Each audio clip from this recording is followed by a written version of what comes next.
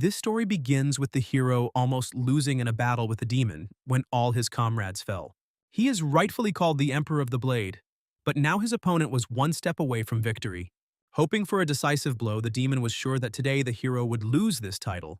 However, the man only smiled as he had accomplished his main goal, which made him relax a little. But that was precisely why he was ready to die at the hands of the demon. And now he did not regret anything. The woman asked him not to be so serious, but suddenly the smile on her face disappeared as she tried to approach the man. Another man immediately stood in front of him, holding out his sword to protect his comrade. John apologized for being late, but promised that he would take care of everything himself from now on. At that very second, the boy soared into the air while the demon asked who he was. At the moment, the guy was the Death of the Moon Sage, and he is a swordsman who cuts the moon. The next second, he used his strongest skills to instantly deal with the demon. The woman immediately howled in pain as her body was cut by the blade and two dragons created by Yan. On that day, 9 streams of sword energy rained down from the heavens onto the demon. 6 years later, at the warring estate, a woman was beating her child quite severely. She sternly asked him to become more serious and get up, because she said that an important guest would arrive today. And knowing this, he simply ignored her order to clean up the backyard, even though it wasn't so. The boy stood next to the broken broom, shaking with fear as his mother scolded him. The woman suggested that he was ignoring her because she was not his real mother. After all, if this mother, who left him immediately after birth, had entrusted him with something, he would have done everything. The boy refused everything, which angered the woman even more as she decided that he was trying to rebel. She decided that she would teach him a good lesson today by starting to beat him again while the other children watched. They saw that their brother was so scared that he didn't even dare raise his head, comparing him to a turtle. However, the oldest of the children did not smile, but only silently looked at what was happening. Meanwhile, a cortege was arriving at the estate. I wish to see my father's adopted brother, Uncle John. They had almost reached Varang, so they decided to check that there was not a speck of dust on their clothes. Meanwhile, one of the girls was looking for Jan but was told that she had settled on the roof of the cart. She asked her to come down because she had said earlier that if it fell, it would break its legs. However, this was already the order of things, and Jan would hurt me with her level of martial arts. The son was more interested in hearing about Uncle Jan because he was so strong that even his father, the Blade Emperor, acknowledged his strength. He was incredibly strong. The ball skills he demonstrated 6 years ago were perfect in every way. That day, if he had not arrived in time, the man would have already been dead and the demon would have won. His 9 Heaven sword technique can even compete with their advanced techniques. Hearing this, the boy was shocked, and then he became curious as to why no one knew about him. As it turns out, he retired and didn't pass on his knowledge to anyone, so you should try not to say anything that might offend him. In fact, he had 2 wives, and he loved the second one especially strongly. But unfortunately, she died after giving birth. This also happened 6 years ago, and since then, John has lost the meaning of life. As the man heard, he locked himself away from everyone in his second wife's room, and now he wants to somehow get him out. When they arrive together, you must not mention his second wife at all, and act as if he had not said anything. Meanwhile, one of the family's subordinates ran up to the woman who was abusing the child and reported that the master had left the room. The hostess froze abruptly at first, not believing his words, and decided to ask for sure. He left the room only to hear that the Namgung clan's carriage had entered the village, and he wanted to meet them personally. When she begged him to come out, he didn't even look at her. But everything changed as soon as her adopted brother arrived. John rejected his native blood for 6 years, but decided to meet him. Then she turned her head towards the beaten child, declaring that he would finally be able to see his father. However, the woman did not want him to appear to him in such a pitiful state, and the boy promised that he would not catch his eye. This was enough because he began to understand how he should behave, and the guy should know where to go. If he does not want to disgrace the family, then he should not even dare to show himself to other people. And the boy must understand what will happen if he starts doing whatever he wants while she is not looking. Then she approached the other children, asking if they were ready to meet their uncle. Mubarak turned to look at his brother, but his mother told him that he had a very important task today. He needs to meet his uncle's daughter, Namgung Yeon, and once they meet, he must be sure to become friends with her. He must have understood what the woman was talking about, so he agreed with a serious expression. When the guests arrived, the first one to apologize was the brother, who had not been able to visit John all this time. The owner of the place was surprised, although everyone was really worried about him, but could not come for a long time. At least now they were still able to see each other, after which they began to introduce their families to each other. They stood in the courtyard for a while, exchanging greetings and getting to know each other. The first to introduce themselves were Jang Hyun, his brother's wife, and Namgung Jeon, his eldest son. Yeon greeted his daughter-in-law and remarked on what a great guy Jong had grown into. John hadn't been outside for 6 years, and now he looked completely different from what Jong had imagined. Haeun had also heard a lot about him, and now she was glad that she was finally seeing him in person. After this, the woman wanted to introduce her daughter, Namgung Yeon, but was surprised to notice that she was not there. Haeun immediately apologized. Drinking happens quite often, that she disappears like this, and it's all because of her age. The mistress of the estate noticed that their fourth also constantly runs away and does not show up. She then asked her husband to introduce them to the guests, but the man only indicated that they were his wife and children. The woman's name was Baek Miju, and she suggested that the guests go inside and rest, as they were tired after their journey.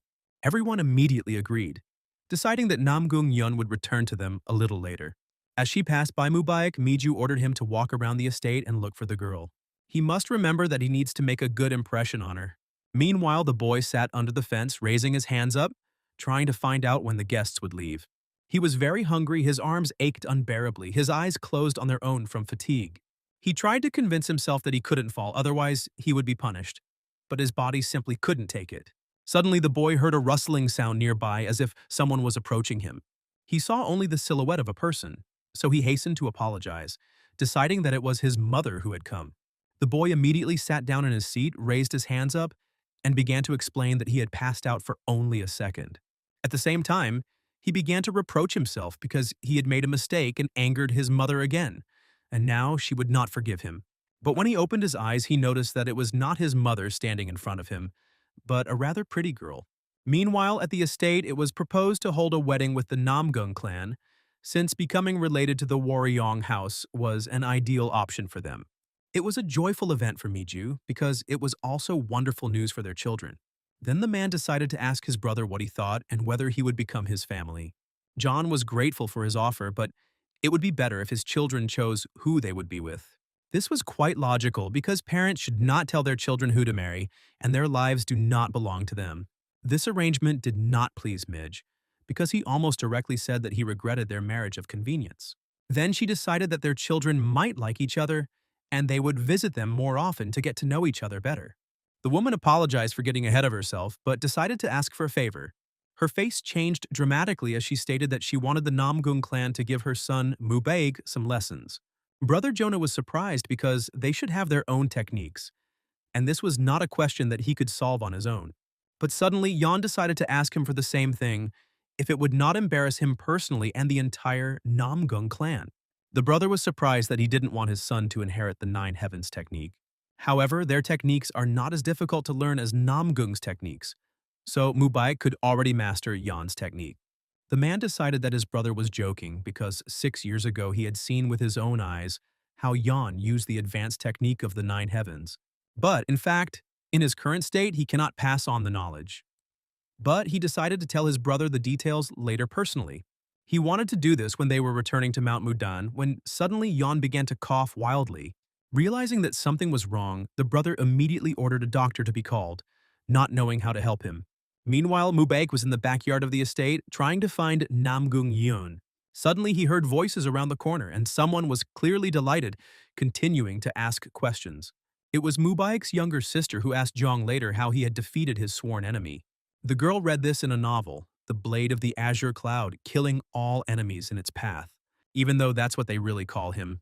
The part about the murders is a lie, and it still confuses the guy.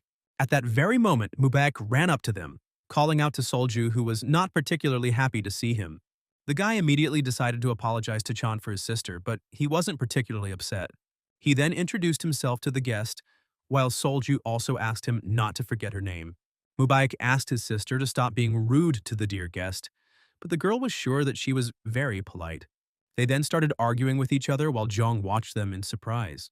A guilty smile appeared on his face, but he was in no hurry to separate the brother and sister. In fact, he would really like his sister John to be such a cheerful girl. Suddenly, Mubarak realized his mistake and apologized to the guest again, but he assured him that everything was fine. The guy then asked if Chan knew where his sister had gone, but he was looking for her himself. Then Namgung suggested that they look for her together, and then he could introduce them to each other. Solju heard that she couldn't speak, but that wasn't entirely true, in fact. She had a slightly sick heart. Jong hoped that she would get better once she became friends with them, and Solju promised that she would cure her. Meanwhile, the boy, who was sitting near the fence with his hands raised, was trying to understand what kind of beautiful girl was standing in front of him. Suddenly he remembered that his mother had said that important guests would arrive, and she was one of them. She also told him to stay away from important people, but now one of them has found him. The boy didn't know what to do because he would definitely be punished for such an offense. In the end, he couldn't think of anything better to do than run away while the girl looked after him in surprise.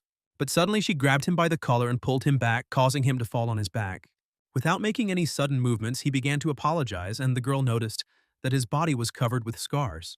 She didn't understand what he was apologizing for, and he couldn't even stay on his feet, although she pulled him gently. His bruises and scars don't look like they're from training, and he probably doesn't eat very well either. His red hair is the same as the swordsman who cuts the moon, so he is his son. John just sat down next to him, and the little bundle became even more scared and began to apologize again. The fear was compounded when the girl extended her hand towards him, and the image of his evil mother appeared before the boy. John herself realized that he had never been treated kindly, but instead of scolding or punishing him, she simply patted him on the head.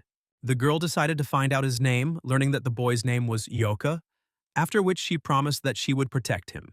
She was surprised when the boy burst into tears and decided to comfort him with a strong hug. Suddenly, she stood up and extended her hand to him, deciding to take him to another place. John led him to a fence that had a hole hidden by bushes and began to climb in first. Yoha hesitated for a while, but still decided to follow her, as interest took over. A couple of minutes later, they were at the market, surrounded by various people. John noticed how eagerly the boy looked at the food, so she decided to feed him. Yoha swallowed the food almost without chewing, but the girl looked at it with a smile. As they continued to walk through the market, a tall man with an evil look suddenly stood in front of them. That same evening, the owner of the house woke up in his bed while his brother was sitting next to him, as he was very worried. John was ashamed because he couldn't even stay in a normal state until the guests left. However, right now he had to focus on resting. He needed to get better for the sake of the clan and the children. Although he had already told his brother that his clan's technique was inherited from Gu Chen Hunyo, however, since then, he has not received any blessings from her. Perhaps she is disappointed by his wretchedness. When his wife died, he, Yeon Muryung, died with her. She left him, but left a child who was like him. However, men do not dare to see him, and all these years he is afraid that he will hate him. Although he understands that the boy is not guilty of her death, because of this he is unworthy of being called a man. His brother asked him to finish this, but Muryan wanted to ask him for one last favor. He has no right to ask him about this, but the man hopes that his brother will take care of his children. It was hard for the brother to listen to such words, so he tried to calm the sick man, but he kept insisting that they were unfortunate children who grew up without a father, and that this was his first and last request to him. Meanwhile, guards arrived at the estate announcing that they had found young Miss Yan. Her worried mother immediately began asking where she had been all this time. Suddenly, the woman turned her gaze to Yok, wondering who it was. Miju immediately ran up to the boy, worriedly asking why he looked like that. She pretended to be worried about him, while the boy was paralyzed with fear. The woman then turned her gaze to John and thanked her for finding her son. But in response to this, she saw only a look full of malice from the sweet girl. At the same time, Jong, Mubek, and Solju returned to the estate, surprised to find Yeon. The worried brother thought that it had climbed onto some roof again. Mubek also noticed that John was holding Joe's hand, but he didn't say anything, even though he should have been the one to get closer to John first. The women concluded that the children were tired, so they invited everyone to come into the house. The guests entered first, and Miju decided to go after them, continuing to hold Joe tightly by the shoulders. She told him to stay away, but it seems he wants everyone to know that she is not his biological mother. The boy immediately began to apologize, hoping that this time he would not be beaten or deprived of food. However, the woman turned her head to look at Yeon, remembering the angry expression on the young girl's face. In the 7th month of the same year, the head of the family, Yeon Muryung, died quietly in his sleep. But after his death, Baek Miju summoned 21 Baek clan warriors to the Yeon clan to make up for the lack of a leader. The warriors of the Baek clan became known as the White Tiger Squad of House Waryong. Also, the eldest son, Yeon Mubaek, went to the Namgung clan to undergo training. Thanks to this, Baek Miju officially took over as the head of the Waryong house.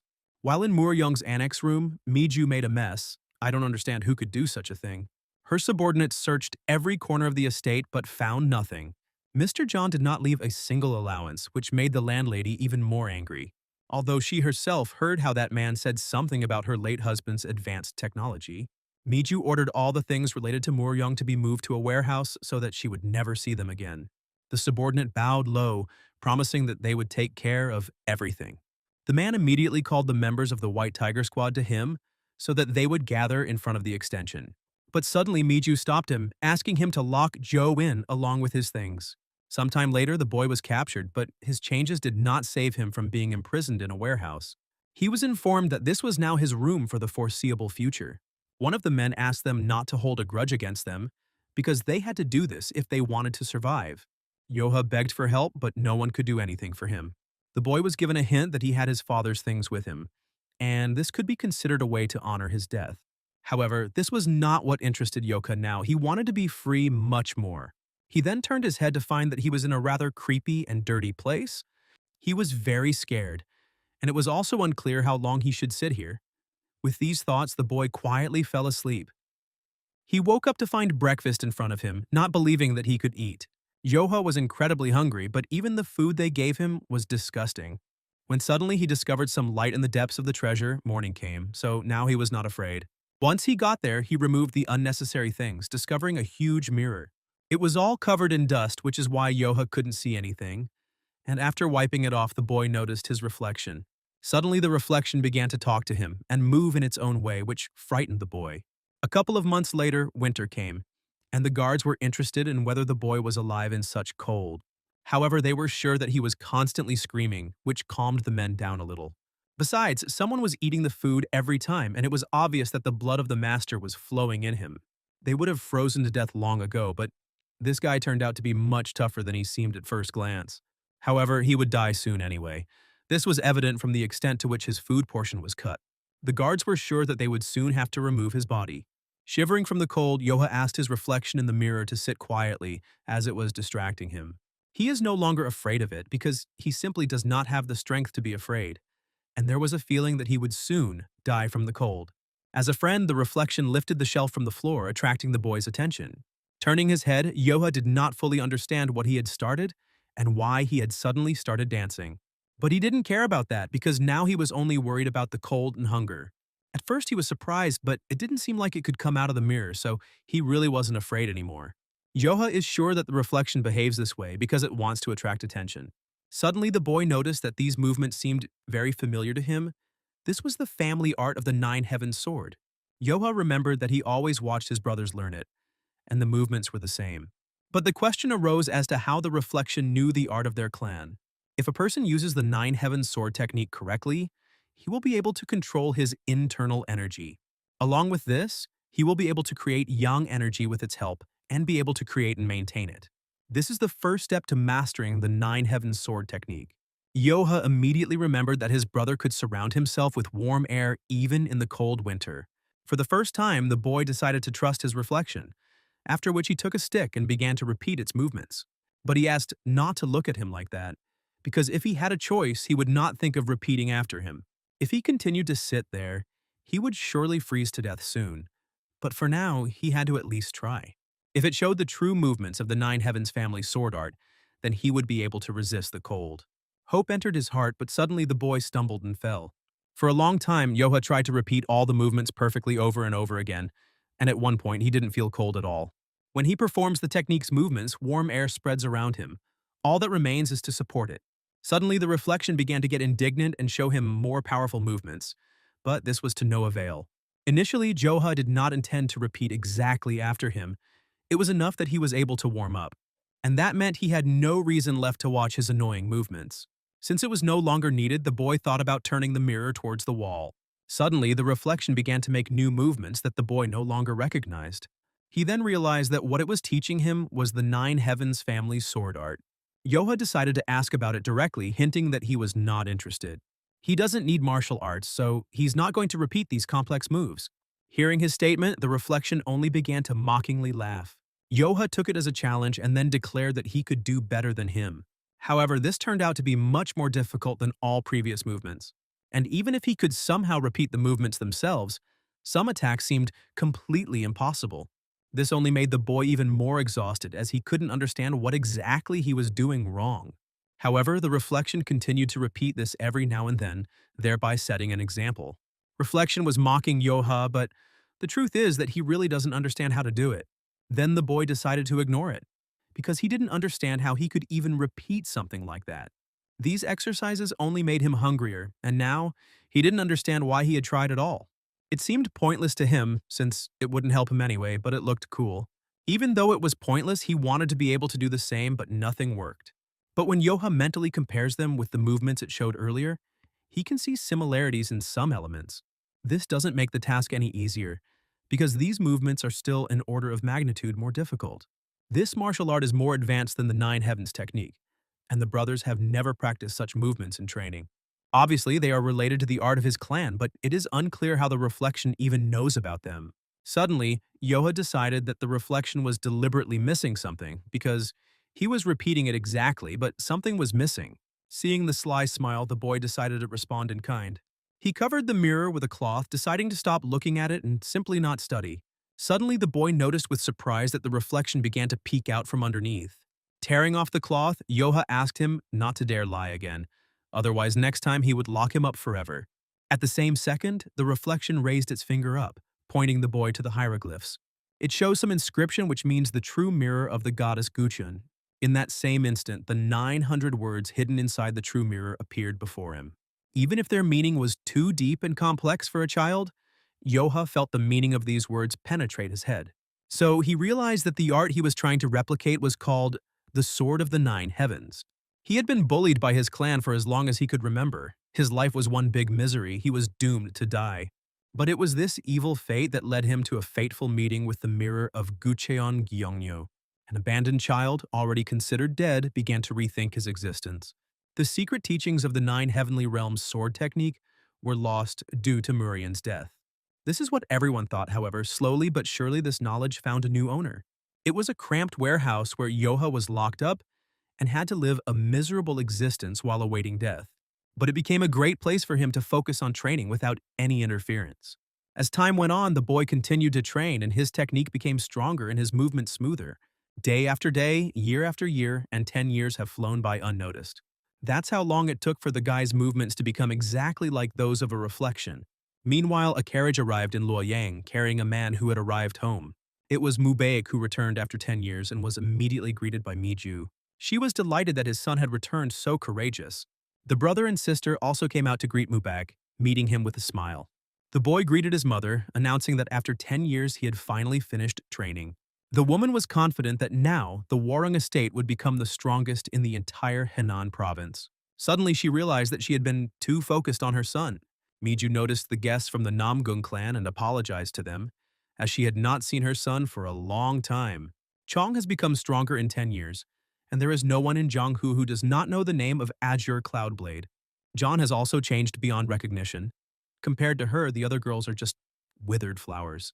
The guests were probably tired after the journey, so the woman suggested that they rest. She also asked about their father's health, but he was feeling fine.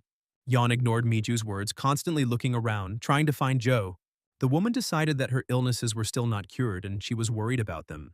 Chong clarified that she felt better, and the mistress of the estate invited them back into the house. Moving away from the guests, Miju turned to her subordinate, who immediately flinched. He had to tell everyone that John was not to go anywhere near the garden. She's looking for Yoch. They can't be allowed to meet. And it's surprising that she remembers him even after so many years. The subordinates were looking for time to tell the owner that he had looked into the warehouse last night because it was too quiet. There he discovered that Mr. Joe was not inside, which scared Miha quite a bit. The woman also grabbed him by the throat, demanding that he tell her everything he knew. The day before, Yoha, as always, was training, honing the skills he had learned. Many things were broken, but he finally managed to perform the movements perfectly. A smile appeared on his face because this movement was very difficult. The reflection in the mirror, which was still the child, applauded him. When he remembered all 900 words that the reflection showed, Yoha realized the part that he was missing. He wanted to study further, but the reflection pointed him upward.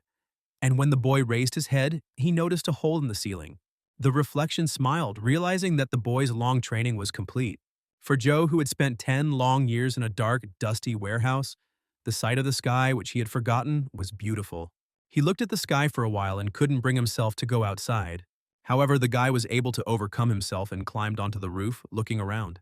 Yoha was genuinely happy, and so he asked his reflection to rise and look too. But suddenly he noticed that there was no one in the mirror, which immediately made Yoha feel sad. A little later, Miju ran to the warehouse and after unlocking the doors, found no one inside. She noticed a hole in the ceiling but couldn't figure out how the guy could get to it. The subordinate suggested sending a squad to search, but the owner refused. The woman didn't think that anything would change if he ran away because she didn't even have to make any effort. He is a 6-year-old in an adult's body and doesn't even know how to make a living and survive. Miju was sure that after some time, Yoha would begin to starve and die alone. After some time, Mubak asked his mother if Joka had really left home. It's been 3 days. They sent people out to search, but they couldn't find him. Yoha is not one to run away from home, but perhaps he was worried once. And when he heard about his older brother's return, their conversation was overheard by Yon and her face changed in an instant, which surprised Mubak. Miju realized that she came because she was worried about Joe, but she didn't ask him not to make such a big deal out of it. The woman tried to explain that he was simply at the age when people like to run away from home, but John didn't believe her. They said he left 3 days ago, but there wasn't a speck of dust on the furniture, as if it had just been cleaned. But otherwise, the room was completely neglected, and there was not a single sign of human life. Miju continued to insist that they were trying their best to find Joe, but the girl didn't believe her. The owner of the house was irritated by her behavior and thought that they were a joke to her. Mubarak decided to find out if Joha really left home because he doubts it, looking at Yeon's reaction. A flower telepath with a face as beautiful as a flower, she reads people's thoughts. That's how people speak about Yeon. If she was emitting bloodlust, then it must be for a reason, but Miju continued to stand her ground. If she had killed him, John would have left silently. But her son was still interested in what had happened. The woman admitted that he did not live in that room, but he did run away. This surprised the guy, who decided to find out where his brother had been living all this time. He had never seen his father, so Miju made sure he could at least admire his things. Mubak, hearing this, immediately jumped up and headed towards the warehouse where his brother was imprisoned. He was surprised to see John in front of him. I don't understand how she knew to come here. This is his most secluded place on the estate.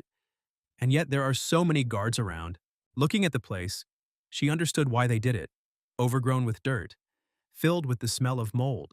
If someone had told her about this, she would have thought that they were hiding demons or something like that here, and would have decided to report it to her father. Since Mubarak is her father's student, she will not spread rumors to the outside world, but their relationship cannot remain the same. The girl firmly decided that she and her brother would return home. Mubarak clenched his fist, realizing that the alliance between the Waryung family and the Namgung family was hanging by a thread. This situation instantly ruined the long-standing relationships between him, the teacher, and his brother and sister. Meanwhile, Yoha, walking around the city, noticed that everything around him had changed a lot. Absolutely everything has changed, even the streets themselves. He almost gets lost here, trying to remember where the exit is. Thinking about this, the guy accidentally collided with a passerby and hastened to apologize. The man simply asked the clumsy boy to watch where he was going. Joe's eyes widened as he recognized the boy as a warrior from House Warang. Frightened, the guy promised that he would be more careful, after which he decided to leave quickly. However, the man immediately asked him to wait because it seemed to him that he had met him somewhere. The warrior frowned, deciding that he was forced to check the guy's identity. Joe's heart began to pound as he thought he had been found out. While the warrior was calling him over, the boy decided that he didn't want to end up in the warehouse again. He realized that he had relaxed because he didn't have to go on the ice outside, and suddenly he decided to simply run away. The gate out was definitely somewhere here, so he couldn't let himself be caught. Yoha wanted to run as far as he could so that no one could find him. However, the man continued to chase after him, not understanding how he dared to escape from the warrior of the Warring House. Squeezing through the people, the man promised the guy that when he caught him, he would be finished.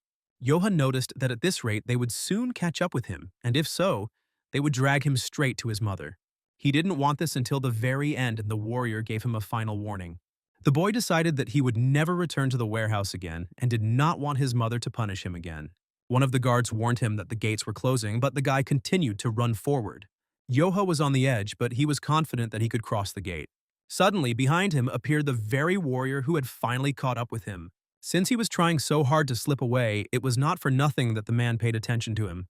Suddenly, Joha hit him with a sharp movement, running towards the closing gate. The warrior noticed with fear that the gate threatened to crush him, but Yoha held it with one hand. This picture stunned the warrior, who could not believe what was happening. Let's say, in the head, the guy admitted that he didn't want to get caught again. The warrior explained that he was simply following him, which pleased Yoke, who was worried for nothing. After this, he decided to leave, lowering the gate all the way, leaving the man in the city. The warrior himself tried to understand what kind of guy this was and what he had just seen. In Jianghu, they say, "Don't look down on children, women, and old people," which was absolutely true. While walking through the forest, Yoha realized that he had not eaten anything all day and was very hungry. He might get poisoned if he eats something bad in the mountains, but he can't eat nothing at all. The guy picked a mushroom and decided that everything would be fine, since these mushrooms looked very appetizing. When night fell, Yoha noticed that everything inside was very painful. Everything was swimming before my eyes as if the world was spinning, and there were also fears that wild animals would appear. He needed to quickly find a place to spend the night, but his eyes were already closing. Yoha fell to the ground, although he knew he couldn't fall asleep right there. Suddenly, he heard unfamiliar voices discussing what to do with the guy. One of them decided to help him because it could turn into a better life for them. Whether it was fate or not, the guy was still breathing, which meant they needed to make a decision quickly. Then the leader decided to take him with him because she didn't believe that this weakling could be more terrible than them. He looks like a beggar. If they save him, the guy will be grateful to them. There were already 6 of them in the family, but they decided that they would die because of one more mouth to feed. Yoha himself saw a dream in which a goddess appeared before him. Then his eyes suddenly opened, noticing a stranger in front of him. They immediately started asking him what he was doing to fall into the ravine, because if it weren't for them, he would have already been eaten. Yoha thanked the stranger and then decided to find out where he was. 6 people surrounded him, explaining that they were in the Fortress of the 5 Peaks, and that they were mountain bandits. They are all brothers in spirit here. The second brother, whose name was Gomyong, introduced himself first. The third was called Hendo. The fourth, Imdal, noticed that the guy seemed out of place, and it was unlikely that they would remember the names. The commander's name was Encho. He said that they saved Jo, so he must repay them in full. The man assumed that the guy had only ever done begging before, so he didn't know how it all worked. But now he's here, so he has to learn everything and repay them for saving him. Imdal asked to stop dialing on the barely awake child, offering him a potato. Yoha doubted whether he could eat it because he was a little scared right now. He then decided to refuse but was asked not to lie, as his stomach had been roaring while he was sleeping. The guy said he had no money, but they didn't ask him for anything and he just had to eat. Encho noticed that the guy spoke strangely, as if he were speaking like a small child, although he looked about 16 years old. Even though the child looked stupid, they could still assign him simple chores around the house. Although the leader was sure that the beggars were used to being idle, so they worked half-heartedly. Encho decided that this wouldn't do, so he grabbed the guy by the collar and dragged him along. The others asked the boss to also put the guy's brains in place if he took on this job. Yoha demanded for a long time to be released, and after a couple of minutes he was thrown to the ground. The guy began to tremble with fear, saying that he had nothing, but no one was going to kill him. Encho realized that the boy had been beaten all his life, and he doubted that he could survive in the fortress like this. Yoha did not understand what fortress they were talking about and why he needed to survive in it. Encho decided to give him a chance to live like a human and not become a snack for animals. He will not starve if he joins them. Yoha began to doubt that he could become a mountain bandit. The guy was sure that he was a complete weakling and couldn't do anything at all. Encho decided to convince him otherwise by explaining that there are only 2 types of people in this world, those who take and those who give. Then the man asked what the boy wanted to be. Yoha didn't quite understand what this meant, and Encho wondered if he wanted to continue living in hunger. At this rate, he will be looked down upon and called trash. Then Yoha realized that he didn't want to be looked down upon. He doesn't want anything taken away from him again, and if someone is going to take it away from him, it's better to be the one who takes it. Encho was pleased with this answer because such determination was all he needed. They are the top, no one here sleeps to look down on them, which surprised the guy. If he stays with them, he will also become one of the kings here, which sounds really cool. Yoha was liked by the leader, and from now on, he was a strong brother of the fortress. There are some things he needs to remember if he decides to become one of them. After this, the man took a deep breath and shouted loudly that they were the strongest. At that moment, Yoha felt a tremor that shook his entire being. Because of the family and stepmother who were over him every day. Because of a life of deprivation in a forgotten warehouse. His heart turned to stone, and only when that stone cracked did the boy become free from the pressure of the past. This sword art of the 9 heavenly realms that had been dormant within him until now responded to his desire to enter a new life. Yoha also took a deep breath and then repeated after the leader. This roar, which conveyed everything that he had kept within himself for years, spread over all 5 peaks and dispersed the clouds around. It was like waking up from a long sleep. And with it, Yoha opened a new page in his life. Encho praised him, noticing the boy's loud voice despite his skinny body. It would be a waste to waste such a spirit on cooking and cleaning, so he would teach him martial arts. But for now, he needs to follow his brothers and still learn housework since he is still weak. This is how Yoha began his life as a mountain bandit, and the first thing he began to learn was the basics of survival. Although he was childishly naive for his age, he had spent almost his entire life in captivity. The new brothers accepted him, and he also opened up to them and quickly adapted to his new life. Overall, he lived a normal, ordinary life, but of course, things never go smoothly. Because the bandits came from common people, they were not particularly strong in martial arts, and when they went into the mountains, they never returned without wounds. Despite this, Ancho always returned home with loot, thereby delighting his brothers. They knew how to enjoy ordinary things and enjoyed every day they lived. Although Yoha was born into a renowned clan of martial artists, he never had the luxury of a carefree life. Ironically, he only learned joy for the first time when he became a mountain bandit. And then one day, some serious people came to visit them because they heard that they would find a fortress here. But in reality, it looks more like a shelter for homeless dogs. Green Forest because the bandits called themselves that. It remained the subject of jokes for a long time. But one day, an incredibly strong man appeared who called himself the Green Forest Bandit. When rumors about him spread among the people, the best martial arts sects attempted to subjugate him. No one succeeded in this. Meanwhile, his power, as well as his bad reputation, grew day by day. People nicknamed him the Lord of Demons. Under this name, he came out among the 10 strongest masters of the world. The unrecognized sects were unusually happy about his appearance. As a result, many masters from all over Jianghuo began to seek out him, wanting to enter the Green Forest. And he, having by that time become the head of the bandits, accepted them. As a result, the Green Forest gained power unprecedented in the history of Murim. The cult's reputation grew, and they began to be spoken of as the unattainable dream of all mountain gangs and unorthodox sects. And now, the 2 vice chiefs of the fortress in the Debiol Mountains, Sancheol and Shannan, listened to Yancho's requests to join them. They wanted to join the Green Forest, but Shannan was against it. He doubted that a rabble of less than 10 people deserved to become part of their force. If it was just a matter of numbers, the leader promised to recruit 3 in less than a month. Encho knelt before him, hoping that in this way he could get the coveted chance. Shannan considered him impudent, after which she pointed to Zhou, who could not be considered a member of the gang. However, the men tried to dissuade him by pointing out the boy's usefulness, but it did not work. Shannon concluded that there were only 6 people in the gang, and the area around them was quite large. At this time, Yoha was trying to understand who this person was to communicate with the commander in this way. The vice chief realized that 10 people would not be enough to keep everything under control here, so he decided to leave. Suddenly, Sancheol approached him, deciding to talk to him face to face. Shannan couldn't trust this rabble, even considering all the circumstances. They have only recruited 1 distant fortress, so they don't have any more time. On the 15th, the boss will check their progress, and he will not be happy if they do not complete the task. Hearing this, Shannan felt a shudder run through him, as he understood the full responsibility that had been placed upon them.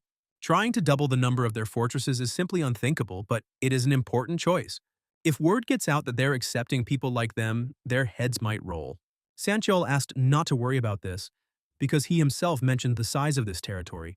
Large groups have divided it among themselves and are firmly standing their ground. Even they would have difficulty establishing their fortress here.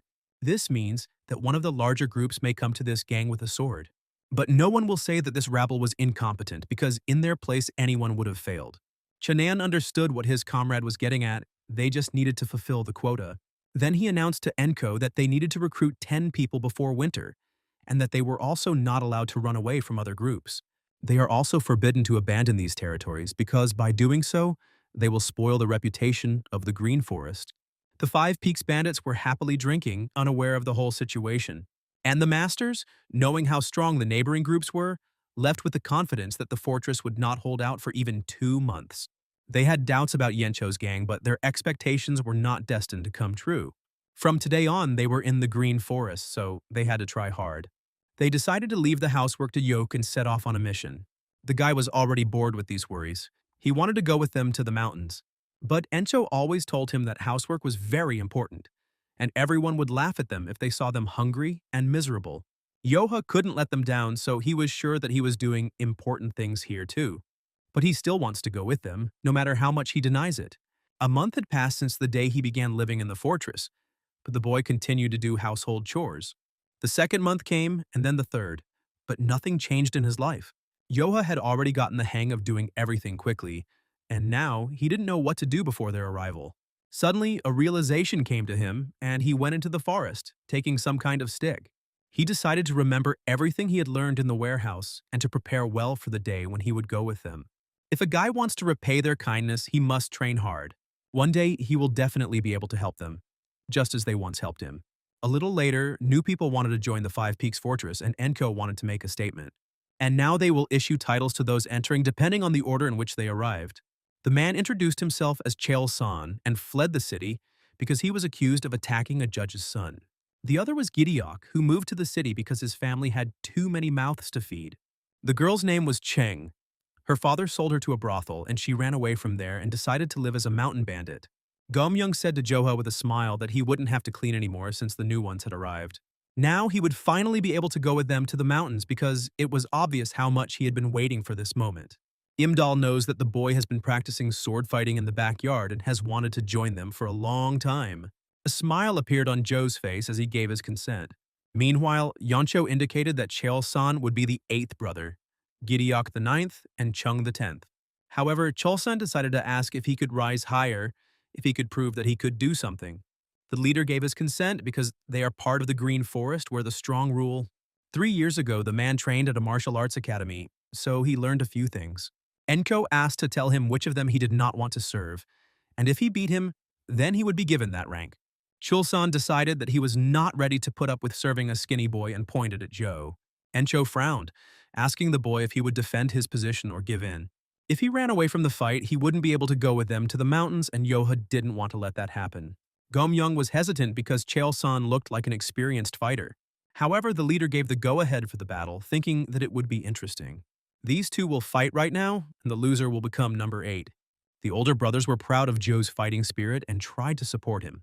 Cheol-san decided to quickly deal with him and become the 7th brother. The man changed in front of the guy, declaring that he would knock him out with one punch. Yoha reacted instantly, dodging the fist, which surprised his opponent quite a bit. The guy swung his hand sharply as if he was holding a sword in it, after which he remembered that he was unarmed. Cheol-san was startled for a second, then swung his fist again, hitting Joe in the face. Lying on the ground, the boy tried to figure out how to attack without a weapon since he had not been trained in this. Gomyoung suggested stopping them since he doubted that Yoha had ever fought before. Suddenly, the boy screamed loudly, not understanding why he was in pain from such blows. Unable to bear it any longer, he jumped up and aimed his fist straight at Cheol-san's jaw. It was a pretty strong blow, but the man didn't even lose his balance. He just got even more angry. He literally stomped the guy into the ground, ordering him to calm down and accept defeat. However, Yoha refused to do this, being confident that he would win. Chul-san continued to beat him until the boy lost consciousness. The man warned him and he just had to lie down, but in the end it was his own fault. A joyful Kyo-san addressed the leader, announcing that he was now the 7th brother. But his face froze in surprise when a voice behind him informed him that this was not the case. Rising to his feet, Yoha ordered him to attack, determined to fight to the end. Yoha's spirit was revived and he was ready to fight again. Cheol-san couldn't understand how this guy was still standing. Even bigger guys went to bed after a fight with him. But he took several blows to the head and is still standing. Ensho decided to hurry the man, because if he didn't fight, it would be counted as a defeat. Without wasting any time, Cheol-san rushed forward again, threatening that he could seriously kill him. Although Yoha had learned the 9 Heavenly Realms sword technique in the warehouse, he still didn't know how to use it in battle. For the same reason, he didn't realize how strong he was. And his desire to go to the end of the mountain and his unwillingness to lose anything again, that turned out to be more than enough. Thanks to this, he was able to release the energy of the 9 Heavenly Realms sword. When the boy decided to think of his fist as a sword, it scared Kyo-san out of his wits. This second's hesitation was enough for the man to take an incredibly powerful blow to the chest. Noticing that his opponent was still standing, Yoha hesitated for a second. He decided that it didn't work. Maybe it only worked with a sword. But at that very second, Chul-san collapsed to the ground, losing consciousness. Not noticing this, Gomyoung decided to stop them, but suddenly froze in place. He couldn't understand why that guy was lying on the ground and what had happened. The others only saw that he ran towards Yoka and suddenly fell and now lies unconscious. Many were distracted by conversations with each other and did not notice whether the guy had delivered the blow. Encho declared that the title fight was over, and Yoha remained the seventh in the Five Peaks Fortress. Towards evening, Gomyong called him to hand him a huge sword. This is a gift from the boss. He seemed to like the way the guy fought today. Tomorrow he will start walking with them, which made Yok incredibly happy. It's great that he's filled with fighting spirit, but fighting with a sword is completely different from fist fighting. After all, if he overestimates his strength and behaves recklessly, he will be killed immediately. Today he got off easy because he went out without a weapon, but the enemy's path is the sword. He would have died 12 times already. Gomyong decided to take pity on him and learn his demon-slashing blade technique. He lived in a temple when he was little. He doesn't know all the technology, only 3 pieces of information. It will be difficult for Joha and them, because he has never dealt with sword techniques before. Joha seemed to have inspired the second one, because no matter how much the others begged him, he did not want to teach them this technique. Encho was determined to take the boy with him, because they no longer needed to fight for their rights. The next day, a huge caravan entered the mountain gorge, carelessly moving forward. One of the men had a bad feeling. He had never had such a bad dream before. He was worried because his instincts usually didn't fail him. But Khan was confident that even the people from the Sea Dragon Fortress would not touch him when he walked through their territory. With such an escort, the owner of the caravan felt better, but he still felt uneasy. Suddenly, Khan caught an arrow in flight that was flying towards your master in the war. The warrior immediately turned his gaze forward to find out who had decided to cross their path. A group of Yenchos came towards them, declaring that this was the territory of the Fortress of 5 Green Forest Peaks. If they want to go this way, they have to pay a certain amount. The Khan was stunned that they were accepted into the Green Forest in such a group. Then he laughed, deciding that they were underestimating the Mansu Trade Union too much. Encho wanted to shoot an arrow at him, but he just caught one with his hand. Then the leader asked them not to try to jump above their heads, and decided to show them what happens to those who contradict them. After giving the signal, the rest of the gang began shooting at the caravan with bows. Khan just smirked, saying that was why he didn't like fighting with people like that. He easily deflected each arrow, not allowing it to get close to the caravan. Yoncho and Gomyong were stunned that he had just blocked all the arrows with his sword. The leader realized they were in trouble, not realizing when the merchants had gotten such an escort. In front of them was clearly a martial artist they were unable to defeat. The Khan announced that they would all die by his hand and asked them to prepare for battle. Encho asked the brothers to stand still because if they ran, they would definitely die. The leader decided to distract them and buy time while the others had to flee. But while Yencho was giving orders, Yoha walked past him with a confident gait. Khan assumed that they had decided to send the child away in order to escape like rats in the meantime. The martial artist doubted that this snot would be able to buy them time. Yoha announced that the master was in big trouble, which discouraged Khan. One day the boss told the boy that in the 5 Peaks no one could bully them. Khan could not believe that children in his time were so fearless or stupid. However, he was not going to hold back just because he was a child, and he thought to spare him if only he admitted he was wrong. Yoha noted that he talked too much for someone who was about to die. Meanwhile, Gomyong asked his boss with displeasure why he taught him this at all. Such speeches greatly angered Khan, whose patience had already snapped. The man flew into the air, swinging his sword straight at Joe. The guy wasn't scared. With one swing of my sword, I cut Khan's blade in 2. Everyone watching this stood in stupor until the martial artist understood why his attack did not work. He remembered that the guy had returned at the last moment, but even among the greatest masters, not everyone could do that. Moreover, he broke his sword, and the man didn't even see his movements. A wicked smile appeared on Joe's face as he declared that it was now his turn. The frightened Khan asked permission to at least change his sword. Joha calmly agreed, suggesting that they take something stronger this time. The previous sword was so thin that it almost cut off his head. The man thought it was impossible. From that distance, his broadsword could not reach his blade. Suddenly, Khan fell to his knees and began to apologize, deciding to pay their fare so that they would be spared. He was sure that there was a monster in front of him, because the boy had already mastered the control of internal energy at that age. The man had never heard of anything like this, and Yoha himself was surprised by such a reaction. They decided to charge them a considerable amount of money, but the guy's friends were shocked. After some time, Yencho decided to find out from Yok what he did then. It was clear that they were talking about a sword, and the leader was interested in where he learned to use it. As it turns out, this is the demon-slashing blade technique that his second brother taught him. It was strange because Encho's Heaven and Earth blade technique like the second brothers, were only third-rate. Cutting through a master like Khan's sword with something like that seemed completely unrealistic. If this was really so, then the man was interested in looking at it again. When they returned to the Five Peaks Fortress, Yoha once again took up his demonstration stance. He began to use his technique, raising leaves into the air and attacking the tree. With one movement, he chopped it down, leaving only the stump, and the trunk itself fell to the ground with a crash. The guy was sure that there was nothing wrong with it, but the others shouted with delight that it was cool. They couldn't believe that this was really the second one's movement and asked to be taught these movements. Chen also praised Joe, asking how he did it. She then started asking if he could teach her this too, which confused the guy. Encho doubted that the demon slashing blade technique was always that powerful, which the second brother also confirmed. For several days after, the gang continued to block the path of trade caravans. Yoha easily dealt with everyone who stood in their way. The guy patrolled from autumn to winter, and during all this time, not a single member of the trade union could withstand his attack. A bandit of the Five Peaks who was a master of the sword, rumors of their fortress spread throughout the surrounding area like wildfire. Almost all the brothers began to ask the leader what was going on. Encho himself didn't know what the situation was. Most likely it was all because of the rumors about their Joe. The fact is that new people have arrived to them again, and if they accept them, there will be 25 of them.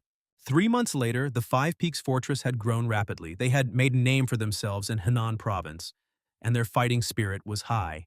However, the larger their gang became, the higher the people's ambitions stopped. Some discussed how they only needed to take out the seventh, and then they would be able to pass. Then we need to deal with the commander and vice commander, all the rest won't survive the blow. Huang heard that their commander uses the Heaven and Earth Blade technique that he learned from a merchant. Yanggak, who was 26th, was disappointed because the higher-ups were using such garbage techniques. However, another oddity confused him: how such weaklings were recognized by the Green Forest. Huang was surprised when he heard this, and his misunderstanding made Yanggak even more angry. The man couldn't believe that his comrade might not know about them, being a mountain bandit. The Green Forest is the pipe dream of all bandits. Beggars are a sect of the poor, and they have a green forest. The boss of the Green Forest is the demon lord who crushes the skies, and is known for his incredible strength. And that is precisely why Yanggak, a minister of the Orthodox sect, came here to become part of the Green Forest. Huang realized that it was quite difficult to become part of the Green Forest, and he wondered how this bunch of losers had joined him. Then they both assumed that Yoha was much stronger than they said. Yanggak still hadn't seen it in action because they weren't out on patrol due to the weather. Suddenly the door opened and another man asked not to worry because it didn't matter how strong Yoha was. He is uneven with the northern sword Gumil and has stood up to the masters of the 5 great clans. Also, the Green Forest took a course for expansion because the Orthodox Union expanded. There were no significant fortresses here, so they were ready to accept anyone. In fact, Yencho's group is just a gang of mountain bandits, and there is no need to look for a hidden meaning.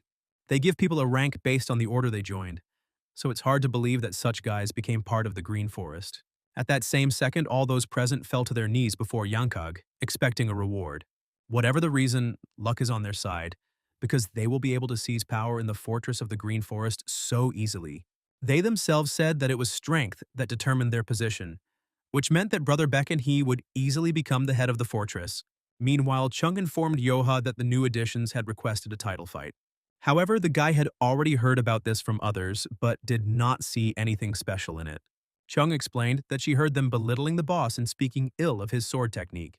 She was scared when she heard the crash. Johei broke the table, asking who humiliated the boss. Not hearing an answer from the girl, he decided to get an answer from them personally. Imdal noticed Joe on the street, deciding to find out where he was going so late. The guy explained that he heard that the newbies were humiliating the boss, so he decided to rip out their tongues if it was true. However, this was what Yencho was worried about, that the guy would want to kill the newcomers they had recruited with such difficulty.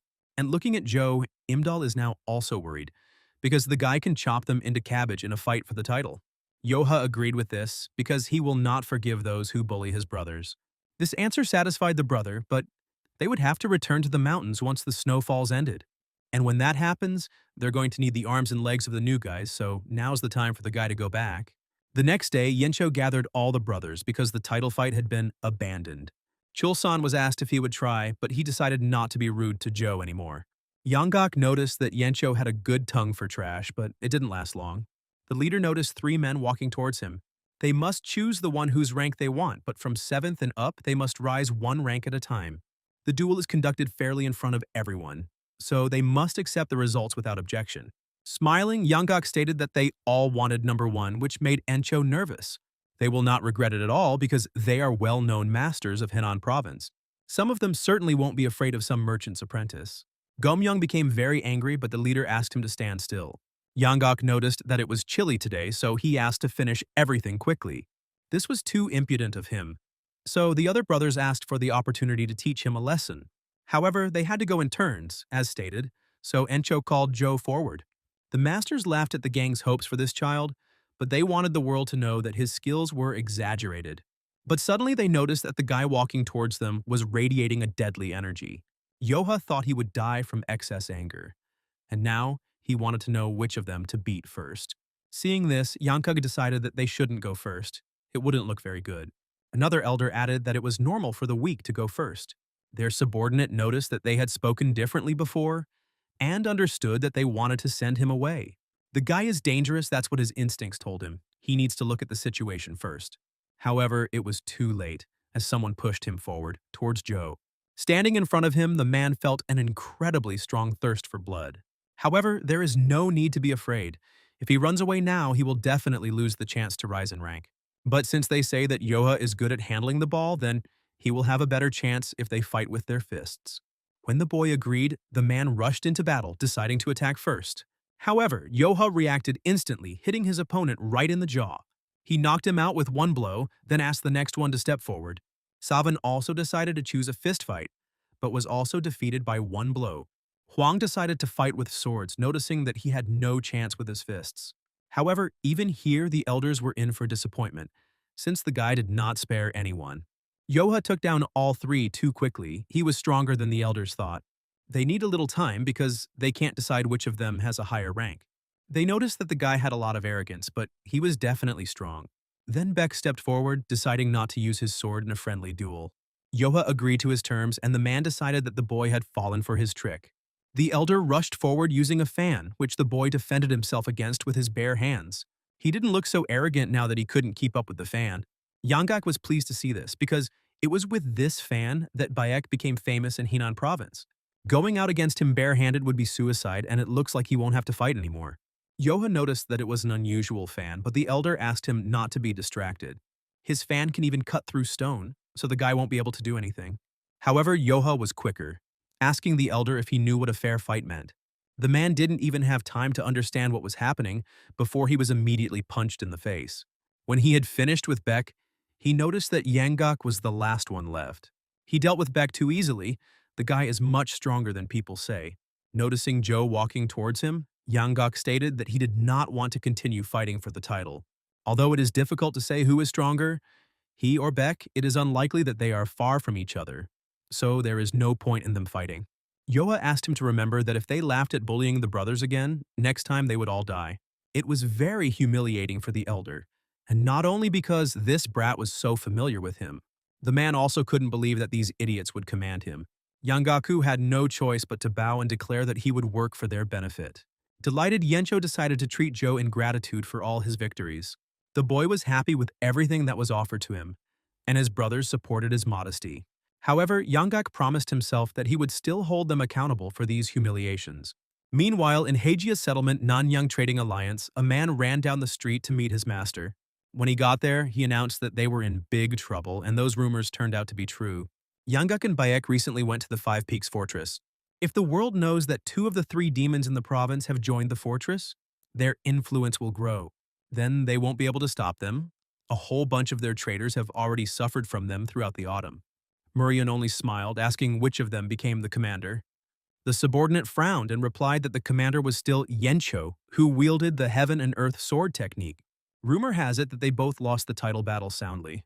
Murian was sure that this was nonsense or a trick that they wanted to feed them. Also, from now on, there will be 30 people in them, including 2 fighters of this rank. Murian has always been worried about them and can't stand it when they are called the demons of Henan province. It sounded like they were equal, and it was illogical that they were put on the same level as him. Moreover, they can no longer allow the Five Peaks bandits to wreak havoc here. They have crossed the line. You can take the chance and deal with both them and the old men at once, but they should not be underestimated. However, even though there are 30 people there are currently 3 times as many of them. Towards night, when everyone had gone to bed, Yoha sat next to the fire and cleaned his sword. One of the brothers praised him and offered him some water to drink. He was truly surprised at how easily he took down one of the Hanan demons, Beg. He also noticed that the guy hardly uses the sword, although people had said something about it before. Martial arts masters are even capable of cutting people with a sheet of paper. When he remembered these words, Yoha immediately came to mind. The brother decided that he had said something stupid, but these words made Jock think. The boy wondered if he could do the same when he became capable enough. If such masters exist, he would like to meet them. At that very moment, the patrolman announced in fear that fiery arrows were flying in their direction. The enemy's attack was too sudden, but Yoha immediately grabbed his sword. Encho, who ran out of the house, ordered everyone to remain calm and prepare for battle. But if this continues, all the walls of the fortress will burn down, so we need to put out the fire as soon as possible. There is only one entrance to the fortress. If the fire is circling them inside, they will run to the gate. There they will definitely be met with an ambush, and in the end, they will be like rabbits that were smoked out of their hole. The leader assumed that the idiots who attacked them didn't think he was that smart. He ordered no one to leave the fortress. Instead, they had to stop the spread of the fire. Yoha couldn't believe how they dared to set fire to the fortress and asked whoever it was to wait. Murian noted that although they were only mountain bandits, they were smart, since no one even tried to escape. He felt sorry for a second because they could have finished everything quickly, but it wouldn't change anything. His subordinates released hooks to bring down the walls. Everyone supported the leader of the union, asking how he came up with the idea of using fire to attack. Murian was sure that as soon as the walls fell, they would easily break them down. But suddenly shock appeared on their faces when they noticed new walls. Now they didn't know what to do because the oil was gone and it looked like their strategy had failed. Murian asked everyone to calm down because they expected something like this. He decided to try a different strategy, taking his axe and heading towards the wall. Looking out through the crack, one of the brothers reported that some guy with an axe was coming. Encho couldn't believe that he was going alone, so he asked everyone not to relax. They didn't think he'd just hit the wall with an axe, so he definitely has some kind of trick up his sleeve. Yanggak decided to see for himself and looked out through the crack, frozen in a stupor. He recognized this man, Li Murian, the divine swordsman. He realized that a trade union had come out against them, and their leader was one of the 3 demons of Henan. Yoha was the first to speak up, deciding to check if the enemy leader was right in front of them. Meanwhile, Murian swung his axe, declaring that the wooden wall would not stop him. One blow from him would be enough to smash her to pieces. But as soon as he struck the first blow, the wall in front of him collapsed and he was thrown back. Yoha began to ask if he was their leader, and Murian was surprised that there was a child in front of him. However, he didn't have time to be distracted, as the guy had already started attacking. As they exchanged attacks, Murian noticed that his hand was shaking, and this was after only 1 blow. The man immediately realized that the boy was a 5-peak sword master and did not expect him to be so young. However, what matters most to Joe now is that it was because of him that their fortress burned down. They didn't seem too pathetic to the guy, there were so many of them, but they still used fire and tricks. Murian explained that this was a strategy, but Yoha did not understand what he was talking about and wanted compensation. However, the man came precisely for this reason, on behalf of the entire Henan province, to rein them in. After all, paying for the ride is theft, and these mountains do not belong to them alone. The guy thought differently, and now he was unhappy that his opponent was talking too much. When people have different opinions, they cannot agree. And then the one who is stronger will be right. Murian doubted that the guy would survive after provoking him. Throwing aside the axe, the man took out his sword, deciding to teach Joe a lesson in good manners. He won't let his guard down like the 2 of you, and there won't be any concessions. However, that's what everyone was saying, so the guy asked him not to relax so he could have fun. Murian had already rushed forward, declaring that if he began to beg for mercy, it would be too late. He won't come up with a clever plan, he'll just use the strongest formation and finish it all at once. Murian used movement and stillness, which noticeably surprised Joke. It was even more interesting than he expected, but he managed to block this attack. A smile appeared on the guy's face as he decided to counterattack. Murian blocked the blow, and Yoha praised the man and his techniques. However, moving while still was a technique of the MANHUA sect. The bandit would definitely not be able to block it. Murian began to ask who Yoha was, where he was from, and what art he used. He replied that he had no homeland and his art was the technique of a blade that cut down demons. It's incredible, but no one has ever withstood more than 1 blow except Murian. Yoha was glad that he showed him his technique, and now the guy didn't want to repeat it. This angered Murien, who doubted that the guy could do it. His art includes hundreds of movements, which are much more difficult to replicate than third-rate techniques. However, Yoha noticed that there was nothing complicated in this technique and began to copy it. The others watched in shock as the guy seriously managed to repeat it on the first try exactly the same. Murien was genuinely shocked and did not understand how this was possible. Movement and stillness is the latest information of the Six Swords fusion technique belonging to the MANHUA sect. Ultimate stillness may look like a normal lunge from the outside, but the warrior is making hundreds of changes in body position at that moment. In the MANHUA sect, the six-sword fusion technique is taught to absolutely everyone, but even the main branch disciples face difficulties. Murien mastered the fusion of six swords to perfection, despite the difficulty, and became a master. However, now his pride in the titanic efforts he had put into his apprenticeship was instantly destroyed. He was sure that this technique could not be learned just by looking at it. However, the man decided to remain calm because he knows this technique better than anyone. There can be only one true body here, and the last one is the real one. But when he was attacked from several sides, Murien realized that each body was real. This wasn't just an imitation, Yoha had truly surpassed him. The guy became curious as to why the opponent fell, even though he hadn't even completed the technique. He felt sorry, but at this rate he would chop off his head, which scared Murien. He could not move, but he promised that he would never come to the Fortress of the Five Peaks again and asked for mercy. Yoha doubted it, but Murien swore to him on his right hand. The boy accepted this promise, while the brothers rejoiced at his incredible victory. Everyone immediately surrounded Yoka, bombarding him with a bunch of questions about his health and the new technology. While his subordinates were carrying Murien away, he turned around and looked at the guy who was incredibly strong. At this time, a man whose face was hidden by a mask was watching them from afar.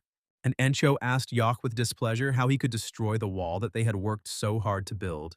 Excluding the small trading unions, 3 of the largest unions in Henan province fell one after another.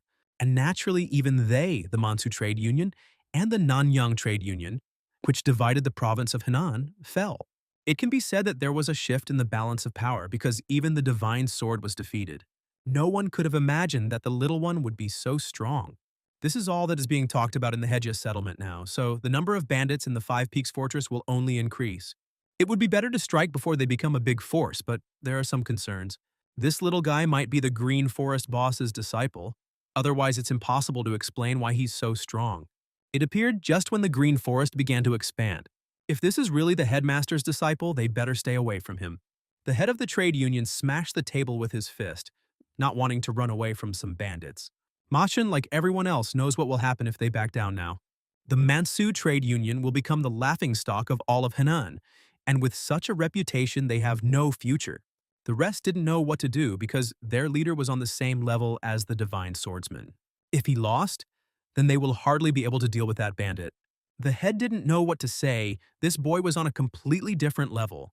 Before challenging him, he must study everything thoroughly, otherwise he will become his pawn, like Murien. He is too strong, and now there is every doubt that he is truly the Demon Lord's disciple. He then decided to go to Hagen province and asked to bring the best tea leaves from the Western Lake. However, if he leaves now like this, unrest will begin in the Union. The chief called his subordinate stupid because he forgot that he was in this province. The man froze and thought, and then remembered that the Mudan Mountains were located in this province. Their leader is an outside disciple and has the right to learn the martial arts of the Mudan Mountains. And his teacher is the oldest of the Mudan sect, the sage Chongji. The subordinates were shocked to hear about the renowned master of the Mudan sect. He is also very good at teaching, and Machen noticed that his subordinate was finally using his head. The Mudan sect is one of the 10 great ones. Their disciples are at a level that they can hardly imagine. If he asks the master to train him, he will be able to become no worse than them, and this bandit will become a dead man. Even if he is a Demon Lord's disciple, he is too young and inexperienced to fight on equal terms with a sect disciple. And if he loses, then the Fortress of Five Peaks will follow him. Meanwhile, Yoha found himself in a rather expensive restaurant with 2 girls. Their dream was to order whatever they wanted at least once, and now it has come true. They didn't have to worry because they now had the strongest warrior in Henan province with them. The guy immediately became embarrassed because he can't be the strongest when there is a boss. The clothes he was wearing were also expensive, but he felt uncomfortable because he had to be economical. However, the girls convinced him that everything was fine because the guy had earned so much money for the fortress. They spoil him with such things because the second brother gave them a lot of money and told them to help Yoka have some fun, added for the guy to sleep and enjoy the day before returning. Suddenly, Yoha noticed the girl next to Chung, deciding to find out her name. She immediately became embarrassed and introduced herself as Sobek. As it turned out, she joined them a week ago. Chung added that she was very cute, causing a huge uproar in the fortress. She is also popular in the Heijiya settlement, but Sobek immediately began to deny this. However, no matter who you ask, everyone knows her name, and she got to them because of her popularity. Sobek ran away from here because some hooligan tried to marry her. Suddenly, a man approached them and asked Sobek to find him if she got into trouble. Why did he understand why she was not visible, although he was not yet worried about her? Cheng guessed that it was the same bully. The man pretended to be upset that he was called that. Then the girl said that his face was just asking to be punched, so she asked him to leave on his own. She doesn't want such a fancy table of delicacies to collapse, and he doesn't want to die. The man took it as a joke, as he doubted that two girls could do anything to him. Then he asked Sobek to tell her how scary he was when he was angry and that she shouldn't make him nervous. But as soon as the man touched her shoulder, Yoha could not stand it and asked him to stop. He's in a good mood today, so he'll count to 10. And if he leaves, he'll spare you. The bully couldn't believe that a child was talking to him, but he had already started the countdown. The girls also noted that it would be better for him to listen to his advice and run away.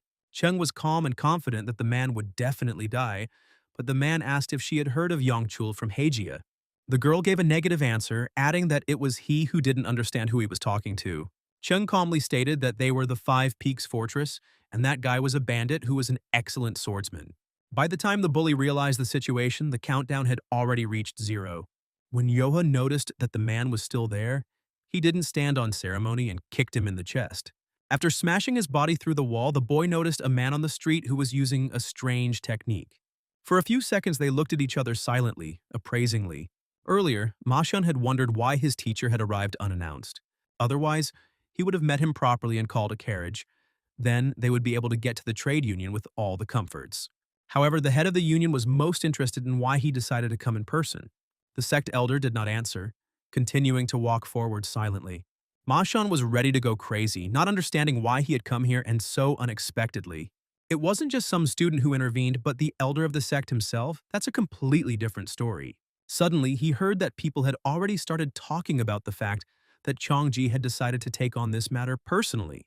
When you look at it that way, it's impressive that the trading union managed to attract even an elder.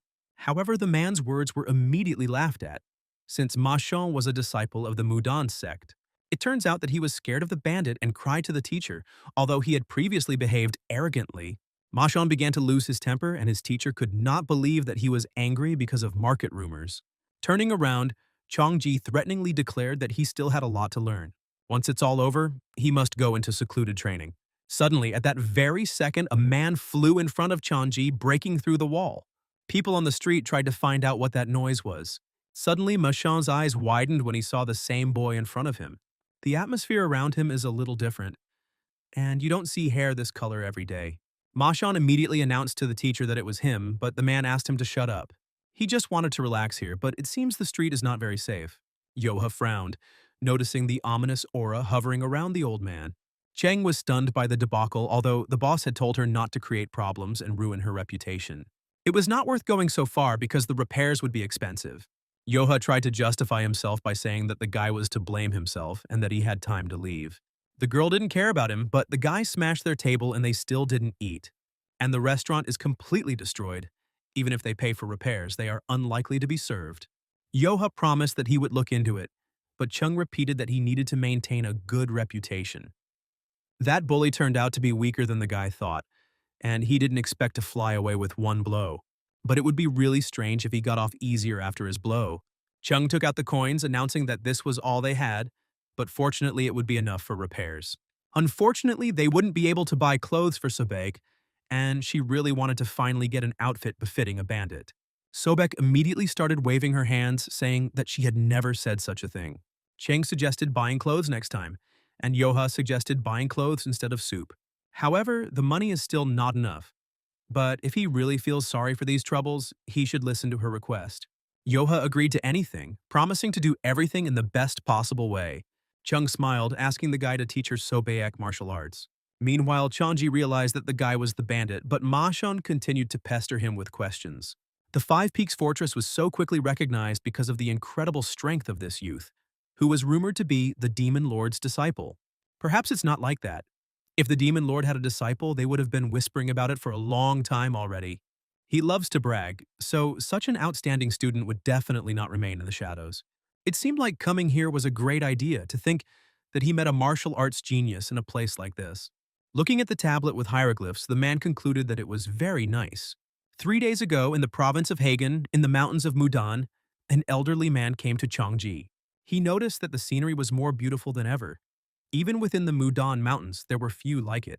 Tae-hei brought him some Westlake tea leaves as a gift because she remembered that he loved tea. Junji frowned, knowing that these leaves were incredibly difficult to obtain. Since Tae-hei brought such a valuable gift, he definitely has something to talk about. The old man smiled, not expecting it to look so obvious. The merchants are in huge trouble, all because of the bandits in the Fortress of the Five Peaks, and their connection with the Green Forest cannot be ignored. If Greenwood is involved, things can get too problematic. They have a reason that the head of the trade union is a former student of Chongji. It was he who brought this tea to appease the teacher. Sending a teacher to observe the progress of his former student is a plausible enough excuse. Chongji realized that they wanted him to look after the Green Forest. He remembers how much trouble the Moon Sage caused in the past. That incident showed that the Orthodox Union needs to become stronger. The Moon Sage used terrifying martial arts to take over the central continent. Then the Sword Emperor and the Moon-Cutting Swordsman still managed to win, but their strength could no longer be relied upon. No one can guarantee that Murim will not face such a threat again. It is unknown how long this peace will last, as unorthodox sects also pose a threat. The head of the Green Forest, the Lord of Demons, many swordsmen polyglot his hand and hardly anyone can stand against him. Chongji suggested that he should strengthen his influence over the trade union before he began helping the Demon Lord. His students always brought them all a good reputation, and this is another opportunity to improve their opinion. They will also increase their influence over Henan province, killing two birds with one stone. Chongji slowly drank his tea and then agreed, but on one condition.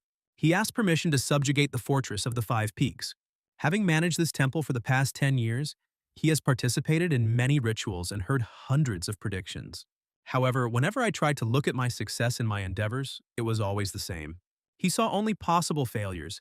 It seemed that he was destined to live a smooth life, devoid of ups. However, today the prediction has changed, and he has been predicted to have incredible success. It must be heaven itself that has sent him this opportunity, which he cannot refuse. Although Chongji doesn't believe the absurd rumors that the bandit is a disciple of the Demon Lord, there is definitely an unusual aura around him. But if there is a possibility to put this idea into practice, the influence of the Mudan sect will skyrocket. Meanwhile, at the Yancho Fortress, they reported that they had finished construction. The leader looked at the brand new Five Peaks Harmony Pavilion. Things were going well in the Five Peaks Fortress, as their bosses, Debiel Fortress, helped them rebuild the buildings. Accordingly, new people were needed. For these purposes, Encho recruited carpenters, advisors, and many others. The children who also joined them were delighted with the new building. Gomyong approached him and decided to ask why the boss was in the clouds. Encho thoughtfully recalled that he had seen such a scene in the past. Suddenly, a man who had heard that Yoha was teaching Chung and Sobek martial arts ran up to him. He also wanted to ask, but he was nowhere to be seen, to which Gomyong said that they had just gone into the forest. Meanwhile, in the forest, Yoha explained to the girls that today they would learn breathing techniques and would have to remember 300 words. Anyone who intends to obtain the power of the nine heavens must first tame his heart. The shocked girls explained that it was too difficult, but the guy was sure that they could do it if it took 10 years. But he asked them to close their eyes and slowly repeat after him, and over time it would become easier for them. After a while, Yoha looked at the girls and noticed that they were completely focused. It's the first time he's seen someone else train like that, and it's a feeling of being able to clearly hear something that you couldn't hear before. Towards evening, Chen opened her eyes and wanted to turn to Joha, but suddenly froze. He and Sobek watched in surprise as the boy, who was extremely concentrated and hovering above the ground, looked at them. Now he was inside himself, clutching the sword tightly in his hand. However, no matter what movements he made, everything was wrong, and he did not understand what needed to be done to understand more deeply. Suddenly, his old reflection advised him to calm down and focus on the voice of his heart. Yoha began to move as if they were one with him. the blurry formations becoming clear one after another. Chen and Sobe couldn't believe their eyes when they noticed 3 golden lotus flowers above the boy's head. When Yoha opened his eyes, he couldn't understand why the girls were looking at him like that. They said it was amazing and hoped that one day they could do the same if they continued their training. He was embarrassed, advising them to read these words to them every morning and night during meditation. When the company reached the pavilion, they noticed Enko standing with his back to them. Yoha was surprised. I also tried to find out from the boss where everyone disappeared to. The leader turned his head towards him, announcing that Sage Chongji was going to attack the fortress. All those who had recently arrived to them ran away in fear. The Mansu Trade Alliance has attracted the sage Chongji, and now they are planning to attack them. They would be right here tomorrow, so Imdal suggested that they also run away somewhere. The leader didn't like this idea, so he decided to ask Yanggak's opinion. He snorted, confident that such a trick would not work on the sage. It seemed to him that the others did not understand that the Fortress of the Five Peaks no longer existed. Zhangji is the elder of the Mudan sect. He is the strongest in the sect, and was once even the strongest in Hubei. Moreover, each of his students is incredibly strong, and they want to go up against such a monster. Everyone was thinking only about where they could escape to, but Encho ordered everyone to be silent. Seeing no other choice, he decided to find out what Yoha thought about this. The guy didn't know what to answer, and Yanggak was sure that if they stayed here, they would definitely die. The old man decided to leave because he does not want to die here, and his life is more important to him. The rest began to whisper among themselves, after which they also decided to run away. One of the men noticed that Chael-san remained standing in place, looking at Chung and Sobek. So he decided to stay, while others decided he was crazy for wanting to die because of some girls. However, no matter what anyone said, the man decided to stay, although others did not agree with him. In the end, there were 10 of them left, and Enko thanked everyone who did not want to leave. Objectively speaking, they should have run away. There is a new pavilion, houses, and people who want to return. Suddenly, several leaves flew into the open window, one of which was caught by Joha. Suddenly, the guy stepped forward and asked the boss if this sage could cut a person with a leaf. For a moment, Yench tried to think about Joe's question. The leader doubted that the sage was so skilled, and it was unlikely that a human would be capable of such a thing. The guy then concluded that since he was not that strong, then there was a chance to defeat him. Encho decided that Yoha would be able to restrain the sage, and then they would all attack together. Suddenly he remembered Yanggak's words, who stated that the Five Peaks Fortress no longer existed. He imagined what Chongji could do to him and what would happen if they lost. The only way to protect the fortress is to rely on the strength of a child. This year, the most people came to them. They even built a luxurious pavilion. Many good things happened. Everyone present was surprised, as such speeches did not resemble the boss's usual behavior. Chung was also confident that Yoha would be able to handle this situation. However, the leader did not want to rely on him all the time, and we are talking about a sage from the 10 great sects. He can't put such responsibility on a child. Yanggak said everything correctly. They don't have a chance in the face of such a force. Through the pain in his heart, Yencho reported that from now on, the Five Peaks Fortress would be dissolved. After a while, the leader stood in front of the gate, unable to bring himself to leave. Suddenly, the rope that held the walls gave way and the logs began to fall right on Yencho. Suddenly, he heard a familiar voice which declared that he had forgotten how to lay logs properly. Opening his eyes, the leader noticed Go Myung holding a log in front of him and not leaving. The remaining members also held the logs, preventing the wall from falling. The man then turned his gaze to Joe, who was holding a huge number of logs. A smile appeared on his face when he was asked why he was here if he had dissolved the fortress. They all decided that if they die, it will only be together, because they are not ready to abandon each other. Lowering his head, Encho concluded that they were all too naughty. Later in the evening, the company built the wall, happy to have some wood left over. They can relax now, but they had better be on their guard, even though they only expect opponents tomorrow. Everyone unanimously agreed with the boss. Now only Gom Young, who was used to living in the temple, remained.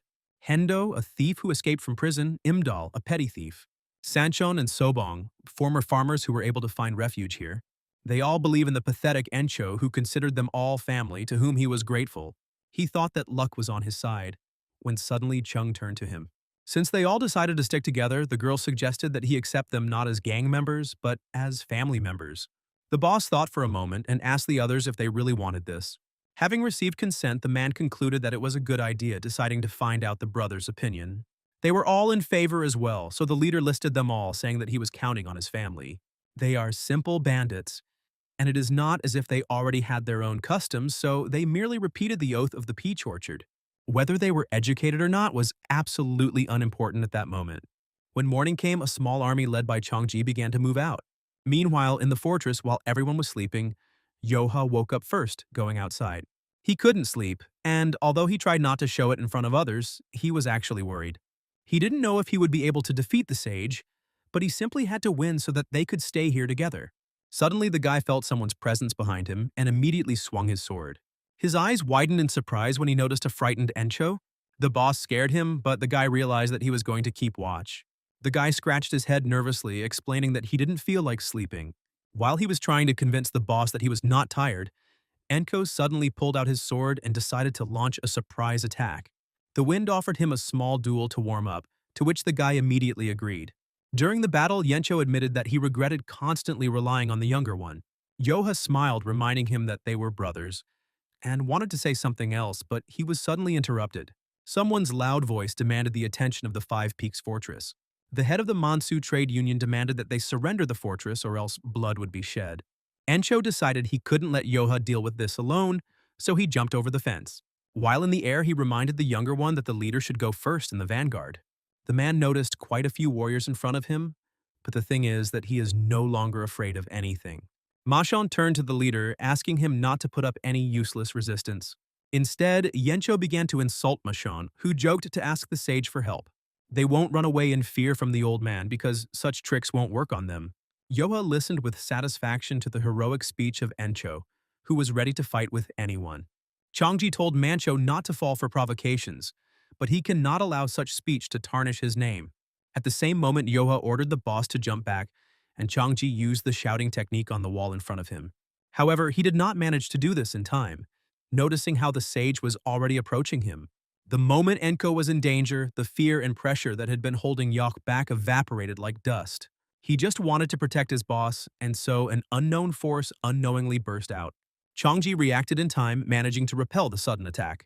While he was trying to understand what this incredible power was, Yoha had already rushed towards him, swinging his sword. Their blades touched, but neither of them was injured. The old man threw the guy away, and he definitely felt the enormous force in this collision. However, even after the first crossing of blades, Yoha realized that he was stronger than the sage. Chongji praised the boy for mastering the transformation of internal energy at his age. But he shouldn't think too much of himself just because of that. And Yoha remembered that they had met before. It was that time, near the restaurant, when he felt its incredible energy. Yoha was glad that he was the sage and asked if he could cut a person with a leaf. Chongji suddenly laughed loudly, noticing that the guy was no more interesting than he thought. The man had met many talented people while traveling through Jianghu, but he had never met anyone so fearless. He then said that all the Jianghu masters were prostrating themselves before him, and since Yoha is so fearless, Chongji decided to give him a chance to prove himself. Rushing into the attack, the sage wanted to know if he was better than all those he had met in his life. They crossed blades again while in midair, creating a shockwave. Those watching this immediately began to cover their faces, and Encho, who had come to his senses, tried to understand what was happening. Gomyoung asked him not to be surprised, but right now, the two were fighting each other on equal terms. After landing on the ground, Chongji came back forward again, asking the boy to dodge it. The sage advised him not to weaken his defenses and to think about the next step. When their swords connected, there was an explosion, but neither of them were harmed. Looking at the guy, Chongji realized that he had not overestimated his strength. Then he thought that this boy was really a disciple of the Demon Lord. The more he learned about Yoha, the more he liked him. And now the man understood why the tablet had been such a success. This guy could easily learn all the advanced techniques of the Mudan sect. Yoha didn't understand what he was talking about and decided that he didn't need it, but Chongji replied negatively. The sage was sure that from now on he needed to know them. The boy noticed that the old man's energy flow had changed slightly. It was an art of the Mudan sect, only accessible to elders, the ultimate attack, the mystical sword technique of Taiji. The sage decided to end the games, but Yoha said that it was too late. The guy rushed forward to interrupt his opponent's technique, but he again asked him to focus. At that very second, Chongji disappeared right in front of him and appeared behind him in an instant. Yoha knew he couldn't dodge, but he still managed to jump back, receiving a cut on his shoulder. The sage asked him to get up, as he did not believe that everything could end so soon. Rising into the air on the created slabs, the man swung his sword. Those watching Yoha were very worried as the sage was about to strike. As he reached his target, there was a loud explosion, causing the others to run to a safe distance. Chongji hadn't fought at full strength for a long time, and he was so immersed in the battle that he could barely control his strength. Suddenly, he was stunned to notice a huge golden dragon in front of him, not understanding what it was at all. Meanwhile, in the eastern part of Luoyang at the Waring estate, a celebration was underway. Mubarak thanked the elder of the Yan clan for coming, as he had learned a lot over the past 10 years in the Namgung clan, and today he would like to show everything he can do, proving his strength. His martial arts have reached 7 stars, although he is still far from his father's level. This should be enough to be recognized as a master. When the boy began to draw movement, the elders at first did not believe their eyes. Mubarak imagined a huge dragon and its claws tearing the earth apart. He abruptly lowered his sword, and at that very moment the marks of the dragon's claws appeared in front of him. It was an incredible sight, and everyone wanted to take a closer look. And now Chongji was watching exactly the same thing, unable to believe what was happening. Yoha decided to ask the old man if he had been hiding his strength. It was obvious that he had underestimated the guy, but from now on he had to fight seriously. Chongji was delighted because only with such strength could he enjoy the fight. He then asked Joe to try to resist it by rushing forward. At that very moment, the man discovered traces of the dragon's claws next to him. He recognized this technique, and Yoha stated that it was he who told him not to get distracted. After this, the guy himself ran into the attack, stunning the sage. Chongji had exhausted all his internal energy and only had enough strength left for one last attack. When their attacks were over, the man asked the boy to state his name again. Yoha introduced himself and with a smile on his face explained that his name means Red Dawn. After this, Chongji let go of his sword and fell to the ground. His comrades could not believe that their youngest brother had emerged victorious. After a second of silence, everyone suddenly exploded with joyful shouts. Yoha was surprised when the leader picked him up on his shoulders, declaring that he was incredible. Mancho didn't understand how this was possible. I couldn't believe that the teacher lost. He ran up to him at that very moment. The sage was covered in wounds, so he offered to take him to the doctor as soon as possible. But suddenly Chongji laughed, which noticeably surprised the student. The man explained that today he lasts a mature heaven above the heavens. It is impossible to take this fortress unless the emperor himself leads an army. Pointing at Zhou, Chongji advised him not to even think about defeating him. Sometime later, in the southern region of Henan province, people were discussing Zhongji's defeat. They didn't understand how the elder of the Mudan sect could lose to some bandit. Initially, the sage went to the fortress of the 5 Peaks to subdue it. Everyone heard about it, but no one personally saw how it all happened. And since they don't know the truth, most likely these are just rumors, which sounded quite logical. Suddenly, Murian, sitting nearby, declared that it was not entirely impossible, and this guy could beat the sage. The men immediately turned their heads in his direction, asking who he was. Murian replied that they could call him the one who met this bandit personally. It was truly incredible, and one wonders if anyone can resist him. Those around him immediately became interested in whether that guy had beaten him up too, and Murian asked the same question. They were all knocked down by his blow, but Murian was able to withstand several. The Mansu Trade Union failed to subdue them, meaning that in Henan province, no one is equal to the 5 Peaks fortress. For the sake of the reputation of Mansu and the Mudan sect, Meichon did his best to suppress rumors of their defeat. However, this news quickly spread to southern Henan. The 5 Peaks fortress has gone from being unknown to the strongest. However, they said that part of the sage Chongji's law was false, but at that time, other rumors were spreading. They talked about 10 heroes who defended the fortress of 5 Peaks, and the name of one of them was heard especially often, a bandit who was an excellent swordsman. Meanwhile, one of the Green Forest's subordinates told all these rumors to Shan'an. Only 10 people defended the fortress, so they are now known as the 10 heroes of the 5 Peaks. A couple of months ago, they were just a gang of 7 bandits, and he personally told them to recruit 10 people.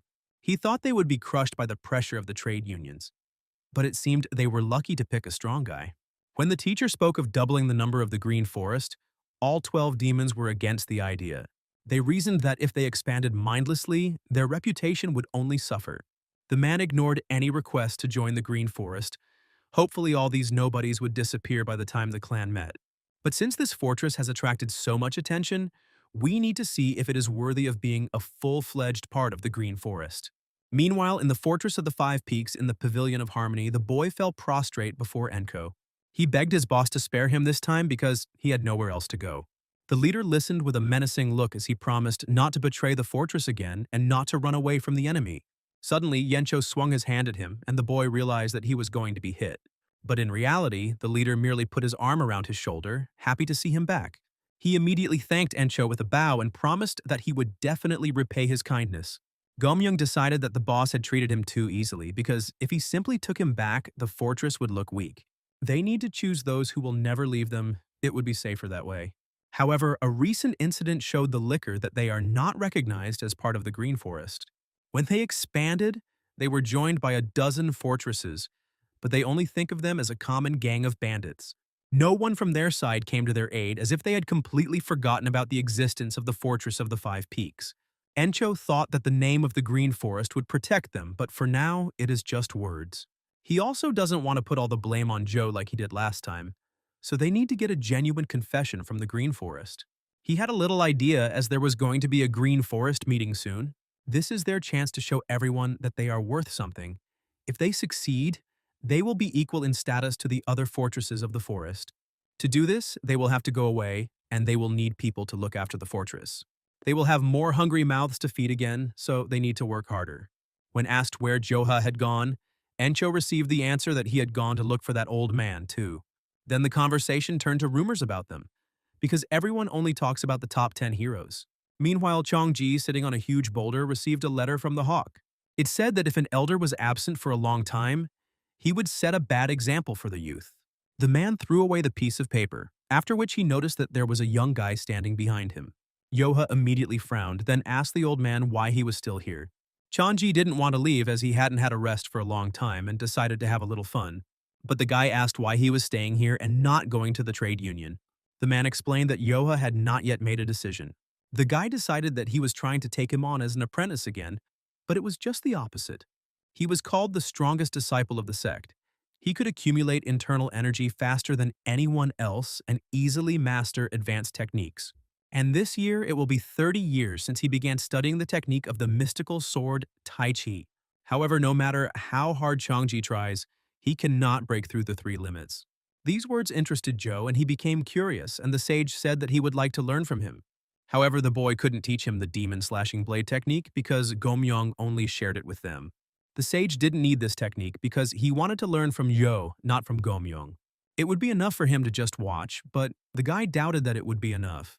Rushing into the attack, the man added that this would also be a great opportunity for the guy. Chongji stopped his fist right in front of Joe's face, creating a shockwave behind him. The boy noticed that the bamboo behind him had broken, and he wondered how the old man had done it. The sage offered to tell him not only this, but on the condition that they make a deal. Yoha should give him a little advice, and the man will help him fill in the gaps. The guy is quite strong, but he can't use all his strength. This is all because he doesn't know the basic theory of martial arts. And thanks to the basics, the effectiveness of techniques will increase. Yoha accepted the offer and they began training together for some time. After training, they headed towards the fortress where children were playing. It was clear that one child was shy, after which he decided to give the flower to the sage. The man promised to keep it, and the boy asked to play with them again. Yoha noticed that they had become closer, and Chongji called these kids wonderful. However, the boy hated children, and the sage became interested in why. Yoha frowned, declaring in a satisfied tone that children were the most terrible creatures. They constantly laugh, mock, and make fun of others. But here in the Fortress of Five Peaks, all people are kind, regardless of age. Chongji didn't expect that the Green Forest Fortress would look like this. But a fortress is just a place where people live, so there may be differences between them. By evening, Chung had prepared a huge amount of wood. Taking 2 bars, she decided to go back, but suddenly the sage decided to help her. She felt awkward that a sect elder could do such work, but he had a lot of free time. Chun thought that the elders were not like ordinary people and would not do such things. However, he also had misconceptions about the mountain bandits. He didn't fully understand what had dispersed them, but he knew for sure that the Five Peaks Fortress wasn't bad. The girl agreed with this because their fortress was not like the others. Most of the bandits were used to committing robberies, but they gathered all those who simply escaped from the hardships of their past lives. As long as the boss accepts all those in need and the Joha protects them, the fortress will remain just as calm. Then Chongji asked to tell under what circumstances this guy got here. Chung wasn't entirely sure because she didn't know all the details. But she heard that Yencho and the second brother saved him when he was on the brink of death. Then the man understood why Yoha was so protective of this fortress. But Chen also thinks that he is so devoted to the fortress because he thinks of them as his own family. Meanwhile, far from the fortress, someone grabbed a man by the throat, killing him. One of the subordinates congratulated the woman on reaching the level of a great demon general. The anger she felt 20 years ago is impossible to forget. She returns to it in her thoughts again and again. She was too impatient then, but she won't make such a mistake again. The Sword Emperor, the moon-cutting swordsman, and all the Jianghu sects, they would all prostrate themselves before her, the Moon Sage. A well-known demon from Henan province, he is often called Evil Squared, because if you encounter him, you won't leave alive. With his smile, he slyly hides a sharp sword, the northern sword of Gumil Yangak, and now he was faced with an incredibly dangerous situation in the form of Zhou and Chongji. Yangak and his company reached the village of Heijia and sat down at a table in a restaurant. They said that the Five Peaks Fortress had dealt with the Mansu and Chongji trading alliance. Wherever you go, people only talk about their strength, which sounds simply impossible. If the sage himself had entered the matter, this fortress would have definitely been smashed to pieces. Suddenly, Yangak assumed that Chongji's attack on the fortress was a lie. He had to destroy the fortress of the Five Peaks and defeat the arrogant Yok. And not only him, but all his brothers. But then the rumors should be completely different. The fortress of the Five Peaks should be empty, and only the flag of the Green Forest flutters lonely above it. Since there is no chapter there, he will appear as a hero and become the boss of the victim's fortress. At least that's what he thought, but things didn't go according to plan. Suddenly, he heard the other visitors talking about the 10 heroes of the 5 summits. They heard that the White Wolf captain and the sect elder had lost outright.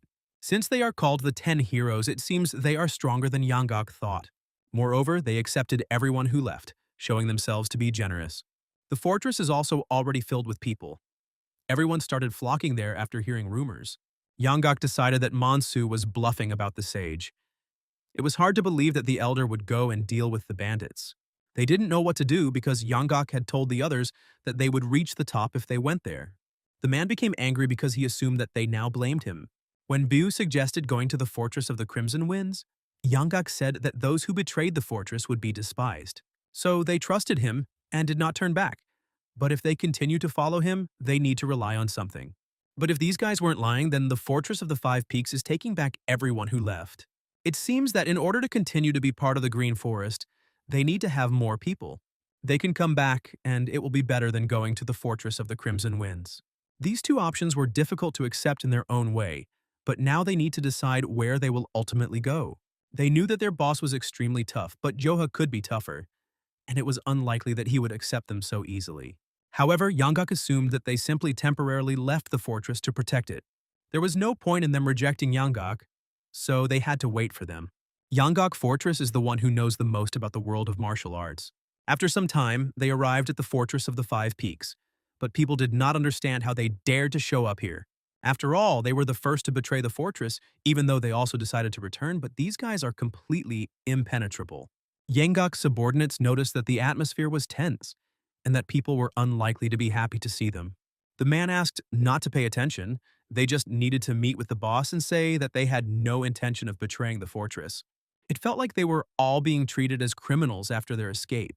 But they hardly had anything to worry about because they wouldn't dare tell them anything. Suddenly, they noticed 3 huge splits in front of them, like dragon claws. One of the subordinates suggested that some idiot was trying to cultivate the land. But these traces are clearly left by martial arts. There is only one person in the fortress capable of such a thing. But no matter what kind of monster Yoha was, these were definitely not traces of his demon-slashing blade technique. Suddenly, a familiar voice behind him asked how Yangak dared to appear here. The man couldn't understand who was talking to him in that tone. It turned out to be Chel-san. Yangak decided that he had gone crazy, but to his interlocutor, everything seemed the opposite.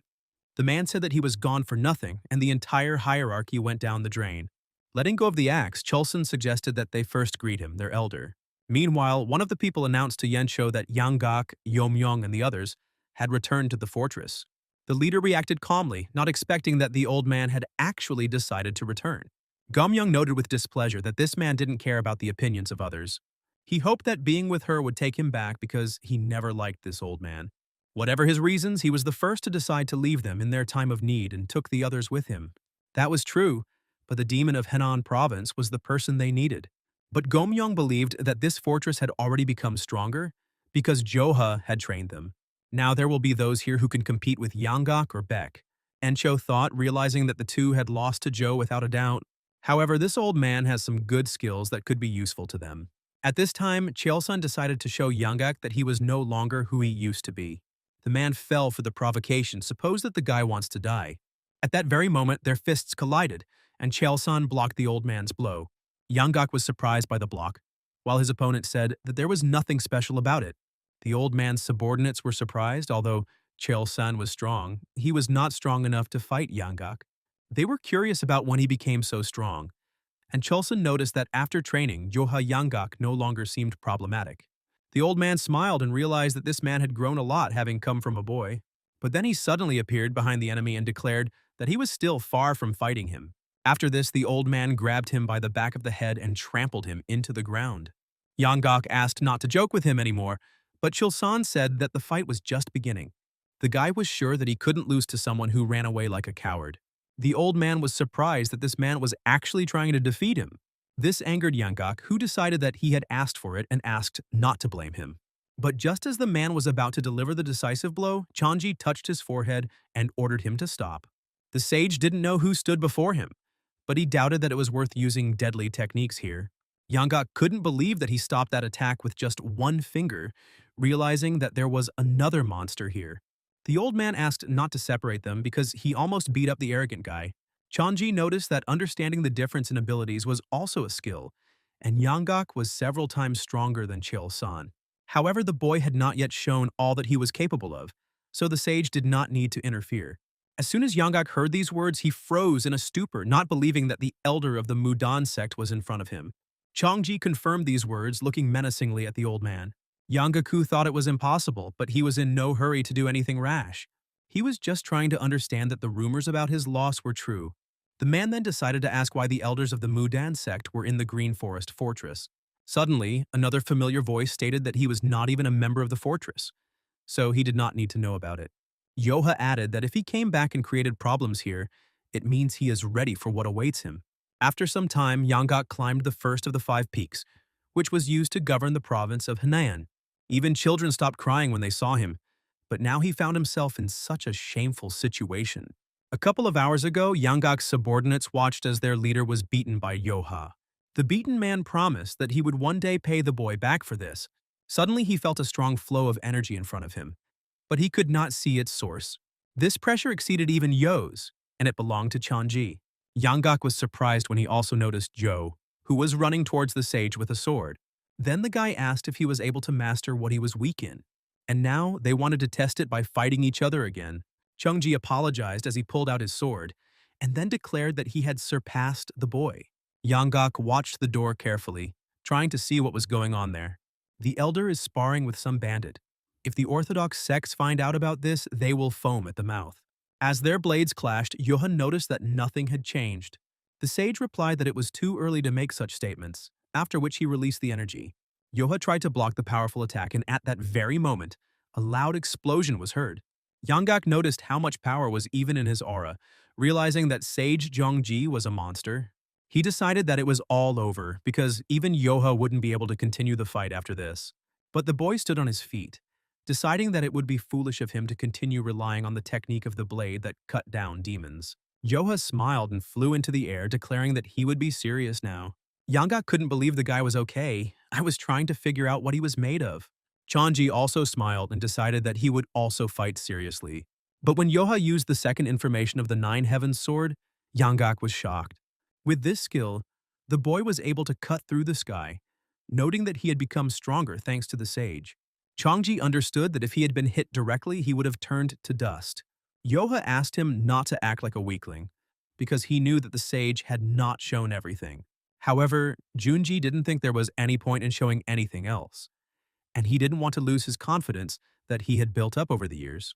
Extending his hand, the sage declared that it was enough for him and that he had learned a lot from Yoha.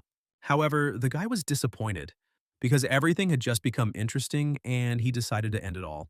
But if Yoha injures him with his attacks, the sage will have to stay for a couple more months. He wouldn't leave without a reason, although it would be interesting to see if the sage would turn into a mountain bandit. He had been planning to return for a long time, but the time spent here had truly been a great fortune for him. Chongji will remember the guy's kindness and pay him back in full in the future. And in the end, they both benefited from this 3-month training. For the sage who wanted to ascend to a new level, it was also of great importance to watch Yoha grow. When his journey ends, he will wait for the boy in the world of masters. And so, with the beginning of summer, the elder left the fortress. Yanggak, who was watching this from behind the scenes, decided to abandon revenge. The fortress only continued to strengthen its position, and a month later a lone man was walking in this direction. Suddenly an angry bear appeared in front of him, but was unable to scare the drunk man. He decided that she was the mother of those cubs whom he punished for getting in his way. Releasing his claws, the man attacked the bear, declaring that he, the sovereign Yin Wind, was not so merciful.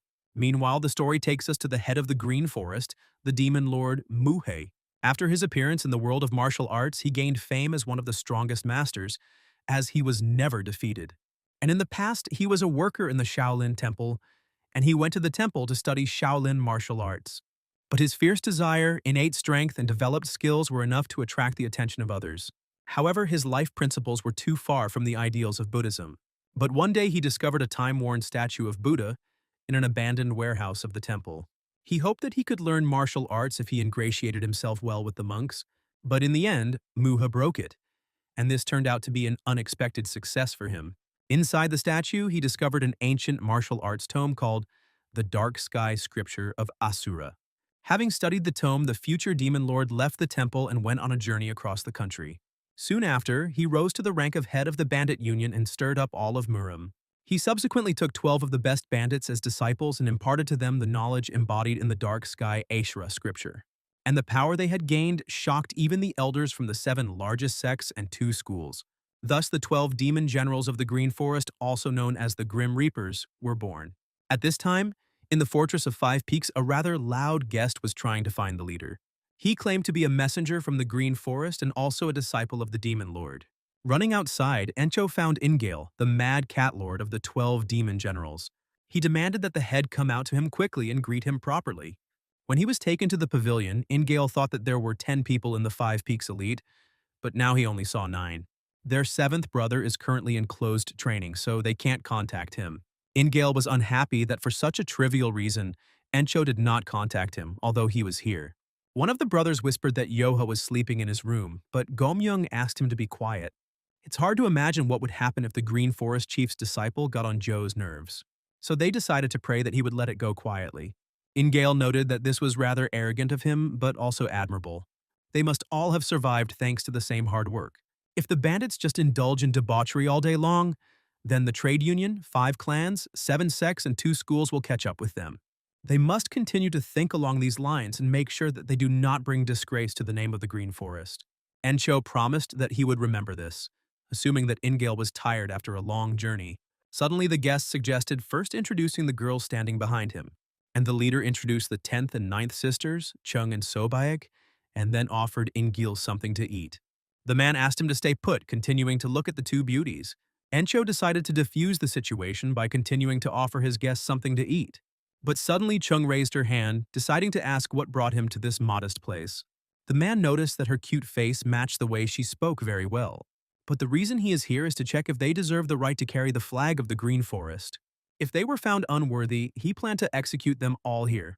But they did a great job of raising the prestige of the gangster union. It would be a shame to get rid of them because it seems like there are a lot of talented guys here. Therefore, he officially recognizes the 5 Peaks Fortress as part of the Green Forest. Ingale extended an invitation to the Bandit Alliance tournament, which will be held in Gangnam this October. The Green Forest spreads its branches far, but has not yet had the opportunity to show its full strength, and therefore has not earned respect. Therefore, it was decided to unite the Bandit Alliance with a general tournament. If they unite and become a single force, everyone, including the 7 sections and 2 schools, will fall at their feet. Opening the scroll, Encho was happy that their 5 Peaks Fortress was finally recognized. Now they have officially become members of the Bandit Union.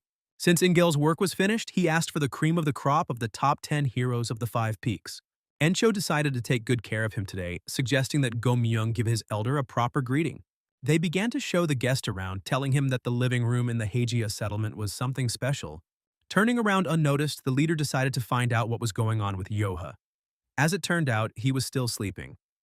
So he decided to quickly get Ingale out of here before Yoha woke up. Eventually, he was taken to a restaurant and seated at a richly laid table. Encho looked at all this and already felt drunk. Gomyoung supported him in this.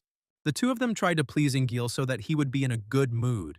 The guest was not sure that he liked everything, although everything was not so bad. Suddenly he declared that everything was simply terrible, asking to bring those two girls from the fortress. Encho was shocked while Gomyoung whispered that they screwed up. Ingale immediately began to wonder what they were whispering about and again asked to bring the girls. The leader guiltily stated that those kids would not come to such an establishment even if they asked. Suddenly, the man slammed the table menacingly, declaring that if he was calling them, they had better show up. If they don't come here, then he will go after them to the fortress. And if they don't bring them, he will destroy the fortress of the Five Peaks today. Meanwhile, Chung and Sobek had already gone to bed when they suddenly heard someone's loud requests to come out right now. When they went outside, they noticed some kind of commotion and decided to take a closer look. Ingale asked with displeasure how Yencho dared to order him to calm down. Noticing the girls, the guest pointed his finger at them, asking them to come to him. Then he demanded that the table be prepared for drinking and advised them to hurry. Encho immediately asked him to do them a favor, because they knew other brothels. But suddenly the leader became frightened when Ingale noticed that he dared to touch him. The man decided that they were going to test his patience. He immediately pulled out his claws while Enko made excuses that they would never dare to do that. They were trying for his sake, but the guest was absolutely sure that they were doing it for themselves. However, Ingale knew that everyone in the fortress obeyed him, and he did not want to give this to the guest. The leader almost cried, saying that everything was wrong and asked him to calm down, and began that everyone would have problems. Unable to bear it any longer, Ingale swung his claws, deciding that they simply wanted to die. Suddenly, someone's voice asked what kind of drunkard was causing trouble here in the middle of the night and how many people would be there. The man immediately stopped and turned around, carefully examining the crowd. He wanted to know who said this and who dared to talk to him like that. Someone from the crowd again stated that if he was drunk, he should just quietly go to bed. At that very moment, Inigal stared at Sobek as the voice came from her direction. The girl said that it was not she who said it, but Ingale asked him to come out and he would personally send him to hell. Turning around, the girls noticed Yoke, who stepped forward and asked how he would send him to hell. The guest decided that he had problems with his head. Otherwise, he would not have dared to speak to him in such a tone. Suddenly, he thought that the others should try to drag him away from him as quickly as possible, but for some reason, no one stops them. Yoha rubbed his eyes and asked the old man why he was standing there, repeating his question. The man decided that he was completely crazy and that killing him would only dirty his hands. If he plans to one day take a good position in the Green Forest, then he should keep his face by ignoring the guy. It was quite normal to have a couple of idiots in the fortress, so he simply offered to set the table. However, Yoha hastened to stop him, assuming that he was scared. Things still came to a fight, so Yencho mentally asked the guy not to kill Ingale. As soon as Ingale approached him to attack, the boy easily knocked his hand away. Yoha doubted that he was driving him to hell with such weak attacks. The man smiled, thinking that he was just crazy, but it seemed that he had some strength. Ingale may not have been strong before, but now he's going to fight seriously. He decided to show the guy why they call him the Mad Cat Lord. Chung and Sobek looked at them and wondered if the old man would be okay. At that very moment, Ingale began to attack Joe, who did not even think of defending himself. The man concluded that cutting off his head was as easy as breathing. However, he will not let him die just like that. He does not want to hear him beg for mercy. He wanted the boy to die slowly, and then he would realize how great a sin he had committed. But Yoha didn't even show any signs of discomfort, saying to be lenient with him. He then dispelled the Cat Lord's technique with one hand, deciding to start things off in earnest. Ingale couldn't believe his eyes because this technique couldn't be reflected so easily. However, for Joe it was as easy as pie, which literally stunned the man. He was sure that his technique had hit him exactly, and most of the masters from the 9 great sections would have collapsed in a second. Waving his hand, the boy asked them to stop playing and stand still. Ingale didn't understand who this boy was. Maybe he was a little drunk, but he performed the technique flawlessly. The skills of the boss and his deputy were rather mediocre, and he was still curious about how they subjugated the province. And now she realized that it was because of this guy that the 10 heroes of the 5 peaks became famous. It turns out that the others don't stop him not because they don't want to, but simply because they can't. Ingale was glad to have a worthy opponent with whom he could enjoy the fight. He then tried to introduce himself, but upon hearing his name, Yoha burst out laughing. Through his laughter, the guy began to openly insult his name, not skimping on words. Ingale became angry, suggesting that he watch his language better, because his words may be his last. Rushing forward, the man swung his claws at Joe again to punish the impudent boy. Standing there, the guy realized that this man was one of those who was only good at talking, but in reality was very slow. Ingale used the Mad Cat Lord's special ultimate technique, Corpse Claw. He released the snake from his hand, but all Joe needed to do was stretch out 2 fingers in front of him. From the man's side, it looked impossible as the boy blocked the attack with just 2 fingers. The teacher told him not to use this technique, but now he has no choice but to use Asura's Dark Sky Strike. He went through a lot of pain to learn this technique from the Demon Lord.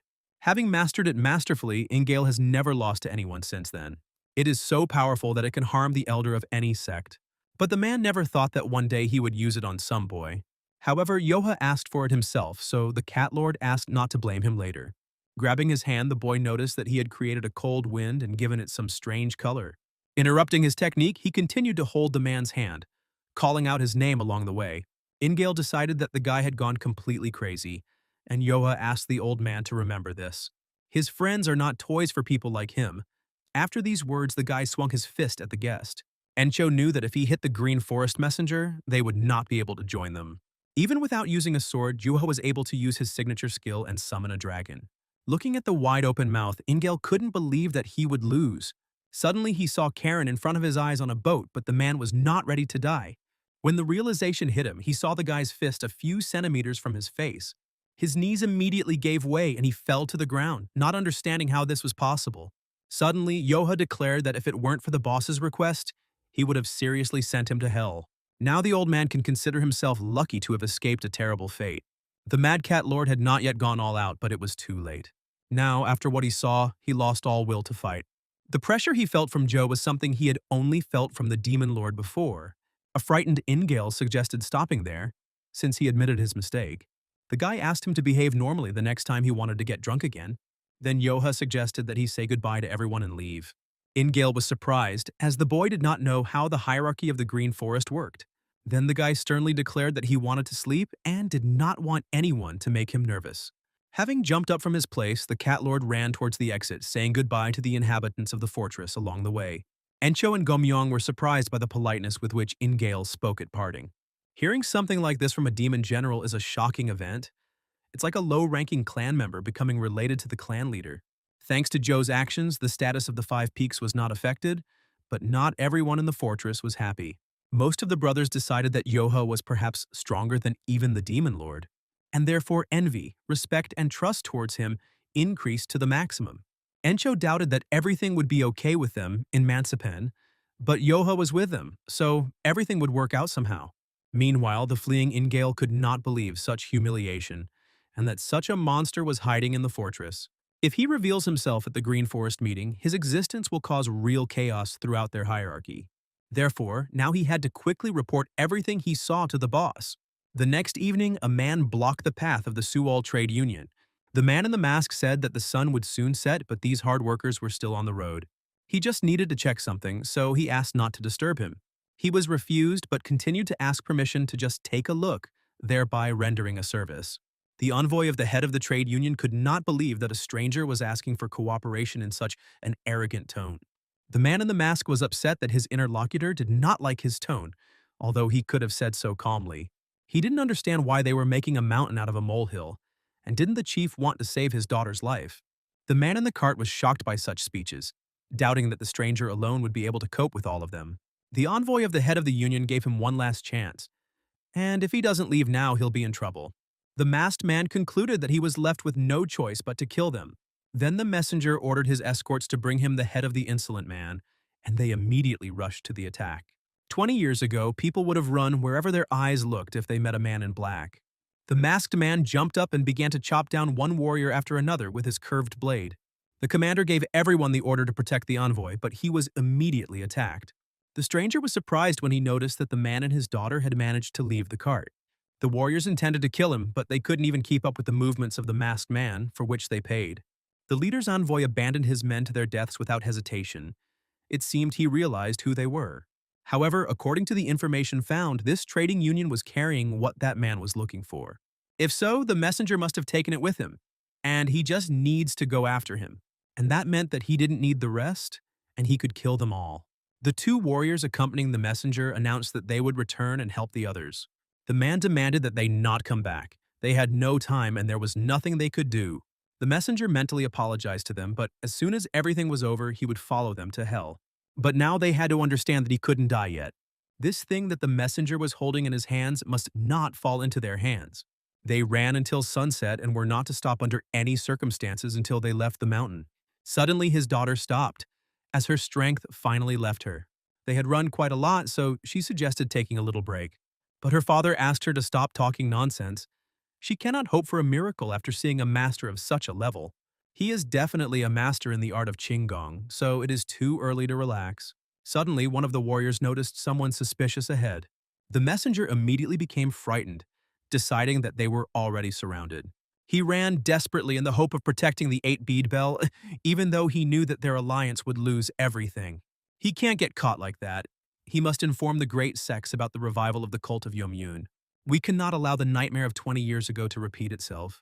Now they had to do everything to survive, and so the messenger ordered everyone to prepare for battle. The man then announced that they would show them how formidable the Seoul Trade Union was. They struck the man who was eating meat in front of them so hard that he almost choked. He then decided to ask who they were, realizing that these people were not dressed in all black. Suddenly a guy came forward and said that his boss almost choked. The messenger suggested that they were of the Orthodox faith and perhaps the heavens had not abandoned them. 3 days ago in the Five Peaks Fortress, some people complained about the new clothes. Well, they will only become more noticeable, but it was a necessary measure.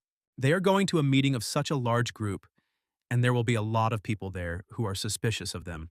To get to Mansapin, they will have to stop at villages along the way and pass through Hefei, where the Namgung clan is located. Nothing good will come of them incurring the wrath of the 9 great sects before joining the Green Forest. Even if the Orthodox factions are busy hunting down demonic cults, they will attack them if they find out that they are bandits. Encho discontentedly suggested that Yanggak dress them up like that out of fear of the freaks from Namgun. Moreover, they don't go just anywhere but to Mansapin, which is officially recognized as a green forest. However, Bayuk is one of the 10 strongest masters. This is not some kind of the oldest. None of them can compare with him in direct combat. Encho noticed that Yanggak had said the same thing about the sage, and it was still wrong. The men meant that the Five Peaks Fortress would now have to be taken into account, and Chung and Sobek didn't see a problem with that. In their opinion, it was a great idea, because when else would they dress up like that if not now? Technically, there are no rules prohibiting anyone outside the Orthodox factions from wearing such clothing. Encho assessed the girls' clothes, who were very flattered by his compliments. Suddenly a guy appeared behind them, asking if he had put everything on correctly.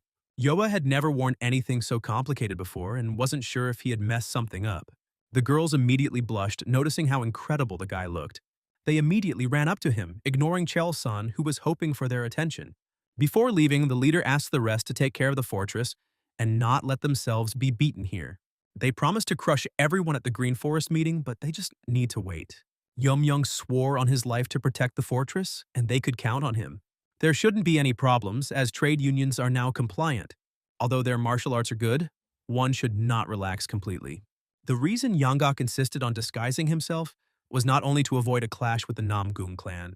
The Henan trade unions are so quiet because of the 10 heroes of the Five Peaks. If he knows that the 10 have left the fortress for a couple of months, they will not miss such an opportunity and will attack. Encho thought that their faces were quite recognizable here. There might be people who remembered them. You have to be careful when dealing with trade unions. There's a good chance one of them might remember them. But everything is fine since they so carefully disguise themselves as Orthodox. They all look completely different from each other, so it's unlikely that anyone will remember them. Yanggak then asked what the leader would say if people asked him what he did for a living. And now he said that they were on their way from Henan, and they themselves were disciples of the Flying Dragon sect. The ambassador of the Suvol Trade Union called himself Hanan and suggested that they go together.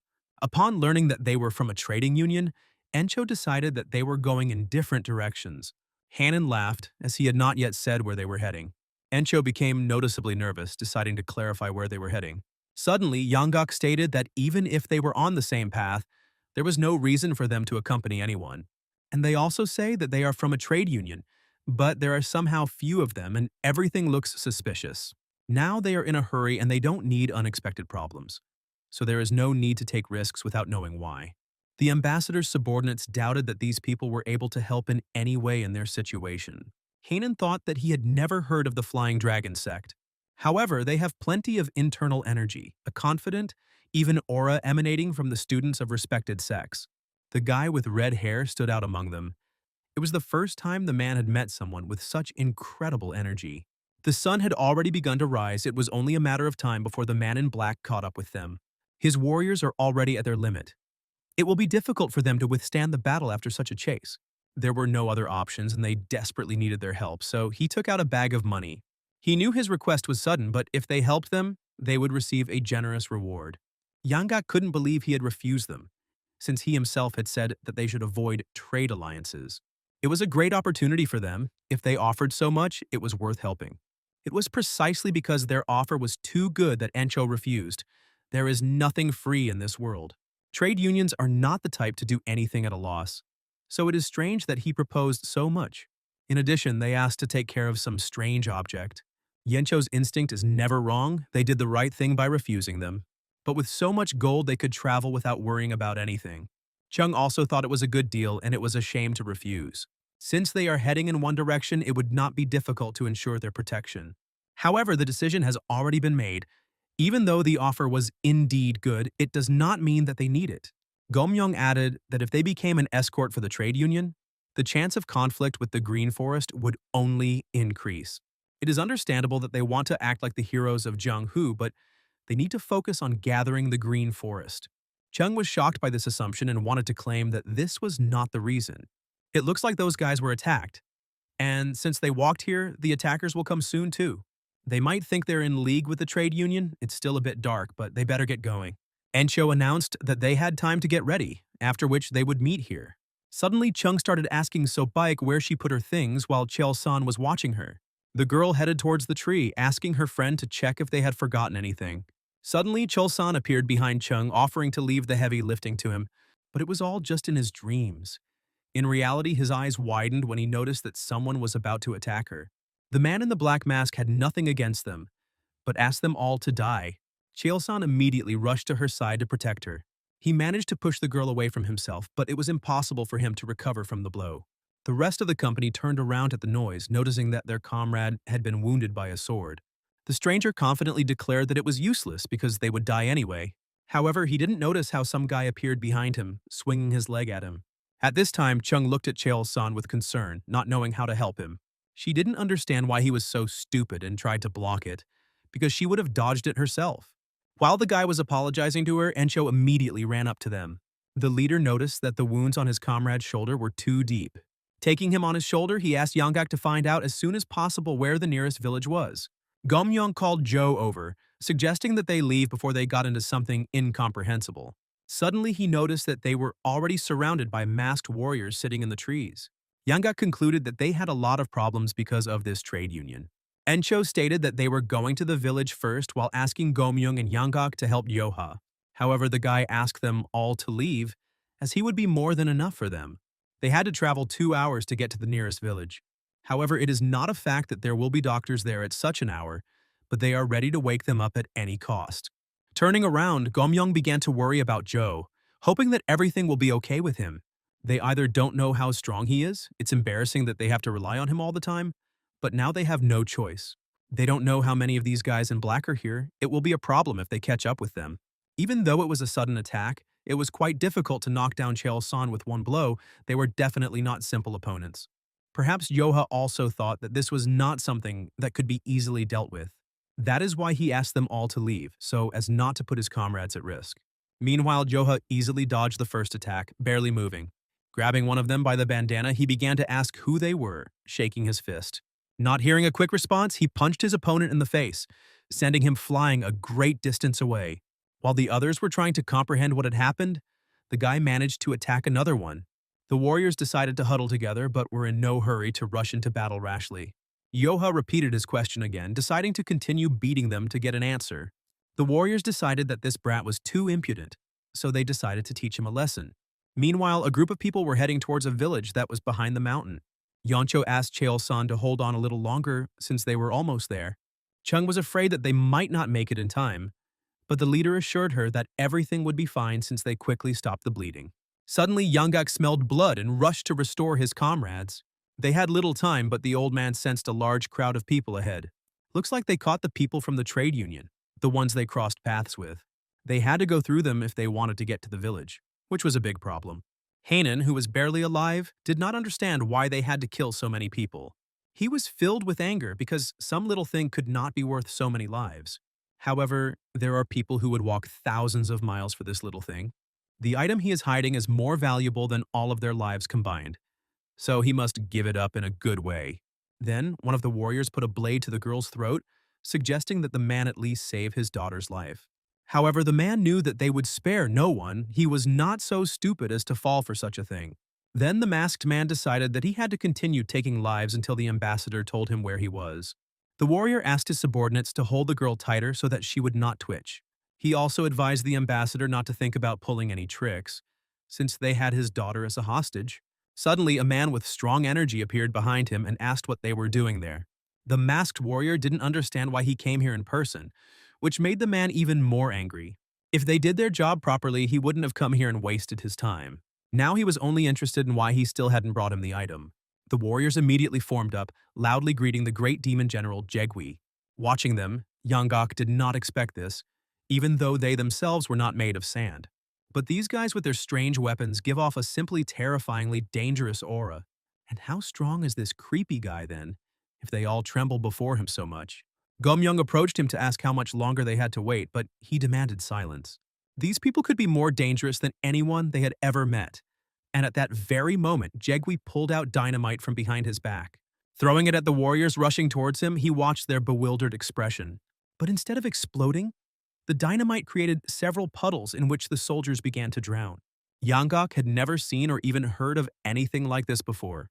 While Jegui was trying to figure out where the item was, Yangok was trying to figure out where they came from in the first place. Meanwhile, Yoha stood still, waiting for his opponent's first attack. He easily repelled attacks from each attacker, dealing with them along the way. Their commander did not understand what they were doing, ordering them to attack together. Suddenly, the guy approached them in 1 second, which confused the opponents. Yoha used the first formation of the 9 heavens technique. With the help of the soaring dragon, he dealt with a group of warriors in one blow. Having plunged his sword into the ground, the guy would like to know who they are, but now there is no time for that. They were quite strong, since they were even able to leave a wound on him. If there are more of them here, the boss and the others could be in danger. We must hurry to help our comrades, no matter who they are. If they dared to attack his family, no matter who they were, Yoha would wipe them off the face of the earth. Meanwhile, Chung, who was washing Cheolsan's wound, noticed that the bleeding was not as bad, but the wound was quite deep. Yangok told them that they would watch for a little while longer because there were more enemies than expected. One of the brothers looked around the area but found no other ways. To go by other paths would mean making a huge detour and Yoha could lose them. Then Yencho decided to check everything himself, heading towards the tents Yangaku and Gomyong. Sneaking up behind them, he startled the men with his presence, asking what they had found out. As it turned out, they use martial arts that the old man had never seen before, and their power is terrifying. It would be better for them to go around them quietly while the demon general was busy with the hostages. Meanwhile, Jegui was surprised because the item was not so valuable that an entire trading alliance would sacrifice their lives. Perhaps Hanan knows how to use the 8-bead bell. Although the cult had to deal with everyone who might know this, some still managed to survive. Jegui wondered how much longer the man would be able to get away with it if he ordered his men to play with his daughter. The general calculated that he had 25 men in total. Hearing the order, the soldiers immediately grabbed the ambassador's daughter, who began to scream loudly. The girl fell to the ground, demanding that they stop, but they didn't even think of listening. Hanan also asked them to stop, which brought a smile to Jegui's face. He was ready to give him the bell just to make them stop. This was a very wise decision in the eyes of the general, who asked where it was hidden. After some time, the envoy's subordinate brought the treasured item. The man couldn't believe that it would end like this. If they got the bell, these demons would become even stronger. The nightmare of 20 years ago could repeat itself, but he saw no other way out. Jegui accepted the bell, feeling the energy of the holy object emanating from the box. The envoy had a good plan. If the general had killed him madly, it would have been difficult to find the bell. Now he will pay the price for the trouble he caused. Jegui addressed the Black Shadow Corps, ordering them to get out of here when they had had enough of playing. Hanan screamed in indignation because he had already given him what he wanted. He is simply a beast in human form who does not fear heavenly punishment. Turning around, Jegui glared at the man and declared that he was the heavens. The girl will die anyway, so let her satisfy everyone one last time. Suddenly, some unfamiliar voice shouted that they all had no honor at all. It was Yencho who rushed forward, wanting to punish the offenders. Gomyung didn't know what to do in this situation, but Yanggak didn't know what to answer either. Jegui was surprised to see that they had a rat there and ordered him to kill it. Several warriors immediately rushed towards Encho, but he had no intention of retreating. The Black Shadow Corps couldn't let him break through, but the boss had no intention of losing. The commander ordered not to mess with him because the demon general was looking at them. Suddenly, an arrow landed in front of their feet, causing everyone to stop and look up. Chung didn't understand why the one who was supposed to solve the problems rushed straight there and only multiplied them. Gomyung agreed with her because if the boss got involved, they couldn't stay away. They have nowhere else to go except here, so they don't really have a choice. Gomyung turned to Sobek and decided to leave Cheol-san with her. Encho apologized to his comrades and then asked them to fight with him. After this, the whole group descended from the mountain to support their leader. There were quite a lot of opponents, but they had to do everything, even if it was bad. You just have to not think about it, because no matter what decision the boss makes, they have to follow him. A fierce battle began in which no one wanted to give in to the other. They did pretty well, and Gomyung promised that they would answer for everything. But suddenly he noticed that he was inferior in strength, and the balance was not in his favor. Yanggak reminded him that he had watched them with him and that they were quite strong. When hitting, you have to put all your strength into it. They have no room for error. This is not the time to be so careless. They have no chance of winning this battle, but they must hold out. The old man didn't know what the boss was thinking when he jumped on her, but now there was no turning back. But at this time, arrows began to fly towards the Shadow Corps, or is achieved. The commander ordered to finish off the archer first so that he would not cause them problems. However, the archer was pleased with this arrangement because he knew that he would not be easy prey. As a friend, one of his opponents appeared behind him, disrupting his plans. But at that moment, Chung came to his aid, and she could not allow her family to be harmed in front of her. Having dealt with the enemy, she told the archer that if he weakened his defense even for a moment, he would die. There was no end to the Shadow Corps, but the archer suggested that she continue shooting. She should keep them away from him. At this time, one of the warriors went to Hanan, who could cause them trouble if he escaped in the noise. But suddenly Encho jumped out in front of him and stood up to protect the messenger. Having dealt with the enemy, the leader asked if any of his men knew medical techniques.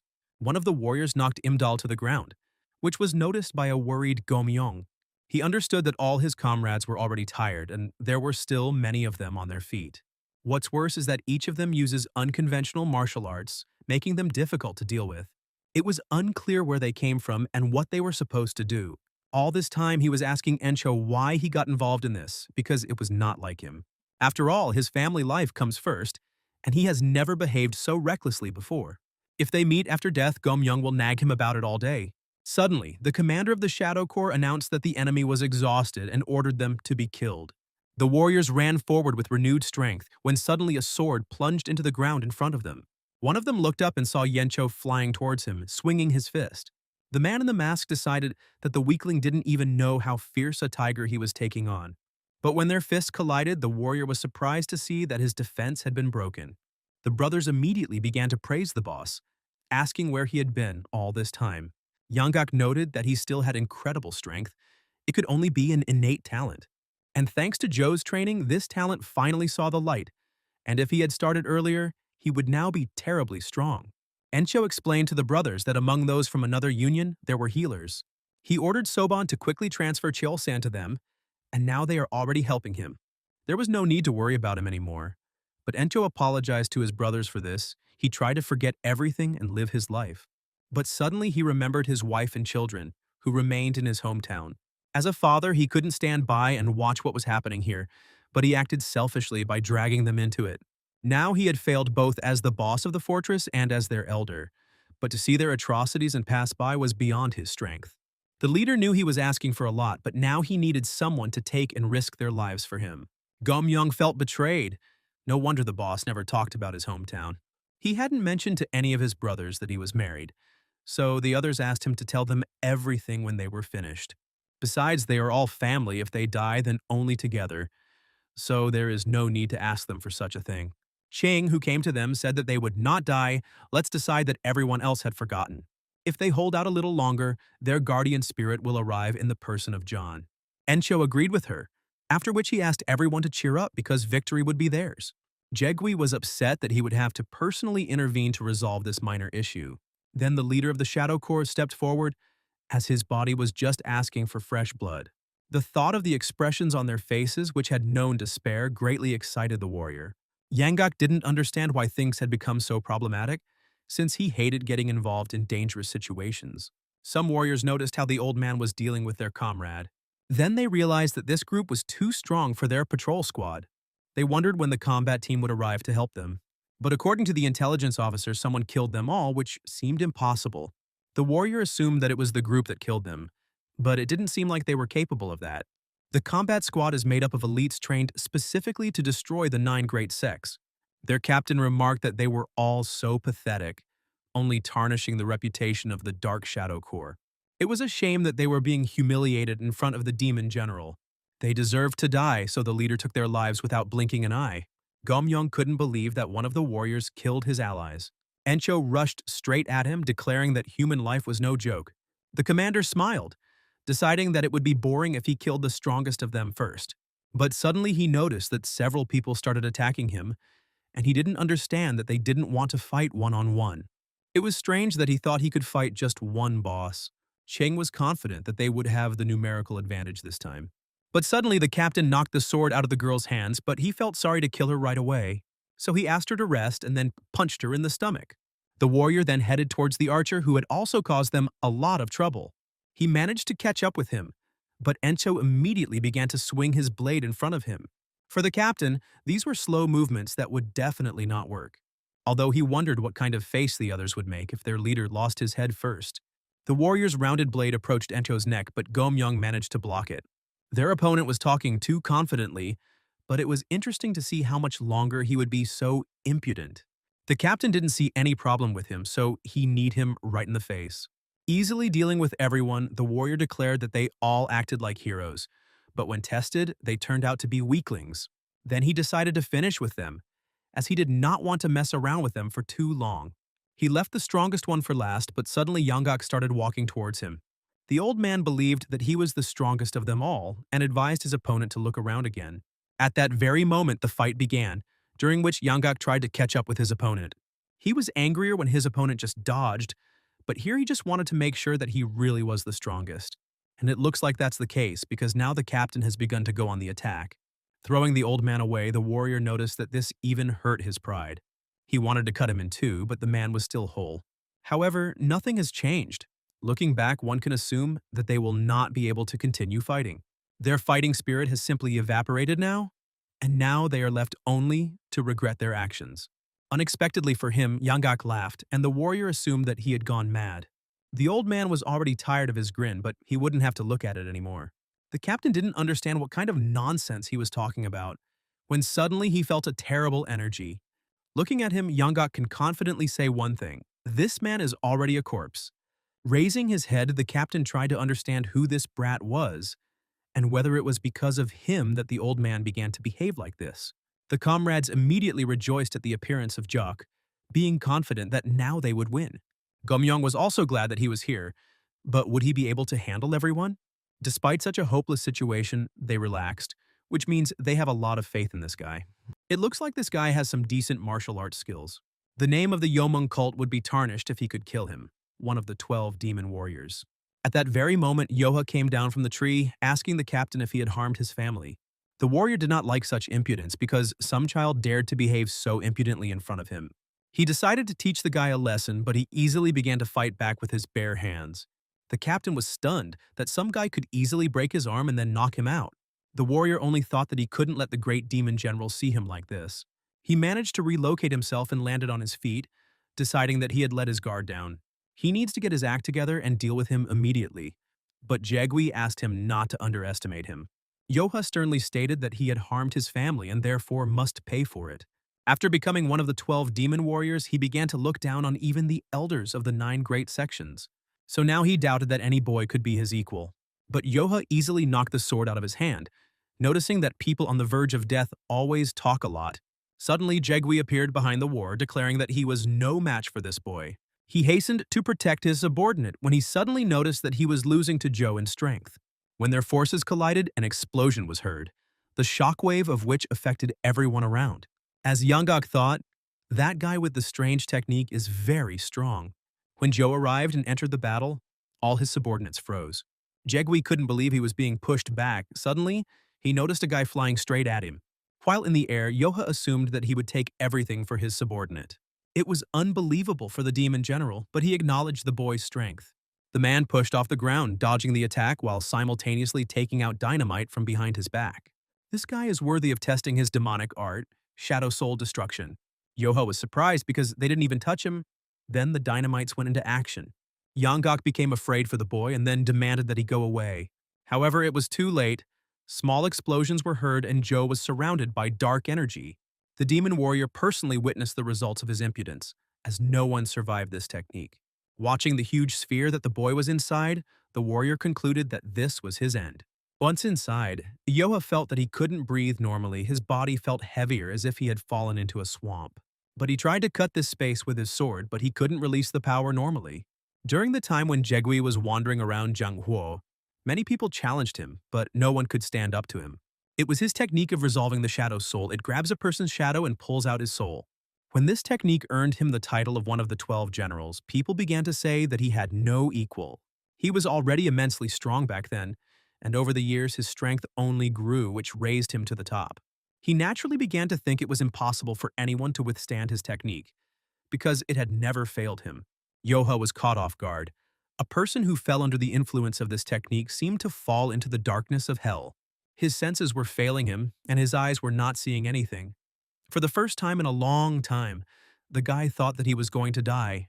Helplessly frozen in confusion, he could not understand anything.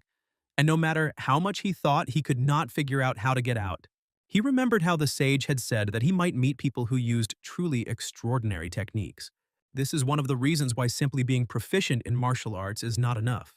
Yoha can withstand most techniques, but one should be careful with sorcerers because he has no experience fighting them yet. If you get caught in their technique, it will be very difficult to get out. So you need to learn how to dispel it. But it all depends on who he meets. Usually they all need a little preparation before use. Therefore, all that remains for him to do is to try to break what they have prepared and through which their power works. The guy realized that this was one of the witchcraft spells that the sage had spoken about. If you remember, then 4 smoking things were stuck into the ground around him. He wouldn't throw those stick-like things at him without a reason. They must be related to his technique. In its current state, it cannot destroy them directly since it cannot sense anything, but it can destroy the ground beneath them. Even if the guy doesn't understand where the ground is, he just attacks in all directions at once. Meanwhile, his comrades began to worry about Joe, not understanding what this strange technique was. Jegui never thought that he would use this technique against some boy from the Jianghuo plains. He met a really interesting guy, but not for long. The demon warrior felt ashamed that the general had to fight, so he offered to finish what he had started. Jegui was about to give the order when he suddenly felt some kind of earthquake. Turning his head, he found his own dynamites in front of him, although this was impossible. At that very second, the sphere began to crack and gradually collapse. Watching this, Yanga concluded with a smile that Yoha was a monster that wasn't even worth worrying about. The guy still managed to get out, but this strange technique really irritated him. The demon warrior was shocked because the guy got caught in the technique of destroying the shadow soul but was able to escape from it on his own. He took it and destroyed it, which angered the general. Perhaps he will even remain a witness to the awakening of the true power of Jegui. His true power should be enough to burn the entire Jianghuo to the ground. But looking at the shocked general, the warrior began to doubt his conclusion. None of the Shadow Corps could believe that such a monster could actually exist. Suddenly, Joha turned to the sorcerer because, thanks to him, he experienced an incredibly disgusting feeling. So now it's his turn and he'll pay for making him angry. Jegui couldn't believe that such a young brat was able to break the demonic art with his own strength. The general then turned nervously to the Corps, asking how much longer they were going to stand and watch. The demon warrior didn't understand how they could stop him if even the general couldn't. But there was nothing to be done, so he gave the order to kill this ungrateful brat right now. At that very moment, a crowd of warriors rushed from the spot to take Jock by force of numbers. The guy realized what their plan was, but he started chopping them down even though they didn't even notice his movements. Watching this, Jegui concluded that even if he used all his strength, he could not hope to win. He knows that Jianghuo is huge, but martial artists of this level have never appeared out of nowhere before. In the current situation, the priority is to avoid anything that interferes with the execution of the order.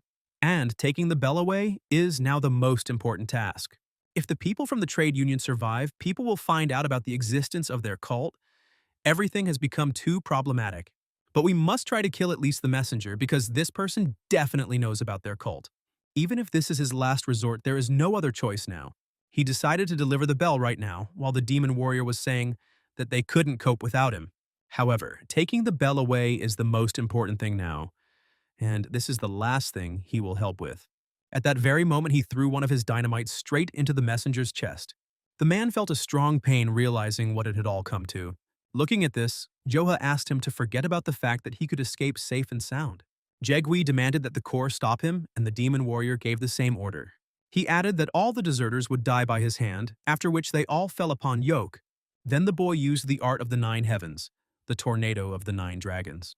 On this day, the ultimate 9 heavens sword technique, which everyone thought was lost, once again lit up the skies. Moreover, it was even stronger than 20 years ago, and it fell down in 9 beams of pure energy. The Yomung cult's Shadow Corps was a squad of assassins assembled to destroy the 9 great sects. But even such a force was helpless in the face of this technology, and their captain was forced to flee in cowardice. The great demon general left the battlefield in shock. The confidence that no one in Zhanghua could compare to him shattered. Moreover, the person who humiliated him is not even among the top 10 martial artists. Meanwhile, Yoha was forced to suppress his anger. He wanted to chase after the Aspens that had harmed his family, but he realized that his friends were in a more deplorable state than he thought. He changed in front of the boss for not coming earlier, but they only suffered because of Encho's stubbornness. But these words did not console him. He still regretted that he was late because the memories of his childhood, where he was not loved, were too fresh. For him, having gone through this, the 10 heroes of the 5 peaks became dearer to him than anything else in the world. Realizing that for the first time he had failed to protect them completely, he vowed to protect his loved ones no matter what. Meanwhile, Hanan asked his daughter to help him stand up so he could thank the heroes who saved them. When he left the warrior in another union and ran away, he was already ready to die. He didn't know how to express his gratitude because, if it weren't for them, he and his daughter would never have escaped death. The man knows that even 1,000 gold pieces won't be enough, but he promises that the Suvol Trade Union will reward them as soon as they can. And although they had already rendered them great assistance, the envoy wanted to ask for one more favor. He wanted to know if they could protect his people until they arrived at their destination. Soon the messenger died from the wound left by the general, and a dozen heroes decided to fulfill his last request. Not the least reason for this was that the path of the trade union coincided with their own. All of them suffered injuries of varying severity and needed treatment. But there was another reason that was decisive. But if they continue in this direction, they will end up in the Palgon Mountains, the territory of the Crimson Death Fortress. However, Yencho doubted that the Fortress of the Crimson Death would attack a trading union that didn't even have a cart. After some time, Jegui was able to reach the snowy mountains. He reached a specific place and opened a passage into a cave that few knew about. A woman was waiting for him inside and noticed that he had arrived later than they expected. He only recently became a general, but he already behaves too respectfully, although the situation turned out to be more complicated. She asked him not to be late again. It was a great rarity when all the generals gathered in one place. The woman hoped that she could maintain her reputation by not causing similar problems in the future. Jegui was able to bring back the 8-bead bell, albeit not without some effort. With this, they now had 7 bells made of 8 beads. This was a great job, as the fighting power of their cult increased significantly. Since everyone had spoken approvingly, they decided on the next candidate for Great General. With him, the cult will have 7 demon lords, although some thought that 6 would be enough. That was true, but if they took into account the Heavenly Demon King's Soul Summoning Festival, it would be foolish to miss out on such an opportunity. They finally collected 7 bells, and it would be nice to find 3 more candidates. It was unclear why some people started arguing, since they had already agreed to this. The decision to choose a 7th general was made by their great cult leader. However, since he is absent, there is no need to rush to the Heavenly Demon King's Soul Summoning Festival. They need to use the bells to increase the number of demonic soldiers. With the power of the demon lords, they would easily be able to completely take over this era and take over the entire Zhanghua. Jegui that it won't be easy, because he lost half of the Dark Shadow Corps on this mission. More importantly, their opponent was some brat. Even the captain of the corps was defeated by him with 1 blow. The general is not called a sorcerer for nothing, and is confident that he is capable of defeating anyone. But this boy was incredibly terrifying. The woman was surprised because, unless we are talking about one of the 10 strongest masters, no one can defeat the general. Because retrieving the sacred artifact was a priority, he had to leave the battle immediately. But he would hardly have been able to win if he had stayed, because he had never seen such a martial art before. He spun 9 times in the sky, and then the energy from his blade descended downwards like lightning. The woman raised an eyebrow in surprise, guessing what skill Jegui could be talking about. Meanwhile, in the Palgon Mountains, bandits stood in front of the trade union. The boss of the Crimson Death Fortress, Ryanhu, stated that they own these mountains and are part of the Green Forest. If they want to pass through here alive, they must pay 200 Nyens per person. Yanggak remembered the leader's words that they should not pay attention to the trading union without a cart. He warned that the Crimson Death Fortress was known for testing everyone, but the boss still decided to help them. The Green Forest Assembly is just a stone's throw away, but now they look like they're defending a trade union. Suddenly, the ambassador's daughter said that they could not give them so much, because they had been robbed on the way here. Renhu himself was in a hurry. There were major events in the Green Forest, so he could use some extra coins. He asked to give them everything of value, although the girl repeated again that they had nothing. Renhu decided to just cut them up and sell the meat, and his subordinate wanted to make sure that they really had nothing. Yanjin clarified that valuables have a habit of suddenly appearing out of nowhere. All you have to do is shake your pockets a little. Then Yencho offered to pay for everyone from his reward, but Yanggak reminded him that they were bandits too. But if they come closer to search them, it will remember their faces and be recognized at the meeting. And then, if they don't pay and fight them, it will cause even more problems. While the rest of the group whispered and laughed, the leader tried to find a way to resolve the situation. He again suggested to the old man that he simply give them money before trouble came to pass. He himself doesn't want to fork out the money, but it's scary to imagine what will happen if they piss off Yak. Yangjin was surprised that the merchants were laughing while in such a situation. The vice chief assumed they were laughing at him, which made him angry. Suddenly he noticed that they had a whole bag of gold there, which meant they had lied to them. The ambassador's daughter screamed that they were not lying and that this gold did not belong to the trade union. The man decided that they were definitely making fun of him, the vice chief of the Crimson Sunset. It's their own fault that they still haven't realized what situation they found themselves in, and now they won't be able to escape in one piece. Then Yangjin pointed at Sobek, who laughed first. Insulting them, the vice chief could not understand how they even reached their mountains alive. But now they have met him, and they can no longer hope that luck will help them. But his speech was interrupted by several gold coins that hit him painfully on the forehead. Yanggak was surprised, not understanding where all the gold had gone. Renhu was also shocked as he didn't even sense the approaching attack. Now he was sure that someone among them was a martial arts master. Encho and Yanggak sighed heavily, realizing that things had finally come to this. At this time, Yuha stated that they can say whatever they want, but they should not even think about touching his family. More gold coins flew towards the foreheads of Renhu and his subordinates. Encho asked his comrade to cover their faces. Maybe they would forget them when they passed out. But Joha attacked them openly, so it's unlikely they'll forget it. The Crimson Fortress was diligently robbing travelers in order to leave a good impression on them at the meeting. Even if it was slow, they successfully collected money until, of all the people in the world, they came across Yoha. All the leaders of the Crimson Death were knocked out before the great meeting even began. Meanwhile, one of the demon generals doubted that anyone could defeat any of them. However, Jagui put his hand on his heart, admitting that he could not defeat him. It was the first time he saw this kind of martial art, and she wouldn't believe it even if he told her all of it. Indeed, the woman could not believe his words because she knew what kind of technique it was. Only one person comes to mind, but she heard he died. Yet not many people can use technology of this level. She decided that this man was not young, but Jegui clarified that he looked 15 years old and had red hair. The red hair and the connection to the order made it clear that this was the son of that man. 20 years ago, the sect leader ordered them to build a temple in Jiangnan, and then a man came who used this art. Later, he became known as the swordsman who cuts through the moon. It still infuriates her because he ruined all their plans. True, back then she was only a 10-headed mnemonic soldier, but now everything is different. She is ready to take revenge on the day that moment comes. Then the Nangon clan and the Crouching Dragon estate will be erased from Murim history forever. Meanwhile, in Wannan County, the city's peaceful residents had a shocking experience. When the time came for the Bandit Alliance tournament to begin, the bandits from the countless mountain hideouts were driven into the city. Although due to the fact that the bandits kept their distance and were wary of each other, serious unrest was avoided. It felt like all the gangster groups from the Central Valley had gathered here. One of the silent guy's comrades said that there really were too many bandit hideouts. They looked at the other guys, not understanding how they were even accepted into the gangster union. Maybe they were accepted into the union for their pretty eyes because they didn't look like bandits. Considering how they parody a trading group, it's obvious that they are from some unknown gang of bandits.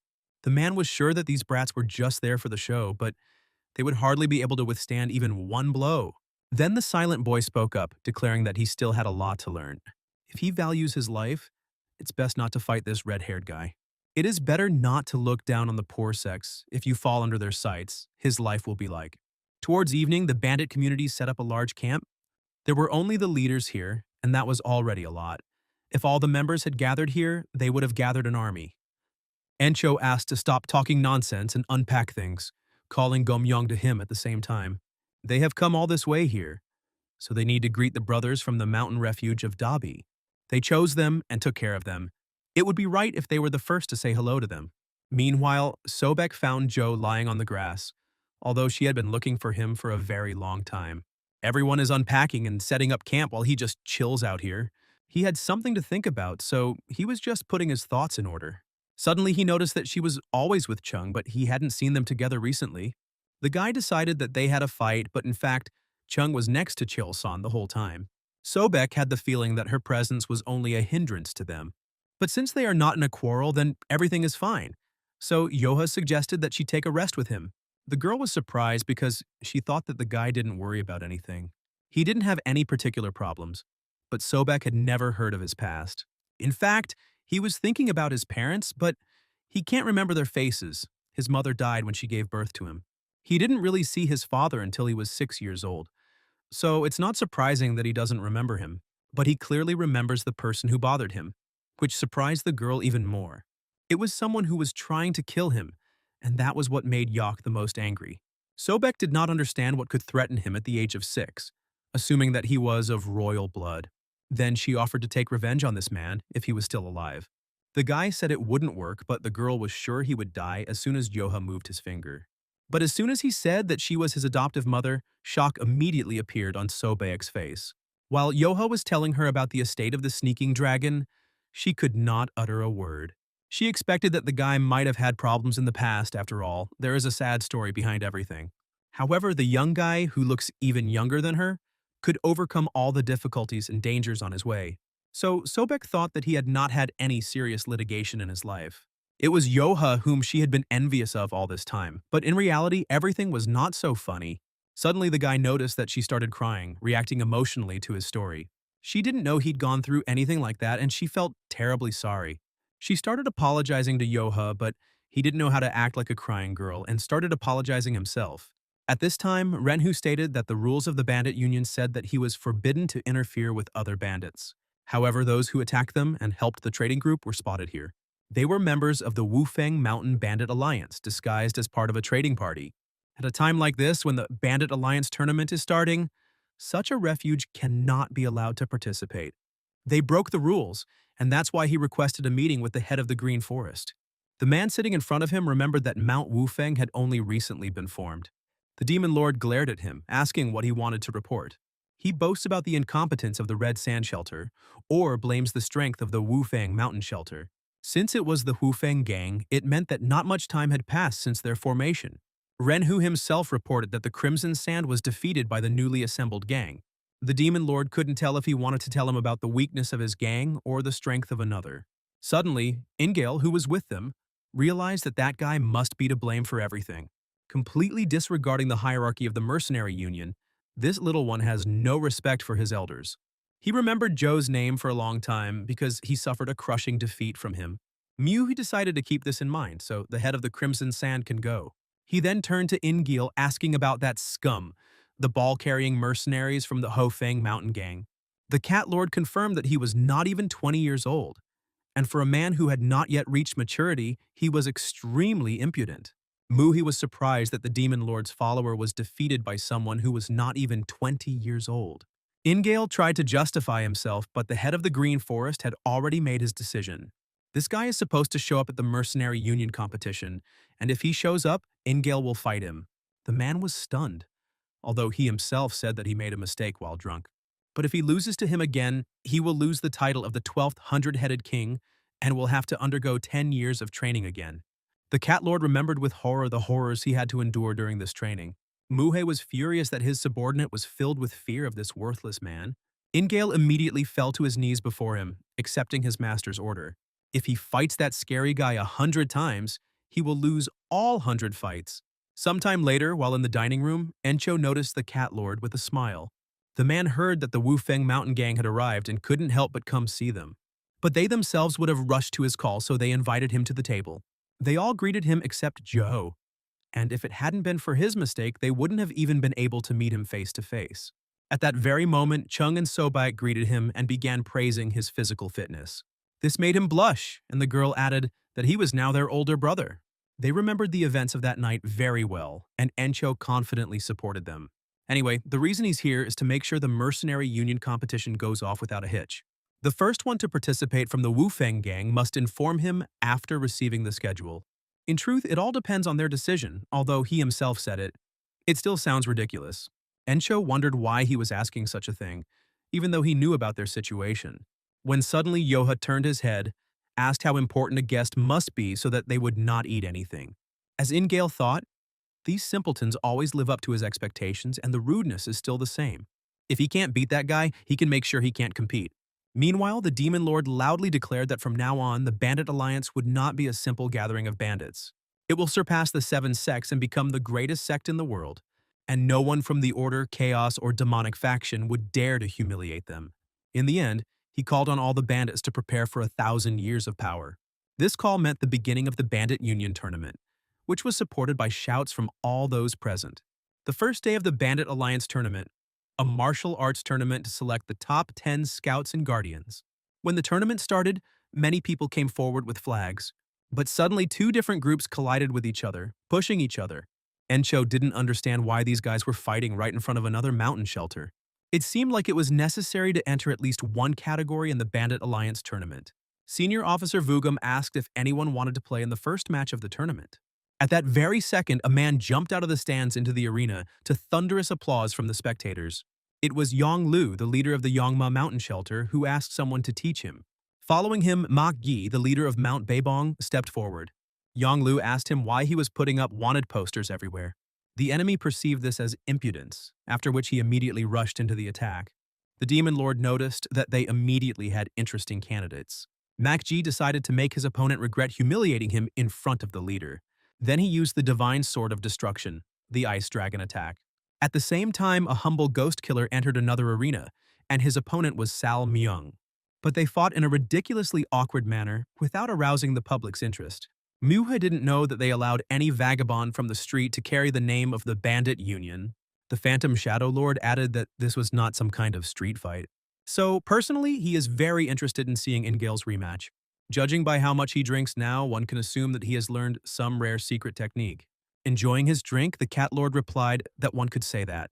Last night, he had already used the most effective and fatal secret technique. Against those thick-headed bandits from the Wufeng Mountain hideout, he was able to do it.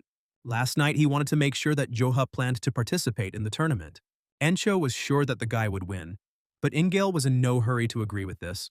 This tournament is not just a series of sparring matches. It is an event that will determine the people who will take important positions in the Union. If he does well in the tournament, he will have to work as a keeper. But the real problem comes only after that. This position involves visiting mountain ranges throughout the Union, so he will not be able to return. A good position in a gangster union can hardly be an easy job.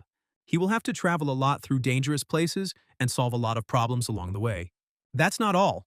Their shelter will hardly be able to hold out for long without their Elite 10. Yoha will be an exception as he goes on a mission, but his brothers will have to turn back. The boy suggested with displeasure that he might be separated from his family. Everyone around immediately understood the reason why he came here. It is clear that he is exaggerating, he did not lie, but he did not convey the whole essence either. Suddenly, Yoha declared that if his older brother asked him, he would even jump into the fire. He just found himself a real family, but if he becomes a keeper, they will have to part. Encho asked them not to think about what had not happened, because Joha had not yet become a keeper.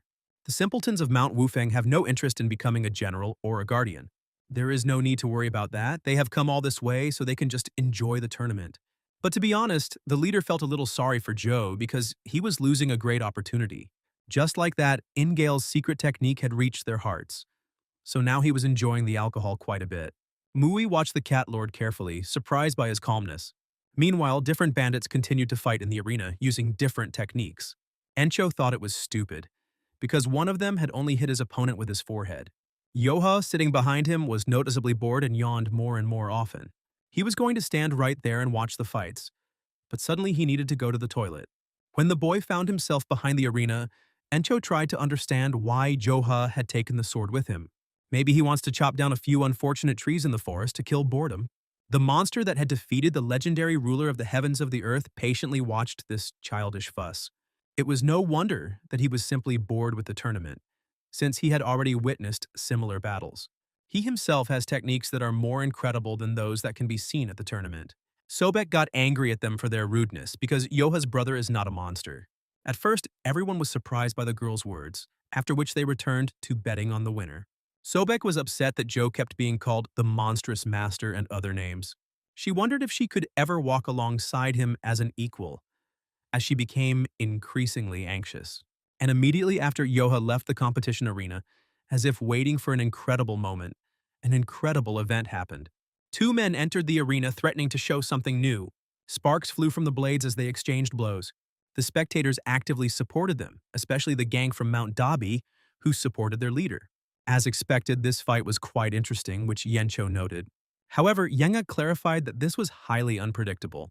However, the leader did not understand what he was talking about, because it was obvious that one of them would lose.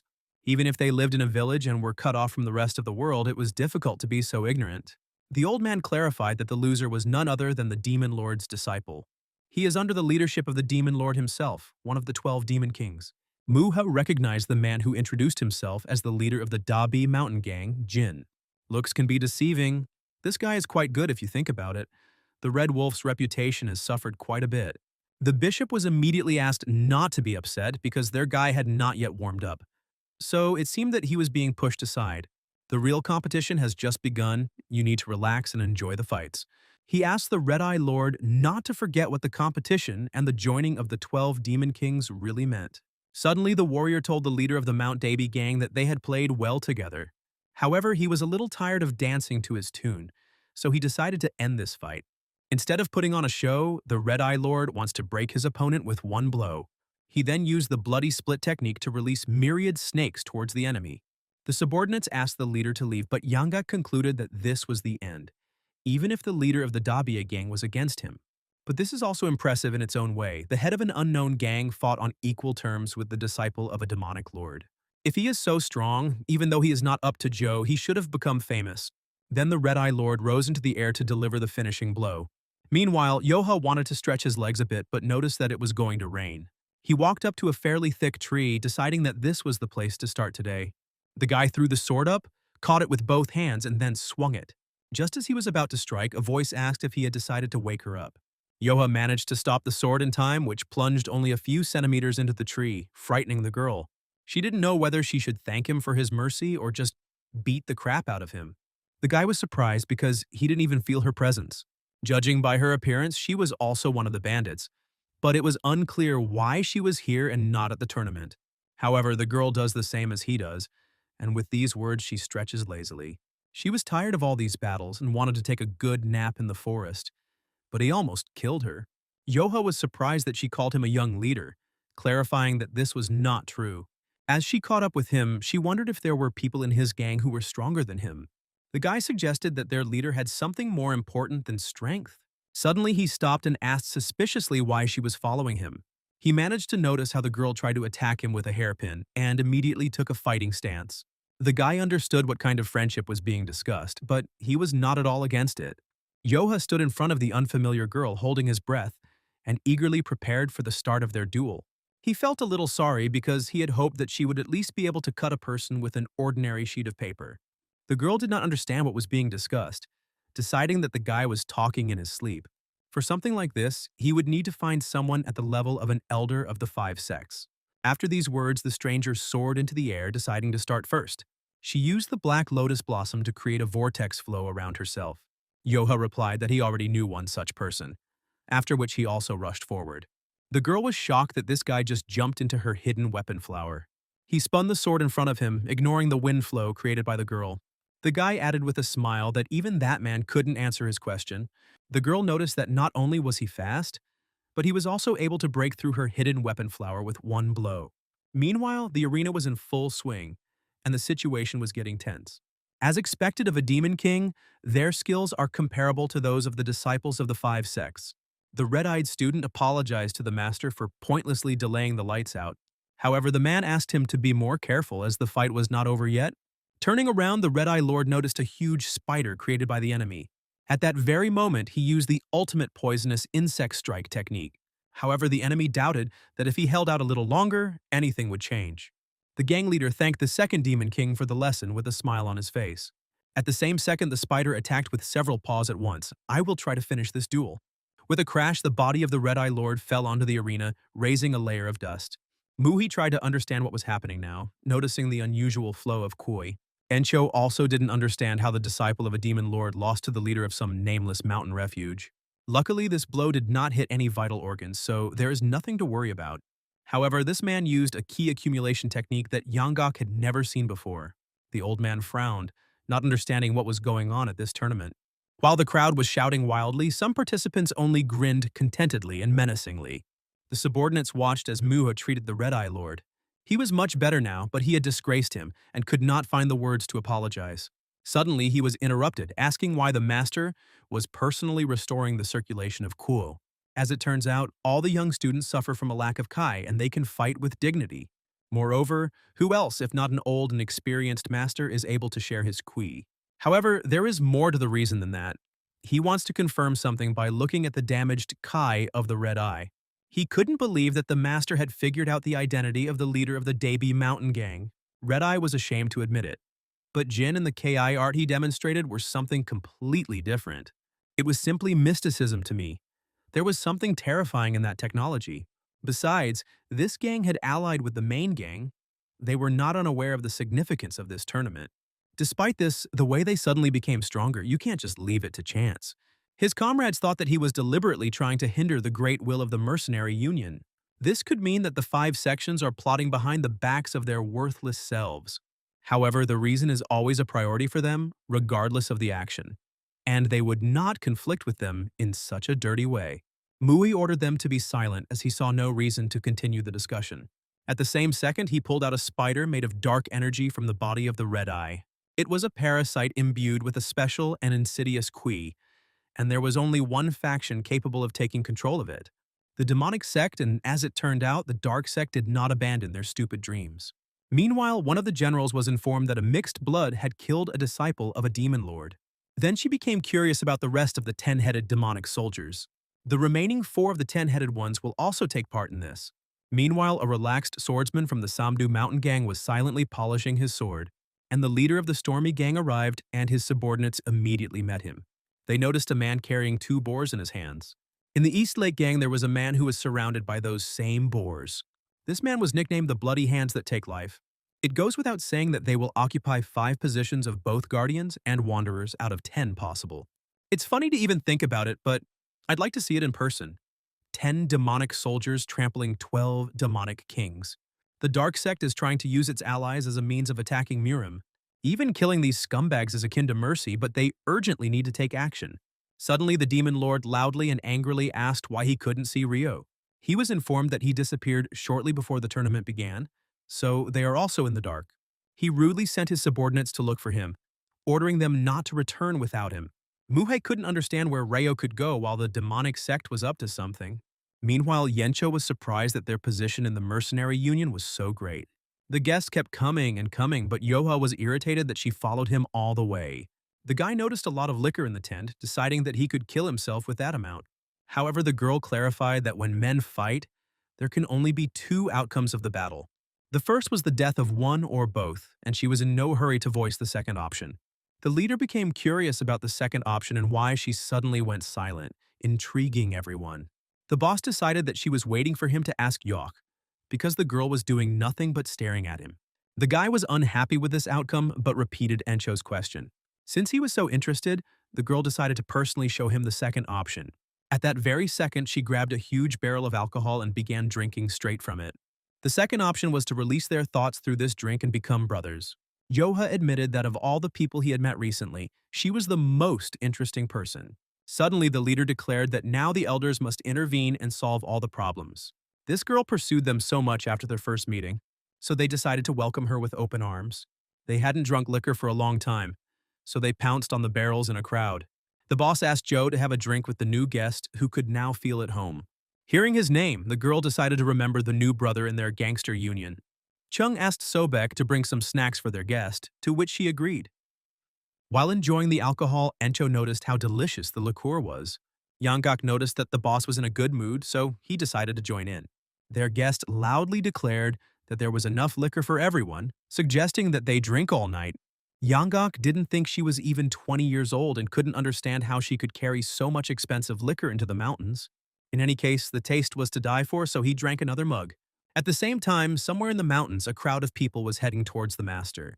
Muha turned to them, asking menacingly if they knew where Rio was. They are looking, but there are a lot of gangs participating in the tournament, so it will take some time. At the same second, two more people appeared behind them and were able to find him. Ingale brought a man who said that he had accompanied the miss to the warehouse and, on her orders, had taken away his alcohol. When he asked where, he was told that she was heading to the gang from the Five Peaks Mountain. For some reason, he kept hearing about them ever since they arrived here. His subordinate suggested that spies had infiltrated the bandit alliance, and these could well have been those same degenerates from the Five Peaks Mountain. This information caused a storm of anger within the Demon Lord. They know little about them, so they cannot trust them completely. The possibility that they are spies is very high, and this option should not be ruled out. Mew couldn't believe that his only daughter was now right in the lair of demonic degenerates. He was asked not to worry, as all the major gangs and their leaders were gathered there. Even if it was hard, he had to believe in the young lady and watch for a little while longer. There might be a rumor that the master or one of the 12 demons interfered with one of the gangs. And then, the main goal of this tournament, strengthening the position of the bandit union, may be lost. Perhaps this is what they are counting on, so don't relax. Looking around carefully, Ingale did not understand what was going on here at all. Suddenly, it began to dawn on him that these fools were spies of the demonic sect, although their aura was more similar to the clans of Order. Perhaps the elder hastily made the wrong conclusion, since he had not seen them personally. But if such a misunderstanding occurs, everything can turn into a nightmare. At that very moment, Muha decided to listen to the Cat Lord because it was he who accepted them into the alliance. Now was a great opportunity for the Cat Lord, so he agreed with the first brother. This way he can get rid of these annoying fools without lifting a finger. The man had completely forgotten about it, but he remembered something thanks to the chief's words. A chilling aura. Even though she was drunk that day, she remembers this aura emanating from Joe. If Ingale is telling the truth, they should arrest them right now. If they really are spies, then they need to rescue the young lady immediately. They couldn't calm down because perhaps they already knew who she was. But at that moment, the little doubt sown by the Lord awakened something that no one should have touched. Not the demon lord who crushes the heavens, but the Father and his wrath. Based on the strength of his spirit alone, he was considered the strongest in the world, the Lord of Demons. But he was also an eternally kind father to his only daughter. For him, his daughter's safety was his top priority. It was enough reason to start a conflict not only in the bandit union, but also to start a war. Meanwhile, Sobek noticed that their guest was very fond of alcohol. But she also wanted to find out why this girl's face excited her so much. At this moment on the mountain, the subordinates were asking if they should bring the young lady. The demon lord immediately insulted him because they cannot dance to their tune. The old man immediately began to apologize because he had not thought about it at first. Now they had to check if she was safe. If they didn't do anything to Rio, they'll think they only attacked them out of suspicion. It didn't matter who they were hiding among or what they were doing, because their goal was this tournament. Now these degenerates will start to act more aggressively, they will release their fangs and use demonic techniques. And if they can defeat the 12 demon lords, the name of the demonic alliance will be trampled. If they attack a gang for no apparent reason, they will not be trusted, and the union and their authority will fall to the bottom. At the moment, the most important thing is to increase the prestige of their union. The subordinates realized that the Lord would not tolerate any more mistakes, so they had to win. Then they began to worry about what they would do if the Five Peaks gang did not participate in the battles. If you think about it, they might not participate because Ingale told them to. It might have just seemed that way to them, but if you think back, they acted as if they had just come to watch. And they don't care who wins. The suspects were supposed to be aiming at the guards, and during the matches, they didn't even participate. And yet somehow they reached the young lady who wasn't even there. They may have a hidden agenda, but if they don't participate, it will be difficult to prove that they are using demonic techniques. But if they fight, they definitely won't use such techniques. Ingale didn't think about it because if they didn't use them, his lies would quickly be exposed. The old man was surprised that the most suspicious would not participate, trying to find another way. The cat lord thought he could just get the reward, but things only got more complicated. At the same time, Yencho went outside, humming a song to himself. Along the way, he praised the liqueur which he tried for the first time.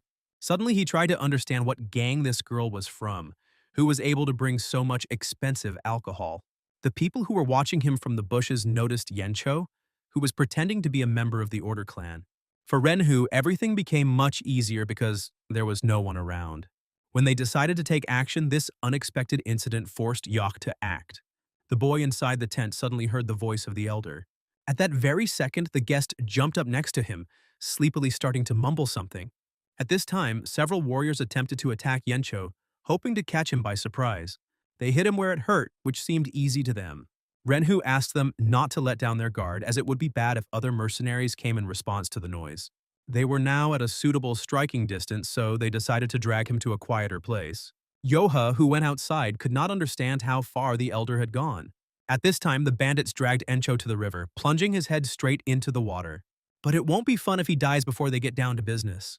To them, he looked like a rat that had miraculously survived after helplessly flopping around in the water. Encho kept wondering who was so kind as to sober him up by washing his face and even massaging his shoulders.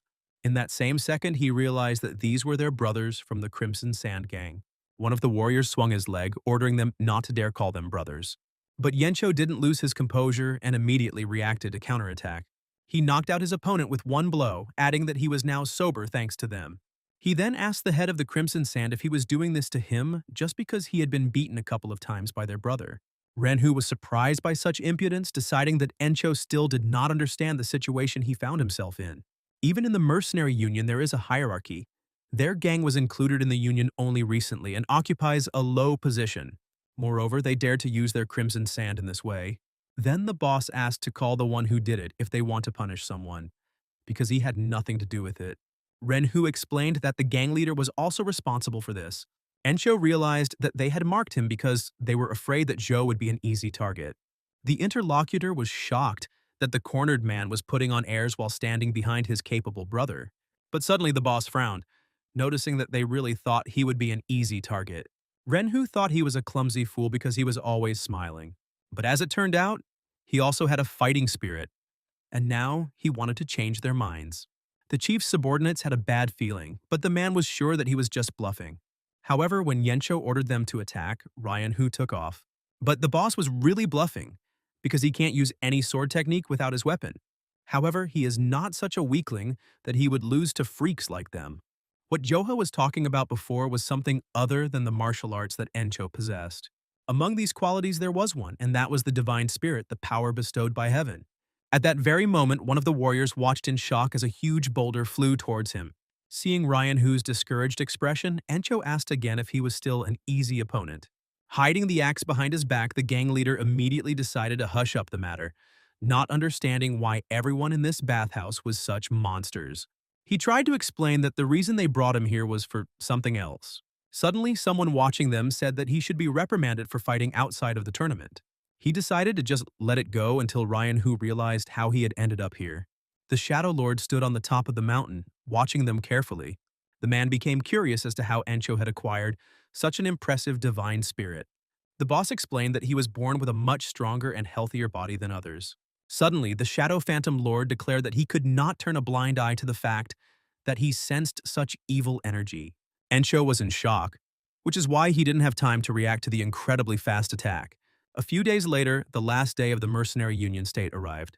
In honor of such an important event, one gang will emerge as heroes, demonstrating the dignity of the Union. At that very moment, several men with a threatening look headed into the arena. The spectators were stunned that 4 people came forward at once. One of them was the leader of the Sandu Mountain Gang, a swordmaster with a calm face.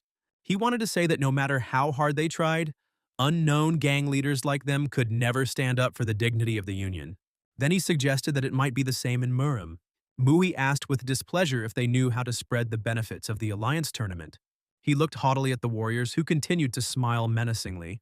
Then one of the leaders turned to the demon lord's disciples. He suggested that they use their Asura-bound scriptures against the four of them.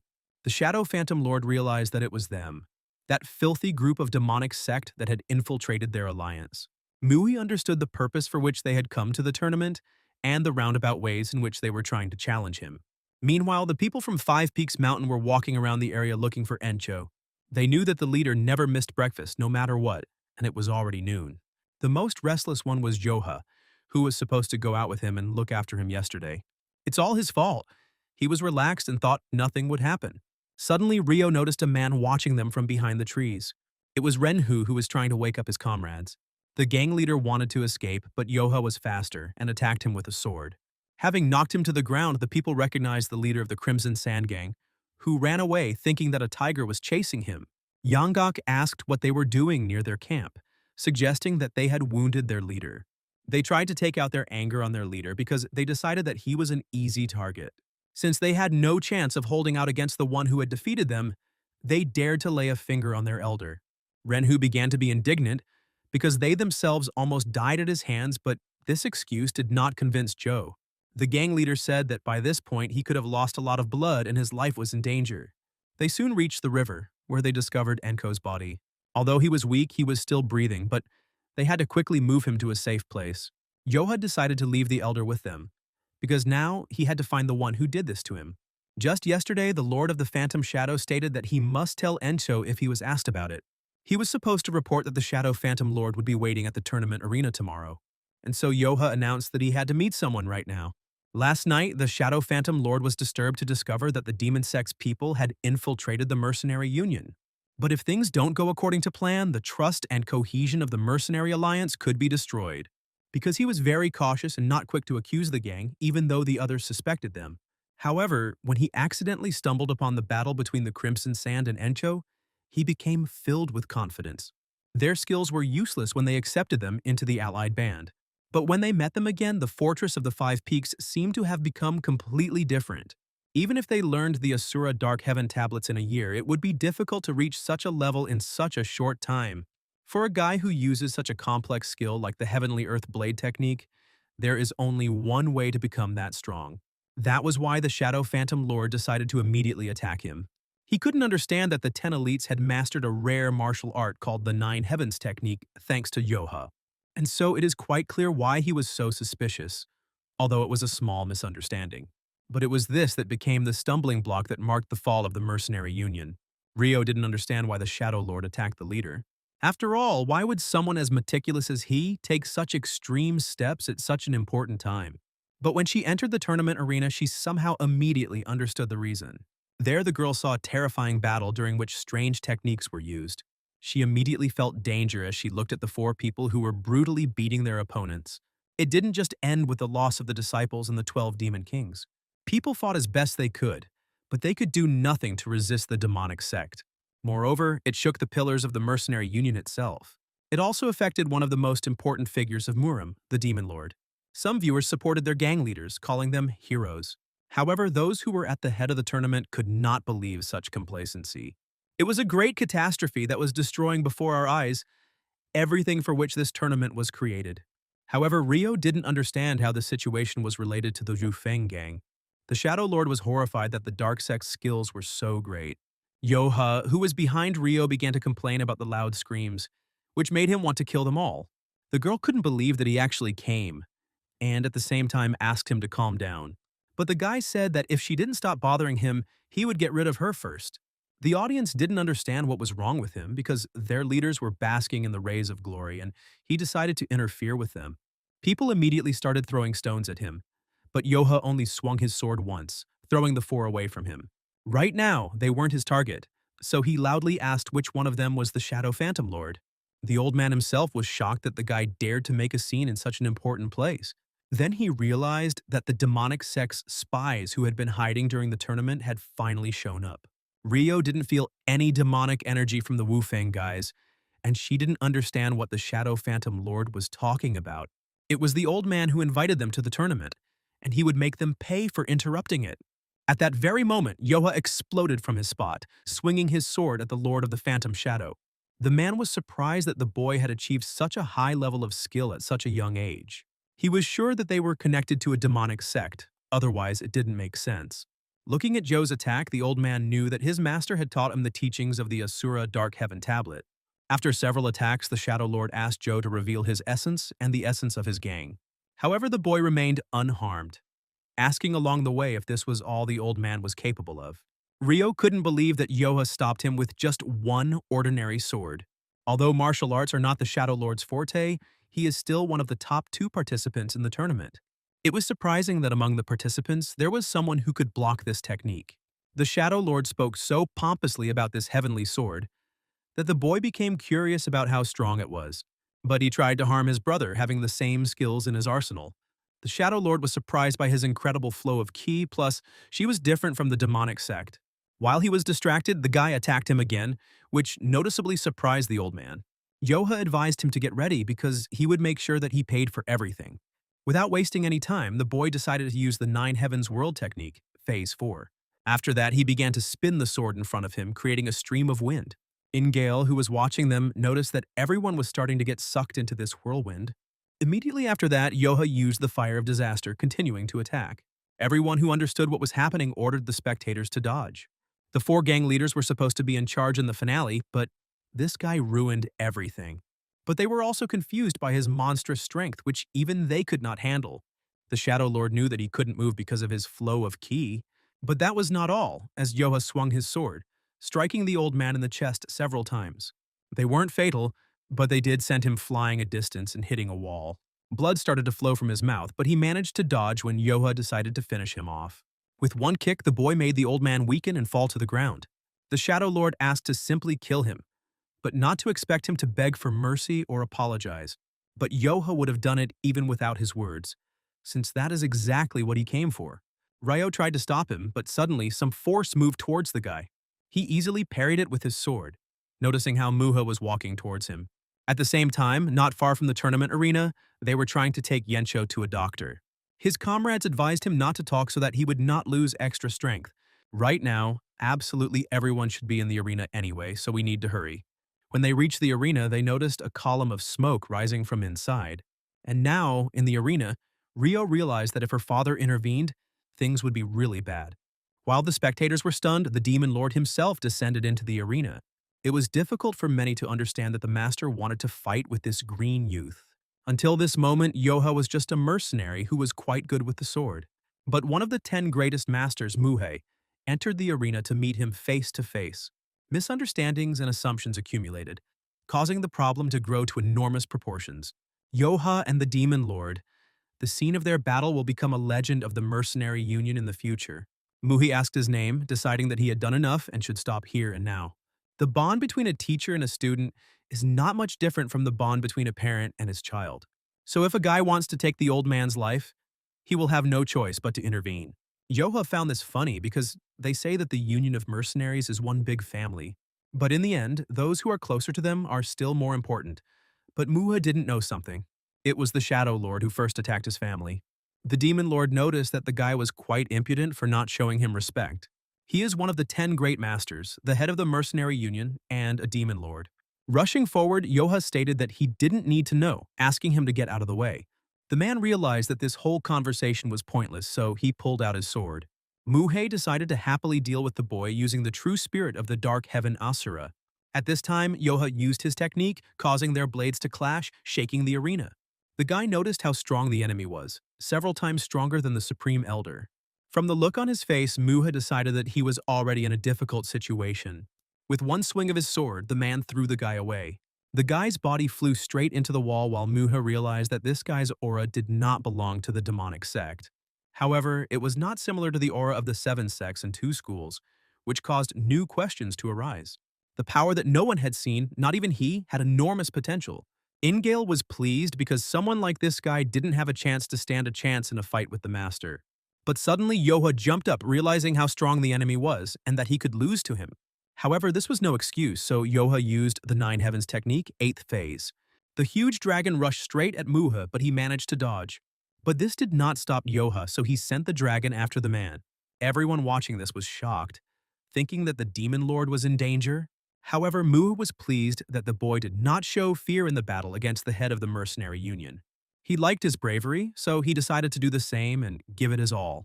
The demon lord used the Great Dark Heaven Asura, a secret technique of the mercenary alliance. They were not going to give in to each other, and so the golden dragon faced the huge monster.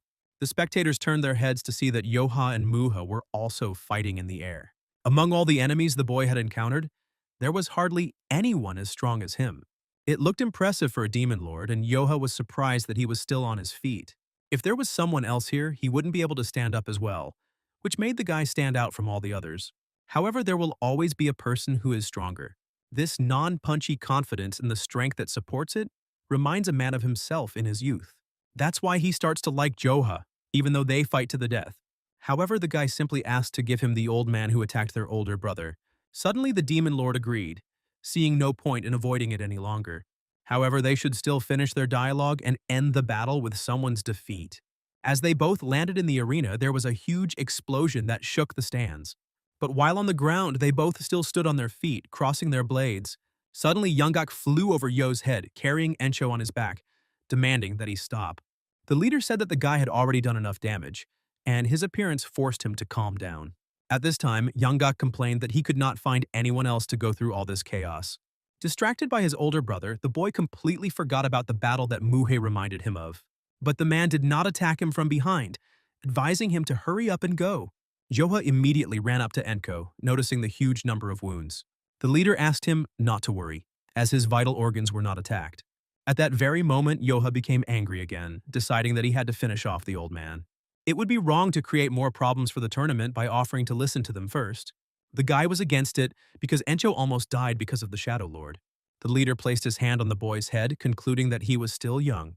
The boss confirmed that he was indeed okay, suggesting that he calm down and come back. Suddenly, the herald declared that this would be the end of their mercenary union tournament. The battle arena was completely destroyed, and even if they continued the tournament, no one could do anything. Rio clutched her heart, relieved that everything had ended so well even after her father had intervened in the fight. She found it hard to believe that Yoa had fought on equal terms with his father, who possessed the Asura technique. He is the first person who has given her such an exciting experience. Suddenly, she shuddered when her father called her, but the girl blushed and turned away, running to Yoha. Mu was surprised when he suddenly ordered his subordinates to find a doctor to examine Encho. Ingale jumped up, unable to comprehend that Yoha had succeeded this time too. The rest of the subordinates were discussing the fire dragon of the junior mercenary of the Hufeng gang. The demon lord was playing with him because the boy was still too young, or so everyone thought. Suddenly, Mu announced that they could not take care of the tournament winners yet due to the current circumstances. But they will personally visit their residences and give the heads their rewards, advising them not to blab about today's incident. The satisfied gang leaders belonging to the demonic sect were willing to wait. That same night, at the Wufeng gang camp, everyone learned that they were considered the members of a dark sect. While they were bandaging Encho, he complained that it was just ridiculous. The doctor had just stopped the bleeding, but the man was already too active. The Shadow Lord stated that it was his fault and he could not find the right words to apologize. It was just an excuse, but he thought that the Crimson Sand Gang would report everything to the Wufeng Gang right away. And now, looking at the faces of those present, he should know what to expect from these people. But Encho concluded that the old man had almost died at Joe's hands, so the leader did not want to complicate the situation. The others were against such a decision, but he still wanted to clarify one point. After all, the Shadow Lord owed his life to the leader. The old man immediately began to swear on his name that he would never forget this debt. Encho was pleased, deciding that the misunderstanding had been cleared up, and then suggested something to eat. However, he became curious as to why the demon lord had called Joe to him. Meanwhile, the boy listened to Mu's proposal that he become the head of the mercenary union's security. The man has already said that he wants to appoint him to this position, so he does not have to repeat it. The guy doesn't want this because he heard that this job is quite boring. He didn't understand who told him all this nonsense. After these words, Yoha gave up the cat lord. The demon lord decided that Ingale had gotten drunk again and had mixed everything up. But even if things are different, Yoha does not find his gang trustworthy. Whether he's the head of a gang or the head of security, whatever you call it, he doesn't want to be one of them at all. Noticing such impudence, the man wanted to know who the boy's mentor was. After all, he doesn't show an ounce of respect for those who are higher in status than him. Yoha became angry, deciding that things would be bad if he overestimated his strength. Suddenly, a girl entered the tent and noticed that they were missing a battle in the arena. And all because there are no drinks that always accompany a man's meal. Muha noticed with displeasure that she was again talking about alcohol without which she could not live a day. Then she turned to Joha and asked why he threw away such a good medal. The guy didn't understand who she was, but Muha clarified that they had been drinking together all night. It was the daughter of the demon lord and the young leader of the Blackleaf Sage Gang, Rio. Yoha was surprised when he was able to recognize the girl he had invited to his home. However, he thought that she was much weaker physically than she should be with such and such Kai. Rio was surprised that this was all he would say to her, even though her beauty had been revealed to him so dramatically. The rest of the gang were stunned when they found out who Rio was. Yoha didn't know if she was beautiful or not, but she was definitely the daughter of the demon lord. The others were surprised that she dressed like a boy, although she probably had her reasons. However, Sobek didn't understand how this related to what was hanging on Joe's belt. He said he didn't want to be a guard because he would have to leave Wufeng. The guy still thought so, but the head of security had to visit the gang that was having problems. Also, on the way back, someone will try to attack them, taking advantage of the fact that their leader is seriously wounded. No matter how good his martial arts are, there is no guarantee that his family will be able to return in perfect order. But what's the point of stating the obvious? If their enemies use their brains even a little, then their journey home will be quite an adventure. Yoha feels the same way, which is why he decided to accept the offer. Rio told him to forget about the attacks because every mercenary from any gang would be ready to die for him. Encho concluded that the head of security was one of the highest-ranking members in the mercenary union. When everyone realized the meaning of his words, they realized that their Yoha had become the head of the mercenary union's security. Embarrassed, the guy asked them to stop, but the people answered him as if they were subordinates. Suddenly, Ryo called out to him, causing everyone to turn their heads.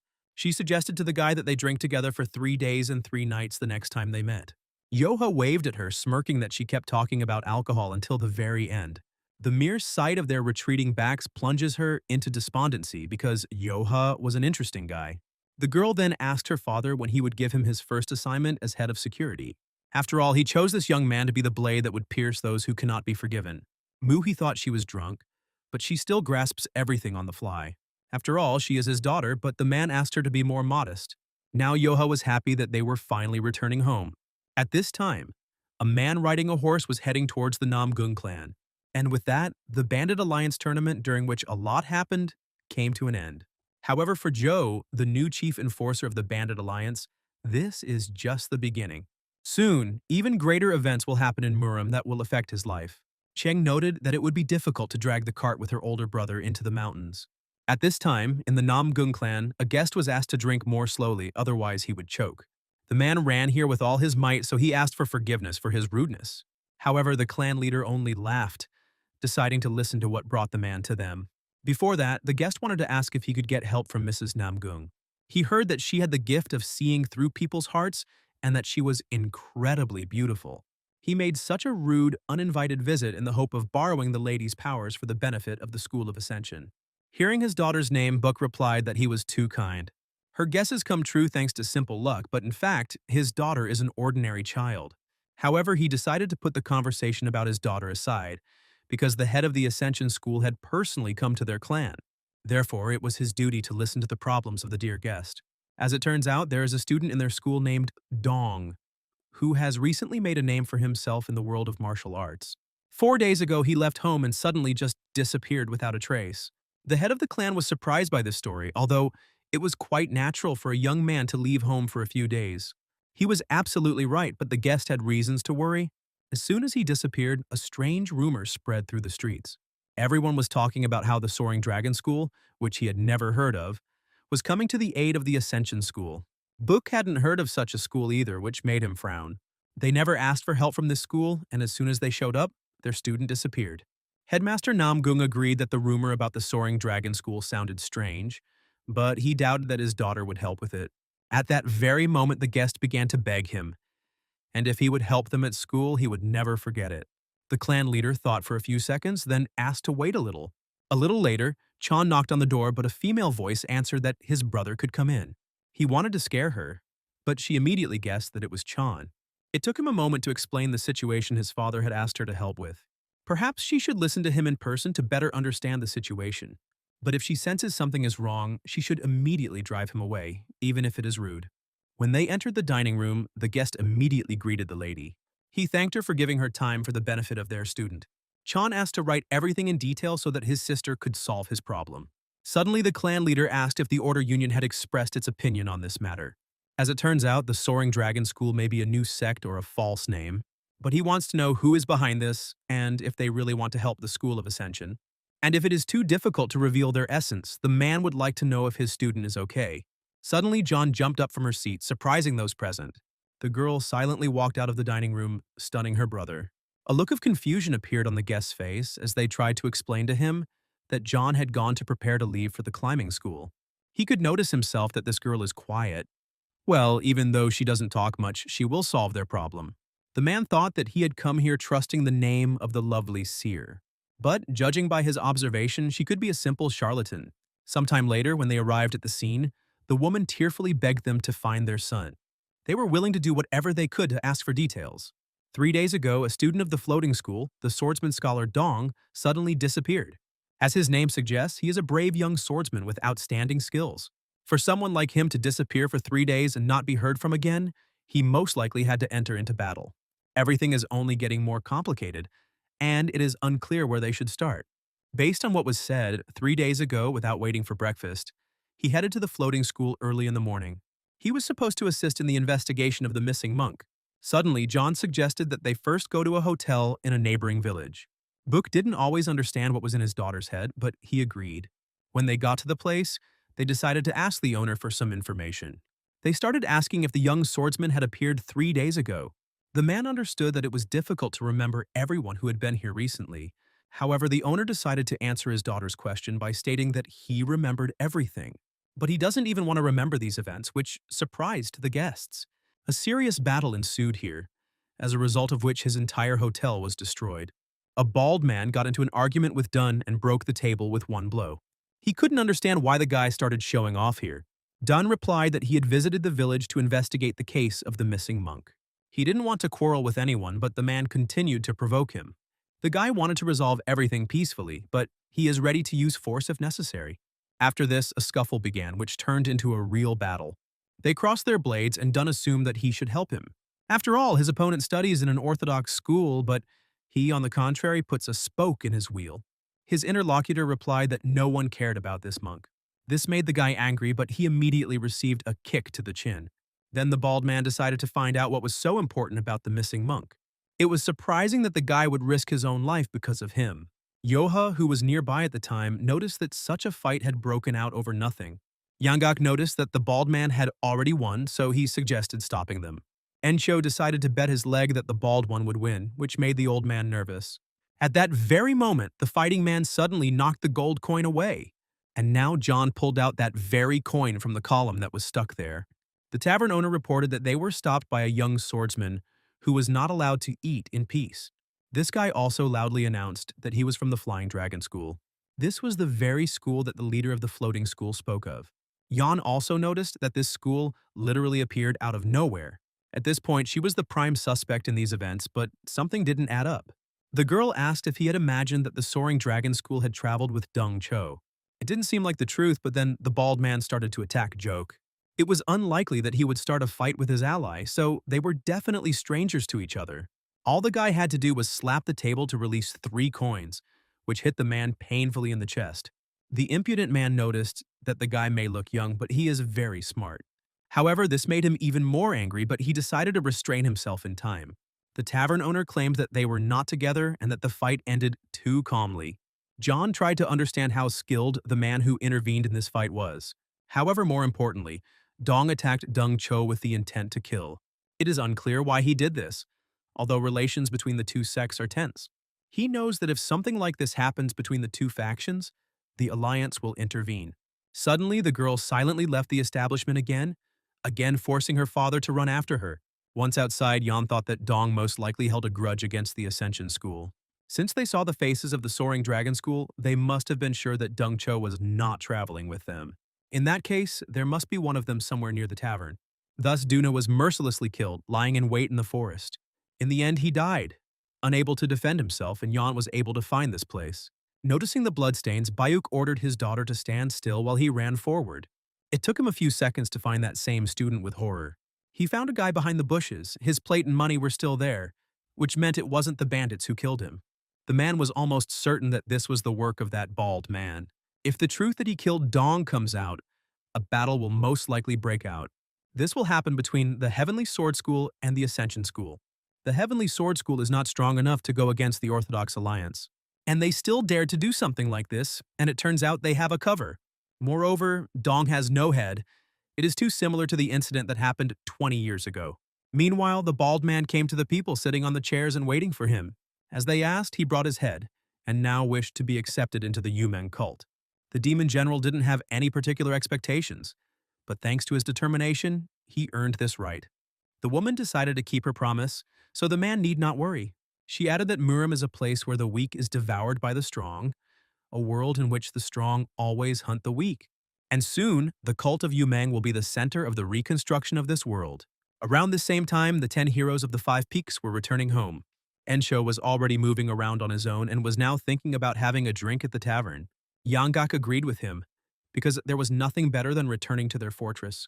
Suddenly, Gomyong was surprised that the old man called the fortress that, since he was the first to escape from it. The old man became upset while the others began to laugh loudly. He even went to the Bandit Union tournament with them as a representative of the fortress. But while they were laughing, 2 men appeared out of nowhere and grabbed Yanggak tightly. They called him a criminal, adding that today was the day he would die. The smile immediately disappeared from Yok's face as he glared menacingly at the strangers. As it turns out, they belong to the Orthodox Alliance. They are from the Storm Gang. It's been 5 years since they lost sight of this criminal, and now they've finally found him. Ensho decided to introduce himself first, declaring himself to be the Soaring Dragon Sect. And the man they're holding isn't a criminal. He's just an old man known as Ban Tong. Yanggak immediately began to support his comrade, agreeing with every word. The men heard about the Soaring Dragon Sect for the first time, so they were hesitant. However, he feels energy coming from all of them, especially from the red-haired guy. But he was sure that this old man was definitely one of the 3 greatest criminals. Without knowing why, the old man hid his identity and infiltrated the Orthodox sect. But the warrior would never mistake this man's face. The man didn't know how Yanggak had deceived them, but this man was a northern sword and a criminal. The warrior wanted to cut his throat, but Encho continued to claim that there was a misunderstanding. This old man just runs errands with them and cooks delicious food for the dogs. Yanggak was mentally offended by them, but he agreed with the words of the head of his sect. Suddenly, the warrior noticed a scar on the old man's hand, left by his sword. There was no point in trying to wriggle out of it now because if they continued to cover up for the criminal, they would be considered accomplices. People suddenly started approaching them, trying to understand what they were talking about. Yanggak tensed up. Because of all the places he met the Alliance, this was the place. To resolve this situation, Yoha needs to do something, but he won't lift a finger for it. But suddenly the guy declared that they were good at talking, after which he repeated that this old man was a servant of their sect. But they repeated to him that by continuing to stick to their line, they leave them no choice, and they are forced to suspect them of crimes as well. The others realized that something terrible was coming. As Joha began to get angry, the guy was sure that if they continued to be suspected, it would worsen the relationship between their groups. Suddenly, a fiery silhouette appeared above the guy and rushed straight at the warrior. The frightened man realized that this was also the same performance of the aura. It is only feasible for the top 10 martial artists in the world, but he is already using such a high-level technique. The warriors did not understand how this young man was capable of such a thing, and the boy asked if they still did not believe their words. One of them insulted the guy, asking how he dared to talk so brazenly, but the second one immediately agreed with him, confirming that the old man had nothing in common with Yanggak. Once they understand each other, in such a dangerous world, all they can do is trust their neighbor. Pushing the sword away from himself, Yanggak agreed with them, putting a smile on his face. The subordinate did not understand the change in the captain's mood, because he also saw the wound on his wrist. Then the warrior decided that the captain was signaling him with his eyes to rein them all in. The man quickly realized what he wanted to say and was about to do so, but the captain wrote an order on the ground to remain silent. At that very moment, they apologized for disturbing us and ran away as quickly as possible. Yanggak really thought it was the end, but everything ended well. Gomyong was curious about what brought them here. It was rare for the Alliance to send people to such a remote place. The meeting of the 10 heroes and 2 people on the path leading to Hefei made a significant contribution. From that meeting onwards, people began to notice that the Orthodox Alliance had made the first move.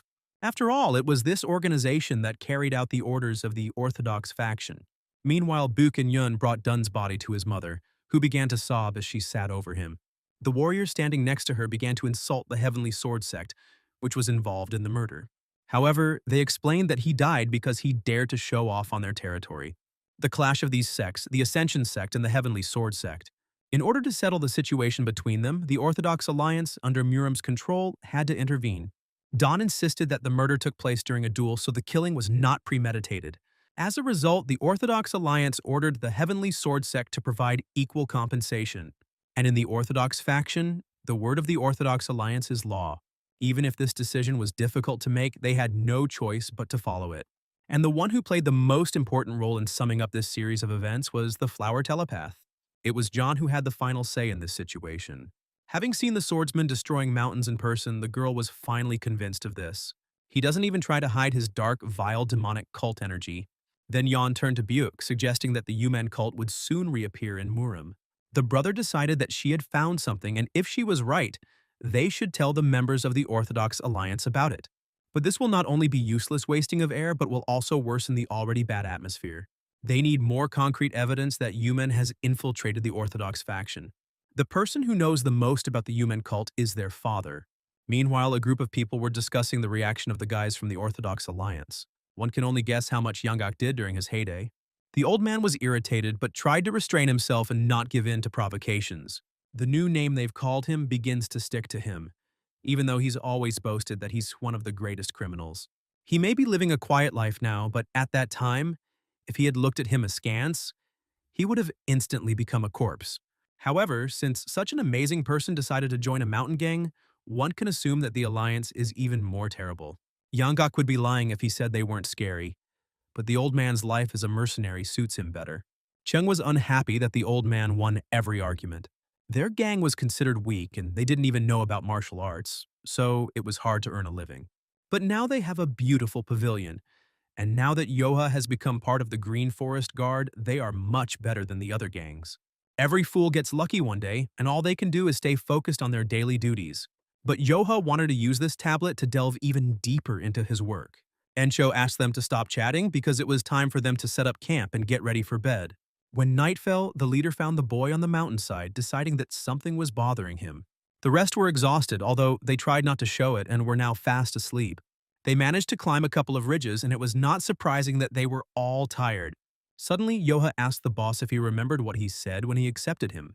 The man immediately realized that he was talking about the day the boy joined Hufeng.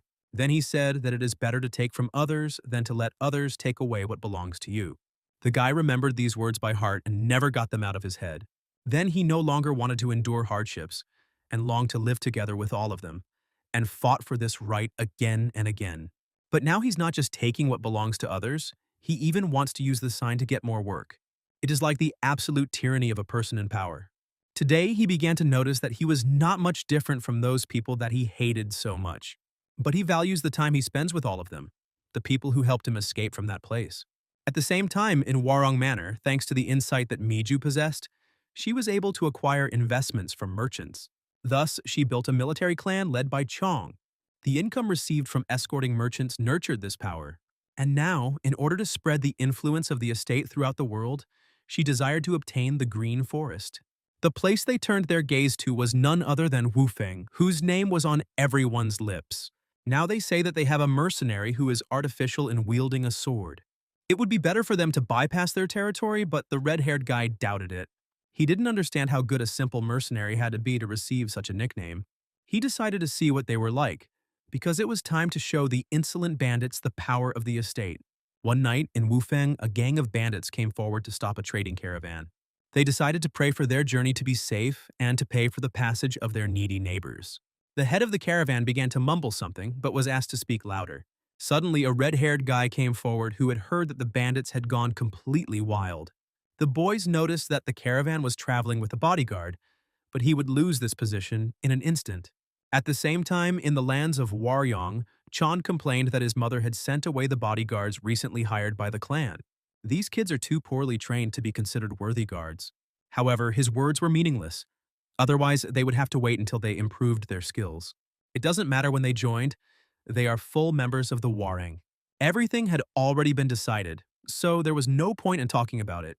Plus, she knew that Zheng would react like that. She also sent his cousin Mado to accompany the caravan. Even under these conditions, rumors may spread that they are mocking members of their own clan. Moreover, their enemy is the Mercenary Union, and it seems that there are reasons why the Order Union turns a blind eye to them. Miju didn't care how strong they were nothing more than a bunch of pathetic bandits. The Union of Order probably overestimates their strength because of the Demon Lord, but that's for the best. If they successfully destroy them, they will easily join the 7 sects and 2 schools. Meanwhile, Yencho's gang became tense when they noticed that the bodyguard was discussing something with the leader. They encountered a couple of problems along the way and therefore will only be able to pay half the duty. It sounded too brazen, although the bandits had a different view of the situation. But suddenly, Mato threateningly declared that he would not pay them a single coin. At that very moment, one of the guys recognized the Warangs who had recently been organizing random skirmishes with bandits. Mato didn't know about the random skirmishes, but agreed that he was from Warang. Even though there are not 10 elites with them, these fools cannot dare to attack Wufang when they are on duty. However, the man did not understand why they should be afraid of rats that took money from trade caravans. All they have is a chatty mouth and a dirty face. After these words, the gang rushed to attack. Suddenly, Mato stopped his warriors, asking them not to worry about these pathetic little people. He decided to go it alone, dealing with the bandits with his bare hands using the 9 heavens technique. One of the guys didn't have time to defend himself while the enemy was already a step away from him. He said with a smile that it was too late to be surprised, as he suddenly blocked the sword flying at him. Having won, Mato politely asked if they could proceed further. With great reluctance, they decided to let them in for free this time. The head of the caravan shouted that they should have given in from the very beginning because then everyone would benefit. He heard that this gang had recently become famous, but it seemed like it was just a rumor. Mato responded to these words with a smile because he could not believe something like that. Now he saw the level of power of the pathetic bandits calling themselves a mercenary union. Suddenly the bandit agreed with him, clarifying that he had just passed without any problems. But when their brothers of the 10 elites return, everything will be different. And then they will meet again. Mato wanted to leave quietly, but the bandits' screams were quite annoying. Then he asked them to continue screaming, because many idiots had told him to be wary of them, and not one of them had dared to take revenge. Meanwhile, it started to rain, and a dozen elites ran to the shrine to avoid getting wet. They almost made it home, but they missed out by a little bit. They were lucky that there was a shrine there, but they had nothing to change into as everything was soaking wet. Encho suggested that everyone spend the night here and set off early in the morning.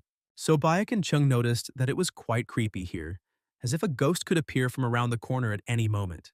Yanggok advised them to live to 60 and then they would only fear people. Cheng hit the old man because she already had goosebumps and he was making it worse. After that, they started arguing while Yoha looked at them indifferently. Encho hoped that their gang would be fine in this weather.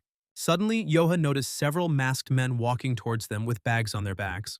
He immediately ordered everyone to be silent, as someone was coming. Everyone immediately prepared for battle, while the strangers had already burst into the shrine. They looked at each other in silence for a while, and Yoha noticed that something was moving in the bags on their backs. The masked man asked who they were, but the gang asked the same question since they were the first to settle here. What kind of impudence do you have to come in here and start talking nonsense? Judging by the bags, they were all sorts of thieves. So Gomyoung decided to find out who they were working for. Besides Joke, the others also noticed that something was moving in the bags. In front of them were the kidnappers who began to take out weapons. But the gang was ready for this. The strangers noticed that their movements were surprisingly synchronous, and they were definitely not ordinary guys. Moreover, the red-haired boy has a terrifying aura. One of them decided to find out his name, and the guy suggested that he wanted to erect a memorial plaque with his name in this temple. Instead, he suggested ending it and attacking, after which all the warriors rushed to attack. But to Joe's surprise, the strangers passed him by, wanting to attack the rest of the group. But they immediately began to crowd him, and he realized that monsters were hiding in this temple. At that very second, Enso ran towards him, cutting his chest with his sword. Yanggok realized that the energy emanating from these people was identical to other people he knew. It was the energy of those they met on the approaches to the Mercenary Union tournament. This eerie, incomparable energy and strange sword technique? Encho felt like he was having a hard time fighting, perhaps because he hadn't fully recovered yet. Then, in the battle with these people, they had a hard time. So hard that their own lives were in danger. Gomyung stated that his brother needed to rest, and the old man was surprised that his comrades had grown in strength in such a short time. After this, the gang began to attack the dark shadows in response. Yanggak realized that at this rate, these guys would catch up with him in strength. Suddenly, one of the warriors decided to get rid of this old man first. The man realized that he had relaxed too much, letting this killer get too close to him. The rest of the group noticed with horror that the old man had taken a powerful blow. At that very moment, some unseen force threw the warrior back, frightening the rest of the masked men.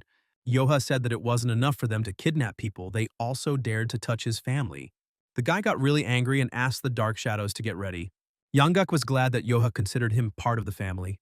However, the guy did not hear this, incredibly quickly, catching up with the one who struck the old man. The man didn't have a chance to parry the blow or dodge it. Then he realized that this boy was beyond their capabilities. Encho thought he would be able to stretch his legs for once, but it was all over. Then the leader of the shadows decided to retreat, but they will definitely meet again soon. As they ran away, they promised that next time they would tear the guy to pieces. Times are completely different now, but they still steal people, and the whole problem was in the youth. Encho decided to find out what kind of beauty it was that made them act so basely. Opening one of the bags, they jumped in fright when a man jumped out of it. There was a monk and a priest who thanked the gang for saving them. Nowadays, many monks have disappeared, so they personally went to look for them, not knowing that the same fate would befall them. Encho decided to find out why they were doing all this, and what they would gain from kidnapping a random priest and monk. But they also did not know what the reason was, but were still very grateful for the rescue. Cheng voiced that the energy of these guys was similar to the energy of those they met in the mountains. But it wasn't just similar, it was quite possible that they were the same people. Everyone felt the same, but they didn't know what kind of people they were. One can only conclude that they were nothing but evil. The monk was surprised that they had also met similar people. And if this was so, then it was not a simple coincidence. They wanted to report this to the order as soon as possible, which caused laughter among the whole gang. They would also like to spread the names of their benefactors in the world of martial arts. Yanggak immediately rushed to stop them, because they would be happy if they simply prayed for their well-being. The priest was surprised that they had no desire for fame. Many are unable to cultivate this in themselves, even through self-improvement. They couldn't believe what wonderful people they had met, so they decided to leave, promising to meet again in the future. After they left, Yencho remembered that it was the same in Heifei and decided that the world had gone mad. Then the leader decided to ask Yanggak's opinion, because he was very insightful. The old man found a couple of things suspicious, but there was something else. He didn't know if the mountain gang needed to worry about this, so he suggested that they return home as soon as possible. Everyone nodded in agreement because they understood that the mercenary had no one to worry about. They will be able to go on a journey through the mountains once they safely reach their lair. They had been training with Yoha all this time, so they felt like they had become stronger. However, the leader asked them not to get cocky, although this time it would be easier for them to deal with those guys. Then Enko asked Joe to teach them more after the first phase of the Nine Heavens technique. The others also wanted to learn martial arts, watching how their strength increased after each training. The boy concluded with a satisfied look that they had all decided not to sleep a wink that night. Meanwhile, at Warung Manor, Mubek was asked why he was training so hard. There is no end to training, so you need to constantly train your body and mind. He still lacks ki, and his skills are not enough to face the elders of the 7 sects and 2 schools. According to Mother's wishes, the sneaking dragon must enter into confrontation with the mercenary union. By the will of fate itself, they are obliged to fight him at all costs. But even so, they're just a bunch of mountain bandits, so there's nothing to worry about. However, they should not underestimate their allies. There must be a reason why their name is on everyone's lips. There is no room for shirking, so Mubak must take up the sword and continue training. Meanwhile, Yoha taught his comrades who were willing to learn new things. A mercenary who was good with a sword had defeated the Wudang sect leader. If the rumors were true, then it would be difficult to fight them. And now each of them thought that they had to become stronger, unaware of each other's thoughts. The journey to the Green Forest for the Mercenary Union tournament and the tale of heroism came to an end. Finally, the 10 heroes and Yoha returned to Wufeng as they wanted. The others already knew that their boss was injured, but now everything was fine. Now that they're finally back, it'll be easier for them to commit robberies. 2 months had passed since their return, but they only continued to build up their forces. One of them suggested a sudden duel for status with Cholson, who did not want to be responsible for his comrade's injuries. However, the guy suggested that they worry about themselves because while they were at the tournament, Yumyeon was training them. He thought that when he defeated Chael-san in this duel, he would become one of the 10 heroes and make his name famous. Without wasting any time, he rushed forward and swung his sword at the man using the hellish blade. It only took one swing of Chael-san's sword to break his opponent's blade. He was shocked because the sword cost him too much, but his opponent suggested that he continue training. The boy didn't understand what just happened because his skill level wasn't that high when they joined Wu Feng. He understood everything when he felt the change in his aura that appeared after the Mercenary Union tournament. He's been training every single day since he came back here, and he might even be stronger than Yumyan. Sometime later, Yangaka's subordinate told his master that this was wrong. He must understand that after everyone returned from the tournament, none of them went on to rob. They all just trained day after day and their gang doesn't work the way it should. Then the boy reminded him how the people from the lands of Varang had dealt with them. Yanggak heard about this, but did he tell his boss about it and demand revenge? The subordinate gave an affirmative answer, telling about his trip to Encho. He suggested to the boss that he wait for them to return and show them how scary Wu Feng was when angry. They would charge them double the amount for the passage and give them a good beating. But the leader suggested letting them go and forgetting about it. The man couldn't believe he was hearing these words from the leader of their gang. It's not like they'll have a problem with money if they miss a couple of these guys. After this conversation, Yeoncho and Gomyung decided to return to training. The subordinate was shocked because he was the boss of their team, and he didn't expect such a reaction. At this rate, they would all soon die of hunger, so he suggested to the gentleman that they have a duel for status. This will only be the beginning, because I understood why in the past the old man did not want to personally fight Yoha. The guy then assumed that Yanggak had decided to be cautious and watch. But if he fought him with full force this time, then everything might change, but Yanggak doubted it. Yoha not only defeated the sage, but also became a monster who fought on equal terms with the demon lord.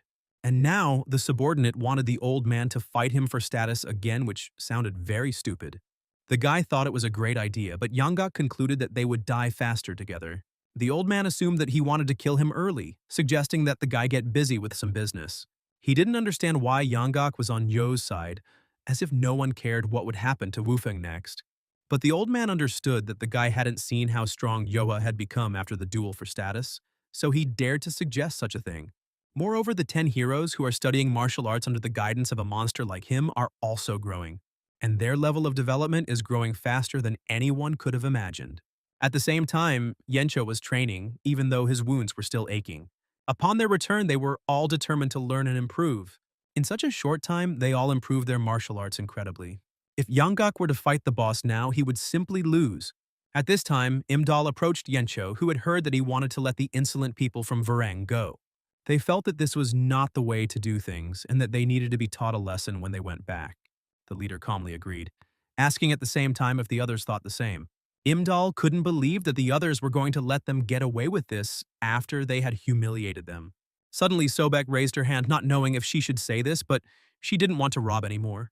Imdal was surprised, but Chen agreed with her friend, joining her opinion. The stunned bandits did not understand how else they could survive in this cold, cruel world. But these three as a whole were not cut out for the gangster life, and now they realized it. They realized that they preferred to help others, rather than fleece them.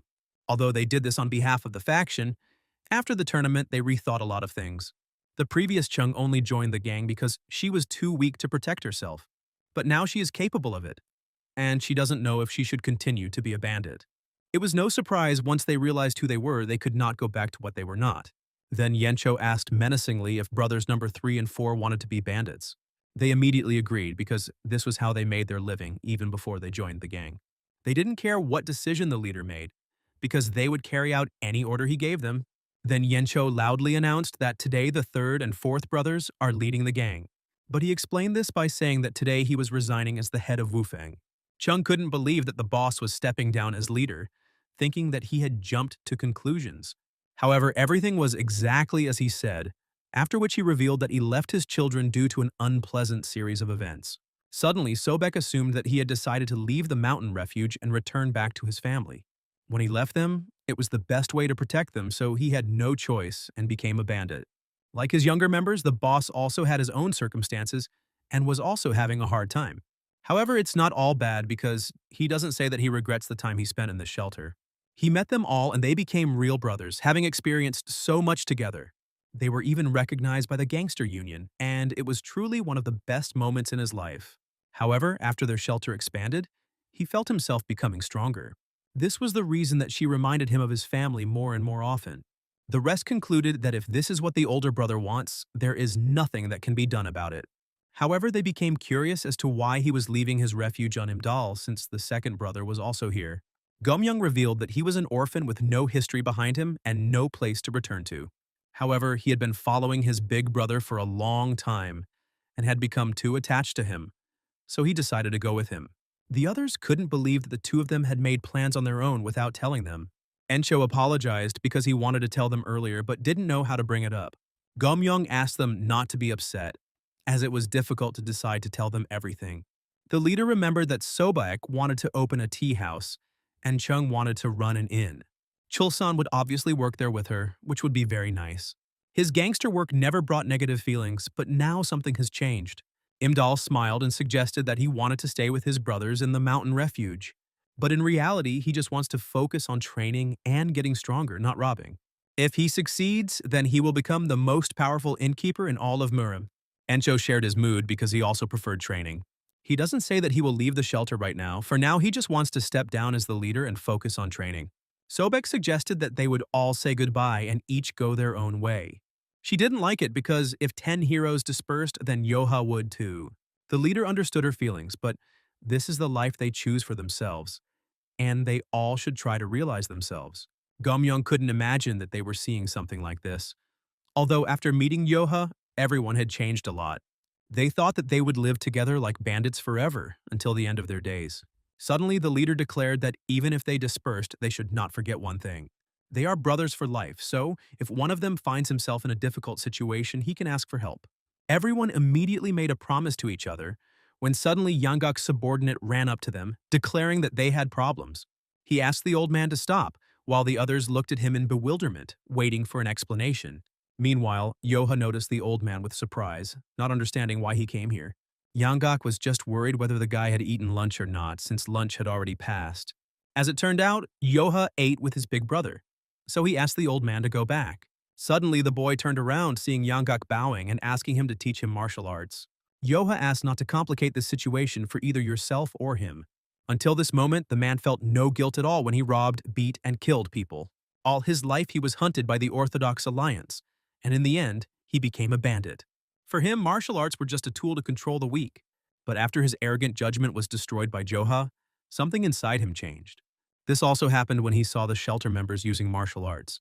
It turned out that they could be used to save someone, so he became interested in the world of martial arts. Yoha was irritated, not knowing that people of that age could talk like that. He was angry that it was so difficult for the old man to simply ask him to teach him martial arts. Yanggak smiled, realizing that he had behaved not quite correctly.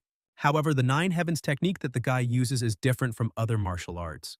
Therefore, if something goes wrong, his kuai may go into an uncontrollable state. And if he is so ready, then Yoha will train him, but will not be to blame if something goes wrong. The guy doesn't want the old man to appear in his dreams and regrets his decision.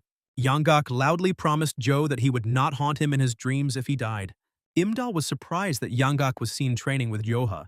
They said they would train deep in the mountains and they had a lot of things with them. Because of this, he can overdo it in training, which surprises others. However, Chung was not surprised by the old man. She was more surprised that Yoha agreed to this. Sobek decided that it was because the guy remembered Yanggak's deeds. Even though he grumbled a lot, he really helped them. The others agreed with her when suddenly Encho remembered that the old man had a bad back. Meanwhile, Yanggak, who was climbing the mountains, began to complain of back pain. He didn't know how much further he had to climb, but Yoha said that they weren't even halfway there yet. There's one more thing he needs to know before they start training. If he ever sees Yanggak using the Nine Heavens art for something wrong, he will personally destroy him. The old man knows better than anyone how scary the guy can be, so he wouldn't dare do something like that.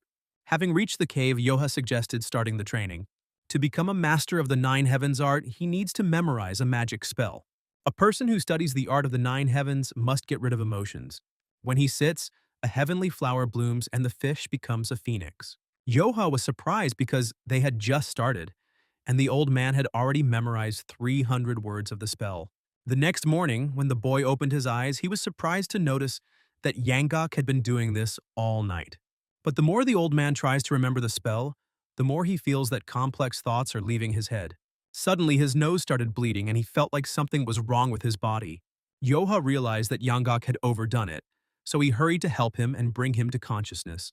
The boy guessed that the art of the nine heavens was incompatible with the demonic art. Using energy circulation is pointless now, but we need to help him somehow. Without thinking twice, Yoha picked up the old man on his back, determined not to let anything bad happen. He decided to take a shortcut by jumping straight off the mountain to get to the shelter as quickly as possible. The old man noticed a very unlikely way to get down the mountain. The guy asked him to keep his promise if he died. However, Yanggak remembered this because he is a man of his word. Yoha was glad that the old man could speak. It meant that they still had time. He asked him to hold on tight because now he would run at full speed. After some time, the doctor did everything possible to save Yanggak. All 8 of his extra meridians are damaged, and he is already old, so it will be very difficult for him to fully recover. Encho couldn't believe these words because he assumed that the old man would die. However, the doctor was referring to martial arts, which can have an impact on health. If he doesn't overexert himself, everything should be fine, which reassured the leader. To begin with, the doctor asked to prepare medicines to treat his internal wounds. The boss asked him why he even decided to study martial arts at his age. Yoha went outside and remembered the words of the old man who became interested in the world of martial arts. He trained them all his life, and now, in just one night, he lost them. For him, it was the same as death. A week later, Imdal was training with another brother when he noticed a man sitting on the rocks. It was Yanggak who was approached by Yoha. The old man noticed that the guy had been training here all week. Perhaps he did this because he was afraid that Yanggak would kill himself by biting off his tongue. He then asked the guy what he thought about how he looked, since in fact the man had aged noticeably. However, Yoha couldn't think of anything, noticing that he had aged a lot during this week. Meanwhile, the bald guy informed Yumyan that it was time for the people from the Crouching Dragon Manor to return. They didn't want to let them go so easily, and each of them had the right to speak out. Even the old man turned into who knows what while they still think about revenge. Considering how they kicked Yangaku's ass, it seems like he really has lost his martial arts. They became curious as to how the passionate hidden swordsman had turned into this. They could not stand aside while such parasites ate away at their shelter. But when they wanted to strike their comrade, Yoha suddenly appeared behind them. He wondered who was kicking the dust on the field early in the morning, noticing that their hands were itching to throw something out. Then he himself offered to become their rival, but the others immediately became afraid. They ran away with their tails between their legs, while the old man began to complain of pain. This body is one thing, but his heart is empty and aching from the loss of a part of his soul. When he harmed others without any good reason, he had no idea what it was like to be attacked. Yoha noticed that he had matured a lot, but suggested that they stop belatedly reasoning. The boy wanted to tell him something, and Yanggak asked him for help before leaving. Meanwhile, at the Dragon for Sales estate, Miju greeted the guests. The woman introduced the head of the Yang clan, Jin Woon, to her children. The boys immediately bowed to him as it was an honor for them to meet him. Then the owners assumed that they were tired after a long journey, offering to follow them. Sometime after they had left, the guests and hosts exchanged thanks. The clan leader asked his son what he thought of the swordsman of the Crouching Dragon. It seems like he really doesn't have any flaws, as rumors say.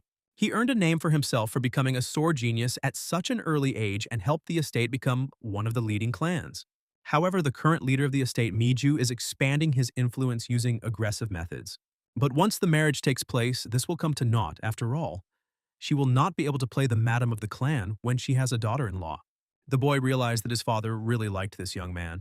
Meanwhile, Miju also concluded that the Yang clan likes Mubarak, and Miss Yang from their family is simply beautiful, so much so that she is called the Beauty of Zhengzhou. If the Crouching Dragon Manor and the Yang clan were to unite through marriage, they wouldn't even have to envy the nine sects.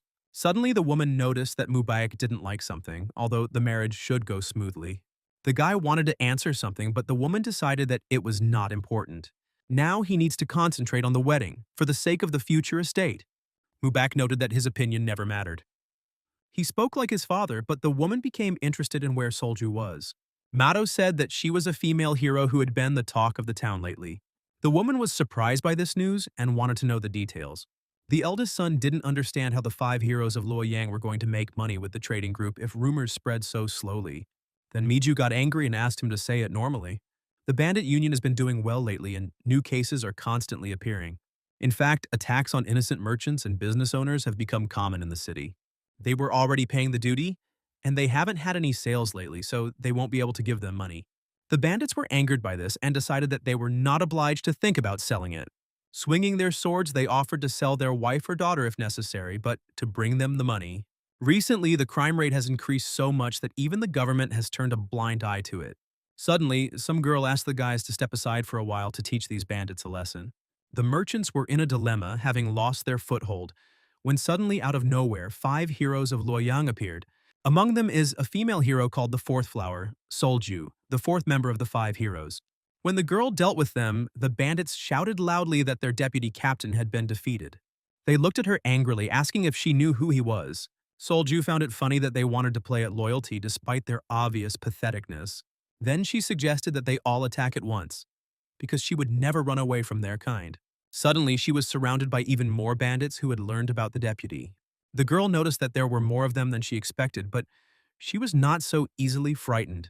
One of the thugs decided that she was posing as a heroine. With such a sweet face, she must have lived without knowing grief. But today he will show her that the world is a very cruel place. Suddenly, a guy appeared behind Solju, wondering why she was late. With a sharp movement, he pulled the sword from its sheath and with one swing defeated the running bandit. This man was the first of the 5 heroes of Luoyang, the 8th immortal sect, Huang. The bandits, noticing that their comrade had been beaten, also decided to go on the attack. Suddenly, another person appeared behind them, who noticed that all the fun had started without them. He understood that if Solju was late, she was probably in trouble. This was the second of the 5 heroes of Luoyang, the great sect of Nature Jun, speaking, and with him also came the 3rd hero, Song. They easily scattered the bandits, but they did not calm down, and everyone wanted to kill them all. Solju couldn't believe that her comrades were able to find her so quickly, because then her chances of achieving anything significant would be close to zero. She alone is more than enough to deal with this scum. Since the other heroes have already achieved so much, she can't just sit back. The people gathered and talked among themselves, saying that Solju's martial arts were strange and powerful. She is always one step ahead, like a fireball, and people are happy to see her. That's how she became one of the strongest heroines in Luoyang. Miju couldn't believe her son's story because her daughter was supposed to stay away from martial arts and prepare for marriage. Moreover, Mubarak knew about this and allowed her to do this, but the guy had a good reason not to interfere with her. The woman became curious about the reason, and as it turned out, the reason was the 5th of the 5 heroes of Luoyang. The reason why the 5 heroes reached such heights lies precisely in her.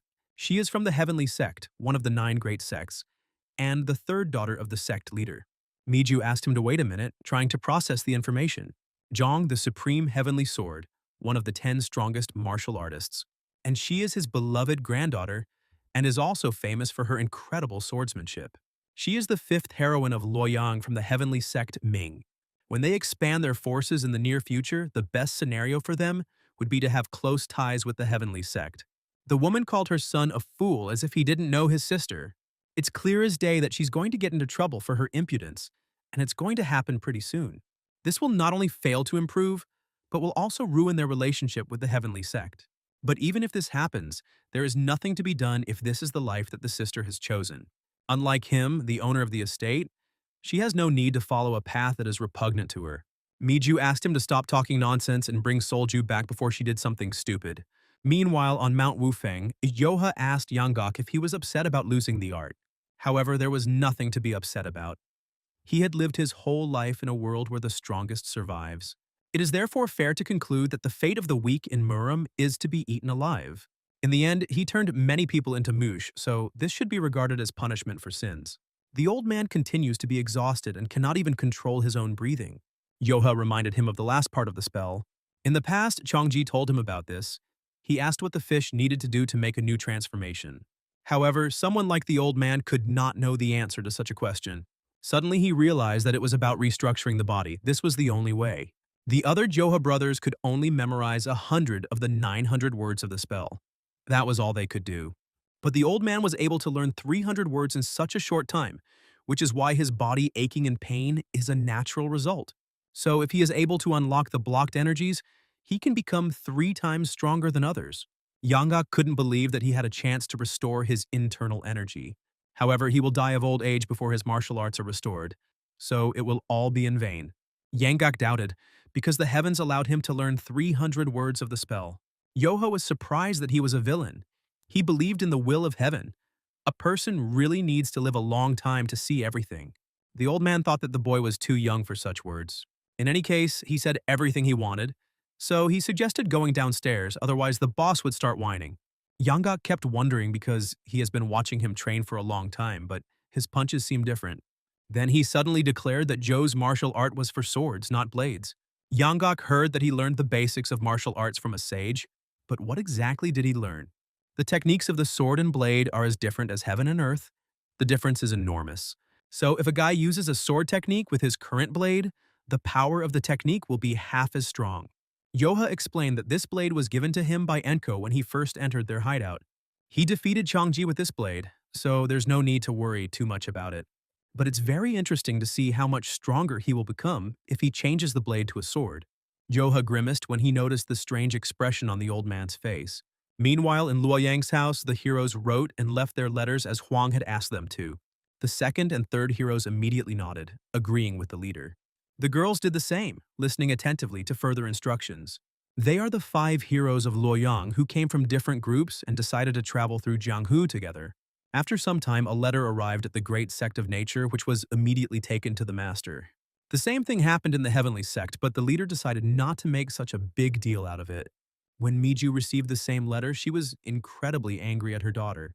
Min clarified that Solju's mother would be angry, since she is known for her nasty character. However, the girl was sure that everything would be fine. Lately, she had been constantly trying to talk to her about the wedding, so she decided to use this chance to show how serious she was. However, Min also does not want to marry a stranger just because her father told her to. Since she was born into a family of martial artists, she must take her life into her own hands. Their leader understood how serious they were, so he suggested that they calm down a bit. They need to leave soon, and if they delay, their families may send people after them. They are already adults, but their parents still exert so much control it is excessive care. Then Solju asked the leader where they should go first. They must make their way to Mount Pingding, the fortress of the Crimson Wind. There are 2 notorious bandits, the Hell Bandit and the Killer Bandit. These names sounded very strange, as if they wanted the whole world to know that they were bandits. The heroes will quietly join the trade union so that the bandits do not find out about it and run away.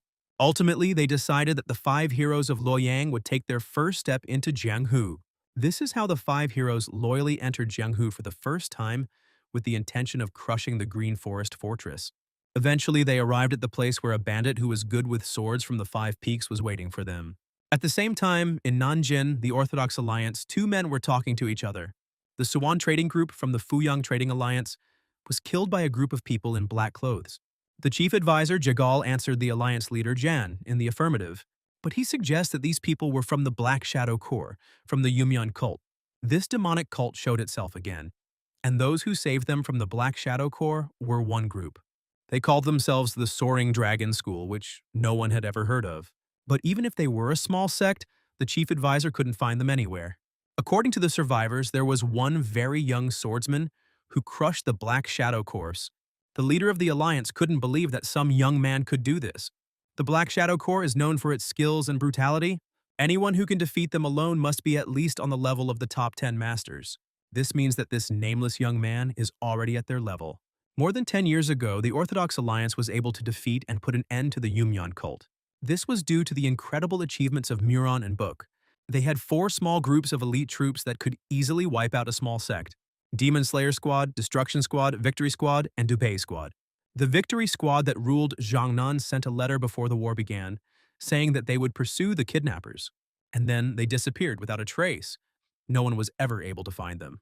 This is not confirmed information yet, but the people who completely destroyed the Victory Squad were the corpses of the Black Shadow. This infamous and evil group was completely destroyed by a nameless young swordsman. This reminds me of a man who became famous 20 years ago. The conversation was about John Muryum, who was Joe's father. If a hero like him appears, then it's a good thing, but what if he's another headache like the Demon Lord? Since they introduced themselves as an orthodox sect, they should first learn more about this soaring dragon sect. However, a new question arose. What to do with the cult of Yumyan? Based on the master's words, hundreds of monks and nuns have disappeared in Henan. When one of the Black Shadows was captured, he answered the question of what they wanted to achieve. They needed a superpower that would help them leave behind the boundaries of conventional martial arts. They can achieve this by using sacrifices. If what I heard was true, then in the last 20 years, there have been cult masters who possess that power. If they have been sacrificing people for a long time, it doesn't sound funny anymore. The place where the decapitated bodies were found may be the hiding place of the Yumyan cult. Since the Victory Squad is currently with the Heavenly Sect, it would be worth asking them to look into this matter. However, the man did not want to drag the Victory Squad into it and lose them a second time. Then the deputy head decided to ask for combat units near those areas for reinforcements. They have no choice as they must find out the cult's location as soon as possible. Finally, the Orthodox Alliance has begun to take the first steps to track the cult. Meanwhile, near the Inhua River, in a secret and remote place, there was a refuge for one of the 7 generals. The Demon of Power said that something strange was happening to the Estate of Light. He is confident that he wants to take the position of the Heavenly Demon King. Hearing this, Jink decided that even if he offered 1,000 people as a sacrifice, he would never become the Heavenly Demon King. And although everyone uses the same 8-bead bell, the difference lies in the use of different spells. The only one who knows the spell of the Heavenly Demon King is the head of the cult. The Moon Fairy and the Illusion Demons join their hands together, offering prayers and want to get married. Their efforts will be in vain. However, the head of the cult disappeared 20 years ago, and what if these two are connected to the disappearance? Jink laughed, unable to believe that they had captured the head of the cult somewhere. If it were true, they could also capture him, the demonic soldier and his general. Then the subordinates realized that this was impossible under any circumstances. In the past, the head of the cult was a general, and those two were just demonic soldiers. However, the subordinates asked the Lord not to ignore the words of the Demon of Power. The Moon Fairy is not one to be underestimated. Keeping one's ears open won't do any harm, so he asked the demons to find out what the Demon of Light had in mind. They immediately accepted the order when suddenly another man ran into the room, bringing news. They were in huge trouble. The Orthodox Alliance and Luoyang battle groups were searching near the river. Eventually, they began to suspect this place too, which was very unfortunate. However, now they no longer have to hide and can show their strength.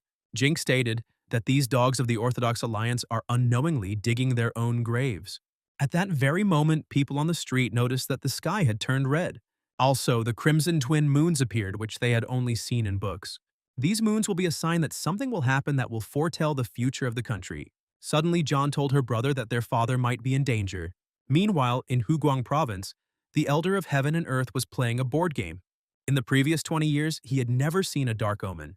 At the headquarters of the Bandit Alliance, Rio decided that the heavens had gone mad. Move compared it to the sky bleeding, just like 20 years ago. The girl heard about this from her father's stories, but did not expect to see something like this in person.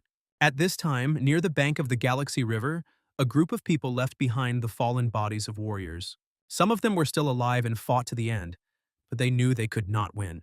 Their captain, who was on the verge of death, ordered the survivor to warn the Orthodox Alliance. But as soon as he was about to run away, his opponent immediately stopped him, saying that they could not leave at will. Jink smiled, realizing that things were about to get much more interesting.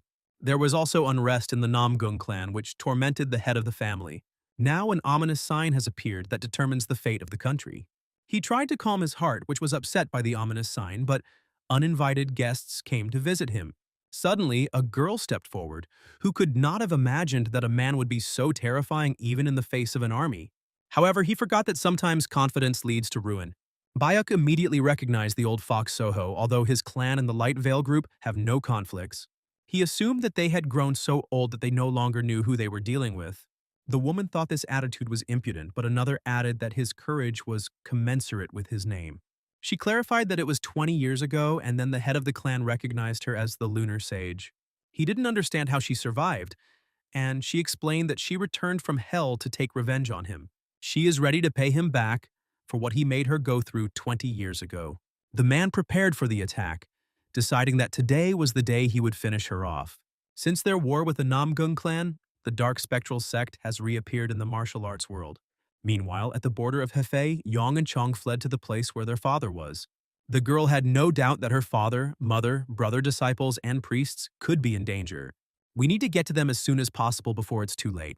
And so the Orthodox Alliance, the sects and the 2 schools, the smaller sects, and even the Bandit Alliance began to prepare for war. And in the end, it will not be possible to escape from the enemy you need to meet. At this time, the trading caravan stopped near the shelter of the Red Sand. They were stopped by bandits who offered to pay them for the ride and just continue on their way. However, they did not yet know that this caravan was accompanied by 5 heroes. At the Wufeng Mountain hideout, the gang was also shocked at the sight of the red sky. It all looks ominous, so they decide to find out everything from Yanggak. The old man remembered that everything was not quite like that, but something similar had happened once. 20 years ago, there was the most terrible war in the history of Murim, which was won by the Orthodox Alliance with the help of Murian. However, there were more victims than survivors, and almost all the sects then disappeared. It looked like a bloody war of a dark spectral sect that few people knew about. It seemed to the old man that all this was repeating itself, and the changes, although visible, were minimal. They are a very formidable bunch, and if they hadn't stopped then, Murim would have definitely become a living hell.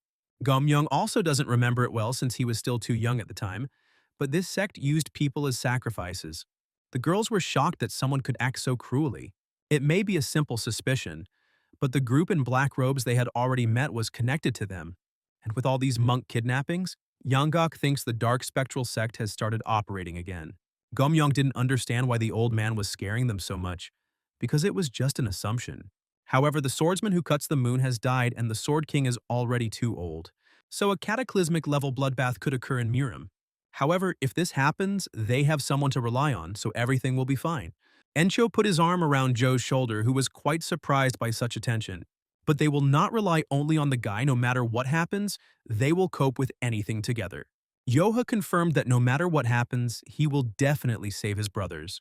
No one will dare touch them as long as the guy is standing on his feet. One day, bandits decided to attack a trade caravan. The deputy leader of the Crimson Wind Gang immediately demanded payment. But suddenly, the captain of the Divine Medicine Squad announced that he had been waiting for them. As soon as a man thinks about the existence of bandits like them, he wakes up with a heart filled with anger. To be honest, they won't get a penny of the money they earned today.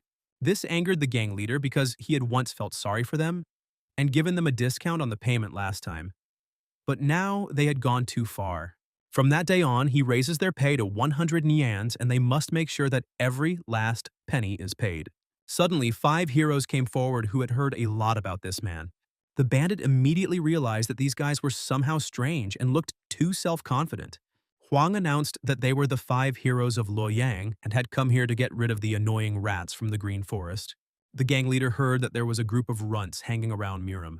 The guy loudly introduced himself to his opponent to show respect. The bandit didn't understand what to do because even if they won, they wouldn't get anything out of it. And if they lose, they will be completely disgraced. And then they will suffer even more if they receive mortal wounds. But the worst thing is that his comrades do not understand that they are finished. At this time, Min also decided to introduce herself, stating that she was from the Heavenly Sect. The bandits were surprised by this, not understanding how long they would continue to introduce themselves.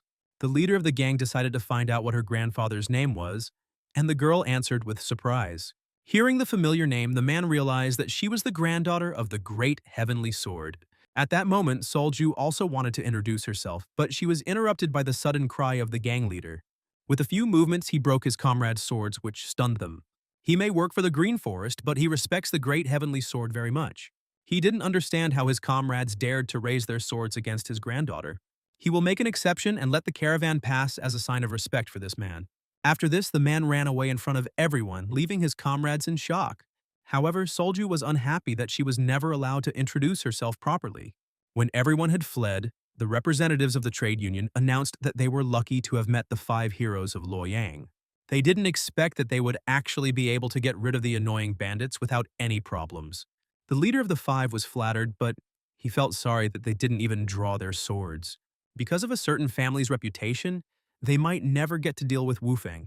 Solju is afraid that they will not accomplish anything during their journey, but she is told that Wufeng is very different from them.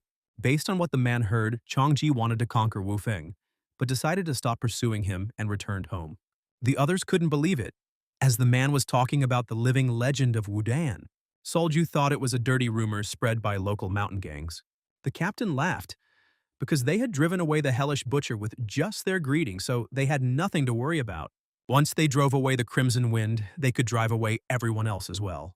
At the same time, in Wufeng, Yeoncho and Gomyoung were spending their time training. Yoha did not lag behind and was with Yanggak, developing his skills. Sobayak and Chen were already tired, so they decided to go to the foot of the mountain to get some drinks. Once they set their goals and started training, it felt like everyone started training even harder. Suddenly, the girls heard someone nearby saying that the Huayang Trade Union had forgotten what fear was. They dared to enter into an alliance with a bunch of scum, nicknamed the Five Heroes of Luoyang. Huang answered him that they would only find out after the battle whether they were scum or not. And after that, the guy demanded that 10 Wufeng heroes be brought here immediately.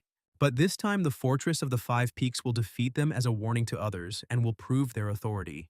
Chung decided that this wouldn't do and that she needed to go back to tell the others. Solju was glad that their first battle as the Five Heroes had finally arrived. But before they could reach their opponents, their path was blocked by a sword thrown by Yoha. Looking at him, the girl did not recognize him as her brother, asking who he was. Encho, who had just arrived, asked who these guys were and if they knew that this was Mount Wufeng. But they didn't care whose territory they were on, although they had been warned to be on guard with them. The head of the trading group knew about this, so he came here with these rising heroes. Yanggak explained about the initiation rite, when famous disciples of the old sects defeat villains and earn a reputation. Encho didn't understand why they chose this particular place because they were just a gang. However, the consequences were obvious, so the old man decided to find out their names and where they came from. They pointed to Huang, explaining that this young man was a disciple of the Eight Immortal sect. Yoha noticed that they were either missing something or just stupid for not being able to introduce themselves. Solju got angry, loudly stating that it was very impudent to hear such a thing from such a young man. As she rushed to attack him, the guy noticed that she was also quite young. The girl decided to test how long his bragging would last. But when she attacked him with the first phase of the Nine Heavens technique, Joha easily fought it off. He was surprised by the familiar technology, but now was no time to think. He decided to directly ask who she was, since she was using the Nine Heavens technique. Solju thought that he finally got scared, but it was too late to regret it. While in the air, she introduced herself as one of the heroes of Luoyang and gave her name. Yoha was taken aback and said out loud that she was a girl from Waring. He immediately remembered his childhood, which made his soul feel heavy. As the girl approached him, the boy swung his sword, throwing her back. Because of this, Solju lost her balance and fell to the ground. The other heroes were stunned while the girl herself tried to understand what had happened. She realized that if you compare him to them, he was on a completely different level. Continuing to recall his childhood, he added with malice in his voice that he hadn't even started yet. After this, the guy took off, throwing a stone from the ground along the way.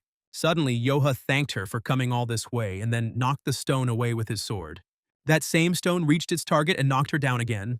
But Solju quickly stood up, deciding to see what he would say after her next blow. She wanted to use the second phase of the Nine Heavens technique, but Yoha quickly stopped her. As soon as he hit her in the stomach, the others noticed that Yoha was especially merciless today. Suddenly, Sobaek remembered the boy telling her that he had lived locked up in Warung for 10 years.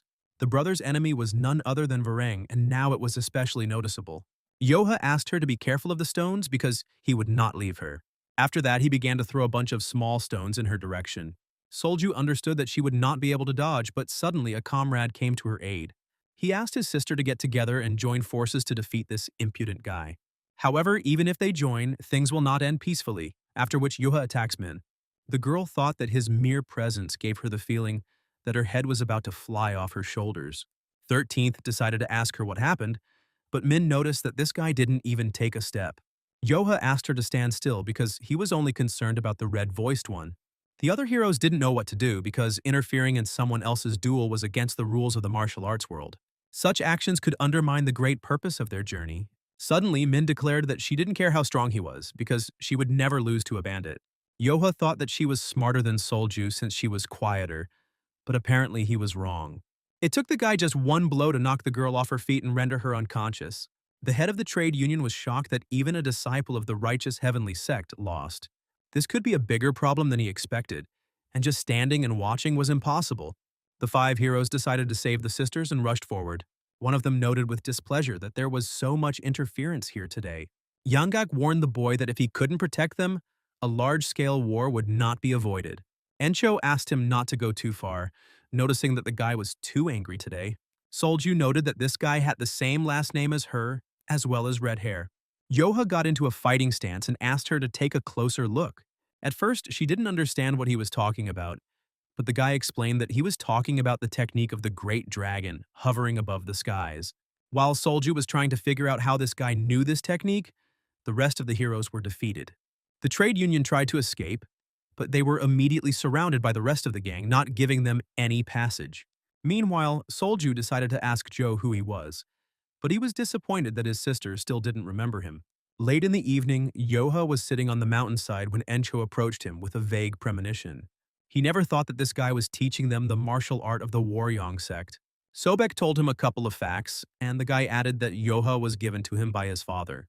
It means red sunset, and he was curious why he named it that, but due to his death, he was unable to find out.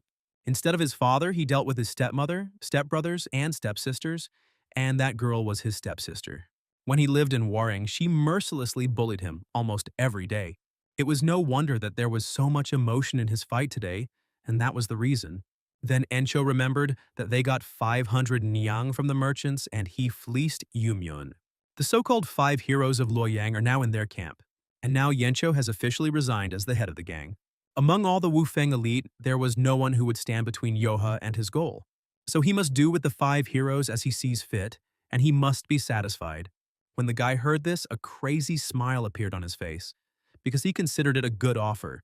Jumping up from his seat, Yoha suggested that the leader return to the camp.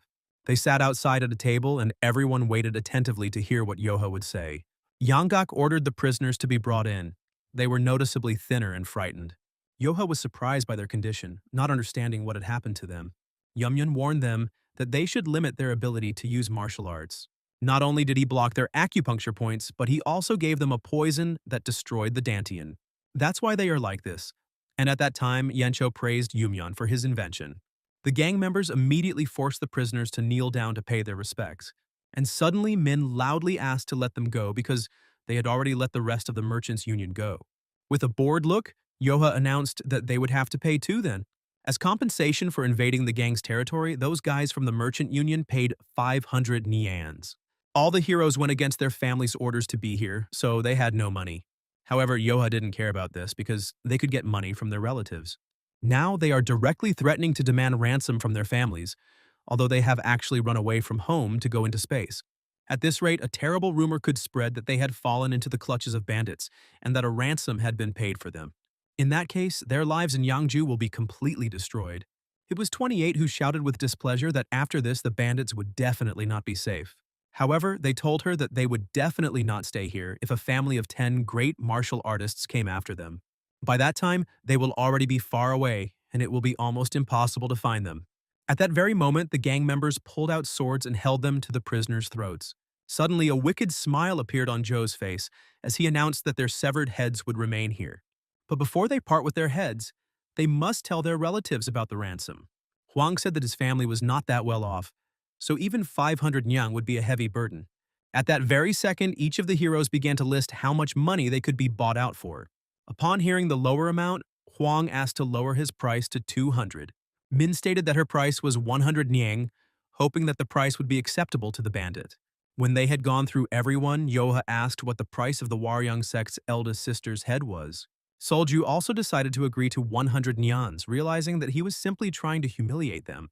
But suddenly Yoha declared that such a price was unacceptable to her because she raised her sword against him. Even 300 wouldn't be enough for her, which stunned the girl, so she decided to find out how much he wanted. Smiling broadly, the boy announced that he wished for 1,000 silver nannies for her life. His comrades were shocked, and Solju immediately tensed up. He is shaking with fear even though he is opposing the famous Orthodox gang. Solju said that she didn't have that kind of money, and besides, compared to the others, she had to be paid several times more. Some of the gang smiled while others remained calm, explaining that she was simply from Warang. Then Joha concluded that if she had no money, she would have to pay with her labor and marry Yumyun. The man was initially stunned, but then he smiled, because he has certain preferences in women. Solju was scared when she looked at Yumyun, and Min was scared for her too. Yoha concluded that a decree had been issued and asked them to write a letter to their families. 34 noted that Yoha was born talented not only in martial arts but also in gangster dealings. Yanggak didn't understand if everything would be okay because now their enemies were the extraordinary children of Orthodox sects. Yoha found out about this but thought that things would take an interesting turn. Demands containing the ransom amount for each of the 5 heroes were sent. The 8 Immortal Sect, the Great Nature Section, the 7 Sun Sect, the Heavenly Sect, and the Warong Sect. At the last estate, Miju screamed loudly. What is her brother doing? The sons apologized because they looked for her everywhere, but could not find any other traces of the gang. The boys didn't understand why Solju needed to run away from home for such nonsense. At that very moment, a man entered and decided to interrupt their conversation. He was obviously trembling, but some stranger told him to bring her a letter immediately. Having abruptly snatched the news from my friend, the woman declared that if this was anything more than a trifle, then he was finished. But when she read the letter, a grimace of anger appeared on her face. While one son tried to calm his mother down, the second understood the letter while reading it. Not only was she caught by the gang, but now they also have to pay a ransom. Moreover, it says here that they are being held by force and they should not contact other sects. When suddenly U16 declared that if they discussed everything with them, 1,000 nannies would not fall from the sky on them. She was tired of these Jonas and didn't understand why she always had to clean up after them. Suddenly, another girl came to them saying that a letter had arrived asking the families of all 5 heroes to gather in the heavenly sect. Everyone present knew that this would happen. It was this sect that took the first step. As a result, 5 Orthodox families gathered under one roof in the heavenly sect's house. After a few minutes of silence, Miju asked to say something already because somehow something had to be done in this situation. The safety of their children was a top priority, so it would have been better to pay the money. However, Miju decided that he was talking about it too simply, since they all needed to be paid a couple of hundred, and she needed to be paid 1,000. Besides, 100 is also a considerable price, and is anyone present capable of throwing money around so easily? One of the men said that everyone knew about her daughter's difficult temperament. Obviously, everything turned out this way because she got into a fight with the bandits.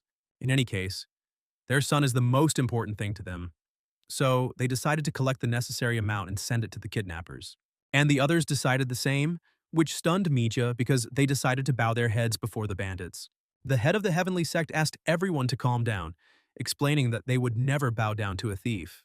He suggested first ensuring the safety of the children and then attacking the enemies. However, their most talented children were taken prisoner, which means that there are talented warriors among the bandits. Then the sect leader asked everyone to choose a representative, and he would fight on behalf of the heavenly sect against this gang. Everyone was stunned that the leader himself was going to lead the raid on the bandits. If one of the strongest martial artists joins them, then these bandits' days are numbered.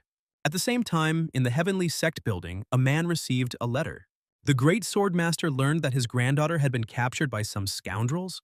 He, after some time, Mubek, was heading to the heavenly sect on horseback.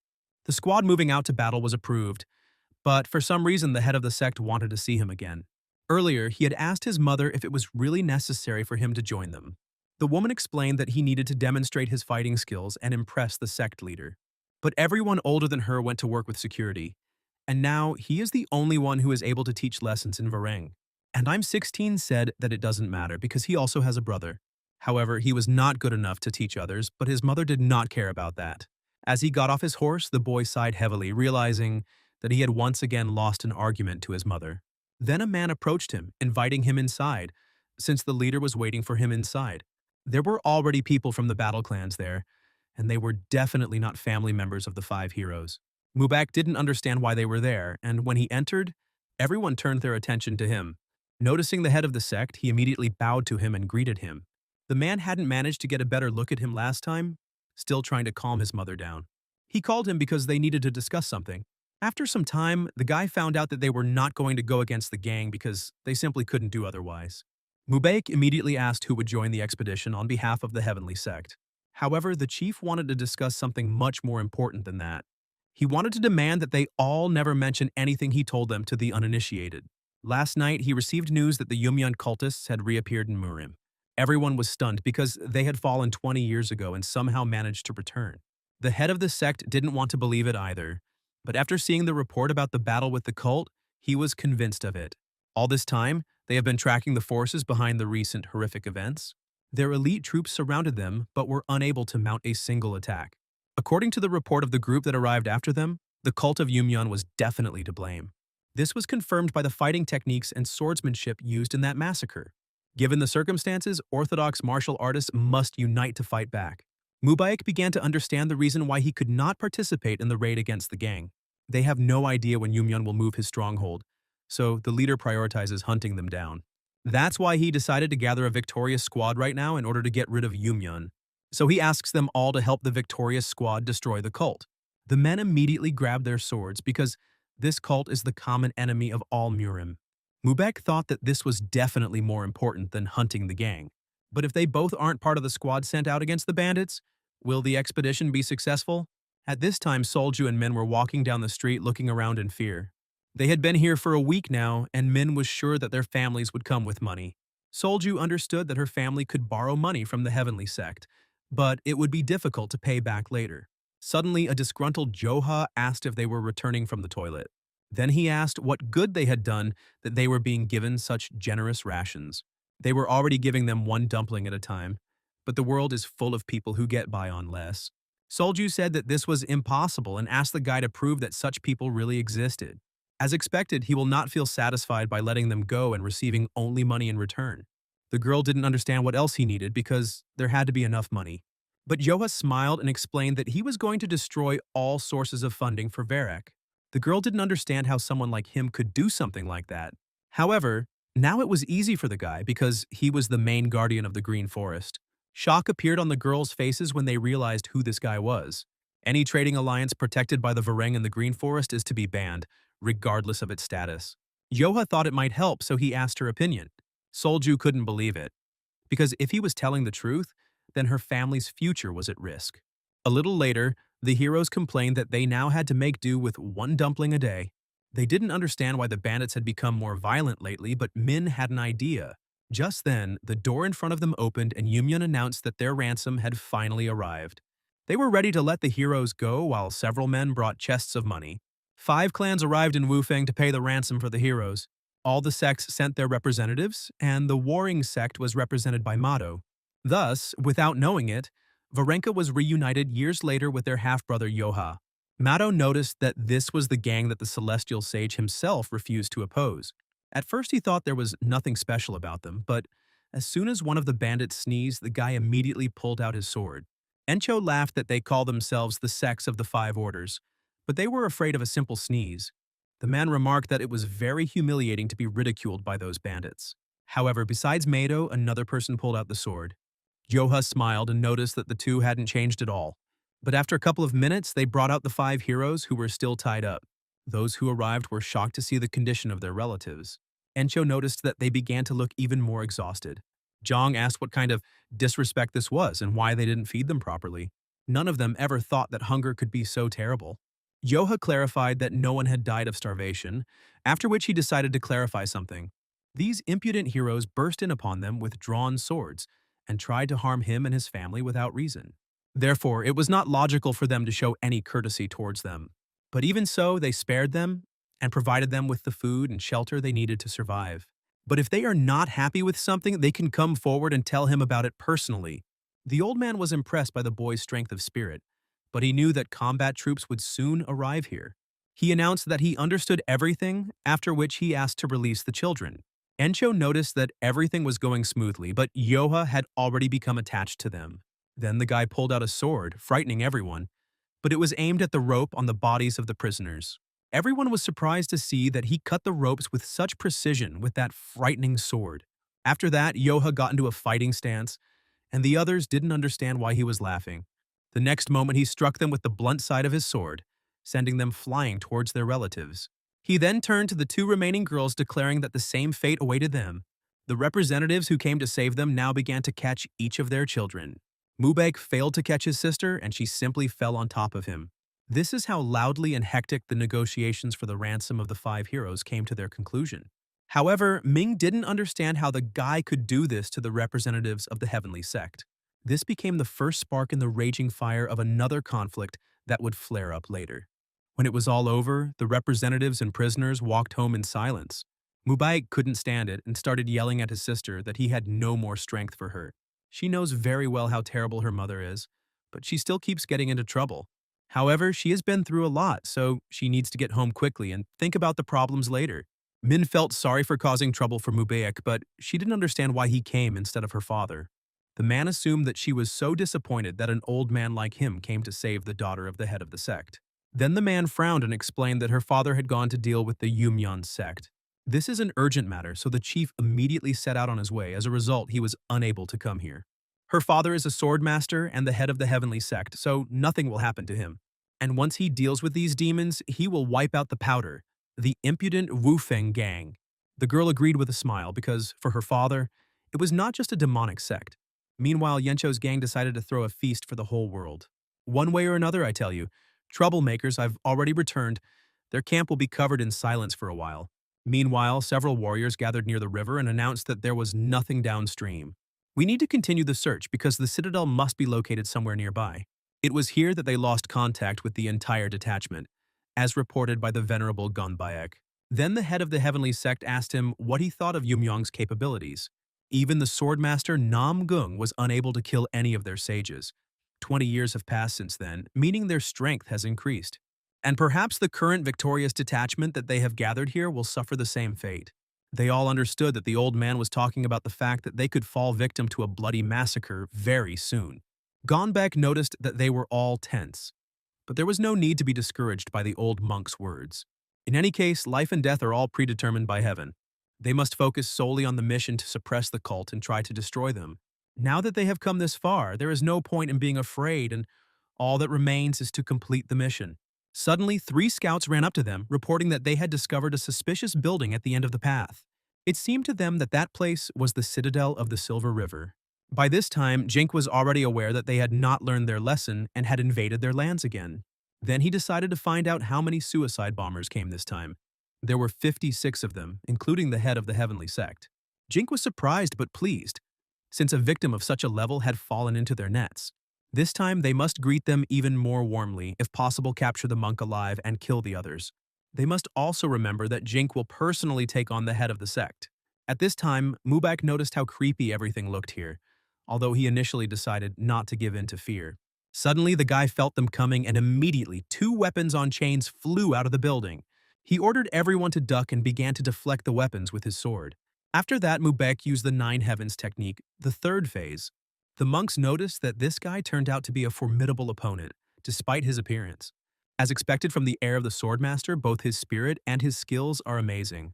The head of the sect decided that if they were finished testing their strength, then it was time for the rats to stop hiding and leave. Warriors began to emerge from the building, noticing that they were definitely on a different level than those who had come here before them. It was obvious because this squad was led by the swordmaster himself. At that very moment, the group of warriors noticed that they were surrounded. Yangok stated that if the swordmaster desired a quiet death, it would be wiser to voluntarily surrender into his hands.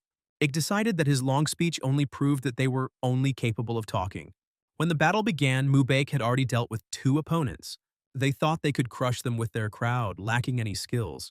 After this, the 2 groups rushed at each other, but the advantage was on the side of those who came. Each of the sect representatives used their own special skills. The battle was very fierce, but none of them thought of retreating. Thanks to the swordmaster's son, the spirit of the other fighters inexorably rises. He really does seem like a gem among the rest, despite his young age. It's a joy to watch the young masters rise to prowess, but they can't afford to buy them time to escape. It would seem that it would be much more far-sighted to join the squad and wipe out the enemies. There is no need for his assistance yet, and the monks are ready to do everything for him. After that, they entered into battle and used the 72 Shaolin arts. With their help, they were able to deal with their opponents faster. As expected, there is no doubt that their forces are superior to the enemy. But the head of the sect was still concerned about the cult's laxity. Then one of them decided to catch them and wanted to start with the monks. Then more experienced warriors entered the battle and one of them waved an iron fan. Gonbek managed to react in time and jumped away from the weapon. Suddenly, he noticed with horror that this fan had pierced his comrade's body. And when he landed on the ground, he did not notice that the scythe flying from behind had pierced his shoulder.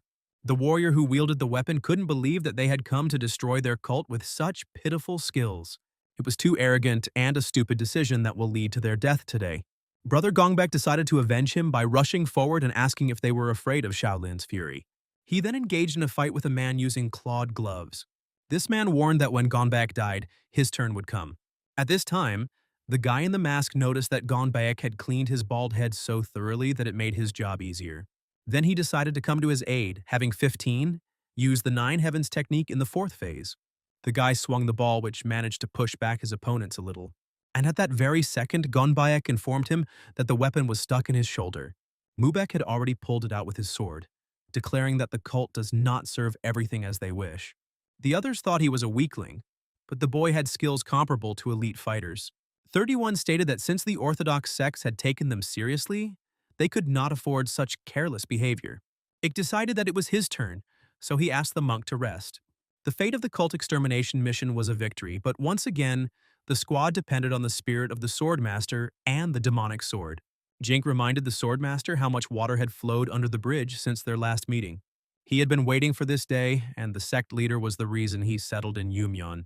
However, Gonbaek decided to ask who he was, because he could not remember what had surprised his interlocutor.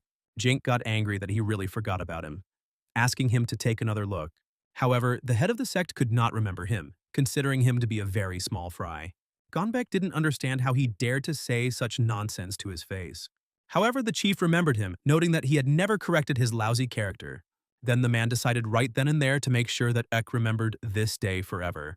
Even the fearsome demon Swordmaster became Yumyeon's watchdog. This cult has really gone to great lengths to attract strong fighters, and they certainly won't have it easy. However, even in the past, Jink was no match for him in skills. At that very moment, Ik used the sword that liberated the scorched lands. Looking at him up close, he remembered the vile face of the demon Swordmaster. However, the man did not understand how a simple bandit from the mountains dared to do all this.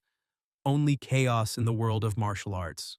Mubarak was stunned that the head of the enemy citadel was thrown back by one blow from their leader. Even their leader's technicians are too fast to track with the naked eye. Then he realized that he was looking at the true strength of the Heavenly Sect's sect leader right now. However, Ik understood that this was not the end, and he was trying to weaken his vigilance. Jink noticed that he was still as collected as before, but this was only the beginning. After these words, Jink released the sword from his hands and threw it with a kick. Ik was verrast toen het vijandige zwaard hem niet bereikte, maar plotseling veranderde zijn traject. Now he rushed towards Mubarak, but the guy managed to put his sword in front of him. This didn't help him much, as the enemy weapons moved on their own in the air. At the same second, the flying sword began to cut through the bodies of the rest of the group members. Ik thought it was impossible because Jink had reached a level that even he couldn't master yet. Suddenly, someone declared that the rumors were true and these people had achieved true superiority. Went over to the enemy side. Then Jink noticed the very expression he expected to see on the face of the sect leader. Now they have turned into a bunch of scared little rabbits, and all that remains is to grind them into dust. And the subordinates accepted the order, after which they rushed at the remaining group of warriors. The monks were the first to come to the defense, deciding to fight until they gave up their spirit. Now we are transported to Zhang, one of the 10 strongest ball masters. Having decided to devote his time especially to improvement, he went into seclusion, but today he finally returned. When he reached the Heavenly Sect, he found Ming there, who rushed into his arms.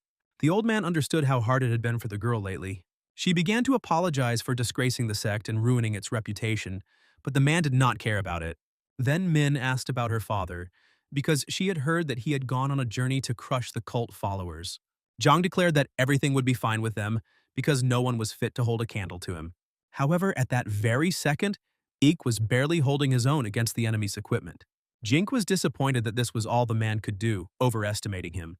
The head of the sect did not understand how he managed to become so strong, although he was weaker than him. Looking at how the others were doing, the man noticed with horror that they were losing. He couldn't believe his eyes that even the elite swordsmen of the Orthodox Alliance were cut into pieces by you. It's time to stop this chaos, as there are very few people left alive. Ik had to save them at any cost, even at the cost of his own life. Suddenly, the sect leader ordered everyone to stop fighting and retreat. At least one of them must return home alive and report everything. Mubarak decided to help him, ordering the others to get away as far as possible. However, the gates closed in front of them, and their path was blocked by Jink's sword. He couldn't let them get away that easily, and then she swung her sword towards Ek, cutting off his arm. Mubarak asked the gentleman to hold on, because he couldn't lose consciousness. However, Jink was not finished yet and decided that he would be able to take the life of not only the head of the Heavenly Sect, but also this youth. Mubarak decided that this was how it would end for him, but suddenly his comrades stood behind him to cover him. Then Jink's sword pierced several monks at once, and they asked the survivors to save themselves. The guy couldn't do that, but otherwise their deaths would be in vain. Now they urgently needed to go to the Orthodox Alliance for help. After that, Gonbaek used his skill to push Mubarak away so that he could survive. The monk gripped the sword protruding from his stomach tightly, concentrating the remaining energy within himself. He decided to deprive this sword of the power that obeys Jinku, which angered him. However, it didn't matter to him how fast they ran, because they could never hide from him. The next morning, a messenger eagle arrived at the building, bringing a letter. The letter sent to the Alliance was enough to prevent the entire martial arts world from falling into chaos. The man who received it was the leader of the victorious Alliance. The worried people immediately began to discuss Yumyun's return. As a result, the head of the heavenly sect barely survived and lost his arm. Mubarak, who took part in the suppression, was also in serious condition. Fortunately, his life was not in danger, but his internal injury was quite severe. Miju sent him on his way without a trace of worry because the head of the heavenly sect was there. But her troubles did not end there because Mato showed up to them, announcing that they had a problem. The woman asked him to be quiet because Mubarak was in bad shape now. It became unclear to everyone what could have happened that was so urgent. But it so happened that the mercenary union declared that all trade unions accompanied by Varang would not be able to set foot in their mountains. He was immediately asked to explain in more detail why the mercenary union would go so far for them. Solju immediately remembered how Yoha showed her the sign from the mercenary union. He then declared that any trade union under the protection of the Varang should be banned, regardless of its status. She began to realize that it could be true, and this guy could counter them with something like that. At this time, Joha was sitting on the mountainside and twirling his badge on his finger. Yanggak, who approached him, noticed that the boy was still unhappy, even after all he had done. As expected, revenge is not hidden in words, but in something more obvious. The boy stated that if he walked around at night, in his condition, he would die before his kui returned. However, if this happens, then it is even for the best. But now he asked the guy to confess. Yoha always thought about this, what he should take from that woman to ease his soul, when suddenly he remembered, an indifferent person, unable to share even one dumpling with the child she locked in the barn. That's what she was. The old man decided that he would block their way of earning money so that not a single grain of rice would remain on their shelves. There are people in this world who put profit and wealth first, without regard for their own children. For this method to give the desired result, it is important to understand that the key aspect is the time spent on suppressing the warring. The old man didn't care whether the higher-ups of the union would remain on their side, but the boy thought that his word was the law. This was so, but there is a discrepancy. After all, there is a man who wears something on his head and who gave him this sign of the head of the guards. Yoha remembered the demon lord, but he didn't know that he needed to ask his permission for such things. However, Yanggak was right because the guy had completely forgotten about that old man. Meanwhile, Mu couldn't believe what Joe had managed to do. Ingale arrived at the citadel of the mercenary union and reported this to him. The man assumed that this guy was finished and explained that he was talking about the head of the guard. He arbitrarily declared that any trading alliance under the protection of the Varangs should be prohibited from entering the mountains. And the mercenary union survives due to the loss of trade caravans. But they cannot turn a blind eye to this. Muhi noted that his first move as the head of the guard was rather unexpected, so be it. Ingale couldn't believe that the master would just let him do this. But now his tone sounded as if he was the head of the mercenary union. To avoid the hellish training, the man immediately dropped to his knees, declaring that he would do everything as he ordered. Muhi decided that it would be a good idea to do him a favor so that he could later keep the unpredictable head of the guard on a leash. However, they still need to figure out what the relationship is between the head of the guard and the warring sect. At that very moment, Rio's eyes sparkled, trying to give his father a hint. It was his own fault, but since she was almost sober and the sun was at its zenith, she could go. The girl promised that she would find out what connected them for the sake of her father. Myuha asked her to try hard to figure out the right decision, and he accepted. Sometime later, the girl changed her clothes and saddled her horse to set off on her journey. Muha wished her a safe journey but continued to worry about his daughter. Without wasting any time, Rio sent her horse forward to get to Yoha faster. The man couldn't believe that the girls liked the head of the guard so much, considering how uninitiated she was, sitting there. However, there is no need to wait for other children now because sooner or later, they so joyfully leave their parents. Then he remembered Joe's prohibition, and the fact that his first order as head of the guard had come so unexpectedly.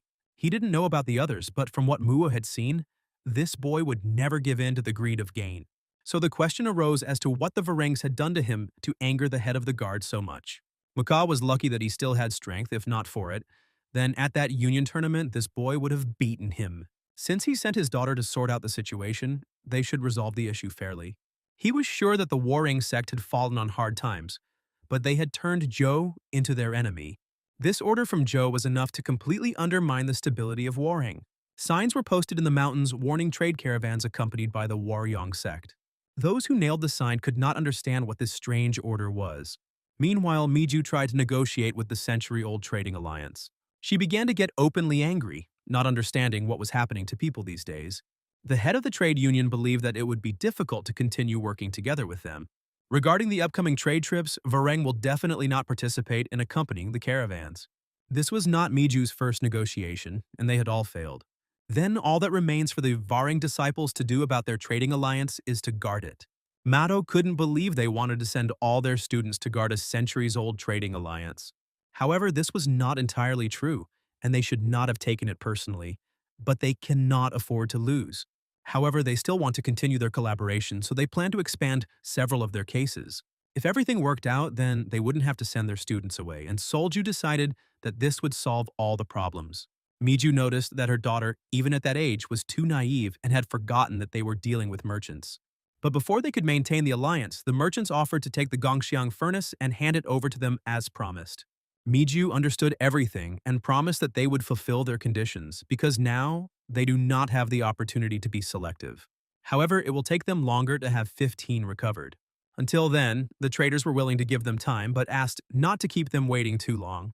If the Sanjin Chamber of Commerce grows, they will have no choice but to abandon Waring. Mado was unhappy that these impudent merchants dared to be so arrogant with them. Miju asked him to calm down, but it didn't help much. But he wasn't the only one who was filled with rage. The woman was also incredibly angry. But if they lost the support of this union, it would be even worse for them. The man said that Mubarak would somehow figure out how to get them all back to work. But now he would like to go to Wufeng and destroy those bandits. Solju stated that the older brother could improve, but with his skills, Mado wouldn't last even a couple of hits. When they started arguing, Mitai slammed the table and told them to shut up. I, a woman, could not believe that they were now so helpless in front of those bandits. It was unknown whether the great swordmaster of the heavenly sects had heard Zhang's call, but he decided to personally handle the matter. In the evening, in the heavenly sect, he decided to enter his son's room. He visited it only out of his own concern. His hand was already feeling much better, but Zhang decided to find out in detail what had happened. As it turned out, Ik didn't have the courage to face him after feeling like he had tarnished the honor of the heavenly sects. Min couldn't understand why her father was saying such things and what he was apologizing for. She was right, and the old man should not hear something like that from his own son, who did it for the common good. He asked her not to dare say such things again, and Min decided to support the old man. He also noticed that the demonic swordmaster was no match for him, but the question arose as to why he lost. Perhaps he used the Imperium that Yumyeon spoke of. His powers and fighting stance hadn't changed since the last time they met, but his ki had become simply terrifying. Zhang was surprised that the Yumyeon were cultivating their Kai and using these unknown energies to plunge the world into chaos. Ik felt something similar from Wufeng, so he called Min to ask her. From what he heard, the young bandit Wufeng possessed incredible ki for his age. It can be assumed that he also received Imperium from Yumyeon, but it would have been better to listen to Ming. However, the girl could not answer anything, because the guy defeated her even before she could fight back. Ik was een beetje teleurgesteld sinds ze een discipel was van de hemelse secte, maar Zong probeerde hem te kalmeren. And since everything turned out this way, the old man decided to sort everything out himself. He still wasn't going to turn a blind eye to Problem 28. Once dawn breaks, the girl must follow her grandfather, and before dealing with Yumyeon, he will personally destroy Wufeng. After some time, Rio reached Haga village, realizing that she was almost there. Her stomach was growling from days of horseback riding without a break. She reached the tavern, where they laid a rather rich table for her. But as soon as the girl touched the food, she heard someone asking Min why she wasn't eating. She had no appetite, but the interlocutor suggested that her proximity to Wufeng was making her anxious. Zhang said that her grandfather got into trouble in the south in the good old days. Even years later, the mere thought of those places made him angry and kept him awake. After his failure, he tore the sticks to shreds 10 years later, and since then, wanderings through those lands have delighted his soul. So he asked his granddaughter not to be upset because now that he was here, Wufeng would become a place full of pleasant memories for her.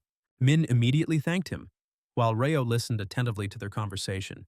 She hadn't even gotten there yet, and Wufeng already had this old man visiting her, a powerful aura. Suddenly, the other men pointed at Min, remembering that she was one of the 5 heroes their gang was making. However, she paid 100 nanny and went home, and it is unclear why she would return back. However, the old man next to her is one of the 10 strongest swordmasters. Rio was shocked by this information, not understanding what Yoha had gotten himself into. Zhang decided that those gangs must be idiots to attack his granddaughter, despite the glory of the heavenly sect. Suddenly, the bandits realized that they were being talked about, so they decided to pretend that they hadn't heard anything. However, the old man immediately recognized them and ordered them to kneel. They began to beg for mercy, but Zhang had not yet asked them anything. The punishment for daring to harm his granddaughter will not be easy, and they will bear it instead of the other bandits. Ryo immediately took out the needles and threw them at Min, not wanting to just watch this. The old man reacted instantly, knocking each needle off in midair. Without wasting any time, the girl pulled her sword out of its sheath, heading towards the swordmaster. It was 27 who did the same, after which he swung the blade in front of himself. He didn't expect that he would have to draw his sword from its sheath before arriving in Wufang, and the old man suggested that she was a member of the Green Forest, to which the girl agreed. It was obvious that she was afraid of the name of the great heavenly swordmaster, but she cannot watch such a terrible fate befall his family, and so she is forced to show disrespect and point a sword at him. Ryo knew that cheap tricks would only make things worse when fighting an opponent like that, so she just needs to give it her all and try to survive. She used Asura's Dark Heaven sword, surprising the bandits. Zhang noticed that her kui wasn't that bad, and he began to gather all the energy in one point. Even though he praised the girl, that was all because he was much stronger. Ryo had trained tirelessly since the general gathering, and yet her ki was so easily repelled. The old man praised her skill despite her age, which was expected of a demon lord. The girl decided that he was overpraising her, but for the sake of her and her father, he decided to let these bandits go. The two boys also thanked the old man for his mercy, surprising Ryo that they didn't thank her. Suddenly, the swordmaster asked her to tell the 10 heroes to come to the top of the mountain tomorrow morning. Later in the evening, a group of bandits listened to the story of two bandits. Some people didn't understand why there was such a fuss going on in the village. Encho expected that the heavenly sect would want revenge, but they didn't expect it to be a swordmaster. However, sighing will not get rid of the problem. But there is no point in getting upset because they have Yoha. In other words, an incredibly powerful swordmaster wants to kill them again. First, the sage burst in here, then he fought with the demon lord. The guy was afraid, but did not want to avoid the battle, when suddenly he felt a strange fire in his chest. This happened because he decided to take revenge on his family, but he cannot risk the lives of his brothers. Suddenly they heard a familiar voice, turning their heads back. It was Ryo, who immediately rushed into Joe's arms. She happily stated that she had crossed rivers and mountains to find him, and along the way asked what kind of trouble he had gotten himself into while she was gone. It seemed to her that the great master of the heavenly sword had come for their souls. Sobek asked if she wanted to take a few steps back and then continue, trying to pull her away from the embrace. Gomyong decided to check if the great swordmaster really said that he wanted to finish them off. He was very serious, as if they had killed his own father. He also said that if at least one of them does not come to the top, he will wipe out their entire gang. They have been working hard in training, so maybe they have a chance. However, Joha stated that there was no need for this, since everything happened because of his personal feuds. However, Yencho did not want to let him go alone and suggested that they fight together. However, Yanggak declared that at this rate they would all go to their forefathers. Their enemy is one of the 10 great swordmasters, on par with the demon lord. And if weaklings like them join the fight, nothing but senseless deaths will happen. Ryo didn't expect much from them, but it seems they also have their own strategist. As the old man said, a joint campaign against the master would be equal to death, but the girl decided to join Joe.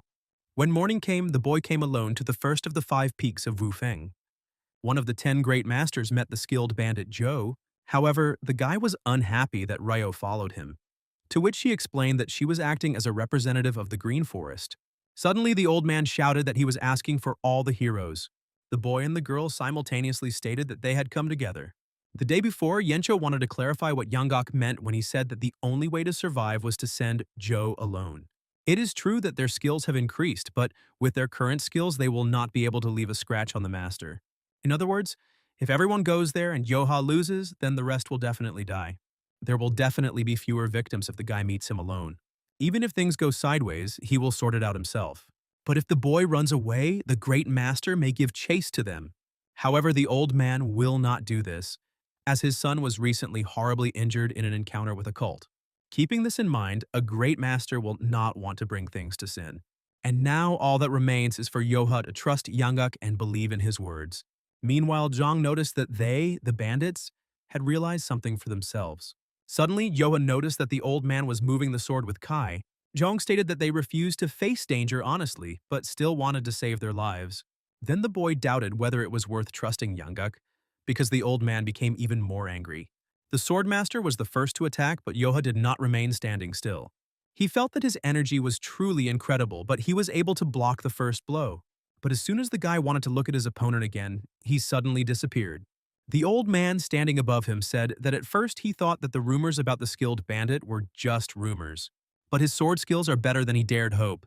Zhang caught the boy off guard by using the third form of the heavenly sword. In turn, Yoha used the fourth form of the nine heavens art. Min watched them in shock, not believing that this guy was going against his grandfather without a hint of fear. Yoha felt that the master's energy was comparable to that of a demon lord. Meanwhile, the old man thought he was an ordinary bandit, but the guy's aura was incredible. However, he didn't understand why Yoha was using a one-handed sword despite his own skills. Rio smiled as she noted that Yoha had stood up to her father and was no match for even the great swordmaster. It was a good level for such a young man, but the boy heard it too often. The old man is a force to be reckoned with, and he's just getting warmed up. Anyway, before he went all out, Zhang wanted to ask the guy a question. He wondered why he was using a one-handed sword instead of a two-handed one. There must be a reason why he chose it, even though he has enough experience. The old man heard that the boy had encountered a sage in the past and decided that he was a member of the Wudang sect. However, it was a family technique, so Zhang assumed that the family must be famous, although Yoha remained with the bandits. The guy felt sorry for the way he treated his granddaughter, because she was drawn into his vendetta. Rio guessed that Yoha was taking revenge on Warung for personal reasons. But his gang members were also drawn into it, and therefore, whoever wins this fight, the hatchet must be buried here. Zhang didn't respond, instead suddenly attacking the guy. The old man thought that he was a dilemma who was thirsty for Yumyun's power, but some bright fire was burning within him. He really thought that the guy belonged to the Yumyun cult because of the rumors, but it seems that's not the case. The man then asked Joe if he knew that this was one of the 10 great swordmasters. The old man was surprised that even knowing this, he still stuck his nose up in the air. This time it was 27 who turned out to be stronger and was therefore able to push the guy further away. Yoha found himself at the edge of the mountain feeling too much ki from the old man. Suddenly, the swordmaster agreed to leave the rest of the gang alone. But first the guy needs to take care of his own life. However, this was already his personal business, so the guy used the Nine Heavens technique again. Several powerful attacks rushed towards Joe at the same time. His arms hurt even when he tried to block his punches. The old man again concluded that for such a young man he was quite good with the sword. Suddenly, Yoha praised him in return because his fighting technique was truly threatening. The guy pretends that everything is fine, but at this rate his chances are slim. When he was able to push the old man away, he realized that the boy was trying to defeat him using only strength. But Yoha wanted to finish very quickly due to strength and speed. But he used the 9th level of the Nine Heavens technique, the Thunder Blade. At this time, Zhang used the perfect heavenly blade, thunder that shakes the heavens. The old man said that if the boy got out of here alive, he should come to him again, but this time with a sword. At that very moment, Zhou's blade broke, and the old man began to doubt that such a future was possible. Yoha knew that if he did nothing, he would be subject to a fatal attack. Zhang had no intention of stopping, so he lunged forward. Meanwhile, the 10 heroes of Vareng had evacuated the gang, which I was waiting for Zhou in the pavilion. Sobek was worried that something might happen to the guy, but they kept trying to console her. Encho said that they could not stand aside and offered to help. Some agreed with him. Yanggok, who listened to these proposals, tried to explain that they would simply lay down their heads. While they were discussing this, the door of the pavilion opened and a guy walked inside. It was Yoha smiling and saying that he was back. Although he was unable to defeat the Great Master, his safety was much more important to the others.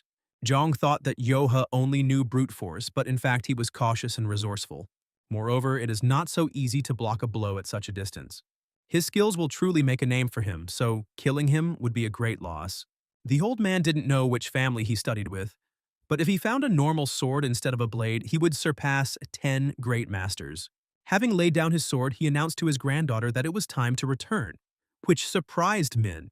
She noticed that they hadn't taken revenge yet, but Zhang already knew that this guy wasn't involved with the Yumyun cult. There was no reason for them to linger here now, although the old man was curious about something. He still wondered how the boy's strength would increase once he took up the sword. But before Joha could return, 2 people suddenly ran up to them and said that they urgently needed to go outside. Outside, they spotted a trading alliance climbing the mountain, guarded by Warring's retinue. Along with them walked Meido, whose face the bandits could not forget. Encho didn't understand how they dared to show up at the foot of Wufeng. Then the leader suggested that the others finish what they started, to which everyone agreed. What did they have to fear after they had miraculously escaped the wrath of the great master of the heavenly sword? Meanwhile, Rio didn't understand where everyone was going, because it would be better for them to rest. The day before in the Warring sect, on the approaches to the forest, The representative of the trade union thought that he shouldn't have come here. Mato boasted that he had found a way to bypass the vetoes imposed on Varang. The man decided to get straight to the point since they had little time and began asking how they were going to get around the ban. Mato didn't have a clear plan, but if they included him in their squad, he would solve the problems by facing the enemy face to face. They may have earned a reputation for themselves, but they are just a bunch of bandits, and the Warangs have no reason to fear them. If it comes to a fight, he will use the Nine Heavens technique and beat everything he can out of them. Now, the head of the union thought that he took Mato with him because he was confident in his abilities. They were already approaching Mount Wufeng and didn't know if everything would be okay. The man asked them not to worry because the last time he fought with them, these bandits were worthless. You only need to see a part of their gang to understand what the rest are like. The representative of the trade union heard that the reason for the ban was the only daughter of the Warring sect. But while they were thinking about this, a sword was thrust in front of their feet, and figures began to appear from above. This time, in addition to the usual bandits, there were a dozen heroes here. Encho began to ask who they were to come here since they must know about the ban. Mato greeted them and introduced himself, adding that it was an honor to meet the 10 heroes. Gomyong interrupted him, asking him to go show off in front of the women and give them everything they had. Taking a closer look, Yoha decided that he was not one of his brothers, although he seemed familiar. Suddenly he remembered that he was the guy who stood and watched as those damn kids bullied him. At the same second, 23 pulled out his sword, although he tried to show them respect. Their great sect will never prostrate itself before such filthy bandits. Hearing this, Yoha jumped up, quickly closing the distance with Mato. The boy waved his hand and angrily declared that the Warang sect had never been great. In just a second, he was in front of his stepbrother, punching him in the face. Looking at him, Yoha noticed that he had quickly gotten down on his knees. Mato screamed and ordered the Blue Dragon squad to destroy them. However, the smile still remained on Joe's face as his comrades also rushed into battle. Encho stated that they would also fight because they were not used to standing aside. After the tournament and training under Joe's leadership, the Blue Dragon squad was no match for them. Many didn't even understand what was wrong with them and why they were such weaklings. Yoha commented that they can't even call themselves snakes, let alone dragons. Then Mato used the first level of the Nine Heavens technique and rushed at the guy. The difference in strength between Yoha and Mato was as clear as the difference between day and night. So the boy quickly dodged the attack and punched his brother in the head, saying that this was not how it was done. Mato was unable to respond because he passed out after one blow. They were much worse than the guy had expected, but he was able to get something. Yoha caught his brother's sword in midair, leaving his one-handed blade behind. The mercenary gang was able to suppress the Blue Dragon squad with unprecedented ease. In addition, they kept all the goods of the trade union for themselves, which is why the bandits threw a feast for the whole world. As soon as Varang appeared on the doorstep, their supplies were replenished many times over. Yoha, examining his new sword, noted that it was a good weapon for a man with such weak skills. Sobek seemed to like the sword and asked if he would use his old blade. Fighting with the great swordmaster, the boy realized how limitless the potential of a real sword is. Rio noticed that this was the right decision, and since the sword belonged to the leader of the Blue Dragon squad, it also looked good on the outside. But the girl became curious as to why he hated Warring so much, even though their martial arts were the same as his. Then she assumed that Yoha was also from their sect, but judging by his reaction, something happened that he would not tell her about. There's nothing to be done about it, and she'll have to figure it out herself. Suddenly, Sobek stated that Yoha was the youngest son of the Weryong house, but they bullied him for no reason. They eventually disowned the boy who had endured their ridicule for so long. Rio started asking more questions, but Yoha stated that they had no reason to reminisce about the past. He was more interested in why she had arrived so suddenly. Encho also wanted to ask what brought her here, assuming that Joe's ban had brought them trouble. But that wasn't the case. Her father just wanted her to figure out the situation. However, Joka didn't care what the old man in the tiger hat said because he wouldn't back down from his own. Rio didn't know the details, but if that was the truth, she had no reason to force him to lift the restrictions. Sobek agreed, and since the Green Forest had given them permission, they were obliged to take revenge on the Warring sect. That's what brothers are for. They have to teach a lesson to people who have offended their Joe. Gomyong suggested burying them so deep that they would never show their faces again. Someone noticed that the head of the guard seemed to be drowning in love for his newfound family. Since things turned out this way, wouldn't it be a sign of good manners to take proper revenge on the offender? Yoha smiled evilly and answered Rio that since they had come to this, they would take revenge on them as expected. A few days later, the 9 great sects and all the pious clans of the Orthodox Alliance gathered in Luoyang. Hearing the call to arms from the Orthodox Alliance, everyone was ready in no time. The leader of the alliance demanded attention, but his subordinate decided to give a short speech in his place. The chief advisor thanked everyone for coming after receiving the call-up notice. The reason for the meeting was the battle against the Yumyun cult. Based on the last battle, their commander was a demonic swordmaster, although 10 years ago his skill was not dangerous. However, when the Heavenly Sect's leader encountered him in battle, he was convinced that the boy's strength had increased. His subordinates were akin in strength to the elders of the 9 great sects. Therefore, the Orthodox Alliance is convinced that they have gained special power by sacrificing monks. If so, the Alliance must show steadfastness in the fight against such a force. That's why they decided to hold a martial arts tournament.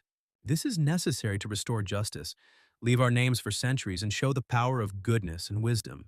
Thus, the tournament raised the spirit of the Orthodox sects and made them thirst for battle. He also summoned new heroes who could face the evil of the Yumyun cult. Miju couldn't believe that this was the level of an Orthodox sect. But if the Waryong sect can use them as stepping stones to greatness, then that's not such a bad thing. Mubarak must give his all during the fight for the sake of his family. When they lost their stable jobs because of his sister, he, the head of the family, has to work even harder. Their situation has recently improved, and they have already helped merchants steal the treasures of the Samjin Merchant Union. However, they still have some work to do before they are fully back on their feet. Therefore, he needs to achieve good results during the tournament by any means necessary. When the next fight was over, the judge asked who would enter the battle next. Miju sent Mubarak to show the power of the Waryong sect. The guy agreed, jumped into the arena, and waited for his opponent. Everyone immediately recognized one of the survivors of the battle against the Yumyun cult. His brother noticed that the reaction of the people was quite good, which also pleased his mother. The guy said that maybe his skills are not that good, but he hopes to put up a good fight. The audience began to whisper that he was a skilled swordsman, and there was no point in doubting the survivor of the duel with Yumyun. Suddenly they noticed the arena where a girl began to descend. It was the daughter of the Sword King, the flower of telepathy, Yeon Namgung. The mood of the tournament changed with the appearance of the heiress of the Namgung clan. While the public was eager to see her clan's martial arts, her first public fight began. The audience whispered that she could solve any problem, and that no one could match her in intelligence. Miju immediately got angry because if it weren't for this girl, Mubek would have gotten all the attention. The woman asked loudly why she came here and ruined everything. However, Yoha became embarrassed and began asking how she was doing, since they hadn't seen each other for a long time. The guy assumed that since she was here, it meant that her father had arrived too. She didn't answer, and the guy thought that something had upset her. Suddenly, Chan, whom they hadn't seen for a long time, decided to say hello to the guy. He clarified that they arrived here today instead of their father. Yan asked him to shut up, so Zhang suggested that they fight quickly. At that very second, the girl jumped up, drawing the blade from its sheath. She decided to give it her all from the very beginning, and was already pushing Mubarak back. However, it would be rude of him to simply dodge her attacks. After that, they began to exchange blows that did not reach each other. The audience noticed that they were both amazing, and did not know how the girl actually fought. However, Mubarak noticed that she was still as strong as in his memories. She remembered how they trained as children. He and all the residents of the Varang estate pretended to be ignorant, although they knew about everything that was happening. Especially about Miju, her misdeeds, and all the hardships that befell that child. She still remembered the boy begging for forgiveness and being mortally scared. She remembers everything clearly, even 10 years later, and this makes her even angrier. Suddenly, Mubarak noticed that the girl wanted to use the clan's technique during the tournament. It was just a friendly fight, so her brother advised her not to behave like that. But she, too, did not know the whole truth for 10 years, and she did not experience what happened personally. However, the rage caused by that child's sadness does not subside. If she's that serious, Mubarak has no other choice. Therefore, he used the second level of the Nine Heavens technique, Dragon Ascension. The spectators were delighted, but suddenly a third man descended into the arena and prevented them from colliding. It was the leader of the alliance who noticed how passionately they rushed into battle. However, this event only symbolizes the unification of the Orthodox alliance. Mubarak bowed to him and decided to follow his order. The man then turned to the audience, saying that they had 2 talented warriors. They must perceive this tournament as an opportunity to prepare for the battle with the cult and defeat the evil spirits. Mubarak wanted to tell Yan that it was a glorious fight, but he was suddenly interrupted by someone's shout. It was one of her clan's disciples, and they looked like they had survived a massacre. Chan began to ask if they were okay and what happened to them. It turned out that Moon Goddess Yumyong and Fox Wushin had surrounded their clan. Chan couldn't believe it, but they added that the chief immediately understood what was happening. He said that he and the young lady needed to be warned, so he sent them here. However, the entire Hefe was surrounded by Yumeng cult members, so all their exits were blocked, and they were late. They left the gentleman as soon as the turmoil began, so they cannot know for sure whether he is alive. The attack took place around 3 to 5 o'clock in the afternoon, which means more than half a day had passed. There is no time, so John must return before something happens. She asked her brother to get up because they didn't know if their father was alive and they needed to return immediately. Chan asked for help from Storm's squad, and the leader of the alliance immediately agreed to send them to them. Then they decided to move out immediately and return to the Namgung clan. Now their main task was to find out whether their father and mother were alive. So Chan and Yan, having collected only the bare necessities, headed back with a detachment of warriors. But having barely reached the outskirts of their lands, they encountered illusory waves. Last night, 2 girls from the Yumyan cult infiltrated their clan. At the same time, the clan warriors fought the attackers to protect their home. The clan leader didn't expect that this sect was so strong. If this continued, the Namgung clan would meet its end. Then Book ordered the warriors to leave the battle to him and leave to join the forces of the Orthodox Alliance. His wife could not leave him here and go away, offering to stay with him. However, he will only be able to give his all in battle if he knows that they are safe. She was immediately surrounded by 2 guards asking her to trust the master and go to a safe place. While they were discussing this, one of the demon generals smiled as she watched them. She thought it was presumptuous that they thought they could elude her. Today, none of them will be able to escape. They will all perish in the darkness of hell and suffer in it for eternity. At that very moment, the Sword King was told that they would kill his wife first. Buck realized that if nothing was done, she would be in danger. Then the man went into battle, heading towards his wife at full speed. He managed to deflect the blade, not understanding how the strength of this old fox could have grown so much. Meanwhile, the Moon Sage told him that he would die and reunite in the darkness with the head of the Warang. But at that very moment, Buck's wife pierced her stomach with a sword. She asked the man to live on for the sake of the entire martial arts world and for the sake of their children. Finally, she asked him to take care of them, which caused incredible rage in his soul. Now he was ready to literally destroy everything in his path, and so he used Kai to control the sword. In this way, he was able to push the woman away from himself and went towards his wife, saying goodbye to her. He promised that he would soon follow her and swears not to die until he cut off the heads of these inhumans. After that, he soared into the air using the endless blue sky sword. Rushing forward, he brought his sword down directly on the Moon Sage's blade. Meanwhile, Soho didn't care how good the king of the sword was. After all, he can't really think that he can stand up to both of them. At the same second, they attacked simultaneously, and their blow not only hit the man but also destroyed part of the building. The Moon Sage was finally able to take revenge on that old man after 20 years. Now the head of the sect is waiting for news from them, and they should hurry back to the Citadel. A little later, when Chan got home, he didn't understand why he couldn't find any traces of them. The guy, with tears in his eyes, asked himself where they could have gone. John decided to support him, saying that their parents were probably alive and in hiding. The tragic fall of the Namgung clan, which happened overnight, shocked the entire martial arts world. At the main building of the Alliance, they decided to take a counter-move and act against Yumyeon. In the name of the Orthodox Alliance, they will avenge the disrespect shown 100-fold. The entire alliance vowed revenge and began preparing to destroy the Yumyong sect. At this time, an elderly man came out to his subjects in the imperial palace. The leader of the Yumyong sect, who had been hiding in the shadows for a long time, has formed an alliance with the imperial palace. This marked her full-scale participation in the affairs of the martial arts world. The woman decided to ask the emperor directly what kind of power he wanted this time. The old man replied that he wanted an eternal influence that would never fade away. But he already takes it for granted because His Majesty accepted everyone who is connected with Yumyeon and achieved the desired influence. As long as he does not leave them, his eternal influence will shine for 1,000 years. But he promised that the day he would leave Yumyeon would never come, even if the sky fell to earth. Although her presence here was illusory, the leader of the Yumyeong sect finally appeared in the imperial palace. However, her bold statements were not empty words. After subduing the Sword King clan, the Yumyeon sect waited for the moment to fully enter the alliance sects. They attacked other clans, leaving almost no one alive. Many asked them for mercy, promising to join the sect. It all started with a few students who surrendered under the onslaught of the sect's fearsome might. Then the masters from the numerous sections of chaos who had remained neutral rushed to join her ranks. Later, at Wu Feng's hideout, Yoha finished his training. Suddenly, Yanggak turned to him, asking what it was like to draw a real sword from its sheath for the first time. It was unusual for the guy, but it felt like he would be better at wielding a sword than a blade. It's probably because he's so used to his old weapon. If someone could guide him, his body and martial art would unite. Suddenly, Yoha noticed that it had gotten dark. Raising his head, he saw someone dragging a huge stone. Raiho rolls this stone to help Yoha with his fighting skills training. Having thrown him off the mountain, she offered the guy to cut the boulder with one blow. Yoha immediately took out his sword, decided to try it, and soared into the air. When everything happened, Rio tried to wipe the dust from her eyes. Yanggak was worried about the boy, not knowing if he was alive. Yoha was able to cut the stone, and then the old man called him impenetrable. Rio had doubts, but she didn't understand how he did it. He thought he was going to die, but it wasn't that bad, so he decided to try again.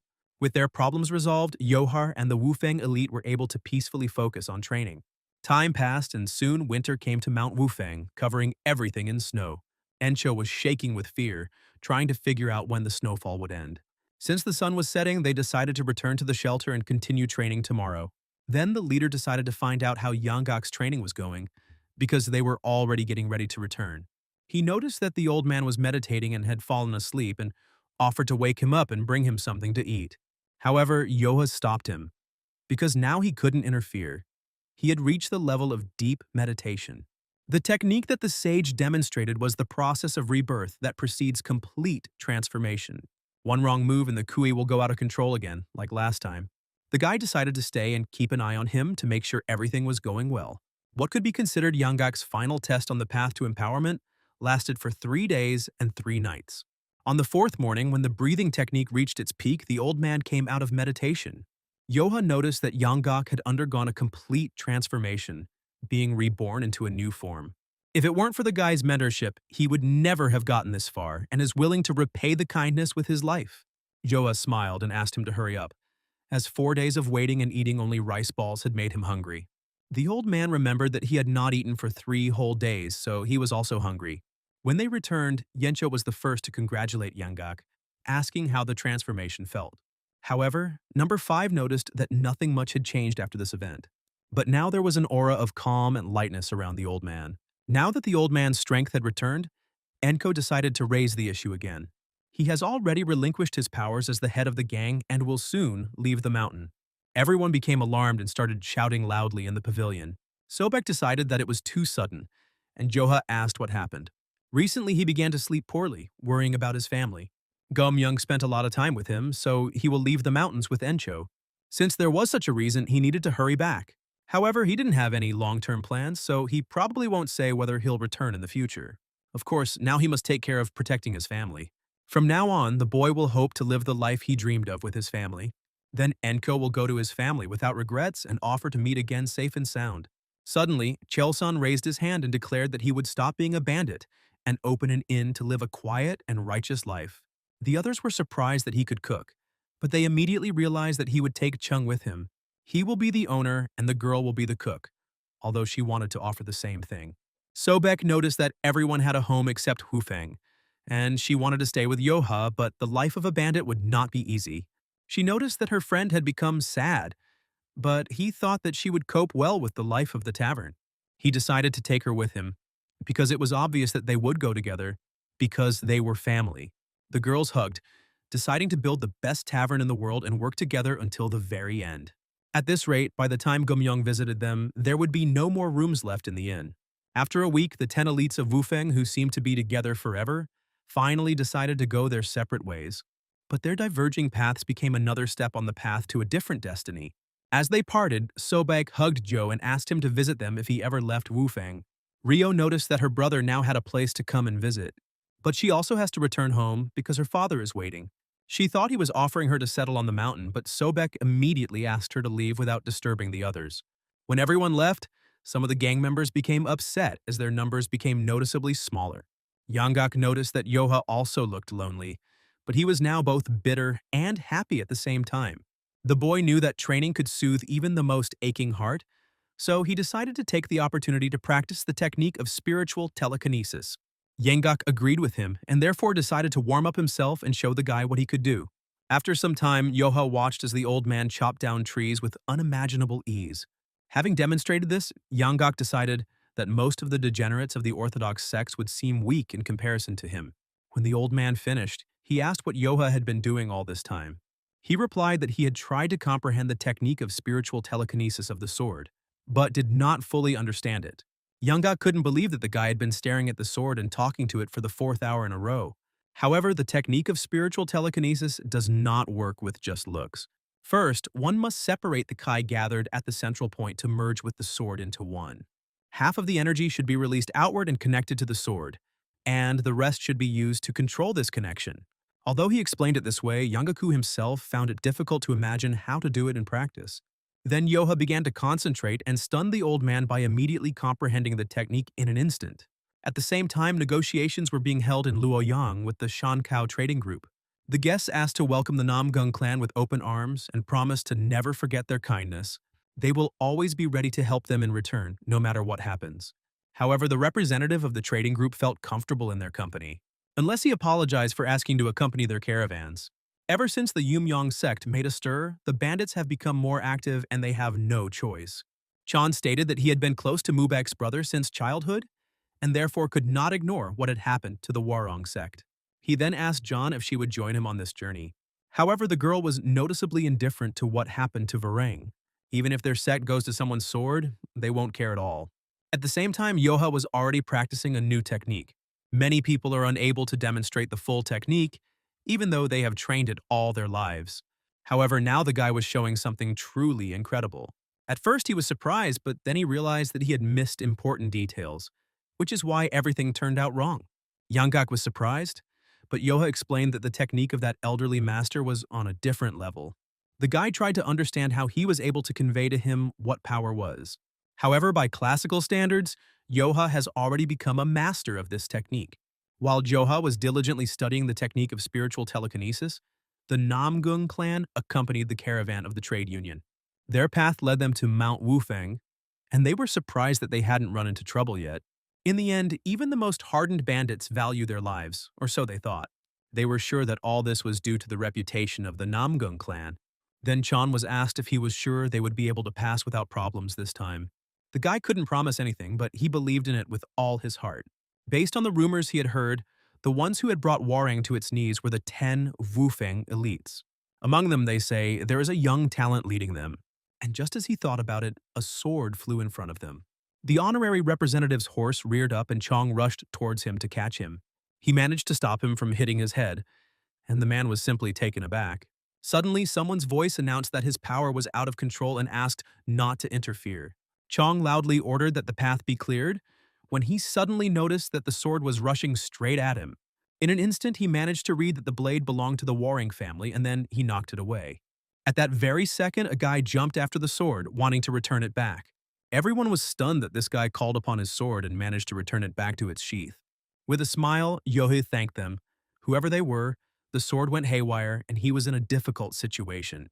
The representative recognized the 10 Wufeng elites, and Chong asked to provide it to him. He knew that among the 10 elites there was a talented youth whose strength even the highest ranks feared. At that very second, Chan greeted the guy and then introduced himself. Yanggak recognized the famous clans that were revered among the 7 sects and 2 schools of Orthodox sects. Joha immediately remembered Sister Yeon, and Zhong stated that he came here for one reason. He dropped to one knee and asked to be taught a lesson and not to refuse his request. Yoha was taken aback as he did not expect to be approached with such a proposal. Yanggak was shocked that the Namgung clan would so boldly enter into confrontation. Namgung's comrades were surprised that the guy decided to offer a duel to the bandit. Chan decided to take silence as consent, then pulled out his sword and immediately attacked Zhou. As he dodged, the boy thought that, as expected from the Namgung clan, his technique was frightening. He wasn't the type whose attacks could be completely dodged, so the guy used the 9 Heavens technique of the 3rd level. As their swords clashed, Zhang noticed a familiar technique, remembering Waryong's sword. Then he decided to ask what his connection was with the Warring sect. Yoha replied that it was definitely strong, after which he introduced himself and added that he was unable to break these bonds. Chan's eyes immediately widened as he couldn't believe what he was hearing. Distracted from the battle, he began to ask if the boy was really Uncle John's youngest son. He was a baby who held his sister's hand, but he had already grown so big. Then he wondered why this guy was here among the bandits. However, it was a long story, so Yoha suggested that they talk inside and finish the duel now. Chan would really like to do this, but he is a warrior to the core after all, so looking at his talent, why did he ask if the guy would feel sorry for him because he was still attached to his sister? Yoha asked not to say that because he had not intended to feel sorry for him from the very beginning. People from the trade union suggested that they were reviewing the entry fee. However, the two guys with smiles on their faces decided to fight heartily and show each other their strength. The duel, which began without any misunderstandings, might have seemed like a fight with an obvious ending. After all, Yoha was a seasoned fighter who fought with ease after duels with countless famous masters. However, his rival, who used every opportunity to attack, was the heir of the Namgung clan. Chan was also quite a strong warrior and was currently using a limitless heavenly technique. She threw Joe away, but then the guy decided to try the technique of spiritual telekinesis in practice for the first time. By sending the sword flying, he noticeably surprised not only the enemy, but also his comrades. The force and momentum of the sword was enough to knock Chan off his feet, causing Yoha to immediately run up to him and ask if he was okay. However, Chan's comrades, noticing something was wrong, began to prepare for battle. The bandits also took out their blades because they sensed that things were getting hot. However, Chong loudly declared that everything was fine and asked his men to lower their weapons. He explained that it was a friendly sparring match and then asked Joe for confirmation. The guy agreed but also confirmed that he had wounded him. Under other circumstances, Chan would have dodged, but he suddenly felt a strong desire to meet his technique with his head held high. Yoha decided that he was trying to elevate him in the eyes of others because this technique is not that good. But now that they were finished, it was time to talk. Having agreed, Yoha mentally declared that this man had now become his brother.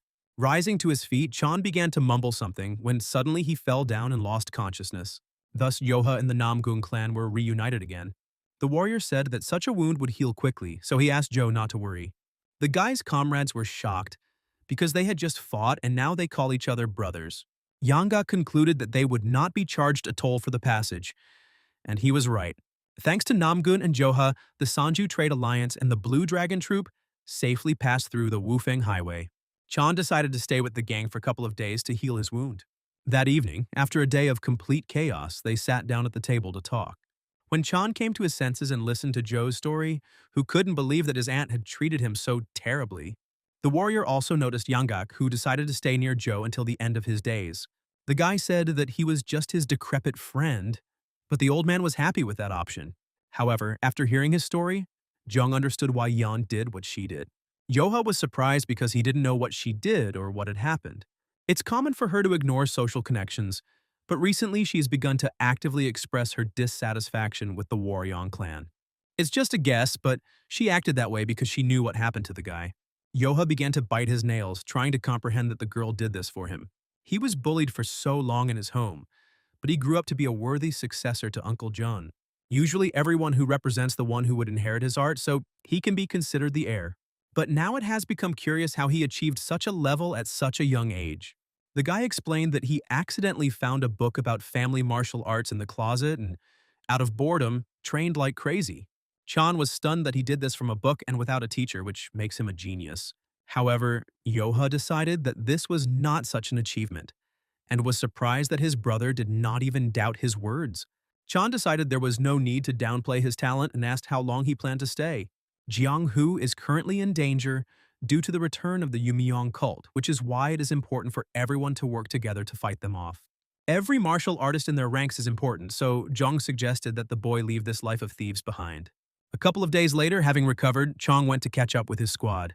He invited Yoke to come visit if he decided to leave here because his sister also missed him. Having planted the seeds of the idea of leaving in Yoke's mind, these seeds took root, blossoming in the boy's soul. He had hours to think about what he had learned from his guest. A couple of days later, Yanggak decided to approach him, but the guy drove him away, explaining that it was his meditation. The old man offered him to practice his telekinesis technique, but he didn't want to hurt anyone again. Then, instead of isolating himself from others, it would be a good idea for him to establish connections. The sage would have an answer to this. The guy could even stop in Luoyang and have a bite to eat on the way. He can also visit the merchants, where someone is waiting for him. Yoha doubted that this could be true, since she didn't even know he was here. The boy couldn't stand the old man's whining, but he understood that he wanted to leave the mountain. If Yoha can learn something from leaving Wufeng, then it's not that bad.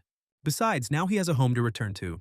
And what's more important is that there is someone he wants to see more than anyone else in the world. Yoha smiled, deciding that he had no choice but to leave here for the old man's sake. Youngok smiled, replying that he would be happy to go with the boy anywhere. As a result, Yoha left Wufeng and embarked on a new path. He promised his gang that they would return soon and asked them to take care of themselves until he returned. Everyone was very upset and said that he had to come back. However, before they go to meet Yan, they must visit Master Chongji on the mountain. Of course, after that he will go to Luoyang and see Yan.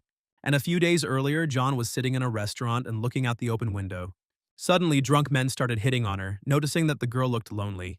They invited her to drink with them, but John immediately grabbed her sword and waved it at the insolent men. Then two more people approached her, saying that they were there to convey that the head of the Orthodox Alliance was eager to meet her. He couldn't go into detail right now, but it was about the Yumyan cult. A little later, Yoha and Yanggok descended from Mount Wufeng and entered the central regions. Meanwhile, the Warang sect also underwent great changes. Today, the wedding of the eldest son of Warang and the eldest daughter of the Yang clan took place here. The man announced that they would tie the knot today. Finally, Warang became related to the Yang family, thus finding a solution to her problem. Miju stated that from now on, the future of the sect lies with both of them, so the wife must help Mubarak. The girl bowed politely and accepted her mother's request. His brother and sister couldn't believe they were seeing their brother blush today. It really was a historic day. Suddenly, Miju turned to Solju, suggesting that he follow her example and behave decently until they find her a worthy husband. She also decided to send someone to the trade union for negotiations. Hearing this, the daughter turned away in displeasure so as not to listen too much. Her brother asked her to be patient a little longer, because the wedding ceremony was nearing completion. He understood everything, but it was truly a touching sight. 20 years ago, their father and the head of the Namgung clan stopped the Moon Fairy. After that, due to their father's illness and the degeneration of their clan's martial art, they began to slowly fade away. But thanks to the hard work of Mother and Mubaiku, they were able to recover and blossom in all their glory. Solju wasn't sure about her mother, but her brother really worked hard. However, the mother may be rude, but she also tried for the good of the family, so Solju should stop getting into trouble. Rubbing her head, the girl didn't understand why everyone was constantly yelling at her. The brother had successfully formed an alliance, and their ban on crossing the mountain ranges would soon also be lifted. The boy hoped that his father was watching them as they continued to fight for a bright future. Suddenly, Miju loudly announced that today was a holiday, so she asked everyone to have fun from the heart. Following her, everyone raised their glasses to the greatness of the Waryong sect and the Yang clan. Mado told his aunt that only good things would happen to them from now on, so she should allow herself to rest today. However, she didn't care about her dead husband. The Waryong sect would finally forget its dark past and flourish in their Mubaic hands. Solju noticed the sly expression on her mother's face and grimaced herself.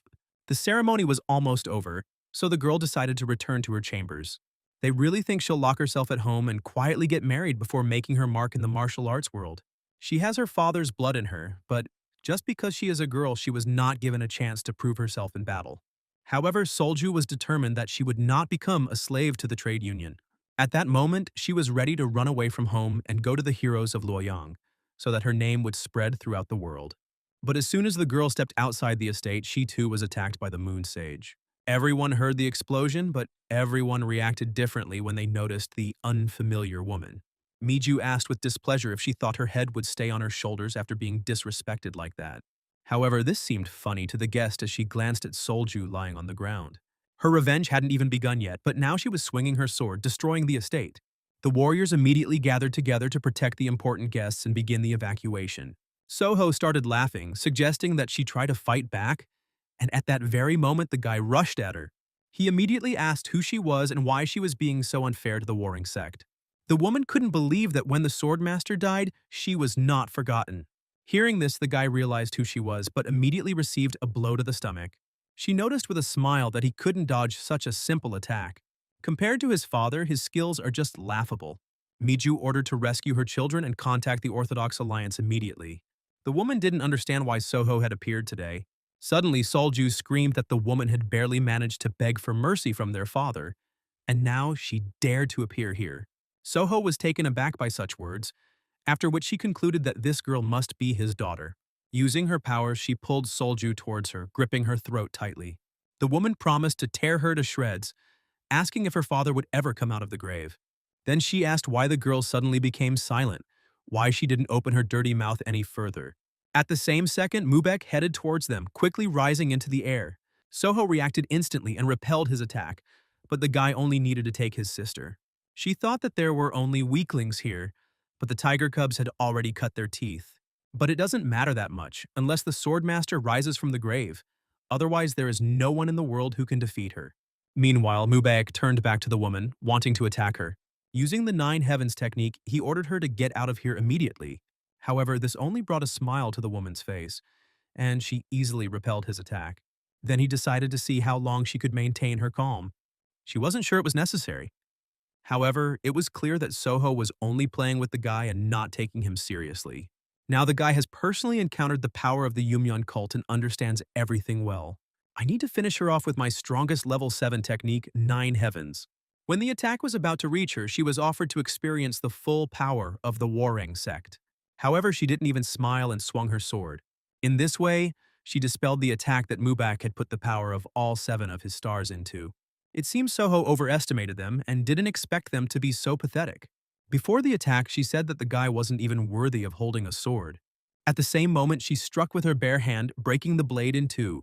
Mubek thought he had defended himself, but Soho struck again. All his relatives immediately began to worry, but the guy could not answer anything. The brother then declared that they would fight as well, ordering the sect's warriors to protect the heir. However, Mubek tried to explain that they couldn't handle her. Without an heir, the sect has no future, so he must be protected even at the cost of life. One look was enough to understand how pathetic they were, and Murin did not want to teach his descendants. There was no point in her continuing this circus because the enemies were already at the walls. Soho ordered them to be burned to the ground, finding nothing of interest there. The warriors tried to defend the sect and the estate, but they fell one after another. Mubek couldn't believe that the martial artists would lose so quickly. At that very moment, the guy's wife turned to him and asked him to order them to retreat. If the battle continues, there will be many unnecessary casualties, and they need to escape to her parents. Now the guy had to make an important choice, but he didn't believe that the Warang sect would really fall. Meanwhile, Miju sat on her knees and cried, not believing that she could stop this. Then Mubek loudly declared that everyone was retreating and they would have to surrender the estate. Thus, like the family of the Sword King, the history of the Warring estate burned in flames. The Moon Fairy's subordinates began to ask if they would really let them go. However, such weaklings can be finished off at any moment, but for now, there are more important things to do. Noticing a familiar person, she said that she had no idea how long she had been waiting for this day. Not far from the estate, she found Murian's grave, declaring that he would not hide from her even there. The posthumous beheading, her hatred for the swordsman who cut the moon, was too strong. So she took all the bones out of the coffin and threw them away, which people soon began to whisper about. Hearing this, Yoha frowned and asked where exactly she had thrown the bones. The guy stood up and asked people to tell him the details. The Moon Fairy, who everyone thought was dead, suddenly appeared and destroyed the Namgung and Waryeong clans. The head of the Namgung clan, one of the greatest masters, has gone missing. And the swordsman who cuts the moon has suffered a posthumous decapitation, and no one knows what will happen next. Then Yoha decided to ask about the members of the Yon family, whether they were alive. He was told that they had managed to survive, but that all that was left of the estate was a pile of ashes that could never be restored. Suddenly, Yonggok got angry and told the guy to just give the order and he would bring the head of this hag. The Moon Fairy committed all these atrocities against the Warring estate, and it must be stopped for the sake of revenge. Yoha asked in surprise if the old man had any relatives in the Warring estate. When he answered negatively, it became unclear why bother, because it was none of their business. Even if it comes to the posthumous beheading of his father, it is not their concern. The boy hoped that the old man would look at him at least once, despite his illness. If he had seen his condition, he might have shown at least a modicum of attention, but he was mistaken. A little later, Yonggok suggested checking the Yumyeon cult because the matter was clearly not simple. It seems the Moon Fairy holds a deep grudge against the Yon clan, and he is worried that it will affect Joe. The guy suggested that he thought he might lose to this old hag. Suddenly, a woman invited them to the registration desk, deciding that they were participants. She offered to write down their names, checking them off the list before leading them inside. Yoha didn't understand what she was talking about because they were just passing by. The girl was surprised that they were not members of an orthodox sect and quickly apologized.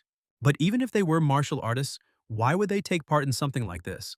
Besides, they already have a lot of people, why even more, as if they are preparing for war. She explained that it was all because of Yumyeon. Recently, a group of merchants betrayed them and began collaborating with the cult.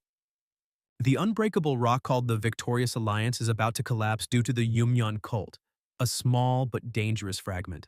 More and more factions join the cult, and the situation resembles the growth of a mercenary union. The factions are starting conflicts all over the place. Many have joined the cult of Yumyeon. Their pavilion became the site of such conflicts, although on the surface it looked like an ordinary quarrel.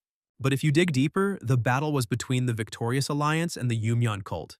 Many factions have suffered at the hands of the cult. The old man understood why the woman mistook them for enemies because their opponent was Yumyeon and they were on the edge. When she saw the young master's sword, she thought that a powerful master had arrived to see them. Only from the pattern on the scabbard did it become clear that he was probably a high-ranking student. Yoha thought the guy's skills were disgusting, although the sword turned out to be good. The old man asked what they were going to do, but the boy didn't fully understand what he was talking about.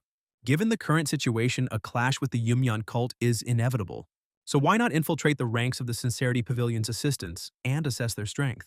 Intrigued, Yoha asked if he would be paid to fight them. Depending on their achievements, they were promised from 100 to 300 mun per day. When Yoha asked to record him, the woman was incredibly happy. But when the boy said his name and clan, her eyes widened in shock. She said that looking at his hair made everything clear. Therefore, the guy expected at least 1 silver yang per day. After some time, the girl passed the information on to her elders, and they were shocked that the guy had entered without permission. Demanding 1 silver coin a day, this man was no different from the bandits. In addition, he used the name of the warring clan as if they would not be able to recognize a direct descendant. Everyone knows that after the recent events, they left Luoyang, so they decided to check it out personally for Solju's sake. Bursting into his room, the boy loudly asked who dared to pretend to be a member of the warring clan. Yanggak smiled, pleased to see familiar faces. The warriors were, to put it mildly, shocked, and the woman who recorded Joe did not understand what was happening. Yoha was not surprised that even 5 heroes joined this action and put forward another condition. He demanded 1 silver a day plus all the money that was intended for these guys. The woman said that no one would agree to such conditions, but the heroes agreed without hesitation. After some time, Yanggak declared that it was time to forget about the non-young merchants. It was nice to relax for a couple of days and earn some money, but today it will come to an end. Yoha was bored, and if he had known that everything would drag on, he would not have joined them. When asked if the moon fairy had appeared, they said that the chances of her appearing were extremely high. However, the boy became angry when the old man spoke of revenge again. The hatred and thirst for revenge that consume him at the thought of Orang are equal to, but not stronger than, his anger towards the moon fairy. But things were complicated with my father. There was a period when he was seething with anger because of his father's indifference. What he felt when he heard about it at the hotel was pure rage. Yoha didn't understand why he felt this because his father was cold and never gave him a glance. Meanwhile, at the front entrance of the Nanyang Trade Union, all merchants were called to listen carefully. Not only did they join Yumyeon, but they also insulted the pavilion. To teach a lesson, countless warriors have gathered, and they must come out and pay for their crimes. Some couldn't believe that the head of the pavilion was in league with the Orthodox Alliance. They wondered if Yumyeon had sent reinforcements, but there was no news. Then one suggested going out and fighting without anyone's help. However, the older man doubted that they could put up an equal fight. After a series of defeats, the Orthodox Alliance has lost its honor and is determined to maintain its victory over Yumyeon. Those gathered were masters of famous sects. Some even sent elders to participate in the battle. If Yumyeon doesn't join, they'll have to go back to the Orthodox ones. Suddenly, one voice noticed that among them there was, although he didn't like this way of thinking, next time he wouldn't get away with such impudence. Recognizing one of the Yumyeons, the man immediately apologized for what he said. The man noticed that a huge crowd of Orthodox sectarians had gathered outside. After this, he stopped chatting and ordered the gates to be opened. When the people carried out the order, the warriors outside immediately announced their readiness. But instead of merchants, a squad of black shadows emerged from the premises. The Orthodox sect couldn't believe that the Yumyeong's numbers had increased so much. Suddenly, one of the opponents said that it was their own fault that they were not up to Yumyeon's level. However, they forgot the times when they themselves stood on their knees in front of the pavilion, begging for protection. One of the warriors noted that the alliance was too loud. If they were going to fight, then let them fight. When it comes to the Orthodox, there is no point in talking to them. Until they see the difference in strength, they will keep their noses up in the air until the end. He is one of the 12 demon kings, an all-powerful demon who is looking for a worthy opponent. One of the Orthodox warriors couldn't believe that they even sent a demon. But when the monks entered the battle, the boys smiled, deciding that they would be able to hold out. One of the monks declared that he would take the life of the demon as a tribute to the deceased. The demon realized that this man was the elder of those insects. He then announced that he would personally send him to the next world, after which he swung his sword. The monk managed to defend himself and replied that he would not fall for such a primitive attack. It was hilarious because the demon didn't even have time to release a stream of Kai, and the monk already began to celebrate his victory. The next second, the demon lowered the sword lower, breaking the blade and plunging it into the monk's body. Turning his head, he noticed that now only Zhong was left. The old man couldn't believe how much power this demon had, and he didn't know if the victorious squad had even a chance. The enemy liked the expression on his face, that of an animal being hunted. Suddenly, someone's voice said that the man was very noisy, after which Yoha kicked him in the face. The Black Shadow Corps was shocked that someone was able to strike the almighty demon. Zhong was also amazed. The speed was so great that the demon did not have time to react. The old man did not immediately recognize the young man standing in front of him with his back to him. The demon thought there were only worms here, but it seems that one can withstand his blow. Then Yoha asked menacingly if the moon fairy had come with him. The demon noticed that the guy was too smug, even though he had only carried out a successful attack once. However, this was more likely said about himself, as a bored Yoha noted. He mocked the weak, thereby elevating himself at their expense. The man noted that Yoha was truly smug, even for an Orthodox. He decided to teach him a lesson. But the boy asked him not to cry later and asked again if the moon fairy was here. She is the queen of demons, and there is a hunt for her head, so there is no need for a butcher to bring a sword to the slaughterhouse, he said. Yoha asked why he was talking such high-flown nonsense if he himself didn't know what he was talking about. The demon decided that the boy had lost his fear, and today he would show him why he should be afraid of Yumyong. At this time, the rest were rushing to take the elders away. The monk said he lost face by losing too quickly. He hoped that the fall of the Waryong and Namgung clans was just a matter of chance. However, they became curious about who this young man was, assuming that he was sent by one of the 5 great clans. Huang asked to speak out, stating that he is notorious in the martial arts world. He met the man personally and knows his reputation, but Yanggak interrupted the speech, pointing out that the boy's tongue was his enemy. He did not understand why they were so careless, and asked them not to say anything for which they were not ready to answer. If Yoha hears, they will hardly be able to cope with his anger. Upon learning about the Swordmaster's son, people realized that a significant figure had come to them. The clan survived a terrible attack, and now they have received help. The old man explained that they were away at the time of the attack, but the 5 heroes were ready to confirm their identity. Suddenly, one of the monks called for a rally. The all-powerful Demon King had begun to act. At that very moment, the man rushed at Joe, declaring that he had insulted the Moon Fairy. However, the guy simply asked if she was here or not and did not see any insult. The man demanded silence, attacking with a blow from the almighty demon. Standing calmly in place, Yoha noticed that people like him always looked for trouble. Suddenly, he was informed that the Moon Fairy was not here, and Yanggak asked to leave the small fry to him. He then repeated the demon's words about the butcher not bringing a sword to the slaughterhouse. The old man successfully carried out the attack, asking not to worry. He was not so weak as to lose to a second-rate warrior. Hearing this, the demon was offended and decided to find out if they knew who he was. Yanggak claimed that he was a nobody, suggesting that he was a pathetic thief from Henan. At this time, Yoha suggested that there were still places where she could be hiding, and they needed to hurry. The demon didn't understand how they dared to chat while he was standing in front of them. Rushing forward, Yanggak declared that since Yoha wanted it that way, he would finish him off quickly. The demon also jumped forward, and they almost collided. Looking at the absurd battle, people thought that the old man was no match for him. Yanggak noticed that the demon had gained an unknown power in Yumyun and was now exuding the power of a beast. Realizing his superiority, the demon declared that the power of his cult was terrible. But now it was too late to regret, and the demon again rushed to attack. He ran towards the standing old man who was ready to take the blow. At the very last moment, Yanggak jumped up and dodged. He was surprised that the thought of beheading a frail old man inspired him so much.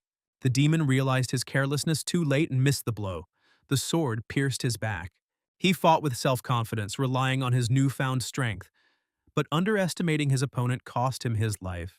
Suddenly, one of the cult members declared that this should not be, looking in fear at the demon's defeat. Yoha noticed that the old man would do anything to attract attention. However, this act inspired the Orthodox sect.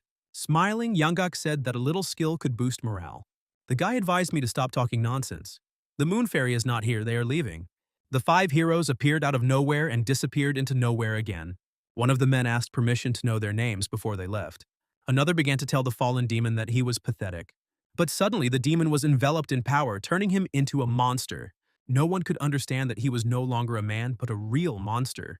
Even the Black Shadows did not understand what their elder had turned into. Yanggak realized the truth behind their special power. There is no place for creatures like him on their land, so the old man decided to deal with him personally. Joha loudly asked to stop. He would not be able to defeat this evil spirit. Yanggak assured that he would defeat the monster with ease. But before he could get closer, he received a strong blow. Lying on the ground and shaking, Yanggak told Yoha that he was not pretending this time. Yoha saw this and asked to just watch and not interfere. Pulling out his sword and approaching the monster, the guy asked if he could speak human. But he tried to hit him. The guy dodged and decided to respond accordingly. Then he used the third level of the Nine Heavens technique. He tried to hit the monster in the shoulder but didn't leave even a scratch. This made the monster even more angry, and the boy realized that he was strong and terrible. Yoha used the ninth level of the technique, but it didn't help either. The question arose as to how invulnerable he was, but the guy did not stop attacking. The others noticed that after the blows, the monster didn't even flinch. Yanggak was dumbfounded. Even the Demon Lord could not withstand Yo's attacks. But now the guy's attacks are not producing results. Johu began to get irritated by his screams. He was a brainless creature, but strong as a rock. If the Nine Heavens technique doesn't work, there's only one thing left. The boy used the first technique of the Nine Heavens Swordmaster bestowed by the mysterious maiden. Yoha was sure that now the monster would shut up, and the sword would penetrate the enemy's body. The attack worked, and Yanggak knew that the technique could not fail. But I noticed with surprise that even after the wound, the monster was standing. Suddenly, Yoha felt that he had come under the influence of his technique before the blow. He had encountered something similar during the battle with the Yumyan sect. But now everything was different. There was almost the same darkness hovering around. He didn't feel pain or suffocation. He had to break through the illusion. Just as the guy was about to act, the illusion dissipated, and the monster disappeared. The Black Shadows did not understand what had happened and where the monster had disappeared. The Orthodox were glad that the guy defeated the monster. The others noticed that Yumyan had been acting brazenly at first, but was now shaking with fear. One man asked the Black Shadows to do something, but they pushed him away. They themselves did not know what to do. If they ran away, they would be punished. Ever since the 12th Demon King disappeared, their chances of victory had vanished. They wanted to report the strange transformation, but they were interrupted by Yok's voice. He thought they had a moon fairy, but it turned out they were real monsters and had to be destroyed. At that very second, they decided to retreat and rushed towards the exit. The man with him shouted that they had promised to take responsibility, but suddenly he was grabbed by the shoulder. The Orthodox declared that now all responsibility lies entirely with him. The fleeing Black Shadows thought only about how to get to the temple as quickly as possible. But suddenly their path was blocked by other warriors, confident of their victory. The souls of our fallen comrades who gave their lives will be avenged. Yoha put down his sword, noting that it was not needed here. The old man who came up said that he was incredible in battle. However, Yanggak didn't understand why the boy had hidden the Nine Heavens sword technique for so many years. Yoha did not understand what was being discussed and asked if the old man had seen himself being sucked into the dark cloud. However, all the man saw was the monster crumbling to dust from the guy's blow. The boy realized that the others hadn't noticed this, which seemed very strange. Then he asked Yanggak to forget about it and leave, because the deed was done. The old man began to ask what incarnation the all-powerful demon had turned into. Suddenly, one of the warriors noticed their departure and offered to treat the rescuers to dinner. However, Yoha showed no interest and said that if they wanted to thank him, it would be better to give him money. The man was surprised because the guy said that he was a descendant of Murian but spoke like a robber. But like his ancestor, his skills were incredibly strong and impressive. In the lost world of martial arts, a new master may emerge who can stand up to Yumyan. Yanggak suggested that they would once again hunt down anyone who followed in the Moon Fairy's footsteps. However, this turned out not to be the case, and Yoha decided to first find Old Man Chongji. Yoha noticed that even a small fry of the Yumyan sect was capable of turning into a terrifying monster. That creature, nicknamed the Moon Fairy, may actually be much more terrible than the devil. If they're going to deal with her, they're going to need an ace up their sleeve. The first step will be the telekinetic sword technique. A few days later, someone asked Joe what made him climb the mountain. He answered honestly that he wanted to meet the sage, who said that he could come here whenever he wanted. He was immediately refused because they couldn't let him through without proof. Joe didn't have much evidence, so he asked to tell the old man that he had come. The boy's eyes could not be deceived, but it seemed incredible that the elder would allow the young man to come to him. It is difficult even for the heads of sects to arrange a meeting with the sage. Moreover, having reached the temple, Chongji devoted himself to training and solitude. Yoha couldn't believe that he wouldn't meet him and offered to check his words. But he shouldn't have expected the elder to appear at his call. After a short while, a messenger eagle flew to Chongji. The boy sent a message to his elder and promised to leave if he did not receive an answer within an hour. He didn't understand why this was so, because if they reported it, they should come immediately. The interlocutor thought that Yoha was talking nonsense, imagining himself to be a big shot. But at that very second, he heard a familiar voice and saw the elder approaching. Chongji ran towards him with a smile, wearing only a towel. The subordinate hurried to bring him fresh clothes. The man thanked him, but the boy asked him to hurry so that the other students would not see. Yoha smiled. Such haste seemed unnecessary. However, it was obvious that the old man missed him. He hadn't received any news for a long time and began to think that the guy had forgotten about him. He then suggested that Joe go to the top and settle in the palace, which stunned his subordinate. One of the men could not believe that the teacher simply accepted a stranger. Moreover, he took the guest to the Jinmu Palace, and Yoha saw them heading there. Even the best students have difficulty getting permission to visit the palace. The guy didn't understand his brother's plan and decided to personally come to the head of the Wudang sect. Meanwhile, Chongji talked about the sculptures that preserve the history of the sect. Entering the room, Yoha was delighted to notice a multitude of books, secret publications of the sect. The old man guessed that the reason for Joe's arrival was related to martial arts. It was obvious because what else could they discuss except martial arts? The guy was able to enlighten even the one who came to take his life, and now he wants to follow his path. The place is full of manuscripts with advice wiser than he could give in person. Now Yoha is allowed to study whatever he wants. When he wanted to know about spiritual telekinesis, the old man was surprised. This guy still surprises the sage. He has already achieved this technique. Although he is not very good at it yet, he understands what to do and wants to know how the old man learned this technique. Sometime later, they were drinking tea and Chongji learned that Yoha had fought with the heavenly swordmaster. Only a handful can stand against his sword, and the exchange of blows is already impressive. Yoha couldn't defeat that old man and tried to repeat the technique of spiritual telekinesis, but it didn't work as he expected, and the guy almost gave up. But after the duel with Yumyun, he changed his mind. On the brink of death, the enemy turned into a monster and attacks no longer worked. The sage was stunned to hear this and could not believe that Joe's attacks had no effect. Luckily, another technique worked and he was able to win, but the problem was that it was only a 10-headed demon king. Meeting someone much stronger will be much more difficult, so Yoha needs to become stronger. If what was said is true, Yumyun has much more serious problems than they thought. He shared valuable information and the sage will inform everyone so that they can prepare accordingly. Yoha also said that he was traveling with the old man Yanggak, and the sage was surprised why he was not with him. Meanwhile, Yanggak enjoyed the scenery while drinking alcohol. Having nothing better to do, he decided to count how many members of the sect had a grudge against him. When the sage heard this, he laughed, realizing that it was very wise of the boy to leave him there. Mount Wufeng has also undergone changes. Most of the elders have already left the mountain. The mercenary union has lost great talent, and the demon lord is probably kicking himself. Yoha suggested not to worry about him, because the man was so strong that he was completely beyond the boy's capabilities. Chongji was surprised that after the battle with the heavenly swordmaster, he managed to cross blades with him too. However, if these two had fought seriously, Yoha would not have survived. And after meeting them, he thought about it. If the enemies he faces in the future are this strong, then at his current level, he won't be able to protect anyone. The sage noted that there was no point in such uncertainty. He was still young and gaining strength, and besides, he was no longer alone. The Wufeng gang brothers he protected would now become his greatest strength. If an enemy appears that they cannot overcome with their combined efforts, then the sage will stand up for him. Moreover, the demon lord will probably say the same thing, so there is nothing to worry about. Yoha didn't expect the fact that he was no longer alone to sound so nice. However, there is a burden that one must bear alone, so the man understands his doubts. Then the sage asked to show him the technique of spiritual telekinesis. When they came out onto the court, the guy immediately began to demonstrate his modest skills. The sage couldn't believe that he was actually able to perform this technique. Moreover, its performance is already above the level of those who cannot control strength. This boy was aiming for the same level of technical mastery as the heavenly swordmaster. However, Yoha repeated that he was not good at controlling his strength. When he felt this, he warned the old man to be careful. But the man has dedicated himself entirely to training and must also demonstrate everything he has learned.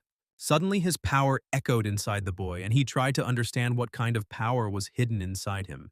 At that very second, an explosion was heard at the place where the sage stood. A few minutes later, Yoha apologized, but the clash continued. The guy continues to exceed his wildest expectations, so the sage can hardly give him advice. However, Yoha came here without any special expectations. Seeing the old man was already enough. Ki is born from thought. It directs energy, chi circulates in the body, increases, decreases, divides, and unites. All this happens by the will of the mind. The mind is ki, and when ki is in harmony with the world, the swordsman masters the sword. Later in the evening, Yanggok, sitting fishing, thought about when Yoha would return. At that very second, the fish began to bite, and the old man hooked it, trying not to lose his prey. He caught a fairly large fish, which turned out to be surprisingly strong. Suddenly, the fishing rod fell from Yanggok's hands, as if someone's sword had pierced the fish and froze in the air. The old man was stunned to see Joe, who declared that the sect's food was not to his taste. Meanwhile, the head of the sect came to see the sage, surprised that he had received a rather mediocre guest. But judging by the tracks, they had managed to conduct a training fight. And this guest seemed important to the sage. Chongji felt like he was deliberately making the leader feel forgotten. The problem, however, was that he neglected his students and accepted the stranger with all his heart. Moreover, even though he is the eldest, the palace is not the kind of place where you can easily let strangers in. Then the sage reminded him of the task he had given him last year. The leader remembered that this mission was related to the Wanju merchants.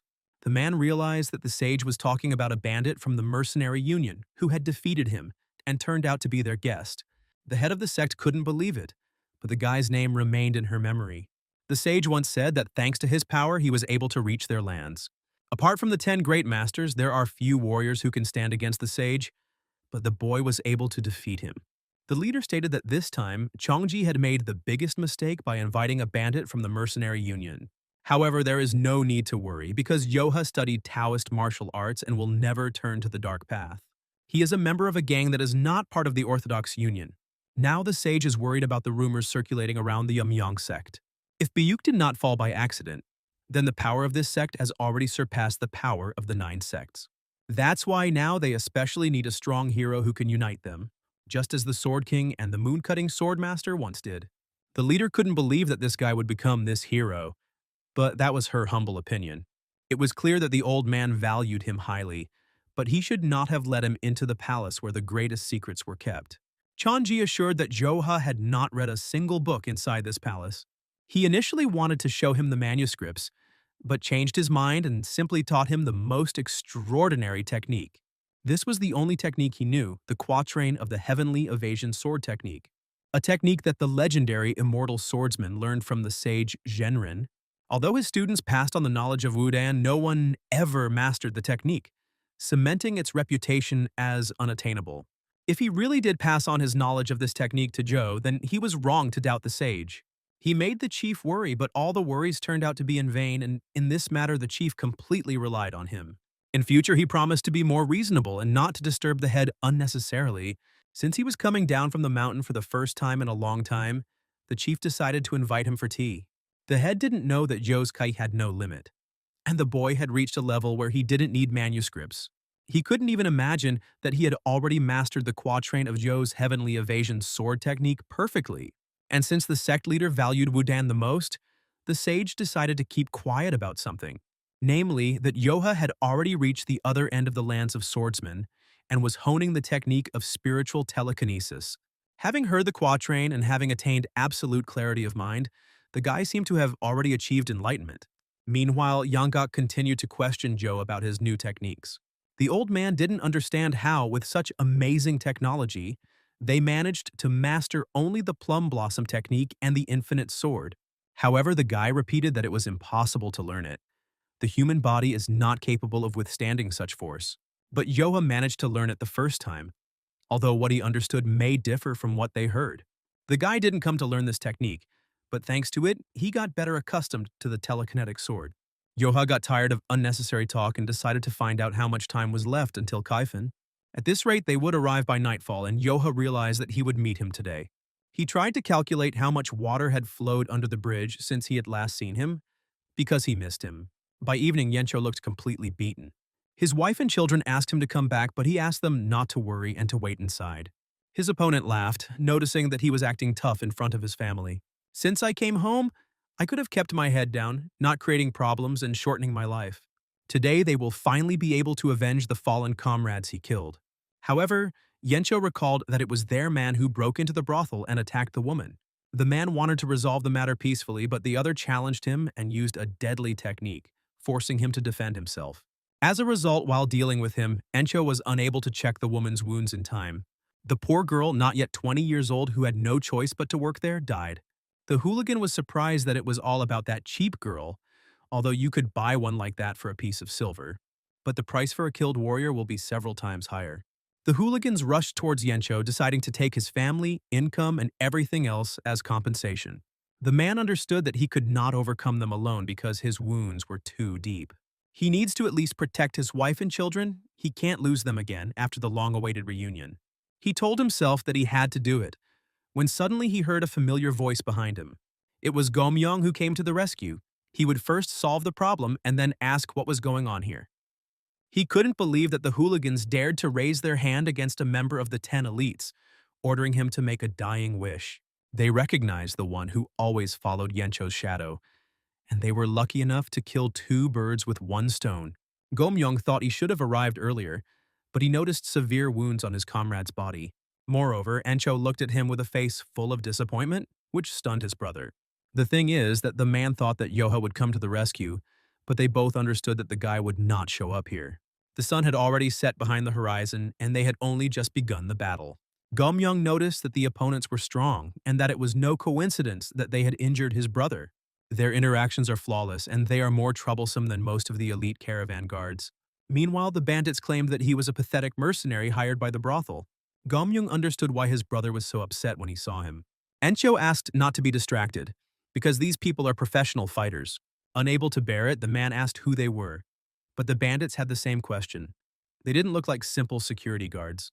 But they weren't street bullies enough to wear down 2 serious warriors.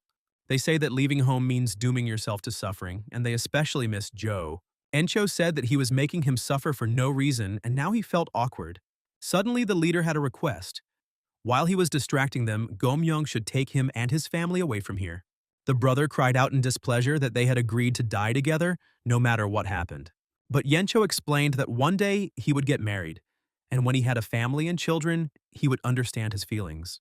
However, Gomyong did not want to agree and suggested that it would be better to defeat these freaks together. Then Yencho said that for him, Gomyong was already closer than a blood brother. That's why he asked for help and wanted him to listen. Meanwhile, the bald man was unhappy that they were making plans right in front of them. If they think a walking corpse can stop them, let them try. A few seconds later, one of the warriors struck Encho in the rib with a blade. Gomyong felt furious, but at that moment a guy with a scythe approached him. He didn't have time to return and received a painful blow to the shoulder.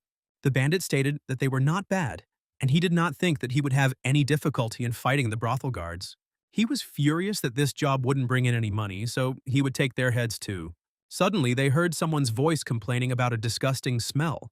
He heard that this brothel was the most popular among the poor, but there was little hospitality here. The bandits were surprised because they had not reported any new clients, and these ones had clearly gone crazy. 3 said they would see which of them had really gone crazy. The old man offered the boy to take them on, but Yoha refused. He was angry enough to deal with them himself. At first, Yencho thought he was seeing things, but Gomyong confirmed that it was Joha in front of them. The guy asked his brothers to be patient. He would get rid of the parasites and come to them. The bandit found it funny. He was being threatened by a boy with milk on his lips. Gomyong suggested laughing while he could because he would soon realize that he was finished. Suddenly, Encho screamed that he thought he was going to die and was now angry. He asked Joe to do something about the freaks because they were trying to harm the family. The guy concluded that they could not even dream of getting out of here alive. The bandits wanted to enlighten him, but Yoha dealt with several of them at once. All the bandits, except for the bald one, fell by the sword or lay on the ground. The man thought it was impossible. He defeated the elite assassins in an instant. When Yoha asked if his brother was hurt because of him, he began to make excuses. The guy asked him to shut up because he would die a painful death. Within a few minutes, all but one of the bandits were holding a huge boulder above them. But the bald man beat Yoka until he begged for mercy. With his skills, he could easily cut those bastards in half. Although in a fit of anger he had promised to kill them, Yoha still tried not to take lives in vain. Yonggok suggested that controlling the power to keep prisoners conscious comes at a cost. Meanwhile, Yencho's wife asked what to do about his wounds, but he said he was fine. The man is happy that he can hold her in his arms again, and now they are not in any danger. Gomyung told Yoha that he thought a heavenly maiden had descended upon him. Why did he decide to ask what was going on if the old man was already here and the fortress was standing without them? The guy said that they were doing well without them now, and he got bored. So he decided to see the world. And then he remembered his brothers who had left the mountain, and so he hurried here. It seemed worth it because if he hadn't appeared, Encho wouldn't have been able to hug his wife and children. At the same time, on the outskirts of the forest, Yonggok decided to question a man from the gang of assassins. He understood that the quarrel was just a pretext, so he asked who hired them. Unlike Yok, he was not so merciful and would not let him go with an easy heart. The beaten bald man asked what happened to the others since the old man had taken them first. However, Yonggok asked the same question, but the bandit stubbornly refused to answer, and his patience was not limitless. The bandit was stunned that he had killed everyone and was not afraid of becoming a victim of the assassins. From this moment on, his life will turn into a nightmare, and he will be marked with the death mark imposed by the assassin. The old man smiled in response, reminding him of his lack of patience. Yonggok thrust the sword between his fingers so quickly that the man didn't even notice. The old man planned to start with one finger, but his night vision left much to be desired. It seems he just scared him, but this time he will cut off the finger properly. After some time, the man could not believe that the best assassins had failed. His subordinate did not see this personally, so he asked his master for forgiveness. He paid them 30,000 silver, and they couldn't kill the two guards. It was impossible because they had previously managed everything, but even with the brothel, there was a hitch. Suddenly, a voice behind him said that the man was upset that Encho had survived. The boss and Gomyung broke down the door, surprised that the man wanted him dead so badly. Yencho bared his teeth and asked the owner of the Yunhee Pavilion to explain himself. Moon clarified with displeasure that he had already celebrated everything, so there was no need for unnecessary talk. Gomyong screamed that he was trying to take another man's wife by hiring assassins. The man asked not to talk nonsense and explained that he had been robbed. Then he declared that Yencho was not worthy of her and that she needed a better husband. 5 years ago, when he committed a crime and left the village, he ordered to take care of the family. But by the time he got to them, his pregnant wife was dying with a baby in her arms. He swore to protect her and the children, provided them with everything they needed so that they would not feel inferior to others. She was too good for him, and Moon waited patiently for her to open her heart to him. He vowed to make her even happier, but suddenly Encho appeared and started playing the role of a good father. Gomyung stated that he simply fell in love and got lost in his own fantasies. Due to his obsession with someone else's wife, he hired assassins and almost sent them to the next world. Suddenly, Yencho asked his brother to stop, as if he had forgotten how he had narrowly escaped death. Not everything he said was a lie, and he is sincerely grateful to Moon for caring for the family. However, after today, he no longer considers himself his debtor. From now on, if the man sees him again, there will be no mercy. Moon asked not to make him laugh because it would cost him to disappear, and no matter what it cost him, he would return them. He was ready to do everything to get her and the children back to him. Hearing this, Encho swung his sword sharply, cutting off the man's head. The thought that he would never see his wife and children again burned all doubts from his heart. He remembered the truth he had learned as a bandit, the law of the jungle. Not everyone is like his brothers, and if you show weakness, you will be eaten. If you become weak, you will not be able to protect anyone. This was the law that guided Yencho. Yoha and Yonggok, watching them from the tree, realized that there was no need to worry. They were renowned assassins, and a skirmish with them was a serious test. If there are more assassins hiding here, things are bad. The brothers are wounded, and the situation has become tense. The old man noticed that the boy was misperceiving them as a family, but for the first time he saw Encho kill without a shadow of a doubt. This was in stark contrast to his father, who continued to drink, not caring that his son was being beaten until he lost consciousness. It is difficult to deny his sins, but it is quite difficult to speak ill of one's father. 3 days later, the leader of the assassin gang appeared at the Yumyong sect's outbuilding. He held a bloody bag in his hand, a gift for the chief. Their gang provided the sect with a rich life, and they came to demand proper payment for it. They should have sent an official notice, but they decided to come in person. As one of the demonic soldiers of the sect, he needs the strength of a great warrior. In exchange, he brought money, the amount of which was 3 times greater than the usual tribute. All his assassins fell in the brothel, so the man fell to his knees and asked to destroy them. This incident has caused irreparable damage and he must take revenge, even if it costs him everything. A request to kill one of the generals is a sensitive matter. However, getting paid to take care of small fry sounds good. An elder from the Jin sect came out to him, accepting the offer, and asked who these people were. Sometime later, she was already on her way, rejoicing at her good fortune. The girl didn't have enough money for a new base, so the payment will definitely come in handy. The 700-headed kings rule over Yumyun. They say their power is enough to rule the world. Once upon a time, she was able to prove her strength, which pleased the head of the cult. The woman said that it reminded her of her in her youth when her blood was hot. So young, but already has good skills, all that remains is to wait until she brings benefit to the sect. The leader acknowledged her when she was a nobody. Jean trained for days to justify the trust. She will take advantage of the chance to gain more trust. And from there, it won't be long before she reaches the role of the 100-headed king. Suddenly, her thoughts were interrupted by a guy collecting herbs whose basket had overturned. Yoha asked with displeasure who she was and whether she had made a dying wish. Jean noticed that the youth had a great aura and realized that he was a boy with red hair and a teenager. Her thoughts were interrupted by the guy repeating the question and starting to get angry. He was her target, but Yoha asked him to lift the basket, then he would let her go. Jean stated that he saved her time on the road, which was a little. The girl asked where his old man was and why he was alone because it would be nice to kill them both at once. Yoha didn't understand what was wrong with his aunt and assumed that she was also an assassin. However, she was outraged that the guy called her an aunt, although she was young and beautiful. Moreover, he dared to compare her to the pathetic assassins, even though she was one of the 10-headed demonic generals. Yoha immediately realized that they were talking about Yumyun, which is ruled by the Moon Fairy. Hearing the insult directed at the chief, Jin became noticeably angry. The guy said that an insult is digging a person out of a grave and throwing him into a compost pit. The girl was surprised that the boy was talking about a posthumous mockery of the swordsman who cuts the moon. Yoha was also surprised that she decided to attack him head-on, but she explained that words were unnecessary. If he is related to the Waryong sect, he must consider Yumyun his main enemy. The guy replied with a bored look that he hadn't gone that far. But since there are reasons to kill each other, Jean has no intention of holding back. Compared to previous boyfriends, Yoha noticed that she would be better. The girl thanked him for the compliment, but he shouldn't relax. Releasing the sword from his hands, he almost touched Joe's eye, but he managed to kick it away. Jean was surprised that the guy reacted at such a distance. Getting even more irritated, Yoha said that his aunt had really surprised him.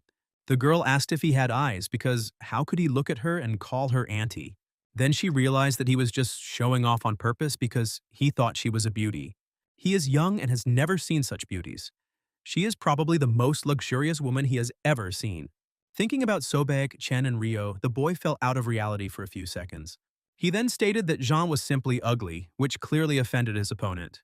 But now he won't be able to get away with it by getting on her nerves. And a miracle has just saved him. But she is relying on a miracle because, with such skills, she barely managed to suppress him. Yoha was very irritated by Jin, but his skills were something to be reckoned with. That sword strike was a smart move, but wouldn't work with him again. Suddenly, she asked her sword if it thought she had just thrown it away. At his level, that's probably what it looked like, but if he looked closer, he'd see technology that would amaze his imagination. Taking the sword out of the ground, Jean asked him if he had ever heard of the unity of soul and sword. After that, she released the blade from her hands, waving it around herself. Yoha just frowned, not understanding what she was doing, why she was drawing circles with her sword. This technique allows you to control the sword without touching it. He must have never figured out how it works. By training tirelessly, she reached the level where she could control the sword from a distance. Rushing forward, the girl promised that now he would know what horror was. In his eyes, she must now be like a single blade. Yoha replied that even a sage could fight off this victim of feeble-mindedness. The guy only had to raise his hand up to prevent Jean from getting closer. She barely managed to dodge, after which she began to jump away from the guy's sword. The girl couldn't believe that this young boy already possessed the technique of spiritual telekinesis. Without thinking twice, she decided to retreat, since such a monstrous level of skill was beyond her capabilities. Yoha noticed that she was dodging and weaving like a rat but was not about to attack. As Jean dodged another attack, she realized that the boy was playing with her. He noticed that she had good movements, but he was already bored. It was time to bring herbs to his brothers. He wanted to finish it quickly, and so, with one blow, he trampled the girl into the ground. Summoning the sword to himself, he was ready to deliver the final blow, but Jean asked for forgiveness, just this once. The guy asked her if she knew what happened after the 10-headed demon generals died. Without waiting for an answer, he jumped straight at her, plunging his sword straight into her chest. Although Yoha tried his best to avoid killing, the Yumyeon sect was always an exception for him. Having come face to face with them several times, he realized that they had long since lost all humanity. As soon as the guy pulled out the sword, he noticed that Jean immediately transformed into a monster. This one was enveloped in flames, which was different from the previous demon. The last one was strong to the point of being melee, but she seemed like a completely different matter. At that very moment, the monster disappeared before his eyes and suddenly appeared behind him. It was incredibly fast, but the guy had foreseen it. He's already had his share of grief, so he doesn't intend to spend more energy today than last time. When the monster tried to attack again, the guy tried to keep his distance. No matter what she did, she was still no match for him, and he repelled all attacks. Then Yoha went on the attack and with one movement of his sword cut off her hand. While the monster was perplexed, the guy appeared behind him and delivered the decisive blow. This time everything went faster, but Yoha again began to envelop himself in red fog. He was not mistaken. Having defeated the warrior Yumyeon, he finds himself in another dimension. However, this time he saw a huge demon in front of him. Last time he hadn't seen anything like this and had no idea that such titans existed. A few seconds later he came back, trying to figure out what the hell had happened to him. When it became known that the general had been defeated, Yumyeon could not understand who was capable of such a thing. Based on the information, they were old man Yanggak and boy Joha. Both, according to eyewitnesses, used the Warang family technique. Jink stated that if they had decided to take revenge, they would have taken it out on those involved, but why fight one of the 4 generals of the Citadel? They probably acted out of ignorance since no one knew that the general had gone at the invitation of the Red Gang. The fact that they did not plan the murder in advance does not relieve them of the burden of their sins. They also wanted to avenge the general, but Yoha discourages them from approaching him. As a result of the incident, the Citadel lost a general and a dozen demonic soldiers. It wasn't that they were afraid of him, rather, it went against the direct instructions of the sect. Jink asked since when they had orders prohibiting avenging fallen comrades. Until they had defeated the Orthodox sect, they were ordered to avoid conflicts with other sects. This order was given out of fear of the growing Chaos sect, in particular the Demon Lord. Hearing this, Jink couldn't understand what this had to do with anything. During the investigation, the subordinates found out that Yoha was personally marked by this lord. In addition, he was appointed the second person of the mercenary union, the head of the guard. The stubborn demon lord appointed the boy as second in command. 20 years ago, the Citadel leader fought under the rule of the demon lord. He was once one of the top 3 masters of the mercenary union. Then he proved to the chief that he was the strongest among the 3 masters. Jink asked to be appointed second in rank because there was no more suitable candidate in the entire union. He confirmed that he was the most outstanding of the 3 masters. However, he has not yet earned the title he so desired. The guy was surprised because he carried out his order, proving his strength in a fair fight.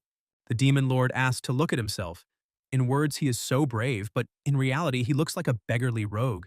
He believes that the second in rank in the union should be comparable in strength to him, and his hard-won victory proves nothing. But be that as it may, Jink won, so the leader must keep his word because the condition was victory. Then he offered to prove right now that he was capable of reaching his level. This made Mua laugh, and he liked his attitude, but he forgot his place. With an evil smile, the demon lord asked if the boy was sure he wouldn't regret it. No matter how hard Jink trained, he felt like the level of the 10 great masters was unattainable. But now he was curious about how things would turn out. At that very moment, the subordinates asked whether it was worth informing the other 100-headed kings about Yoke's desire to take revenge. Jink gave a negative answer because perhaps the situation was even better than he had expected. The 100-headed queen is currently busy expanding the sect's influence within the mercenary union. The 7 10-headed demonic warriors were able to regain their title as branch heads during the Mercenary Alliance tournament. The heaven-crushing demon lord would definitely know all about them. But since the union believes that the strongest takes the leadership position, it has no compelling reason to get rid of them. The bottom line is that the demon lord has been yearning for a head of guard for many years. However, if Yoha really does have all the necessary skills for this role, then the demonic warriors are in for a failure. There are about 20 of them under Li Mei's leadership, but it seems they need to be put in their place. Realizing what the master was talking about, the subordinate smiled and declared that he understood everything.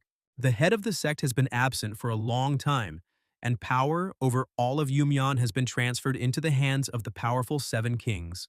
If the leader never returns, one of the 7 will become the new ruler. It's only a matter of time before the Yumyeon sect conquers the world. and for the sake of a bright future, it's necessary to keep an eye on the other kings. Then Jink decided to test how useful Joha would be. Meanwhile, in Hainan province, Yoha and Yanggak reached the old man's hometown. He had spoken of something similar before and mentioned 3 demons. Looking back at those times from the vantage point of old age, their martial arts back then were shameful. The guy decided not to go into details, realizing that the old man had made a lot of enemies and was now hiding his face. This place is extremely famous as a paradise for martial artists, and sometimes one of the 10 great masters comes here. He needed to hide because even if he was beaten to death in the alley, he couldn't count on Joe's help. At this time, they reached the best tavern in the area. The place is famous for the best cuisine in all of Hainang. The tavern was huge, looked like a brothel famous for its courtesans, but the cuisine here was beyond praise. If the old man remembers correctly, you can eat on the first floor, after which he showed you the way. But when Yoha took a step, he suddenly felt something was wrong. His body trembled, and an unknown fear seemed to appear in his eyes. Yanggak was at a loss. It was the first time he had seen Joe so worried since the meeting. Even when fighting with 10 great masters, he was steadfast and unwavering. However, now the boy looked like a child who had seen a ghost, and the old man followed with his gaze where Yoha was looking. He was incredibly interested to know what could have caused such fear in the guy if he himself was one of the strongest. And then his gaze found a middle-aged man and woman so ordinary that it seemed their necks could be snapped like a twig. The man smiled and said that dumplings were a special dish of the local cuisine, and even she would not remain indifferent to them. Miju smiled, agreeing with the wonderful smell and taste, but asked for his help. She felt awkward about him treating her to lunch. However, everything was fine, and he was glad when he learned that she had succeeded. It was all thanks to him and his clues about the 9 bells, and she was ready to repay in any way possible. The man smiled slyly, deciding not to refuse such a generous offer. However, he was forced to ask what had prompted her to approach the Moon Fairy personally and offer a deal. It was not easy for Miju to decide on this, but she soon realized that it was no longer possible to resist the will of the Yumyeon sect and live happily ever after. After meeting the Moon Fairy, she was only finally convinced of this. The woman then asked if Miju really wanted to give the sect a sacred artifact as a sign of loyalty. Hearing the consent, the head of the cult valued her intention to extend a helping hand to her sworn enemy more than the gift itself. After this, the Moon Fairy asked to be told what her request was. Miju asked that the feud with her late husband not be reflected in the next generation. And now the woman, sitting on her knees, tearfully asked for help in reviving the warring sect. It has been 2 years since Yoha left the warring estate. It seemed as if the image of his 6-year-old completely helpless child had long since been erased. But he came face to face with memories that were like nightmares. Now he is strong enough to tear apart the source of all fears in the blink of an eye. However, now the boy was no different from his 6-year-old self. Looking at his comrade, Yanggak suggested that they eat somewhere else. The view of the surrounding area from the 7th floor must be breathtaking. Yoha immediately went forward, deciding that he needed to go up there. As they were climbing, the man agreed to Miju's request. However, upstairs they said they couldn't because the House of Pleasure was still closed. Yoha brazenly walked forward, although they tried to explain that there was no passage to the 7th floor. Yanggak asked to calm down because the House of Pleasure was about to open its doors. The 7th floor was only for special guests and they don't even know how much it costs. The old man showed a bag of money thinking that this was enough. They were reluctantly let through and the old man went forward wanting to find Yoch. He found the guy on the balcony asking if he was okay. Yoha calmly said that the view from here was wonderful. You can't see such landscapes everywhere. The only time he had seen anything more captivating was when he had stepped outside the estate for the first time in 10 years. The old man decided to ask a personal question about the woman they had seen earlier. The guy confirmed that it was she who locked him in the estate for 10 years and tortured him as best she could. Then Yanggak allowed them to come down and bring her head. However, Yoha said that he could handle it himself. It was just that this meeting caught him by surprise and he froze, unable to move. He could point his sword at any moment, but would it be revenge? The girl suddenly interrupted the conversation. It was the owner of the first tower who declared that it was a great honor for her to meet such warriors. She would be happy to host them, but they have an important event today. She apologized and politely asked him to leave. Yoha was upset because he liked it here. Yanggak did not argue, and the girl thanked him for his assistance. A bunch of warriors hid nearby. But now she wanted to present the bill. If both of them paid 10 silver pieces, she would forget the misunderstanding.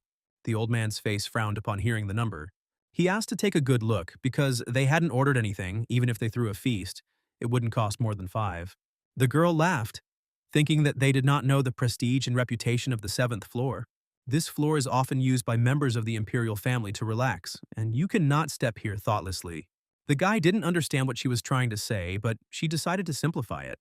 This place is so prestigious that masters of orthodox sects can only dream of getting there. Since an important guest is expected today, they will show generosity by letting you go for only 10 silver coins. She heard that they had a lot of money, wanted to resolve everything peacefully, and recommended not to resist.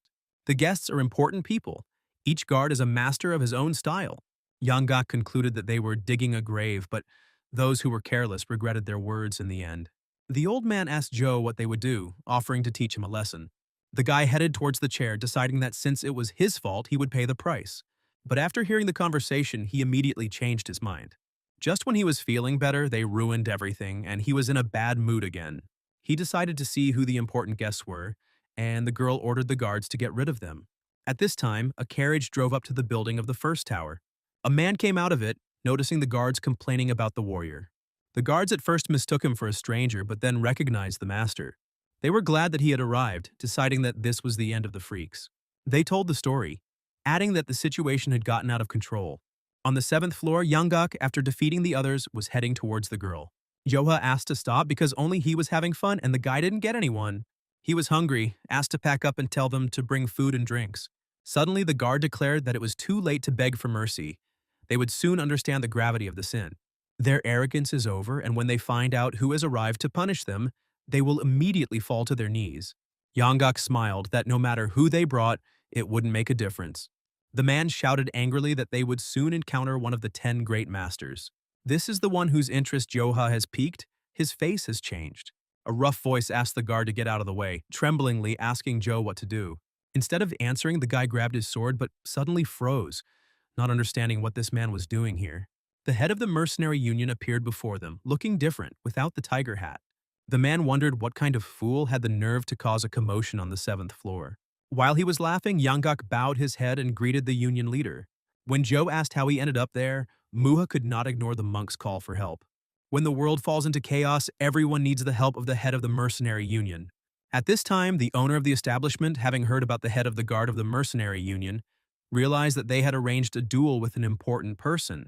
The guards dropped their swords and fell to their knees, loudly apologizing for not recognizing the head of the guard. Recently, they said that Yo's presence was tarnishing the reputation of the place, and now he fell on his face. The guy couldn't close his eyes because what would they do with his broken heart?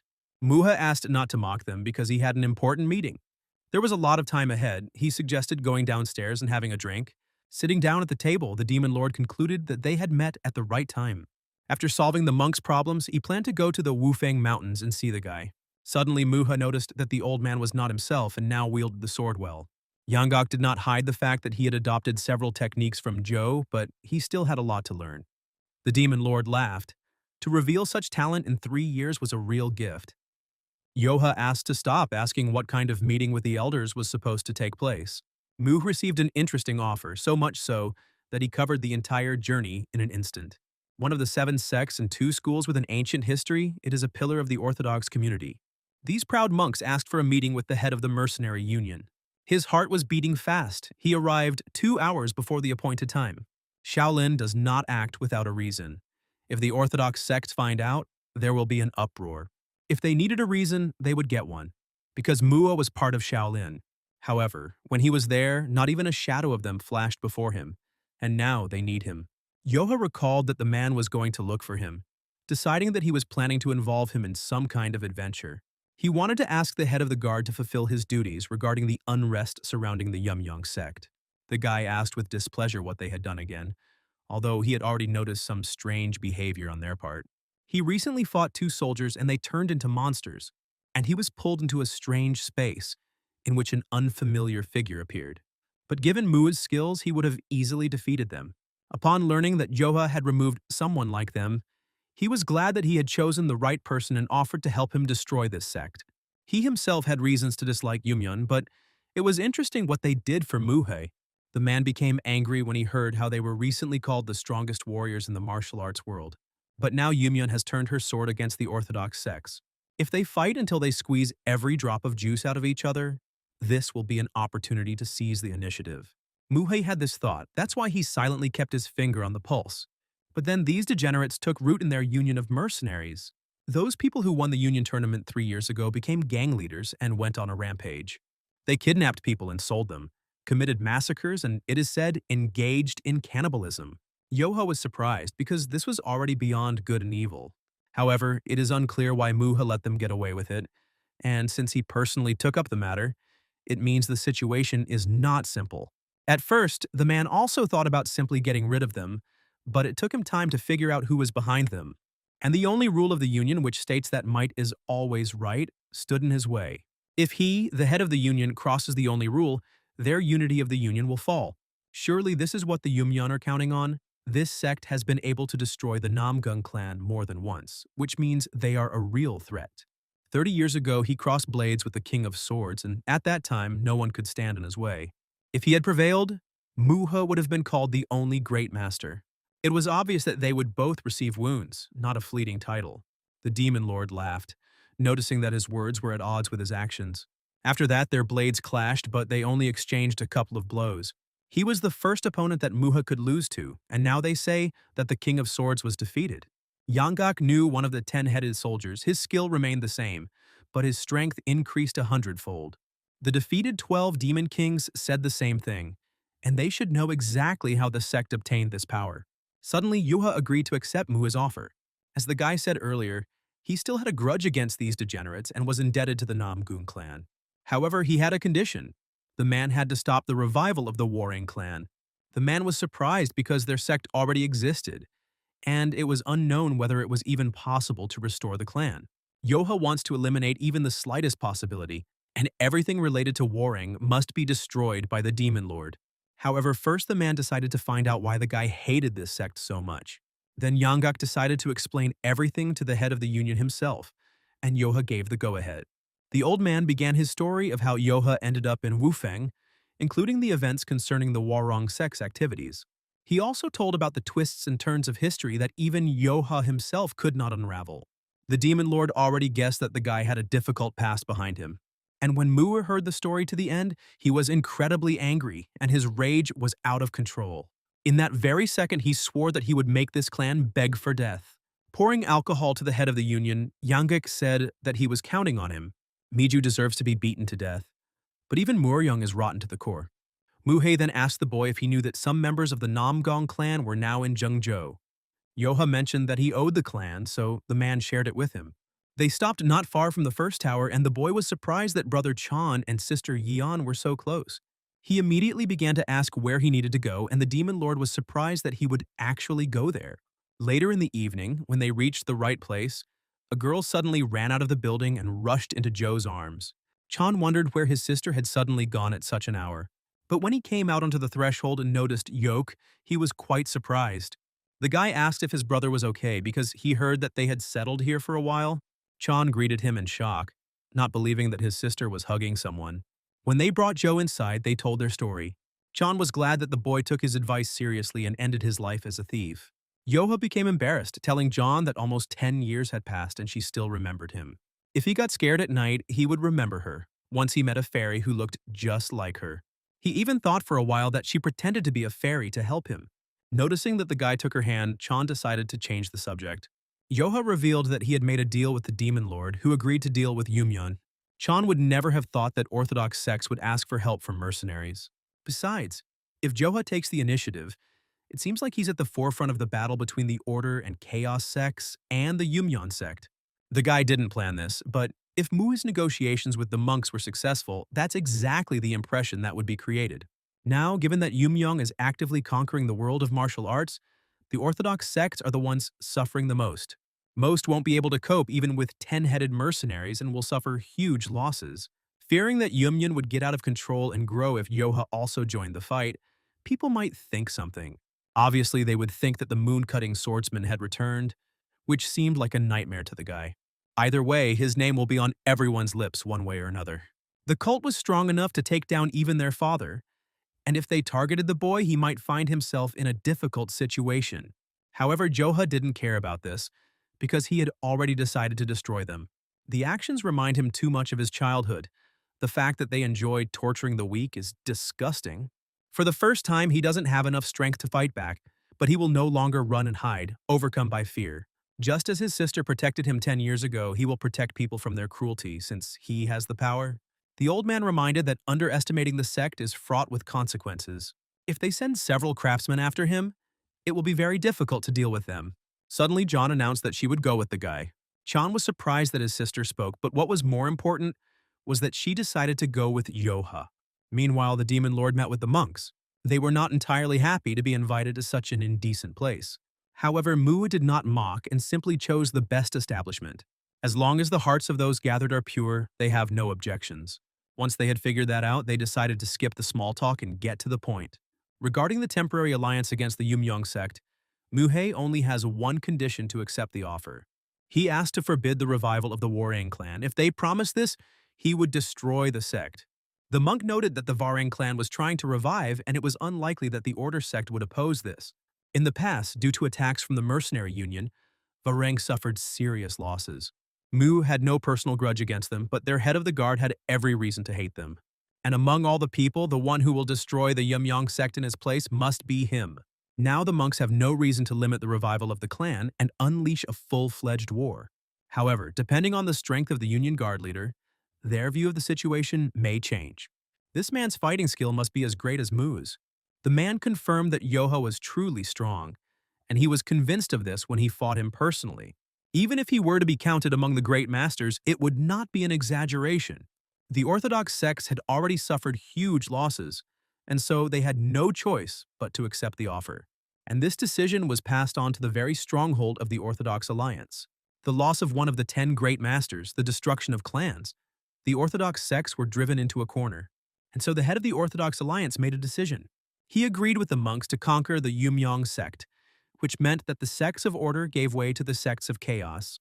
It also meant that in order to get a break, it was necessary to swallow one's pride.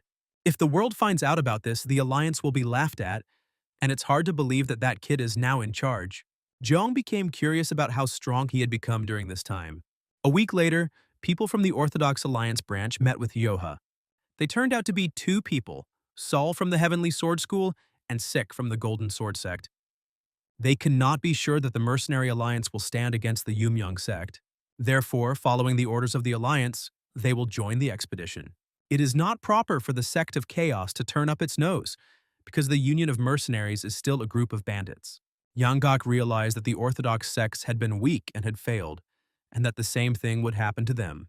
The men felt that they had been openly insulted and decided to personally deal with everyone. Suddenly, a girl behind them quickly stopped them, suggesting that they not ruin this historic moment. They will do everything to stay out of Zhou's group and moderate their hatred. She looked forward to working together and then introduced herself as Sol Ha from the Chongjin sect. A week later, Sol said that the man had said that if she had to choose between him and the whole world, she would stay with him. If it meant they could be together, she would put her life on the line. Sol Ha thought it sounded cool because she loved men like that, and it seemed that Yoha was one of those who could say such a thing to a girl. Sik whispered to the lady that she had drunk too much, so he suggested that she leave. The girl was upset because she only felt more cheerful, even though she had only drunk a couple of glasses. Yoha also agreed that it was time for them to part ways, as they had a long journey ahead of them tomorrow. But when else would she have the opportunity to have a drink with such a handsome man in such a beautiful place? Unable to bear it any longer, her comrades immediately grabbed the girl and dragged her to the exit, promising that they would take care of her. However, everything turned out to be not so simple, and Sol Ha began to break free, but to no avail. The guys couldn't imagine how she managed to wear out even such a scary guy as Zhou. Suddenly, the girl calmed down a little, explaining that she hadn't even tried. Suddenly, her expression changed dramatically, explaining that they needed to drink more. Until this moment, she had only pretended to be drunk and realized why they were both not married yet. Just a week ago, they were ready to cross swords with him. But now something made them tuck their tails between their legs. Even though it was just a training fight, even the heir of the Namgung clan could not resist him. However, Solha doubted that the alliance would trust a weakling to destroy the Yumyun clan. Now she had to retreat one way or another. There were still many opportunities waiting for her.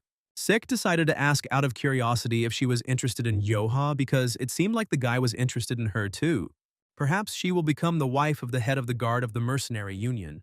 The comrade asked him not to speak heresy, because now, due to the threat of Yumyun, the alliance is forced to work with mercenaries. After the cult is gone, the mercenary union will be the next target. Sol Ha thought he sounded old-fashioned, but then she noticed a guy standing nearby. He walked silently between them, and the girl noticed that he looked very much like Yoka. Meanwhile, Yoha didn't understand why everything was so complicated and promised that next time there would be no alcohol. However, the old man felt that he liked the girl on the whole, although he had no reason to hate her. The old man smiled, confirming that she was a good photographer. He personally saw that they were holding hands recently. But the old man must understand that she took his hand. This girl is more terrible than the monster Yumyon with whom he fought. At that very moment, a red-haired guy entered them, apologized, and wanted to talk to the head of the guard. Yanggok immediately jumped up, declaring that they did not allow him to cross the threshold. However, the guy remained standing, asking for a minute of their time. Yanggok wanted to throw him out, but Yoha asked him to go and drink somewhere else. 1 month has passed since the Demon Lord made a contract with the monks. After the alliance agreed not to interfere with Warring's affairs, Muha reminded everyone of the Tripitaka vaults. As a result, everyone who was counting on the restoration of the clan and further cooperation turned away from them. The factions of the Orthodox sects, exhausted by fatigue, did not react to this statement. The worst thing was that Varang had already lost the favor of the head of the mercenary union guard in the past. And now that the Demon Lord had intervened, no one dared to remain within the clan's bosom. The guest then stated that he should have come and greeted Yoka properly much earlier. The guy grinned because even if he wanted to, he couldn't forget his own brother's face. He knew why he had come to him, but it was surprising that he was now behaving so politely and awkwardly. When they were children, Mubek, like his other brothers, laughed at him, insulted him, and mocked him. Suddenly, the brother fell to his knees and said that he could not distinguish good from evil, and that a grave sin lay on his soul. Whatever he said now would sound like an excuse. Even despite the current situation, he wanted to come and apologize.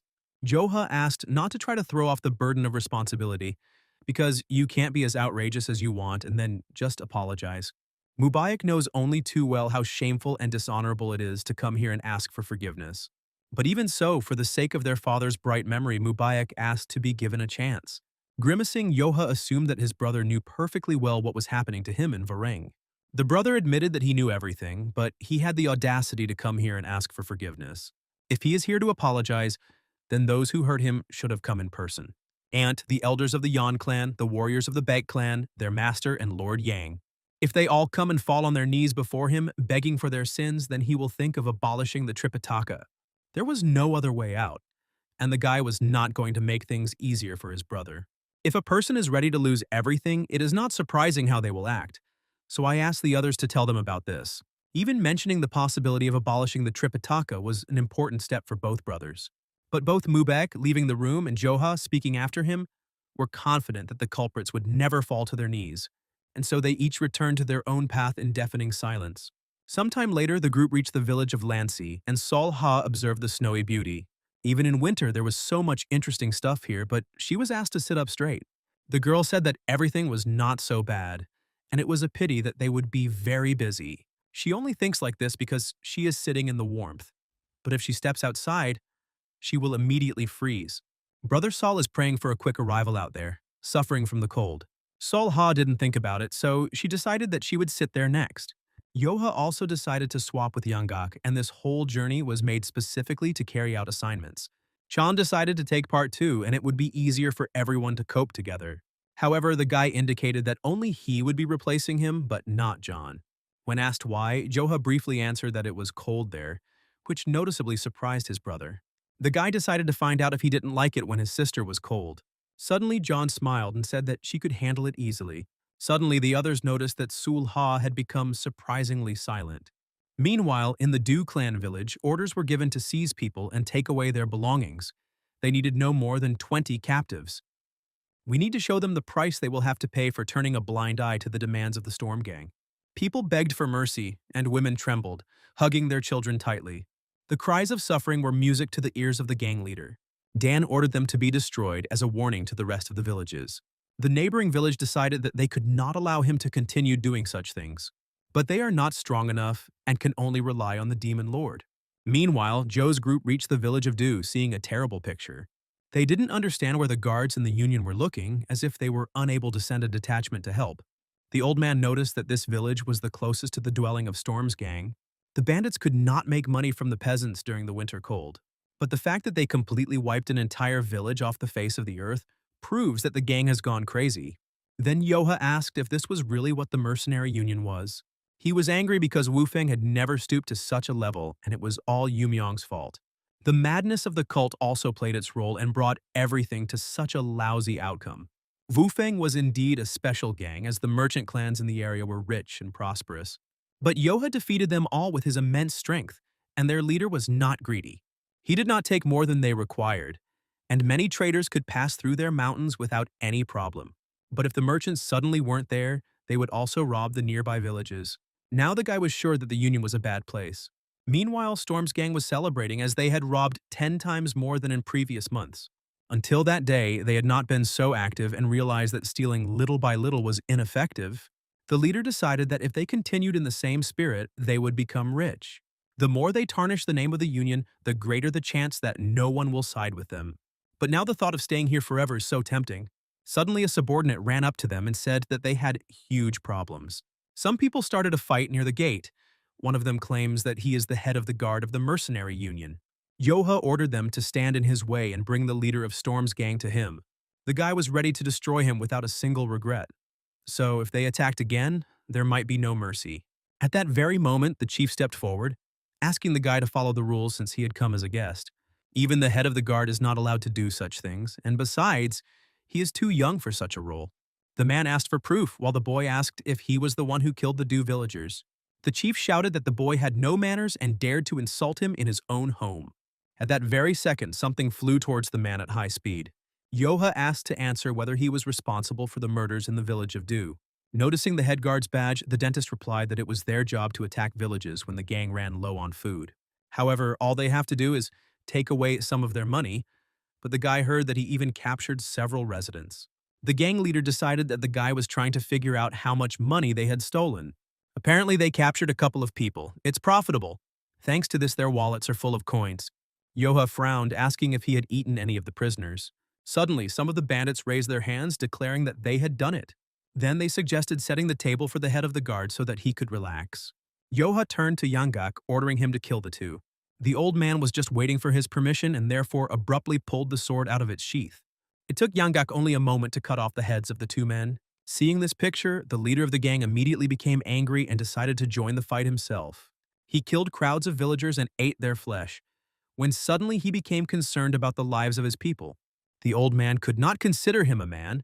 It was enough for him to strike him once. The gang leader noticed that he was strong, although he thought that he was just lucky to kill his brothers. Yanggak was about to cut him in two, but realized that he was practicing defensive techniques. Dan told the old man that he was almost dead for daring to start a showdown in his gang. Whether it was the head of the guard or someone else, they were the first to start the slaughter. Then he shouted to his men that a man of such level should not thoughtlessly attack his own. If they continue to sit idly by, they will also lose their heads. His brothers immediately grabbed their weapons, agreeing with their leader. There were only 7 of them, so dealing with them was no big deal. Sik knew it would happen, but the others knew a battle was inevitable. Chan offered to take care of everything, but Yoha decided there was no need. If he hurts them, the Demon Lord will be furious because they only came here for the Yumyon bandits' sake. Then the boy said that on the orders of the Demon Lord, he came here to teach Yumyon a lesson. He doesn't want to hurt the brothers of the mercenary union, but if they intend to fight, they can attack. However, anyone who decides to do this will go against the head of the union. And whoever does this will be considered a minion of Yumyon and will be killed immediately. Noticing the indecision of his comrades, the leader of the gang ordered to finish them off. Some felt some strange air around them, but decided to hurry and help the boss. They decided to first attack the old man who had killed their brothers. A group of people immediately surrounded Yanggak and rushed at him at the same time. However, the old man was not afraid when he noticed the Yumyon dogs sticking out their noses. All that remains for them is to reunite with their comrades in the afterlife. Everyone was stunned that he killed them with one blow, and the gang leader became even more angry. He and his subordinates ran straight to Yanggak. The old man noticed that the previous sect cur he had fought was much stronger than him. Dan began to lose his temper and decided to see how long his farce would last. Zhang asked Zhou why he never told him how strong Yanggak was. However, the guy clarified that this henchman Yumyon was simply weak. If Chan had taken the notice, Yumyeon's soldiers would have already been lying on the ground. The head of the gang decided that this was impossible because he was losing to the grandfather, who was not even the head of the guard. One of his subordinates managed to catch him, asking if the boss was okay. He only shouted at his comrades because he ordered them to attack. However, some doubted, because they were immediately told that they were going against the will of the head of the union and the head of the guard. Rumor has it that his strength is comparable only to that of the demon lord, and they hardly have a chance of winning. Dan was stunned that they were willing to stand by and watch their leader suffer defeat. However, they had no reason to follow him. They obeyed him only because the law required it. If you cut the head of the guards among them, there is no need to follow him. So they are ready to renounce their allegiance.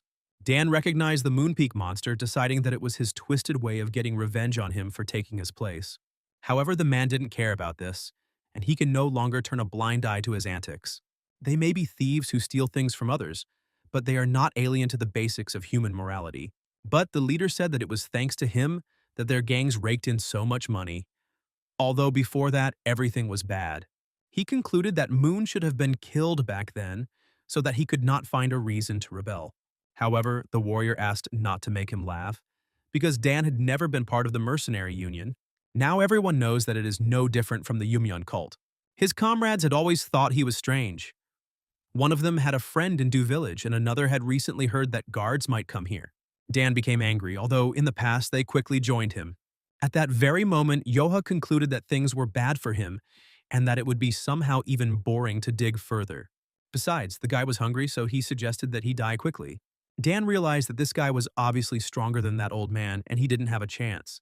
Then he threw away nothing, fell to his knees, decided to ask for forgiveness, and tried to explain that he did not serve the Yumyeon sect. He promised to track down the cult members as he wanted. First, he needed to survive, and when the opportunity presented itself, he would go back to the cultists. As the head of the guard, Yoha is obliged to forgive the gang leader since he apologized, but the boy knew that Dan was a 10-headed soldier. The man immediately began to assure him that this was not so, but the guy decided to check it out personally. Moreover, he would have finished him off even if Dan had been a simple member of the mercenary union. Saul decided that this was impossible because the guy defeated the 10-headed warrior with one blow, and his fighting power truly knows no bounds. But that's just the beginning. Yoha told them that the death of such a soldier turns him into a monster. In order to successfully fight against the cult, they must carefully record every detail and send reports to the Alliance. Even after the transformation, the guy looked at him and remained calm. The same heat emanated from him as from that ant, but in appearance he looked more like the first monster. There is no need to think much about this. But Dan's comrades were seriously scared. Yoha called the monster to him and it immediately turned its head in his direction. Since he decided to turn into such a freak, there was no need to make a scene. Yoha was hungry, but he was holding him back. Moreover, he still had 6 more gangs to get around. He had absolutely no time for him, so Yoha decided to deal with him quickly. Meanwhile, in the mercenary union's stronghold, Rio brought her father a letter from Joe. The man recalled that he asked her to address him in public as the leader of the gang.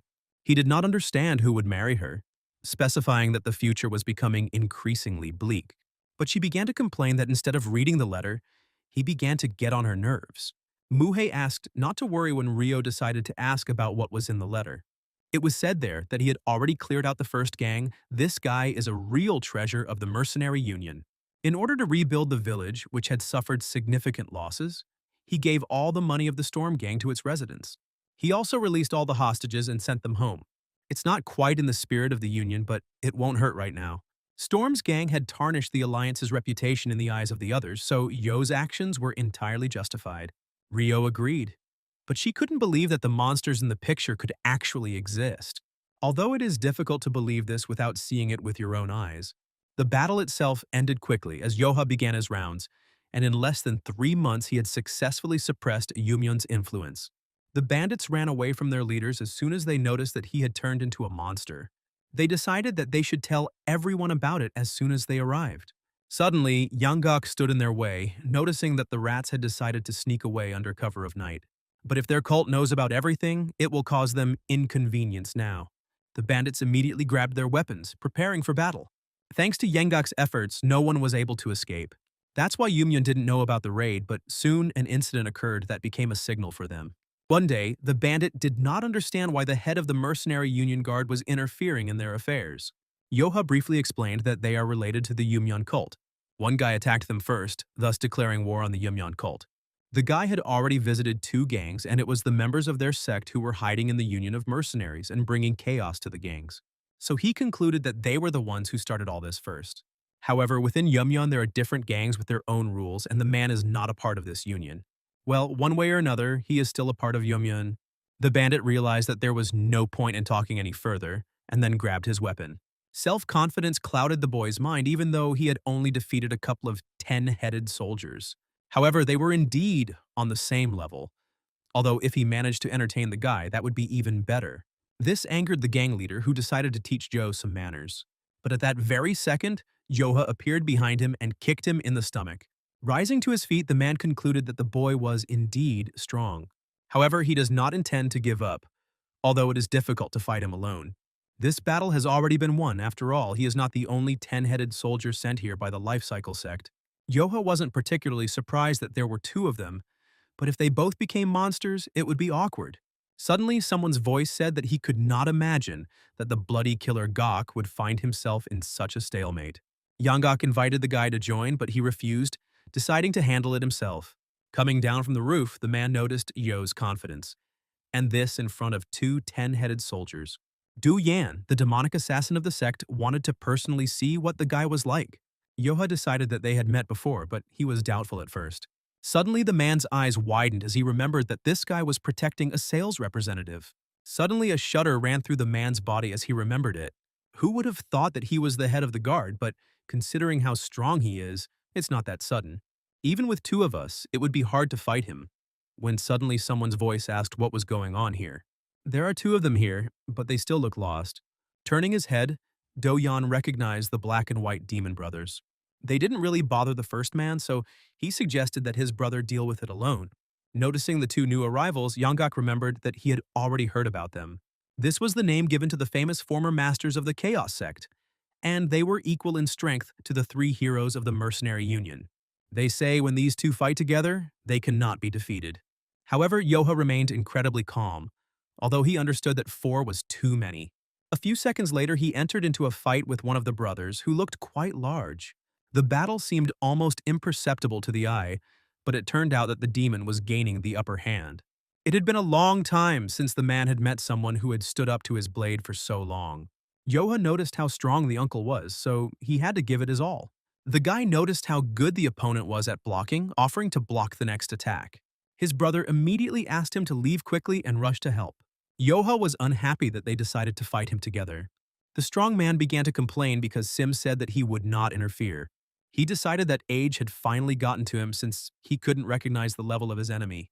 However, the man thought it was funny because he couldn't believe it. But since he can compete with him, the boy can go on par with 10 great masters.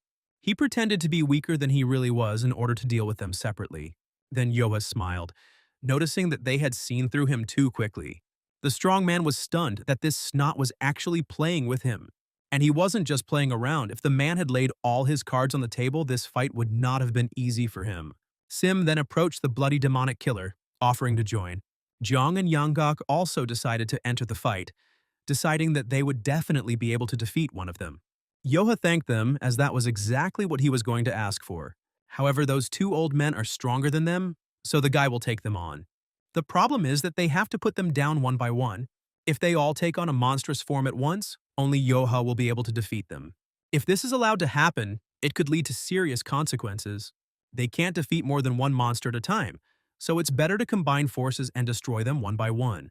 However, if they group together, John could get caught in the crossfire. Yoha will try to get rid of them as quickly as possible, so the rest must contain them as long as possible.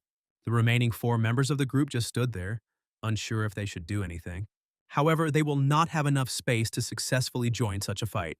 Suddenly, one of the killers recognized Yanggok because he had aged so much that Yanggok barely remembered him. But in the past, he had already tried to fight him and was quite unsuccessful. Then the killer decided to show him his entire arsenal so that he would admit defeat. Yanggok has become stronger since last time, but it is not enough to defeat him. Having repelled several attacks, the old man concluded that his strength would have to be reckoned with. He thought that with his current techniques, he could easily destroy him. But this guy is one of the strongest 10-headed soldiers. Meanwhile, another bandit fought with Chong, who was trying to buy time. The boy noticed how strong the enemy was, realizing the power of the demonic soldier. Then he realized that even though he was the heir to the Namgung clan, he could not defeat him playfully. Apparently, it's time to lay all the cards on the table because as long as he doesn't kill him, everything is fine. The bandit stopped in surprise, felt a sudden change in his aura, and suddenly felt that his hand had been cut off. One of the two brothers did not expect that one of them would start to give up their positions. And that sudden step is not perfect. It is still a technique of the Namgung clan. Suddenly, his brother shouted at him to stay focused and look ahead. But they both didn't have time to react, which is why the first one got hit in the stomach, and the second one got pierced in the shoulder by a sword. The demon concluded that this guy was simply a monster, because he didn't get exhausted even after all their combined attacks. Johan noted that their teamwork was pretty good. If they hadn't let their guard down, he would have been in big trouble. But even if he had been on guard, he still wouldn't have been able to withstand such an attack. For more than 6 decades of his life, he'd looked at his order for every fighter who did not belong to the 10 great masters. Yoha wanted to make a decisive attack, but suddenly a stronger man stood in front of him. He should have ignored this fight and left. But he didn't listen to his brother, and it all led to this. Before he fell to the ground, he advised his brother to run. Yoha was going to finish them both off, but now there was a feeling of residue. Then the man with the eye patch said that he would not forgive the guy, even if his life was the price. Yoha was surprised that they were killing innocents left and right in the name of the cult, but were worried about their comrades. He then advised to look at what his dear old friend would become and what fate awaited those who chose the power of the cult. The strong man began to turn into a monster, shocking his brother, while Yanggak turned to Yoha. His opponent was stronger than he thought, so he was forced to ask for help. However, it was not that the old man could not cope. It turned out that he killed him. At that very second, the guy was attacked by a blue monster with wings. He thought it was unfair since he could fly, so he decided that the power of the form depended on his own combat power. Meanwhile, the surviving demon could not believe that in front of him was really his brother. He didn't understand what it was, and Yoha pointed out that this was exactly what they had doomed themselves to by succumbing to the power of the Yumyan cult. The subordinates of their sect are not people to him, and Sim is no exception. But given the circumstances, even though this man became a monster for him, who protected his friend, he will allow Sim to live. Meanwhile, Yanggak ran away from the second monster, confident that it was no longer his opponent. However, the monster caught up with him and threw him against the wall, causing the old man to curl up in pain. It was too dangerous, but he had to hold out until Yoha intervened. But he still complained that this scarecrow had turned right now. Yoha noticed that the flying monster was still not coming down. Otherwise, he would be able to do something. Even if he were to launch the entrance to the 9 Heavens technique for a decisive blow, he was still too far away. If he doesn't finish him off quickly, the others will be in danger. Meanwhile, the monster almost caught up with Yanggak, but Yan came to his aid. Noticing that she was able to damage the monster, Yoha realized that he could relax a little. A moment earlier, Chan had assumed that one of the demons had sent this monster Joe to catch up with them here. However, Sim answered negatively because she had made a deal with the head of the guard. The guy said that if he took on this guy and then left, he would be spared. Suddenly, the boy realized that he had hesitated, noticing that the old man was in danger. He was too far away to help. And even if the guy used the yin-yang technique, he could not be saved. It happened in the blink of an eye, and yet he was unable to excel in the clan's main technique, unlike his younger sister. The boy seemed to have blood on his forehead, trying to follow in his father's footsteps, but John overtook him. The girl looked calm, but in reality she was merciless, using the imperial sword. Yanggak was surprised that the monster took such a blow but still stood on its feet. Chong had some doubts, but he never thought that his sister had already reached such a level. He still has trouble performing this technique, let alone using the imperial sword immediately after. However, John felt sorry that she had hidden this from her brother all this time. He asked her not to apologize because now he was in anticipation, seeing hope for the Namgung clan. And now they need to get rid of the monster together. At that very moment, the winged monster froze in place as a sword pierced its skull. Yoha hadn't thought about it before because he had only recently learned the technique. He didn't want to waste time, so he decided to deal with it quickly. Rising into the air, the boy pointed the sword down and with it, the monster. Fighting on the ground was much more enjoyable, so it was time for him to pay for the chaos he had caused. Stepping forward, Yoha used the 5th level of the 9 Heavens technique. At the same time, beyond the borders of Mount Kunlun, there was a place considered the home of immortals. The head of the sect and master of the 3 immortals called an urgent meeting, calling the immortals to the world of ordinary people. They were shocked that the sect's 8 trigram plate had started moving even though it had been at rest for centuries. However, the leader would not call them without apparent reason, and the world is about to be covered by a veil of chaos. The demon-haunting plate is a sacred relic and a compass that guides one to demonic kai. Legends say that the plate is set in motion when a ki so powerful that it is capable of destroying the mortal world is awakened. However, the leader believed that this problem needed to be solved by the 3 immortals and an investigation should be launched. However, if this is a sign of the end, then even their combined efforts will not be enough. That is why he entrusts them with the sect's most sacred relic, the sword that repels evil. At this time, Yoka began to strike the monster with his technique. Yanggak was amazed by the boy's abilities every time. He destroyed such a powerful monster with one blow, but there's something strange about it. At this time, Chan did not understand how strong the monster's skin was, because he had already used everything he could. It is not that dangerous in itself, but its durability is simply amazing. But if Joe's attacks are penetrating them, that means they are not invincible. So they must take advantage of the fact that he is open. Yanggak understood that they could not compare to Joha in strength, because even the Namgung clan could not harm the monster. Meanwhile, in a province near the city of Huayin at the foot of Mount Hua, a man also fought a monster. But he could not have imagined that the information he received from the Orthodox Alliance would be true. If you kill a demonic soldier, he really does turn into a monster. They mentioned that after transformation, monsters become 10 times stronger. The man then decided to check if this was true and used the 5th level of the Plum Blossom. He was surprised to notice that his skill was not enough. After the transformation, these wars are completely different, slower than before, but their power is immense. But once it dries, the vibrant plum blossoms should change everything. At that very second, the man tried to attack the monster again, but this also did not bring any results. He hesitated and almost missed the blow, but was able to dodge it. It's terrifying to think that the Yumyong sect has countless monsters like these. So the fact that the disciples of Mount Hua cannot see them is truly a blessing.